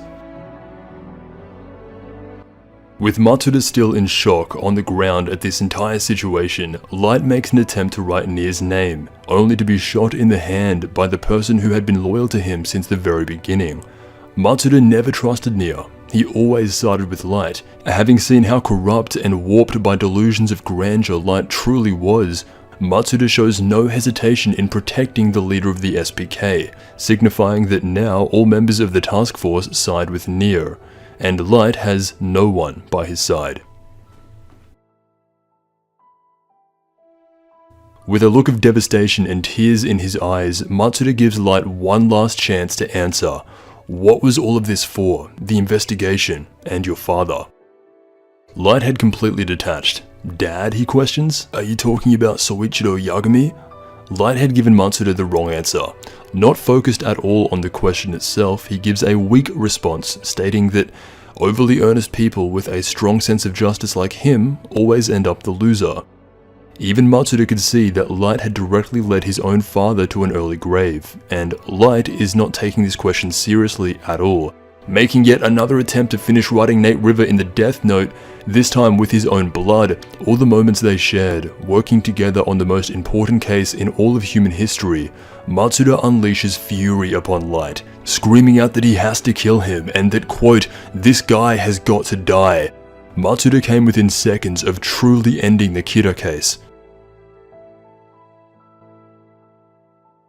It is from this moment onwards that Light is drawn to be just as, if not more unhinged than even Mikami, and just completely changes how you view his character if you've only seen the adaptation. In the manga, Light is on the ground and from all viewpoints looks pathetic. He screams out to Mikami to write their names down. He is becoming delusional to the situation he is in. It is at this point that Mikami denounces Light as not a god, but instead just scum who ruined his life. Aizawa and the remaining task force approach Light Yagami to arrest him as Kira, the mass murderer.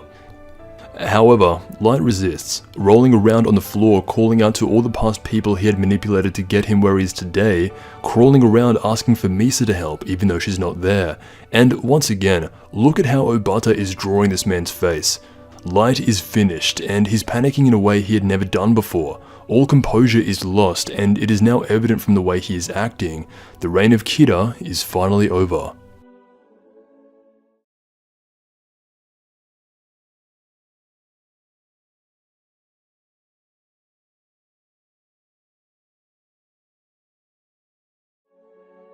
Chapter 107.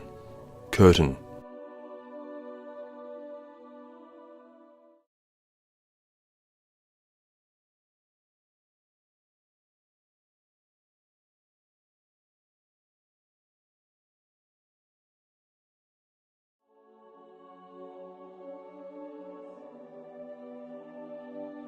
It had been quite the journey for Light Yagami, and one thing you can certainly say about the man is that his life was definitely not boring. In the moment laying down, bleeding out inside the Yellow Box warehouse, does he ever regret picking up the Death Note? Well, not in the manga.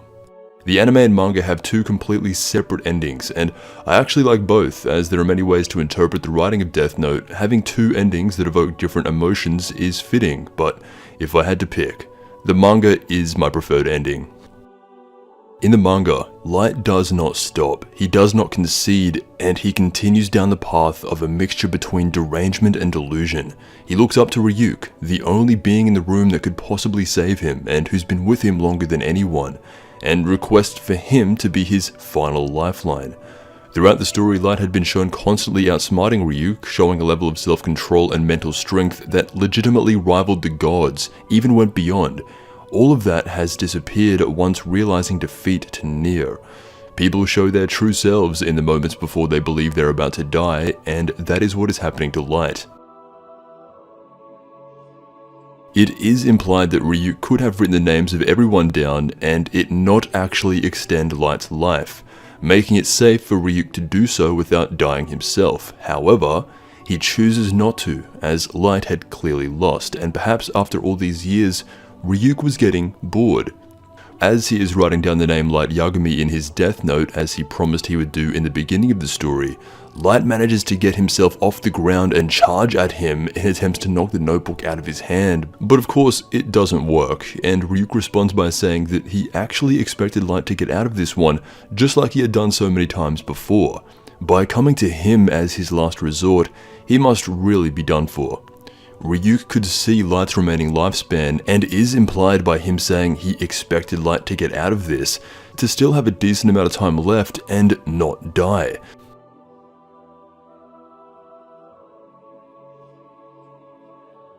In an alternate world, if Light had kept his composure, just like he had done so many times before, convinced Ryuk that getting caught was a part of his plan, the SBK and Task Force weren't going to execute him, simply imprison him. Light comes to the realization that he is going to die, and this is something that he does not want. It was a combination of all the events playing out in the exact manner that they did that deluded Light from his regular path of thinking clearly on this day. He is freaking out to a level that is borderline baby-like, compared to how dignified El was in accepting his fate, realizing that he probably was going to die, and if that happened, so be it. Light goes out in the most undignified way he possibly could, kicking and screaming, constantly repeating the phrase, "I don't want to die."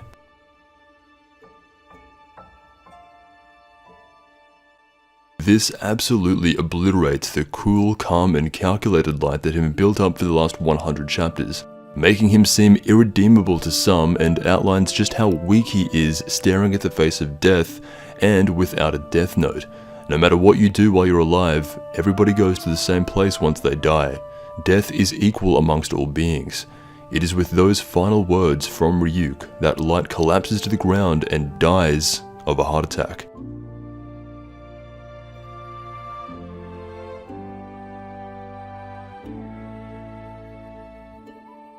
That brings an end to the life of Light Yagami in the manga. Just like that, with no sympathy, just like each and every one of his victims, he dies in the same way and is treated no better than any of them. Light Yagami was a human only pretending to be a god, and in death finds himself equal to all those he had killed. It was made very clear that Light was acting very different from the moment he found out he lost the game. There were moments where he tried regaining composure in the "I'm Kira" speech, but that was quickly shut down and debunked by Nier apathetically. Light had not been thinking in the way he usually does. If he had accepted capture and confinement and did so in a way that made Ryuk believe this was still a part of his plan, the show would go on. There is overwhelming evidence that his lifespan actually continues beyond this point, and it was only by Shinigami intervention that he died early. If he had never spoken to Ryuk, or never reached out to him to kill everyone and be his last resort, making as much of a pathetic scene as he did, Ryuk would have no reason to actually kill Light, and naturally assume that getting caught was a part of the plan. Once caught, Light could have easily negotiated with the government of whichever country he was confined to, most likely Japan, or even waited for his cult-like following to break him out. He had a worldwide cult, a genuine religion based on what he was able to do with the Death Note. At this point of the story, public opinion is overwhelmingly in Kira, now Light's, favor. It would be almost impossible for the authorities to keep him locked up or execute him without major public outcry. The religion of Kira would not stand for their god being locked up or killed, and most likely would have led to World War IV. Oba has never made any comments about this situation, but he must have had to consider this. Deciding for Ryuk to write down Light's name is the only way to properly end the reign of Kira, but not the Death Note itself. There is still a bit more.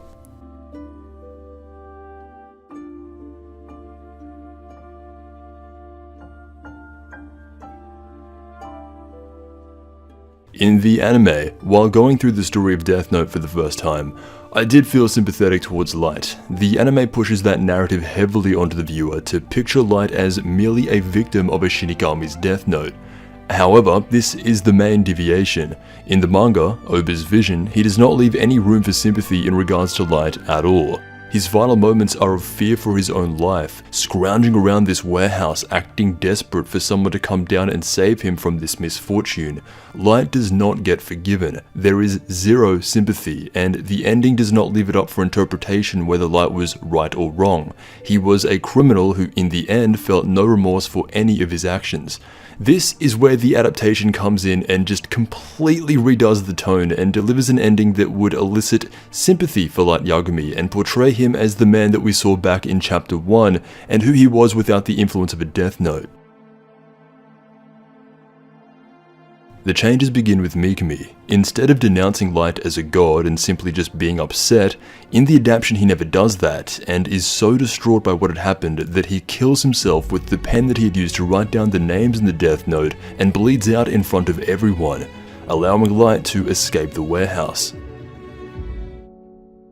As Light is running away from his problems, he reflects back throughout the story, the younger version of himself who first picked up the Death Note. In this moment, he feels remorse for all that had happened, contrasting between the man he could have become without any interference from the gods of death. Light is forced to reflect on his past self. Eventually coming across an abandoned staircase, he rests there waiting for Ryuk to write down his name, in more of a stoic, composed, calm manner that Light had shown himself to be throughout the story, accepting his fate and doing the exact opposite of what he was shown doing in the manga. This ending almost purposely goes out of its way to give the viewer the opposite feeling in regards to Light. The manga shows Light dying while acting pathetic and cementing him as a deranged criminal, while the anime attempts to make the viewer feel sorry for him and have sympathy towards the main protagonist of the story, which it does a good job at doing.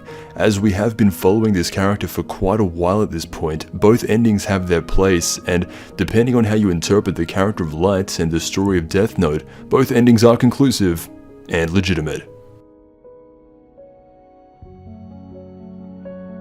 Originally, I found it jarring to watch Light squirm around helplessly. It's a version of him that went directly opposed to the view of the heavily convicted character I first saw in the adaptation.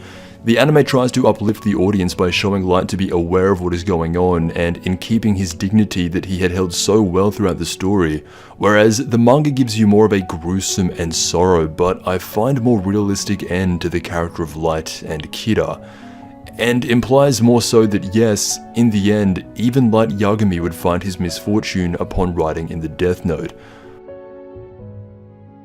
Finally, the anime adds in a scene showing the fate of all three Kiras. Mikami had ended his own life, Light had remained stoic in death and accepted that Ryuk was going to write his name down, which almost goes against the idea of him being followed by a misfortune, and Misa goes back to the original Task Force HQ, and is implied to have committed suicide as well by jumping off L's original 23-story building.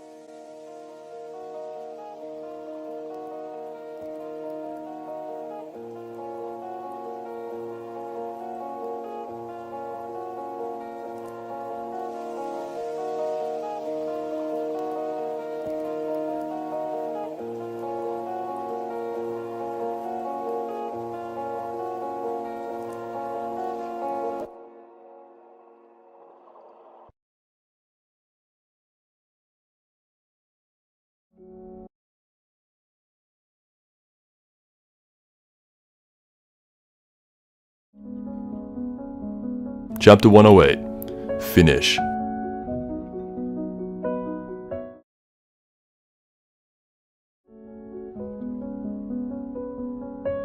In the adaptation, that is where the story ends. There is no more content after the death of Light, and coming in at a total of 37 episodes, by now, the anime credits have already rolled, but there is one final chapter that takes place directly 1 year after the death of Light, that shows the world having returned to normal. Kira has become an afterthought to most people, and life continues on as it normally would, with potential criminals roaming the streets carelessly.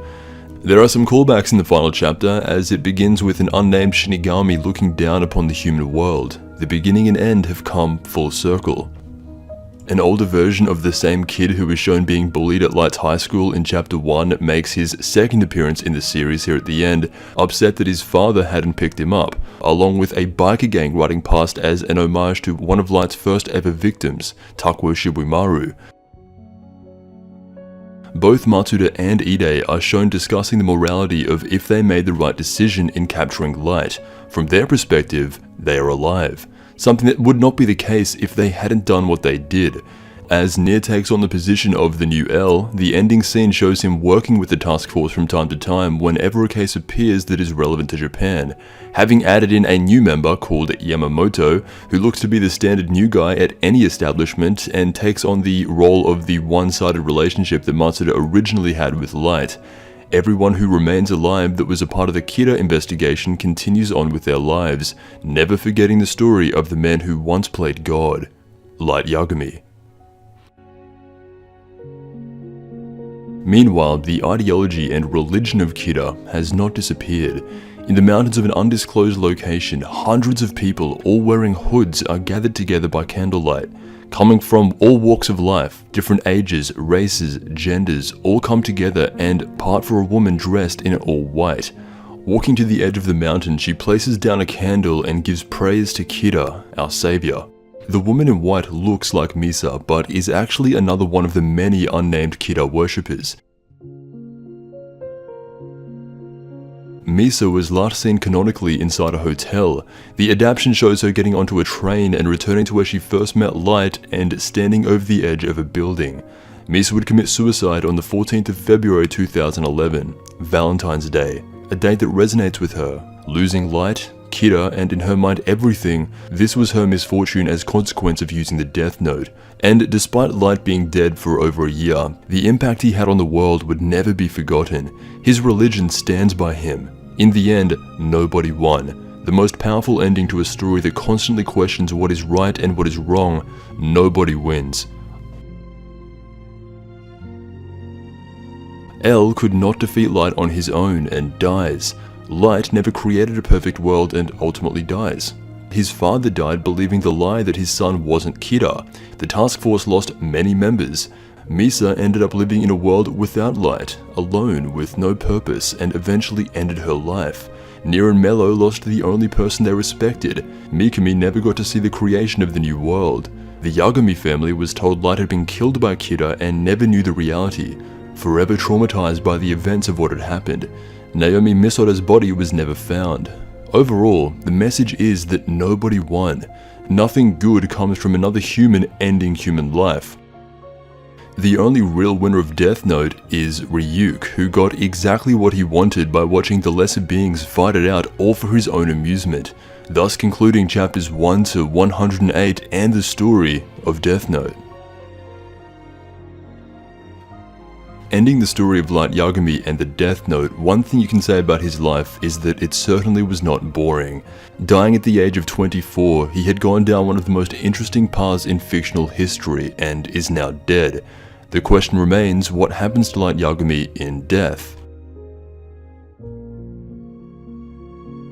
Oba had stated that there was no main theme for Death Note, and when asked about if there is anything to take away from the story, the answer is, in the end, every human will die and never come back to life. So, let's give it our all while we're alive. A very Shonen Jump type answer, and implies that Light is no different than any other human being. In death, he would be treated the same as everyone else and receive no special treatment just because he wrote a few names down in a notebook. However, as there were two different endings, what happens to Light after death in the adaptation can be interpreted differently than how Oba and Obata originally intended. Studio Madhouse was the animation studio that adapted Death Note into a show, quickly becoming one of their most recognizable and greatest ever brands. They left room for a lot more theory as to the post-death experience of particularly Light. Just before he is about to die, in a complete 180-degree turn, he had kept his composure, accepting death, and sees visions of L before eventually passing away. In Chapter 1, or Episode 1, Light is told by Ryuk that no user of a Death Note is able to go to heaven or hell. This is a weird statement for Ryuk to make, as Oba made it clear that heaven and hell do not exist in the Death Note universe, and when all humans die, they return to a state before when they were born, nothingness as he calls it. The only worlds shown to exist are the human world and the Shinigami world, and while being the only two worlds in existence, they are linked. Light was a prolific Death Note user who was actually noticed by the Shinigami King and was allowed to continue his reign as, according to the King of the Death Gods, he was using the Death Note how it was intended and not profiting from it financially. This is interesting because it somewhat counteracts the final statement made to Light by Nier in that he was not special. Well, he had been noticed by the Divine and pretty much every other god of death, even going as far to kill the ranked 4 Shinigami and outright stated to have surpassed the gods. In this regard, Light was special, and Studio Madhouse knew this. Madhouse had released another psychological thriller anime in 2013 called Death Parade, a story specifically aimed at the afterlife, deciding whether humans go to heaven or hell. The main setting is a bar that acts as a form of purgatory for the humans who have found themselves dead. The humans who find themselves in this bar are forced into playing a set of games and challenges where the point is for the arbiter to judge their true nature and ultimately decide who goes to heaven, who goes to hell, who is sent to the void, or who is reincarnated. The humans who end up in this sort of purgatory bar are usually people who are morally grey. It focuses on similar themes to Death Note in judging who is right and who is wrong, and so on episode 11 of Death Parade, produced by the same studio as Death Note, a man appears in purgatory waiting to be judged. This man is Light Yagami. Being one of the coolest Easter eggs I've seen while having no actual relation to Death Note, in spirit Madhouse loved Light so much he appears in a completely different show that illustrates exactly what happened to him after death. This was Light's only appearance in Death Parade and did not go on to have a greater role than this, simply appearing here and that's it. Madhouse would take it even further and release 2 Death Note films that essentially recap the anime story down into a couple of hours. Throughout Death Note there had been not a lot but some implication of Death Note users going to different places after they die, something other than nothingness. The anime portrays this at the start of every episode in the second opening where Light is standing in the Shinigami realm, this being evidence to the fact that he had become more attuned to a Shinigami and acted more like a god than a human. Light is believed to have been reincarnated in the first Death Note Relight film where he himself appears as a Shinigami. Considering Madhouse had purposely inserted Light into Death Parade, a place for him to ultimately be judged and the potential for reincarnation, while completely changing the ending scene where he went out as more of a stoic, godly figure, I think it's clear to see how they interpret the story. They wanted Light to become a Shinigami. After many years, a new unnamed Shinigami goes around asking all of the other Shinigami the whereabouts of Ryuk. Being very adamant in his demands of meeting him, the unnamed Shinigami approaches Ryuk limping up a staircase, in the exact style Light had before his death. Once meeting Ryuk, he throws him an apple and requests to hear the story of Kira and his time following the human Light Yagami. If we are to believe this Shinigami is actually Light reincarnated, his statements are extremely ironic as he wants to go down to the human world completely bored of the Shinigami world. There aren't many Shinigami. Part of the reason why it's so boring is most likely due to the lack of population. Due to the human world and Shinigami world being directly linked, they are the only 2 that exist. No heaven, no hell, or afterlife. The only higher power belongs in the Shinigami realm, and so it is believed that to become a Shinigami, a human must use the Death Note, receive judgment, and then either turn into nothing, or become a Shinigami. This seems to be accurate as to what Madhouse did with their adaptation. They believed in Light, and in their interpretation did in fact view him as special, the chosen one, and did not want to see him return to nothing like every other human. And so by giving these clues as to him becoming a Shinigami, they had immortalized him, and perhaps this was Light's ultimate misfortune. You would think that he would enjoy being a Shinigami, a true god, but once again, he is bored. Coming full circle from the character in Chapter 1, Light would live out the rest of his days in solitude, alone in a realm, ending up with the same fate as the rest of the Shinigami. If this Shinigami is Light, which I do think it is, at least in the adaptation, him dying is not the misfortune. Going through eternal boredom is. 毎日毎日同じことの繰り返し。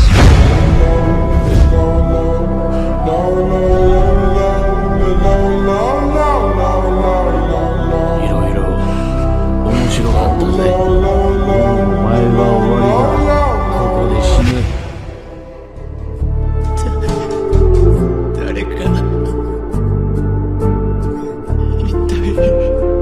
すればリサはどうしただから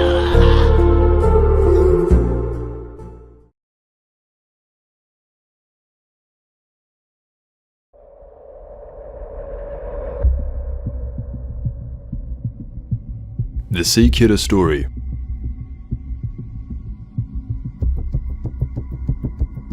When Death Note came out, it was revolutionary. The feeling its story gave has not been replicated in the same way since, and it is with the idea of not being replicated that inspired Sea Kidder. When Death Note ended, that was it. Having consistently stayed in the top 10 weekly Shonen Jump rankings for the majority of its run, Death Note officially concluded in May of 2006.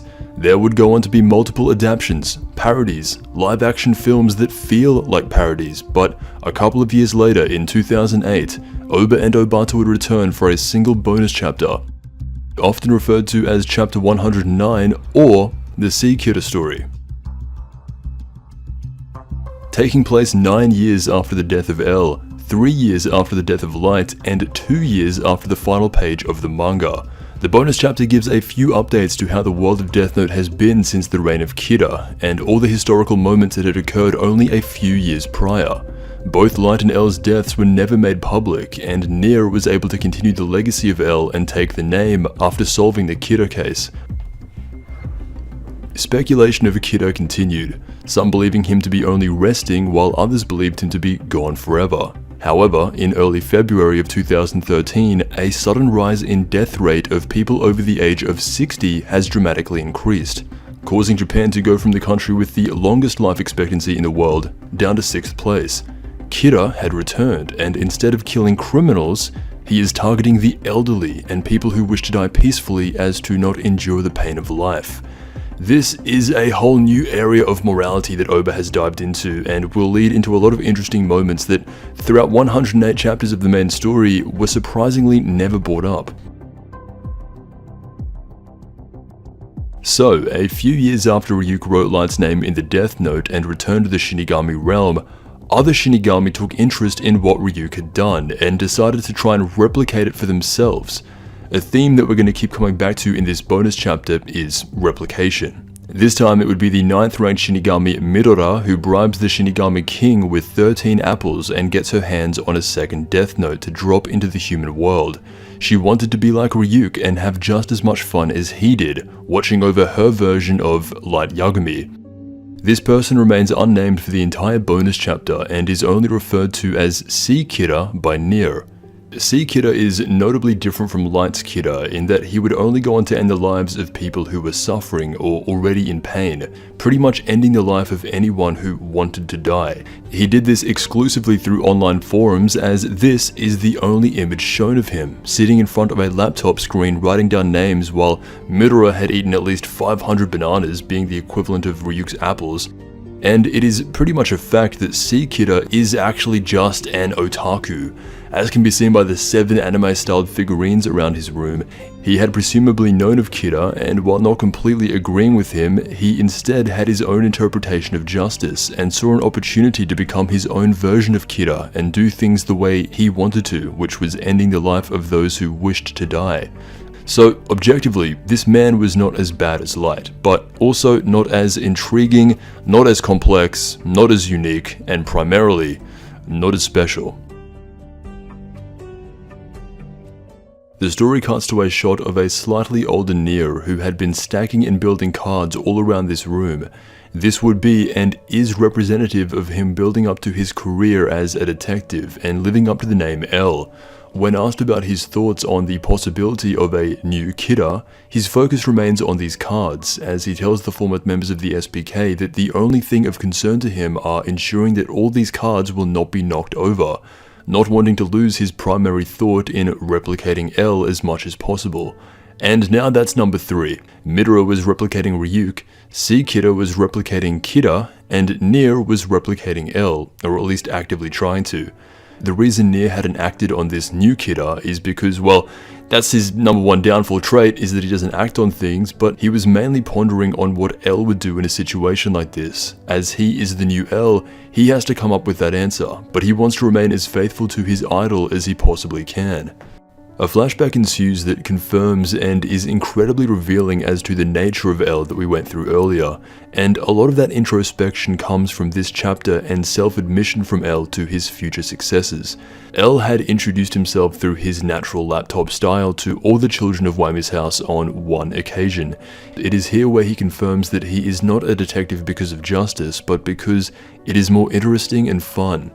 L directly states, "Solving cases is my hobby. That's why I only take up cases that personally interest me. It is not about justice, and in order to solve a case, I will do anything. I'm a cheater who hates to lose." This being among the most candid L had been in relation to his actual mental state, also is what allows him to pick out Near and Mello as the only current potential successors, as after hearing the open and honest L, a lot of the children at Whamy's house actually lost respect for him, but Near did not, and liked those answers so much that L became his idol and ultimate goal in life.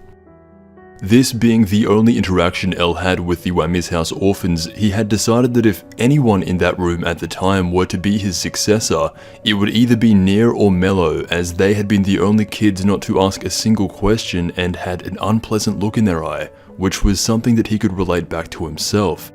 Near would grow up to become the new L, but still asking the question, what would L do? This respect is even further symbolized by Near's stack of cards being completed in the shape of a giant letter L once he fully understands L's mindset about how he would approach this new kidder. Near hadn't acted on this new kidder because he was thinking, what would L do? He had such a profound respect for L that he will not act out of place even from 9 years after he had died.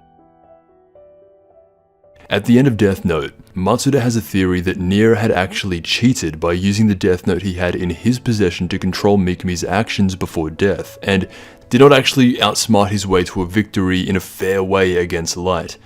L had also stated prior that he would go as far to cheat to solve a case, and that's something that Near might have taken into consideration. This idea of Near cheating did have some legs for a while, as not only had it been pointed out in the absolute final chapter, Obata himself had stated in a guide that Near cheats, seemingly confirming it to be true, in that Near had actually used the Death Note to ultimately defeat Light and win the game. This was ultimately debunked, as you cannot manipulate someone with Shinigami eyes with the Death Note, and Near never finds his misfortune. This closing statement from Matsuda is not how Near won. The rivalry between L and Kidder is heightened to a global scale. The world becomes aware of this battle, and it is made known to everyone that this is something that requires absolute attention and consequence, which is fair. However, this rivalry boosts the already huge ego of Light and only confirms to him the battle of God versus the world's smartest mind. L states many times that he would be willing to give up his own life to solve the Kidder case. This only glorifies and idealizes him in the minds of the public and results in a lot of the characters we see in the second half of the story, including Mikumi, Takeda, and all of the other unnamed Kidder worshippers. A bit of it was because of L. And so now that there was a new Kidder on the scene years after the death of Light, how would Near go about handling it? Well, by basically calling the rivalry between Light and L special, and whoever this Kidder is less than the original. The C in this Kidder stands for Cheap Kidder. C Kidder had become a vacuum to not only the sick and elderly people wanting a peaceful end to their life, but literally everyone. Hordes of people are jumping over each other to get a peaceful suicide. It is one of the darkest scenes in any Death Note related material, and as you see dozens of people collapse at the request of their own suicide, C Kidder had officially announced his presence to the world, in the same way Light did when he killed Lindell Taylor. This time, however, Near, under the name of L, appears on broadcast to make a statement. After completing this insane memento to L, Near had uncovered what the original L would have done in this situation and decides that C Kidder was just a killer without a purpose, and as such labels him Cheap Kidder. He had zero interest in this criminal and will not undergo an investigation in a case he has no interest in, which is exactly what L would have said. This completely destroys the mental side of C Kidder. after hearing this from what he thought to be L, it is said that his face just turns completely white, and then he began staring at a wall for 3 days. Then, all of a sudden, he just started screaming, and just like all of his victims, he writes his own name in the death note and commits suicide. Returning Midora back to the Shinigami world, upset that she couldn't replicate the fun that Ryuk had found. It takes a strong mind to use the Death Note. A human must endure emotions to a godlike level to simply be able to not go insane. Midora took control of a weak-willed human being, showcasing once again the uniqueness of Light Yagami. And so, for 12 years, that was all of Death Note. Every piece of the manga, the timeline, and the story of what would happen if a bored high school/college student gained godlike power. After the Sea Kidder story and bonus chapter for Death Note, there would be an equivalent real-world time skip of over a decade until another human would receive the Death Note. During this time, the franchise would go on to inspire live-action films, TV adaptations, musicals, and a total of 3 officially licensed video games that released on the Nintendo DS from 2007 to 2008. Death Note Kidder Game, Death Note Successors to L, and L the Prologue to Death Note.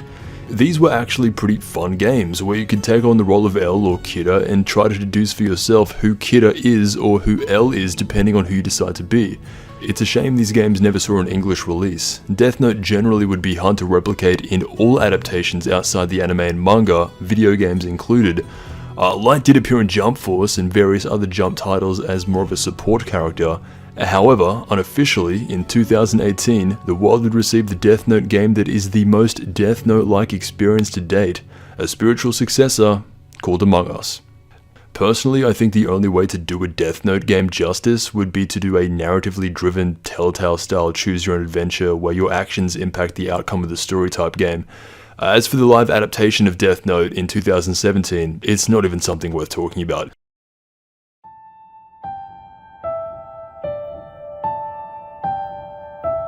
The A Kidder story. In February of 2020, Oba and Obata returned for a sequel to Death Note that takes place immediately after the Sea Kidder story. With Ryuk hungry for more apples and the absolute failure of Sea Kidder, he sets out to find another human who is as smart as Light Yagami to use the Death Note long enough to get more apples and be entertained once again. Introducing Minoru Tanaka, the newest main character to take on the role of Kidder in a modern setting. Minoru is a 14-year-old middle schooler who scored 142 on an IQ test, making him, quote, the smartest middle schooler in all of Japan, and how Ryuk found out about him, as Light was also considered the smartest college student in Japan. Minoru and Light are two very different people. Despite Minoru's naturally high intelligence, he doesn't actually do that well at school and receives fairly low grades. However, at around 14 years old, his IQ was measured at 142, which is extremely notable and why Ryuk had chosen him as somewhat of a successor to Light. Ryuk was not subtle about this at all. Compared to when he dropped the notebook in the human world in chapter 1 of Death Note, anyone could have picked it up. It just so happened to be Light who was the best candidate of all time. This time though, after sitting around in the Shinigami realm for a couple of years, he wants to do it again. Round 2. Coming down and directly dropping the notebook on Minoru's head, there's a small bit of confusion at first when Ryuk sees how low Minoru's grades actually are. He was looking for someone smart, and so he asks him if he is an idiot. Minoru is completely freaked out by Ryuk at first, as any normal person naturally is. But he has some interesting things to say about intelligence and how, while he doesn't consider himself an idiot, scoring high on a middle school IQ test doesn't prove much other than that he watches a lot of shows about IQ diagnostics and knows specifically about how IQ tests work, and overall is not a good gauge of intelligence. The people who are truly smart are solving problems that pertain to the future. Any teacher who says scoring high on an IQ test makes you smart is the idiot. Ryuk is satisfied enough with Minoru's responses and follows him home to personally hand him the Death Note, and lays out the exact history that this notebook had been through, especially in recent times. There's a lot of new material that really expands and shows how much Light impacted the world. Upon receiving Kidder's Death Note, Minoru is blown away at the fact that he is now holding in his hands The Kida's Notebook, the same power that ended wars and greatly reduced crime. Despite being very young around the time of Kida's original reign, he knows everything about him and states that they even teach about Kida in schools and even specifically studied him in world history. In ethics, they taught that Kida was pure evil, and in world history he was described as a mass murdering terrorist who ranks among the worst in recent history. This was the publicly accepted view of Kida. However, as we've seen, there's also just as many people who grew to accept Kida and believed him to be a god. Ryuk doesn't give away everything about the original Kida, such as Light's name or anything that would reveal his identity, but he tells him everything about how the Death Note works. Minoru seems indifferent about the morality of Kida, not really caring whether he was right or wrong, but upon hearing the story is very impressed with how smart Kida must have been to get away with it under the microscope for almost a decade. However, stating that those same tactics employed by Light in the early 2000s would never work in the modern day. It's a completely different world with cameras around every corner, inside trains, cars, and buses. If Light was around today, he would have had to think of an entirely different strategy to get around the FBI agents, which Minoru actually thinks the original Kida would have been more than capable of. Once done telling the story of the original Kida, Ryuk looks over to Minoru and asks, "Can you do that?" To which Minoru has this look on his face that he in fact does not want to go down the same path as Light. This is a character who grew up under the world of Kida, reading about him from a young age and understood that if a person was behind those actions, it was evil. Ryuk was attempting to turn Minoru Tanaka into Light Yagami 2.0, which he absolutely does not want. However, the Death Note itself holds the key to solving a lot of problems in his life, and he will not let this opportunity pass by. Minoru wants to use the Death Note in objectively the right way. Ending human life being the only capability of the Death Note, he has to think of the right answer to give Ryuk. Minoru is a character more interested in just living a normal life, over the poetic ideals of justice that Light had convinced himself into believing. He just sits there and thinks in his room, with Ryuk standing behind him without saying anything for hours, and ultimately decides to relinquish ownership of the Death Note for 2 years, and so when 2 years passes, Ryuk is to come back to him and return the Death Note to his possession. Hesitantly, Ryuk agrees to these terms, and 2 years later would return to Minoru Tanaka exactly under the guides he had promised. Minoru is no longer in middle school and is now closer to Light's age when he found the Death Note in high school. For the past 2 years, he had wiped his mind of the Death Note and everything related to it, to suddenly regain possession 2 years later while in high school. This was done so he could open up his own bank account. Minoru Tanaka will not use the Death Note himself, but instead plans on opening up a global auction and selling it to the highest bidder. This is insane. We've come a long way from when the Death Note was this mysterious item that was being hidden away for only Light to know about, to now going as far to make it public knowledge for the world. This truly is Endgame Death Note. Minoru takes the meta of being Kida to a whole new level and in some ways accomplishes more than even Light. Sakura TV returns for yet another appearance, and Ryuk is actually compelled by Minoru and does as he asks, by which he holds up a note that appears floating in mid-air during a live broadcast that reads, "The power to remotely kill people as used by Kida is being put up for auction. If you want to buy it, use the hashtag #PowerOfKida on Twitter and indicate your bid amount in American dollars." Nice to know that Twitter also exists along with Google in the Death Note verse, but that is how Minoru intends to get the message out and sell the Death Note.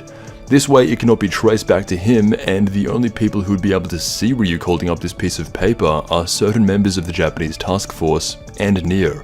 Even still, Minoru remains untraceable. Of course, previous members of the original Kida case notice Ryuk, and this causes somewhat of a panic from Matsuda as he indirectly leads to validating these seemingly speculative claims of buying Kida's power by announcing himself as someone who once worked on the original Kida case.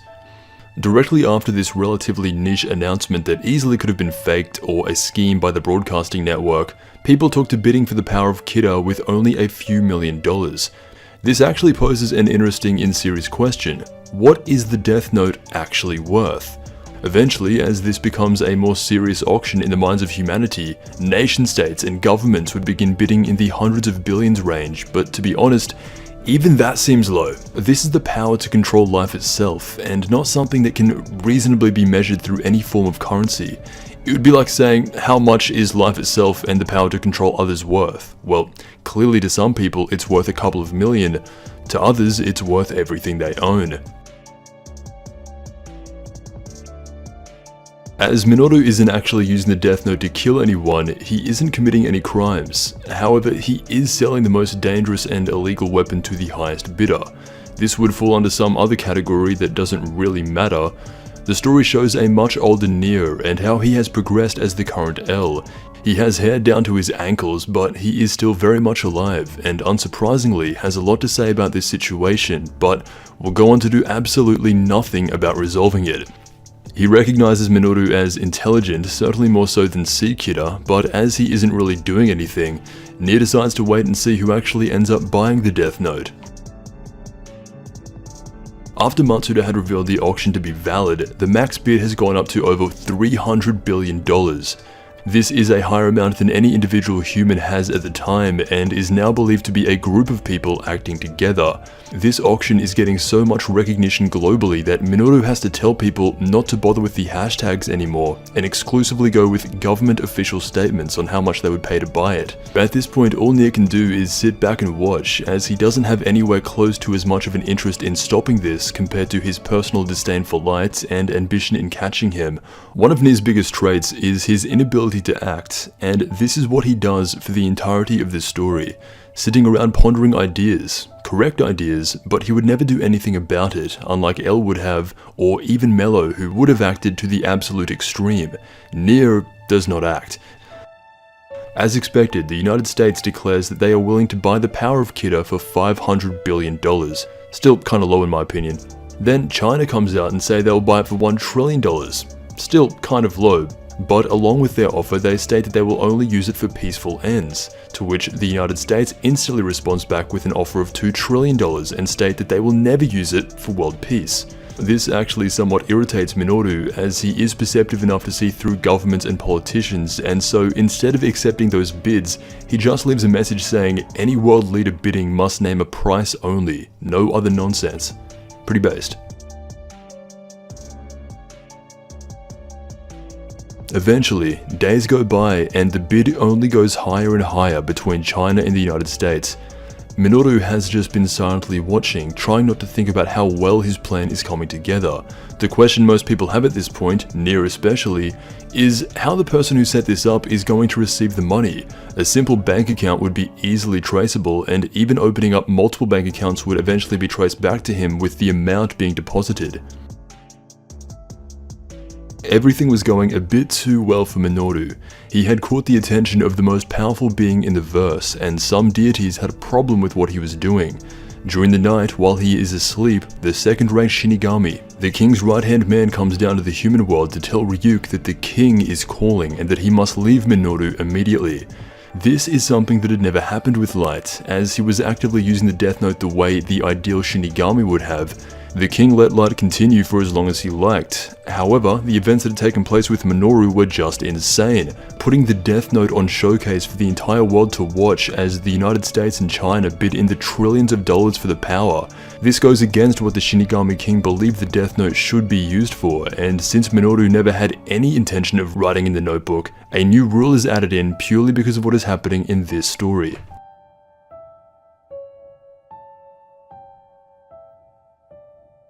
The United States and China end up in a massive bidding war to own the power of the Death Note.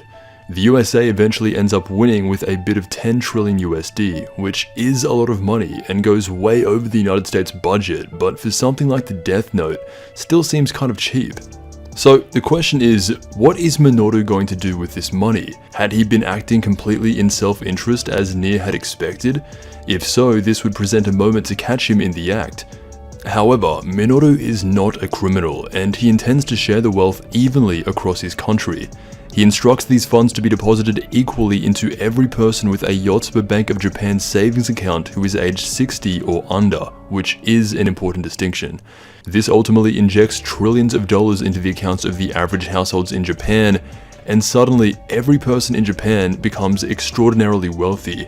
That was Minoru's plan all along. He had managed to find a way to positively affect people without actually writing any names down, not even once. We had seen others attempt to use the Death Note for financial gain, primarily the 8 members of Yotsuba and Higuchi. However, they were actively writing down names and even took the deal with the Shinigami Eyes, and clearly not the same as this. Minoru is the only one to have seemingly affected his country in an outwardly positive way. He did this without being suspected once by Nier, and is only complimented by how clever he had been to not leave any trails to get caught. For the first time since becoming L, Nier must admit defeat, as in this case, his weaknesses were overtly highlighted. Minoru gives the Death Note back to Ryuk and tells him to never show up around him ever again for any reason, as he wishes to forget all of this and live a long and happy life. Minoru Tanaka does not want anything to do with the misfortune the Death Note has to offer, and so Ryuk obliges and goes ahead and gives the notebook to the current United States President, who is based on the real-world equivalent at the time. However, since the sale of the Death Note, the rules have changed due to the Shinigami King not liking how Ryuk went along with this human who was trying to sell the Death Note. The new rule is, the human who participates in the buying and selling of the Death Note shall die. The seller will die when they receive the money, and the buyer will die when they receive the Death Note. This means the United States President has to make a decision whether to accept the notebook and die on the spot and have the next person who walks in find it, or reject it and act as if he isn't using it publicly out of preserving world peace.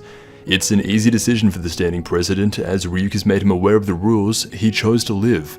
On the other side of the world, however, Minoru was not made aware of this new rule and had already accepted the money. This leads to him dying of a heart attack and Ryuk writing his name on the same page he did Light Yagami. Even Minoru Tanaka, who was objectively good and never once wrote in the Death Note, met his misfortune by the Shinigami King, who had to add in a new rule to keep the idea of the human who uses the Death Note to any extent at all will come across their misfortune. His plan was perfect, he made zero mistakes, and is the most reasonable character I have seen in Death Note throughout this video. He had died because the Shinigami King, who was stated to have immeasurable intelligence, inquisitiveness, empathy, initiative, did not foresee an event like this ever happening. In the end, Kida becomes the god for all those who live in Japan aged 60 and under.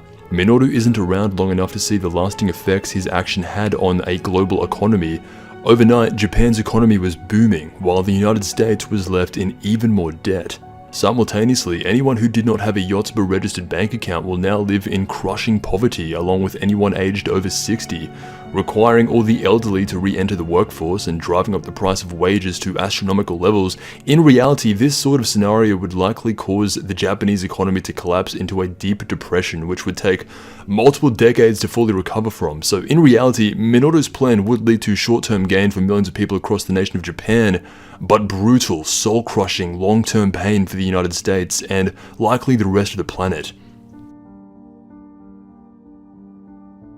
In a world able to be controlled by the forces of the divine, while intelligence reigns supreme in the human world, the Shinigami King reigns above all, stated as having an incomprehensible appearance, immeasurable intelligence, now making an example of Minoru Tanaka by adding in a new official rule. He is the most powerful character in the Death Note verse, and has jurisdiction over all regulation of what can and cannot be done. The sovereignty of the Death Note belongs to the Shinigami King. This is where the story of Death Note ends.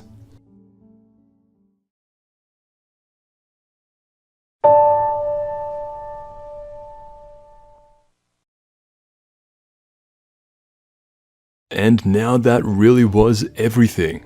If there is ever any more Death Note manga content, I may have to come back to this, but for now, and for the foreseeable future, that is every main storyline Death Note has to offer, in some detail.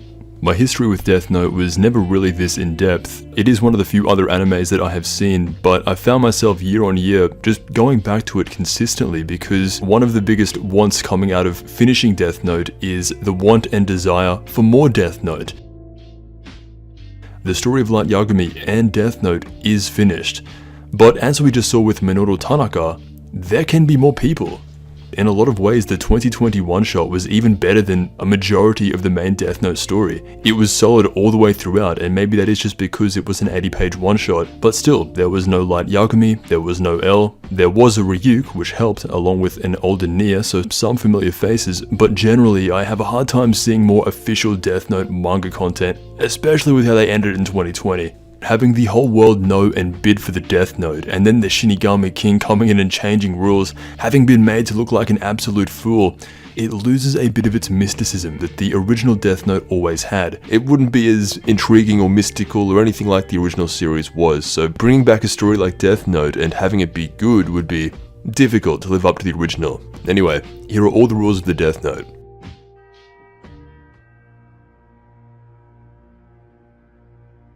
The human whose name is written in this note shall die.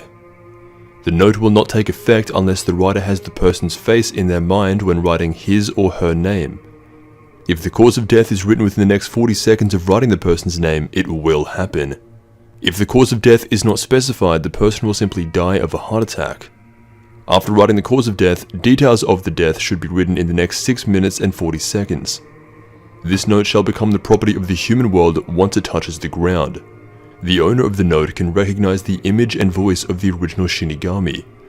The human who uses this note can neither go to heaven nor hell. If the time of death is written within 40 seconds after writing the cause of death as a heart attack, the time of death can be manipulated.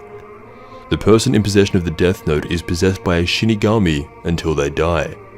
If a human uses the note, a god of death usually appears in front of him or her within 39 days after he or she uses the note. Gods of Death, the original owners of the Death Note, do not do, in principle, anything which will help or prevent the deaths in the note. A God of Death has no obligation to completely explain how to use the note or rules which will apply to the human who owns it unless asked. A God of Death can extend their own life by putting names in their notebook, but humans cannot. The human who becomes owner of the Death Note can, in exchange for half of his or her remaining life, get the eyeballs of a Shinigami, which will enable him or her to see a human's name and remaining lifespan when looking through them. A Shinigami cannot be killed even if stabbed in the heart with a knife or shot in the head with a gun. However, there are ways to kill a God of Death which are generally not known to the Gods of Death. The conditions for death will not be realized until it's physically possible for the human or is reasonably assumed to be carried out by that human. The specific scope of the condition for death is not known to the Shinigami either, so you must examine and find out. One page taken from the Death Note, or even a fragment of the page, contains the full effects of the note. The instrument to write with can be anything: blood, cosmetics, anything.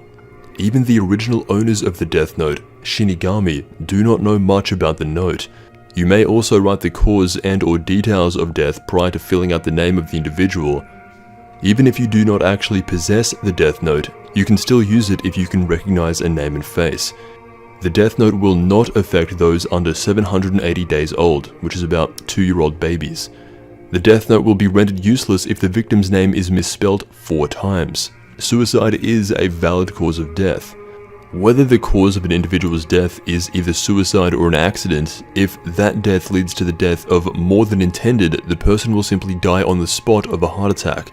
This is to ensure that other lives are not influenced.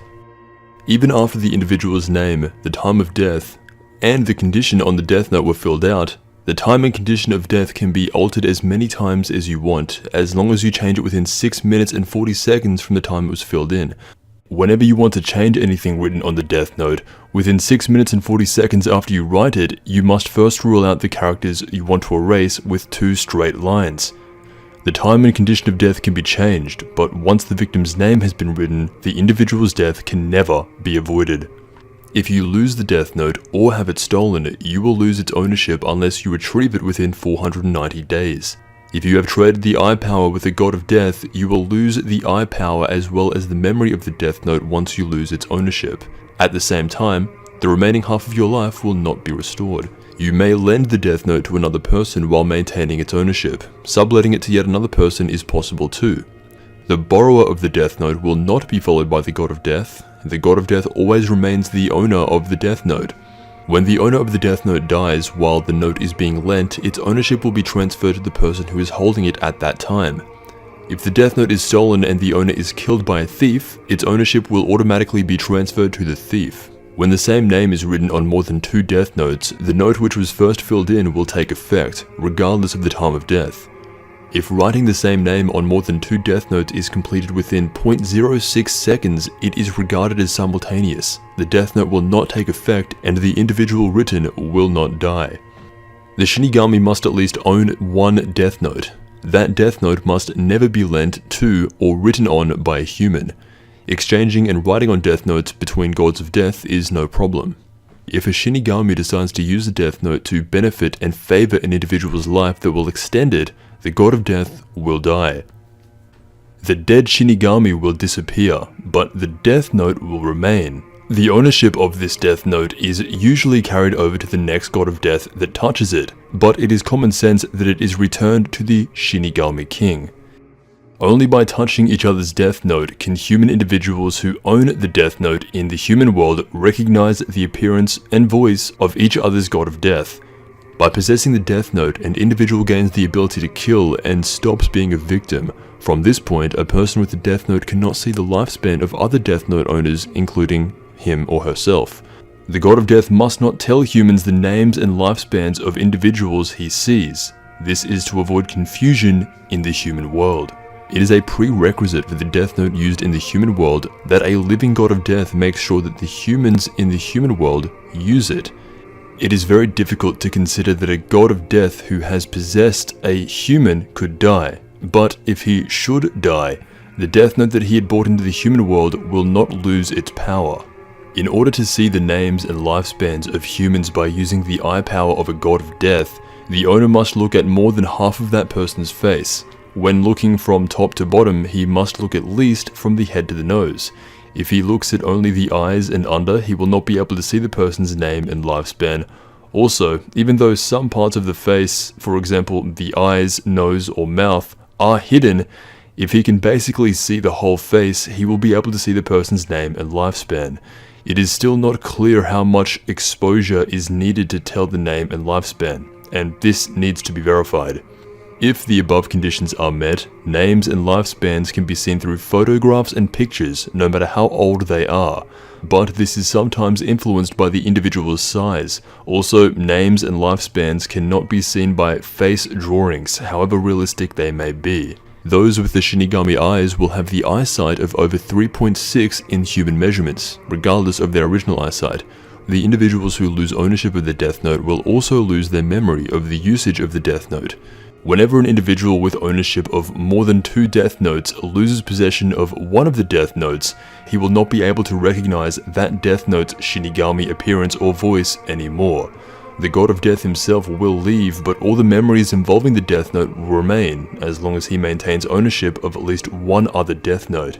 The God of Death must not stay in the human world without a particular reason. The Death Note must not be handed to a child under 6 years of age, but Death Notes that have been dropped into the human world and are a part of the human ecosystem can be used upon humans of any age with the same effect.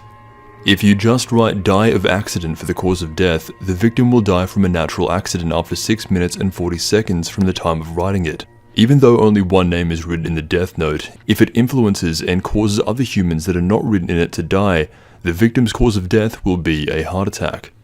If you write "die of disease" with a specific disease's name and the person's time of death, there must be a sufficient amount of time for the disease to progress. If the set time is too tight, the victim will simply die of a heart attack.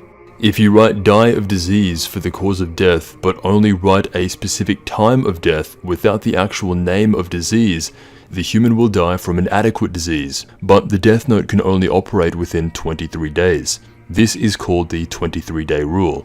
You cannot kill humans who are 124 or over with the Death Note. You cannot kill humans with less than 12 minutes left to live.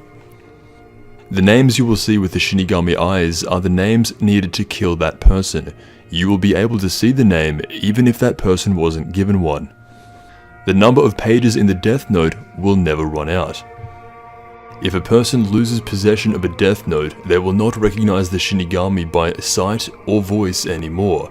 If, however, the owner lets someone else touch his Death Note from that time on, that person will recognize the God of Death.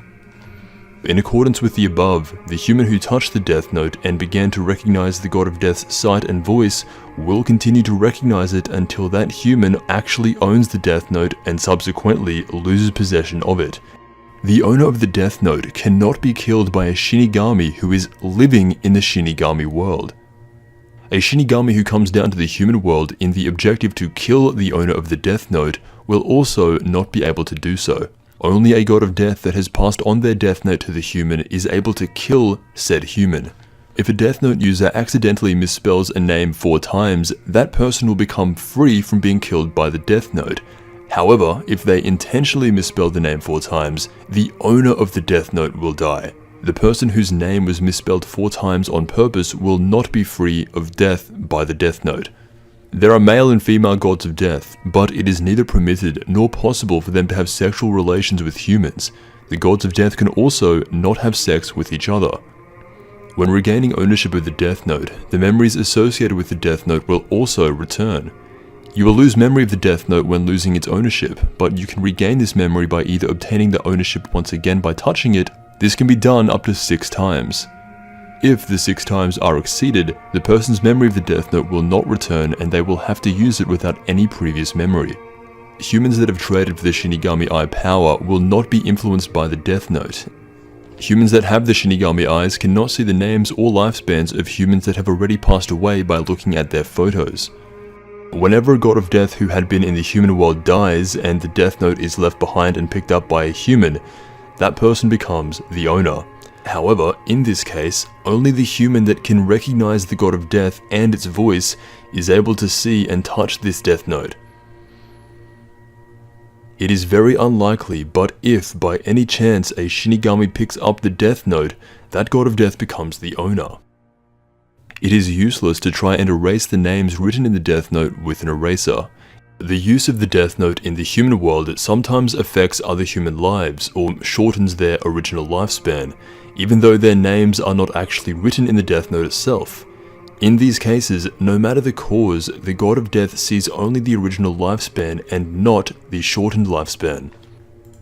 If a Death Note is owned in the human world against the God of Death's will, that God of Death is permitted to stay in the human world in order to retrieve it. As long as the Shinigami has at least once seen a human and knows his or her name and lifespan, the God of Death is capable of finding that human from a hole in the Shinigami realm. There are laws in the Shinigami realm. If a God of Death should break the law, there are up to 9 levels of severity starting at level 8 and going up to level 1, plus the extreme level. For severity levels above 3, the gods of death will be killed after being punished. For example, killing a human without using the Death Note is considered an extreme level punishment. Shinigami will not die from lack of sleep. Moreover, gods of death do not really need sleep. The meaning of sleep for gods of death is essentially different from humans and is mere laziness. Only 6 Death Notes are allowed to exist at a time in the human world. This means only 6 Shinigami that have passed on their Death Note to humans can stay in the human world. One God of Death is allowed to pass on Death Notes to only 3 humans at a time. It is possible for a single Shinigami to hand out up to 6 Death Notes, for example by handing 3 humans 2 Death Notes each. In other words, one human could own all 3 Death Notes. However, if a 7th Death Note is owned by a human in the human world, nothing will happen even if used. The Death Note will not take effect if you write a specific victim's name using several different pages. But the front and back of the page is considered as one page. For example, the Death Note will still take effect if you write the victim's surname on the front page and given name on the back. By manipulating the death of another human that has influence over another human's life, that human's original lifespan can sometimes be lengthened. If a Shinigami intentionally does the above, manipulation to effectively lengthen a human's lifespan, the God of Death will die. But even if a human does the same, the human will not die. In the Death Note, you cannot set the death date to longer than the victim's original lifespan. Even if the victim's death is set in the Death Note beyond his or her original lifespan, the victim will die before the set time. A human death caused by the Death Note will indirectly lengthen some other human's original life without the specific intention to do so.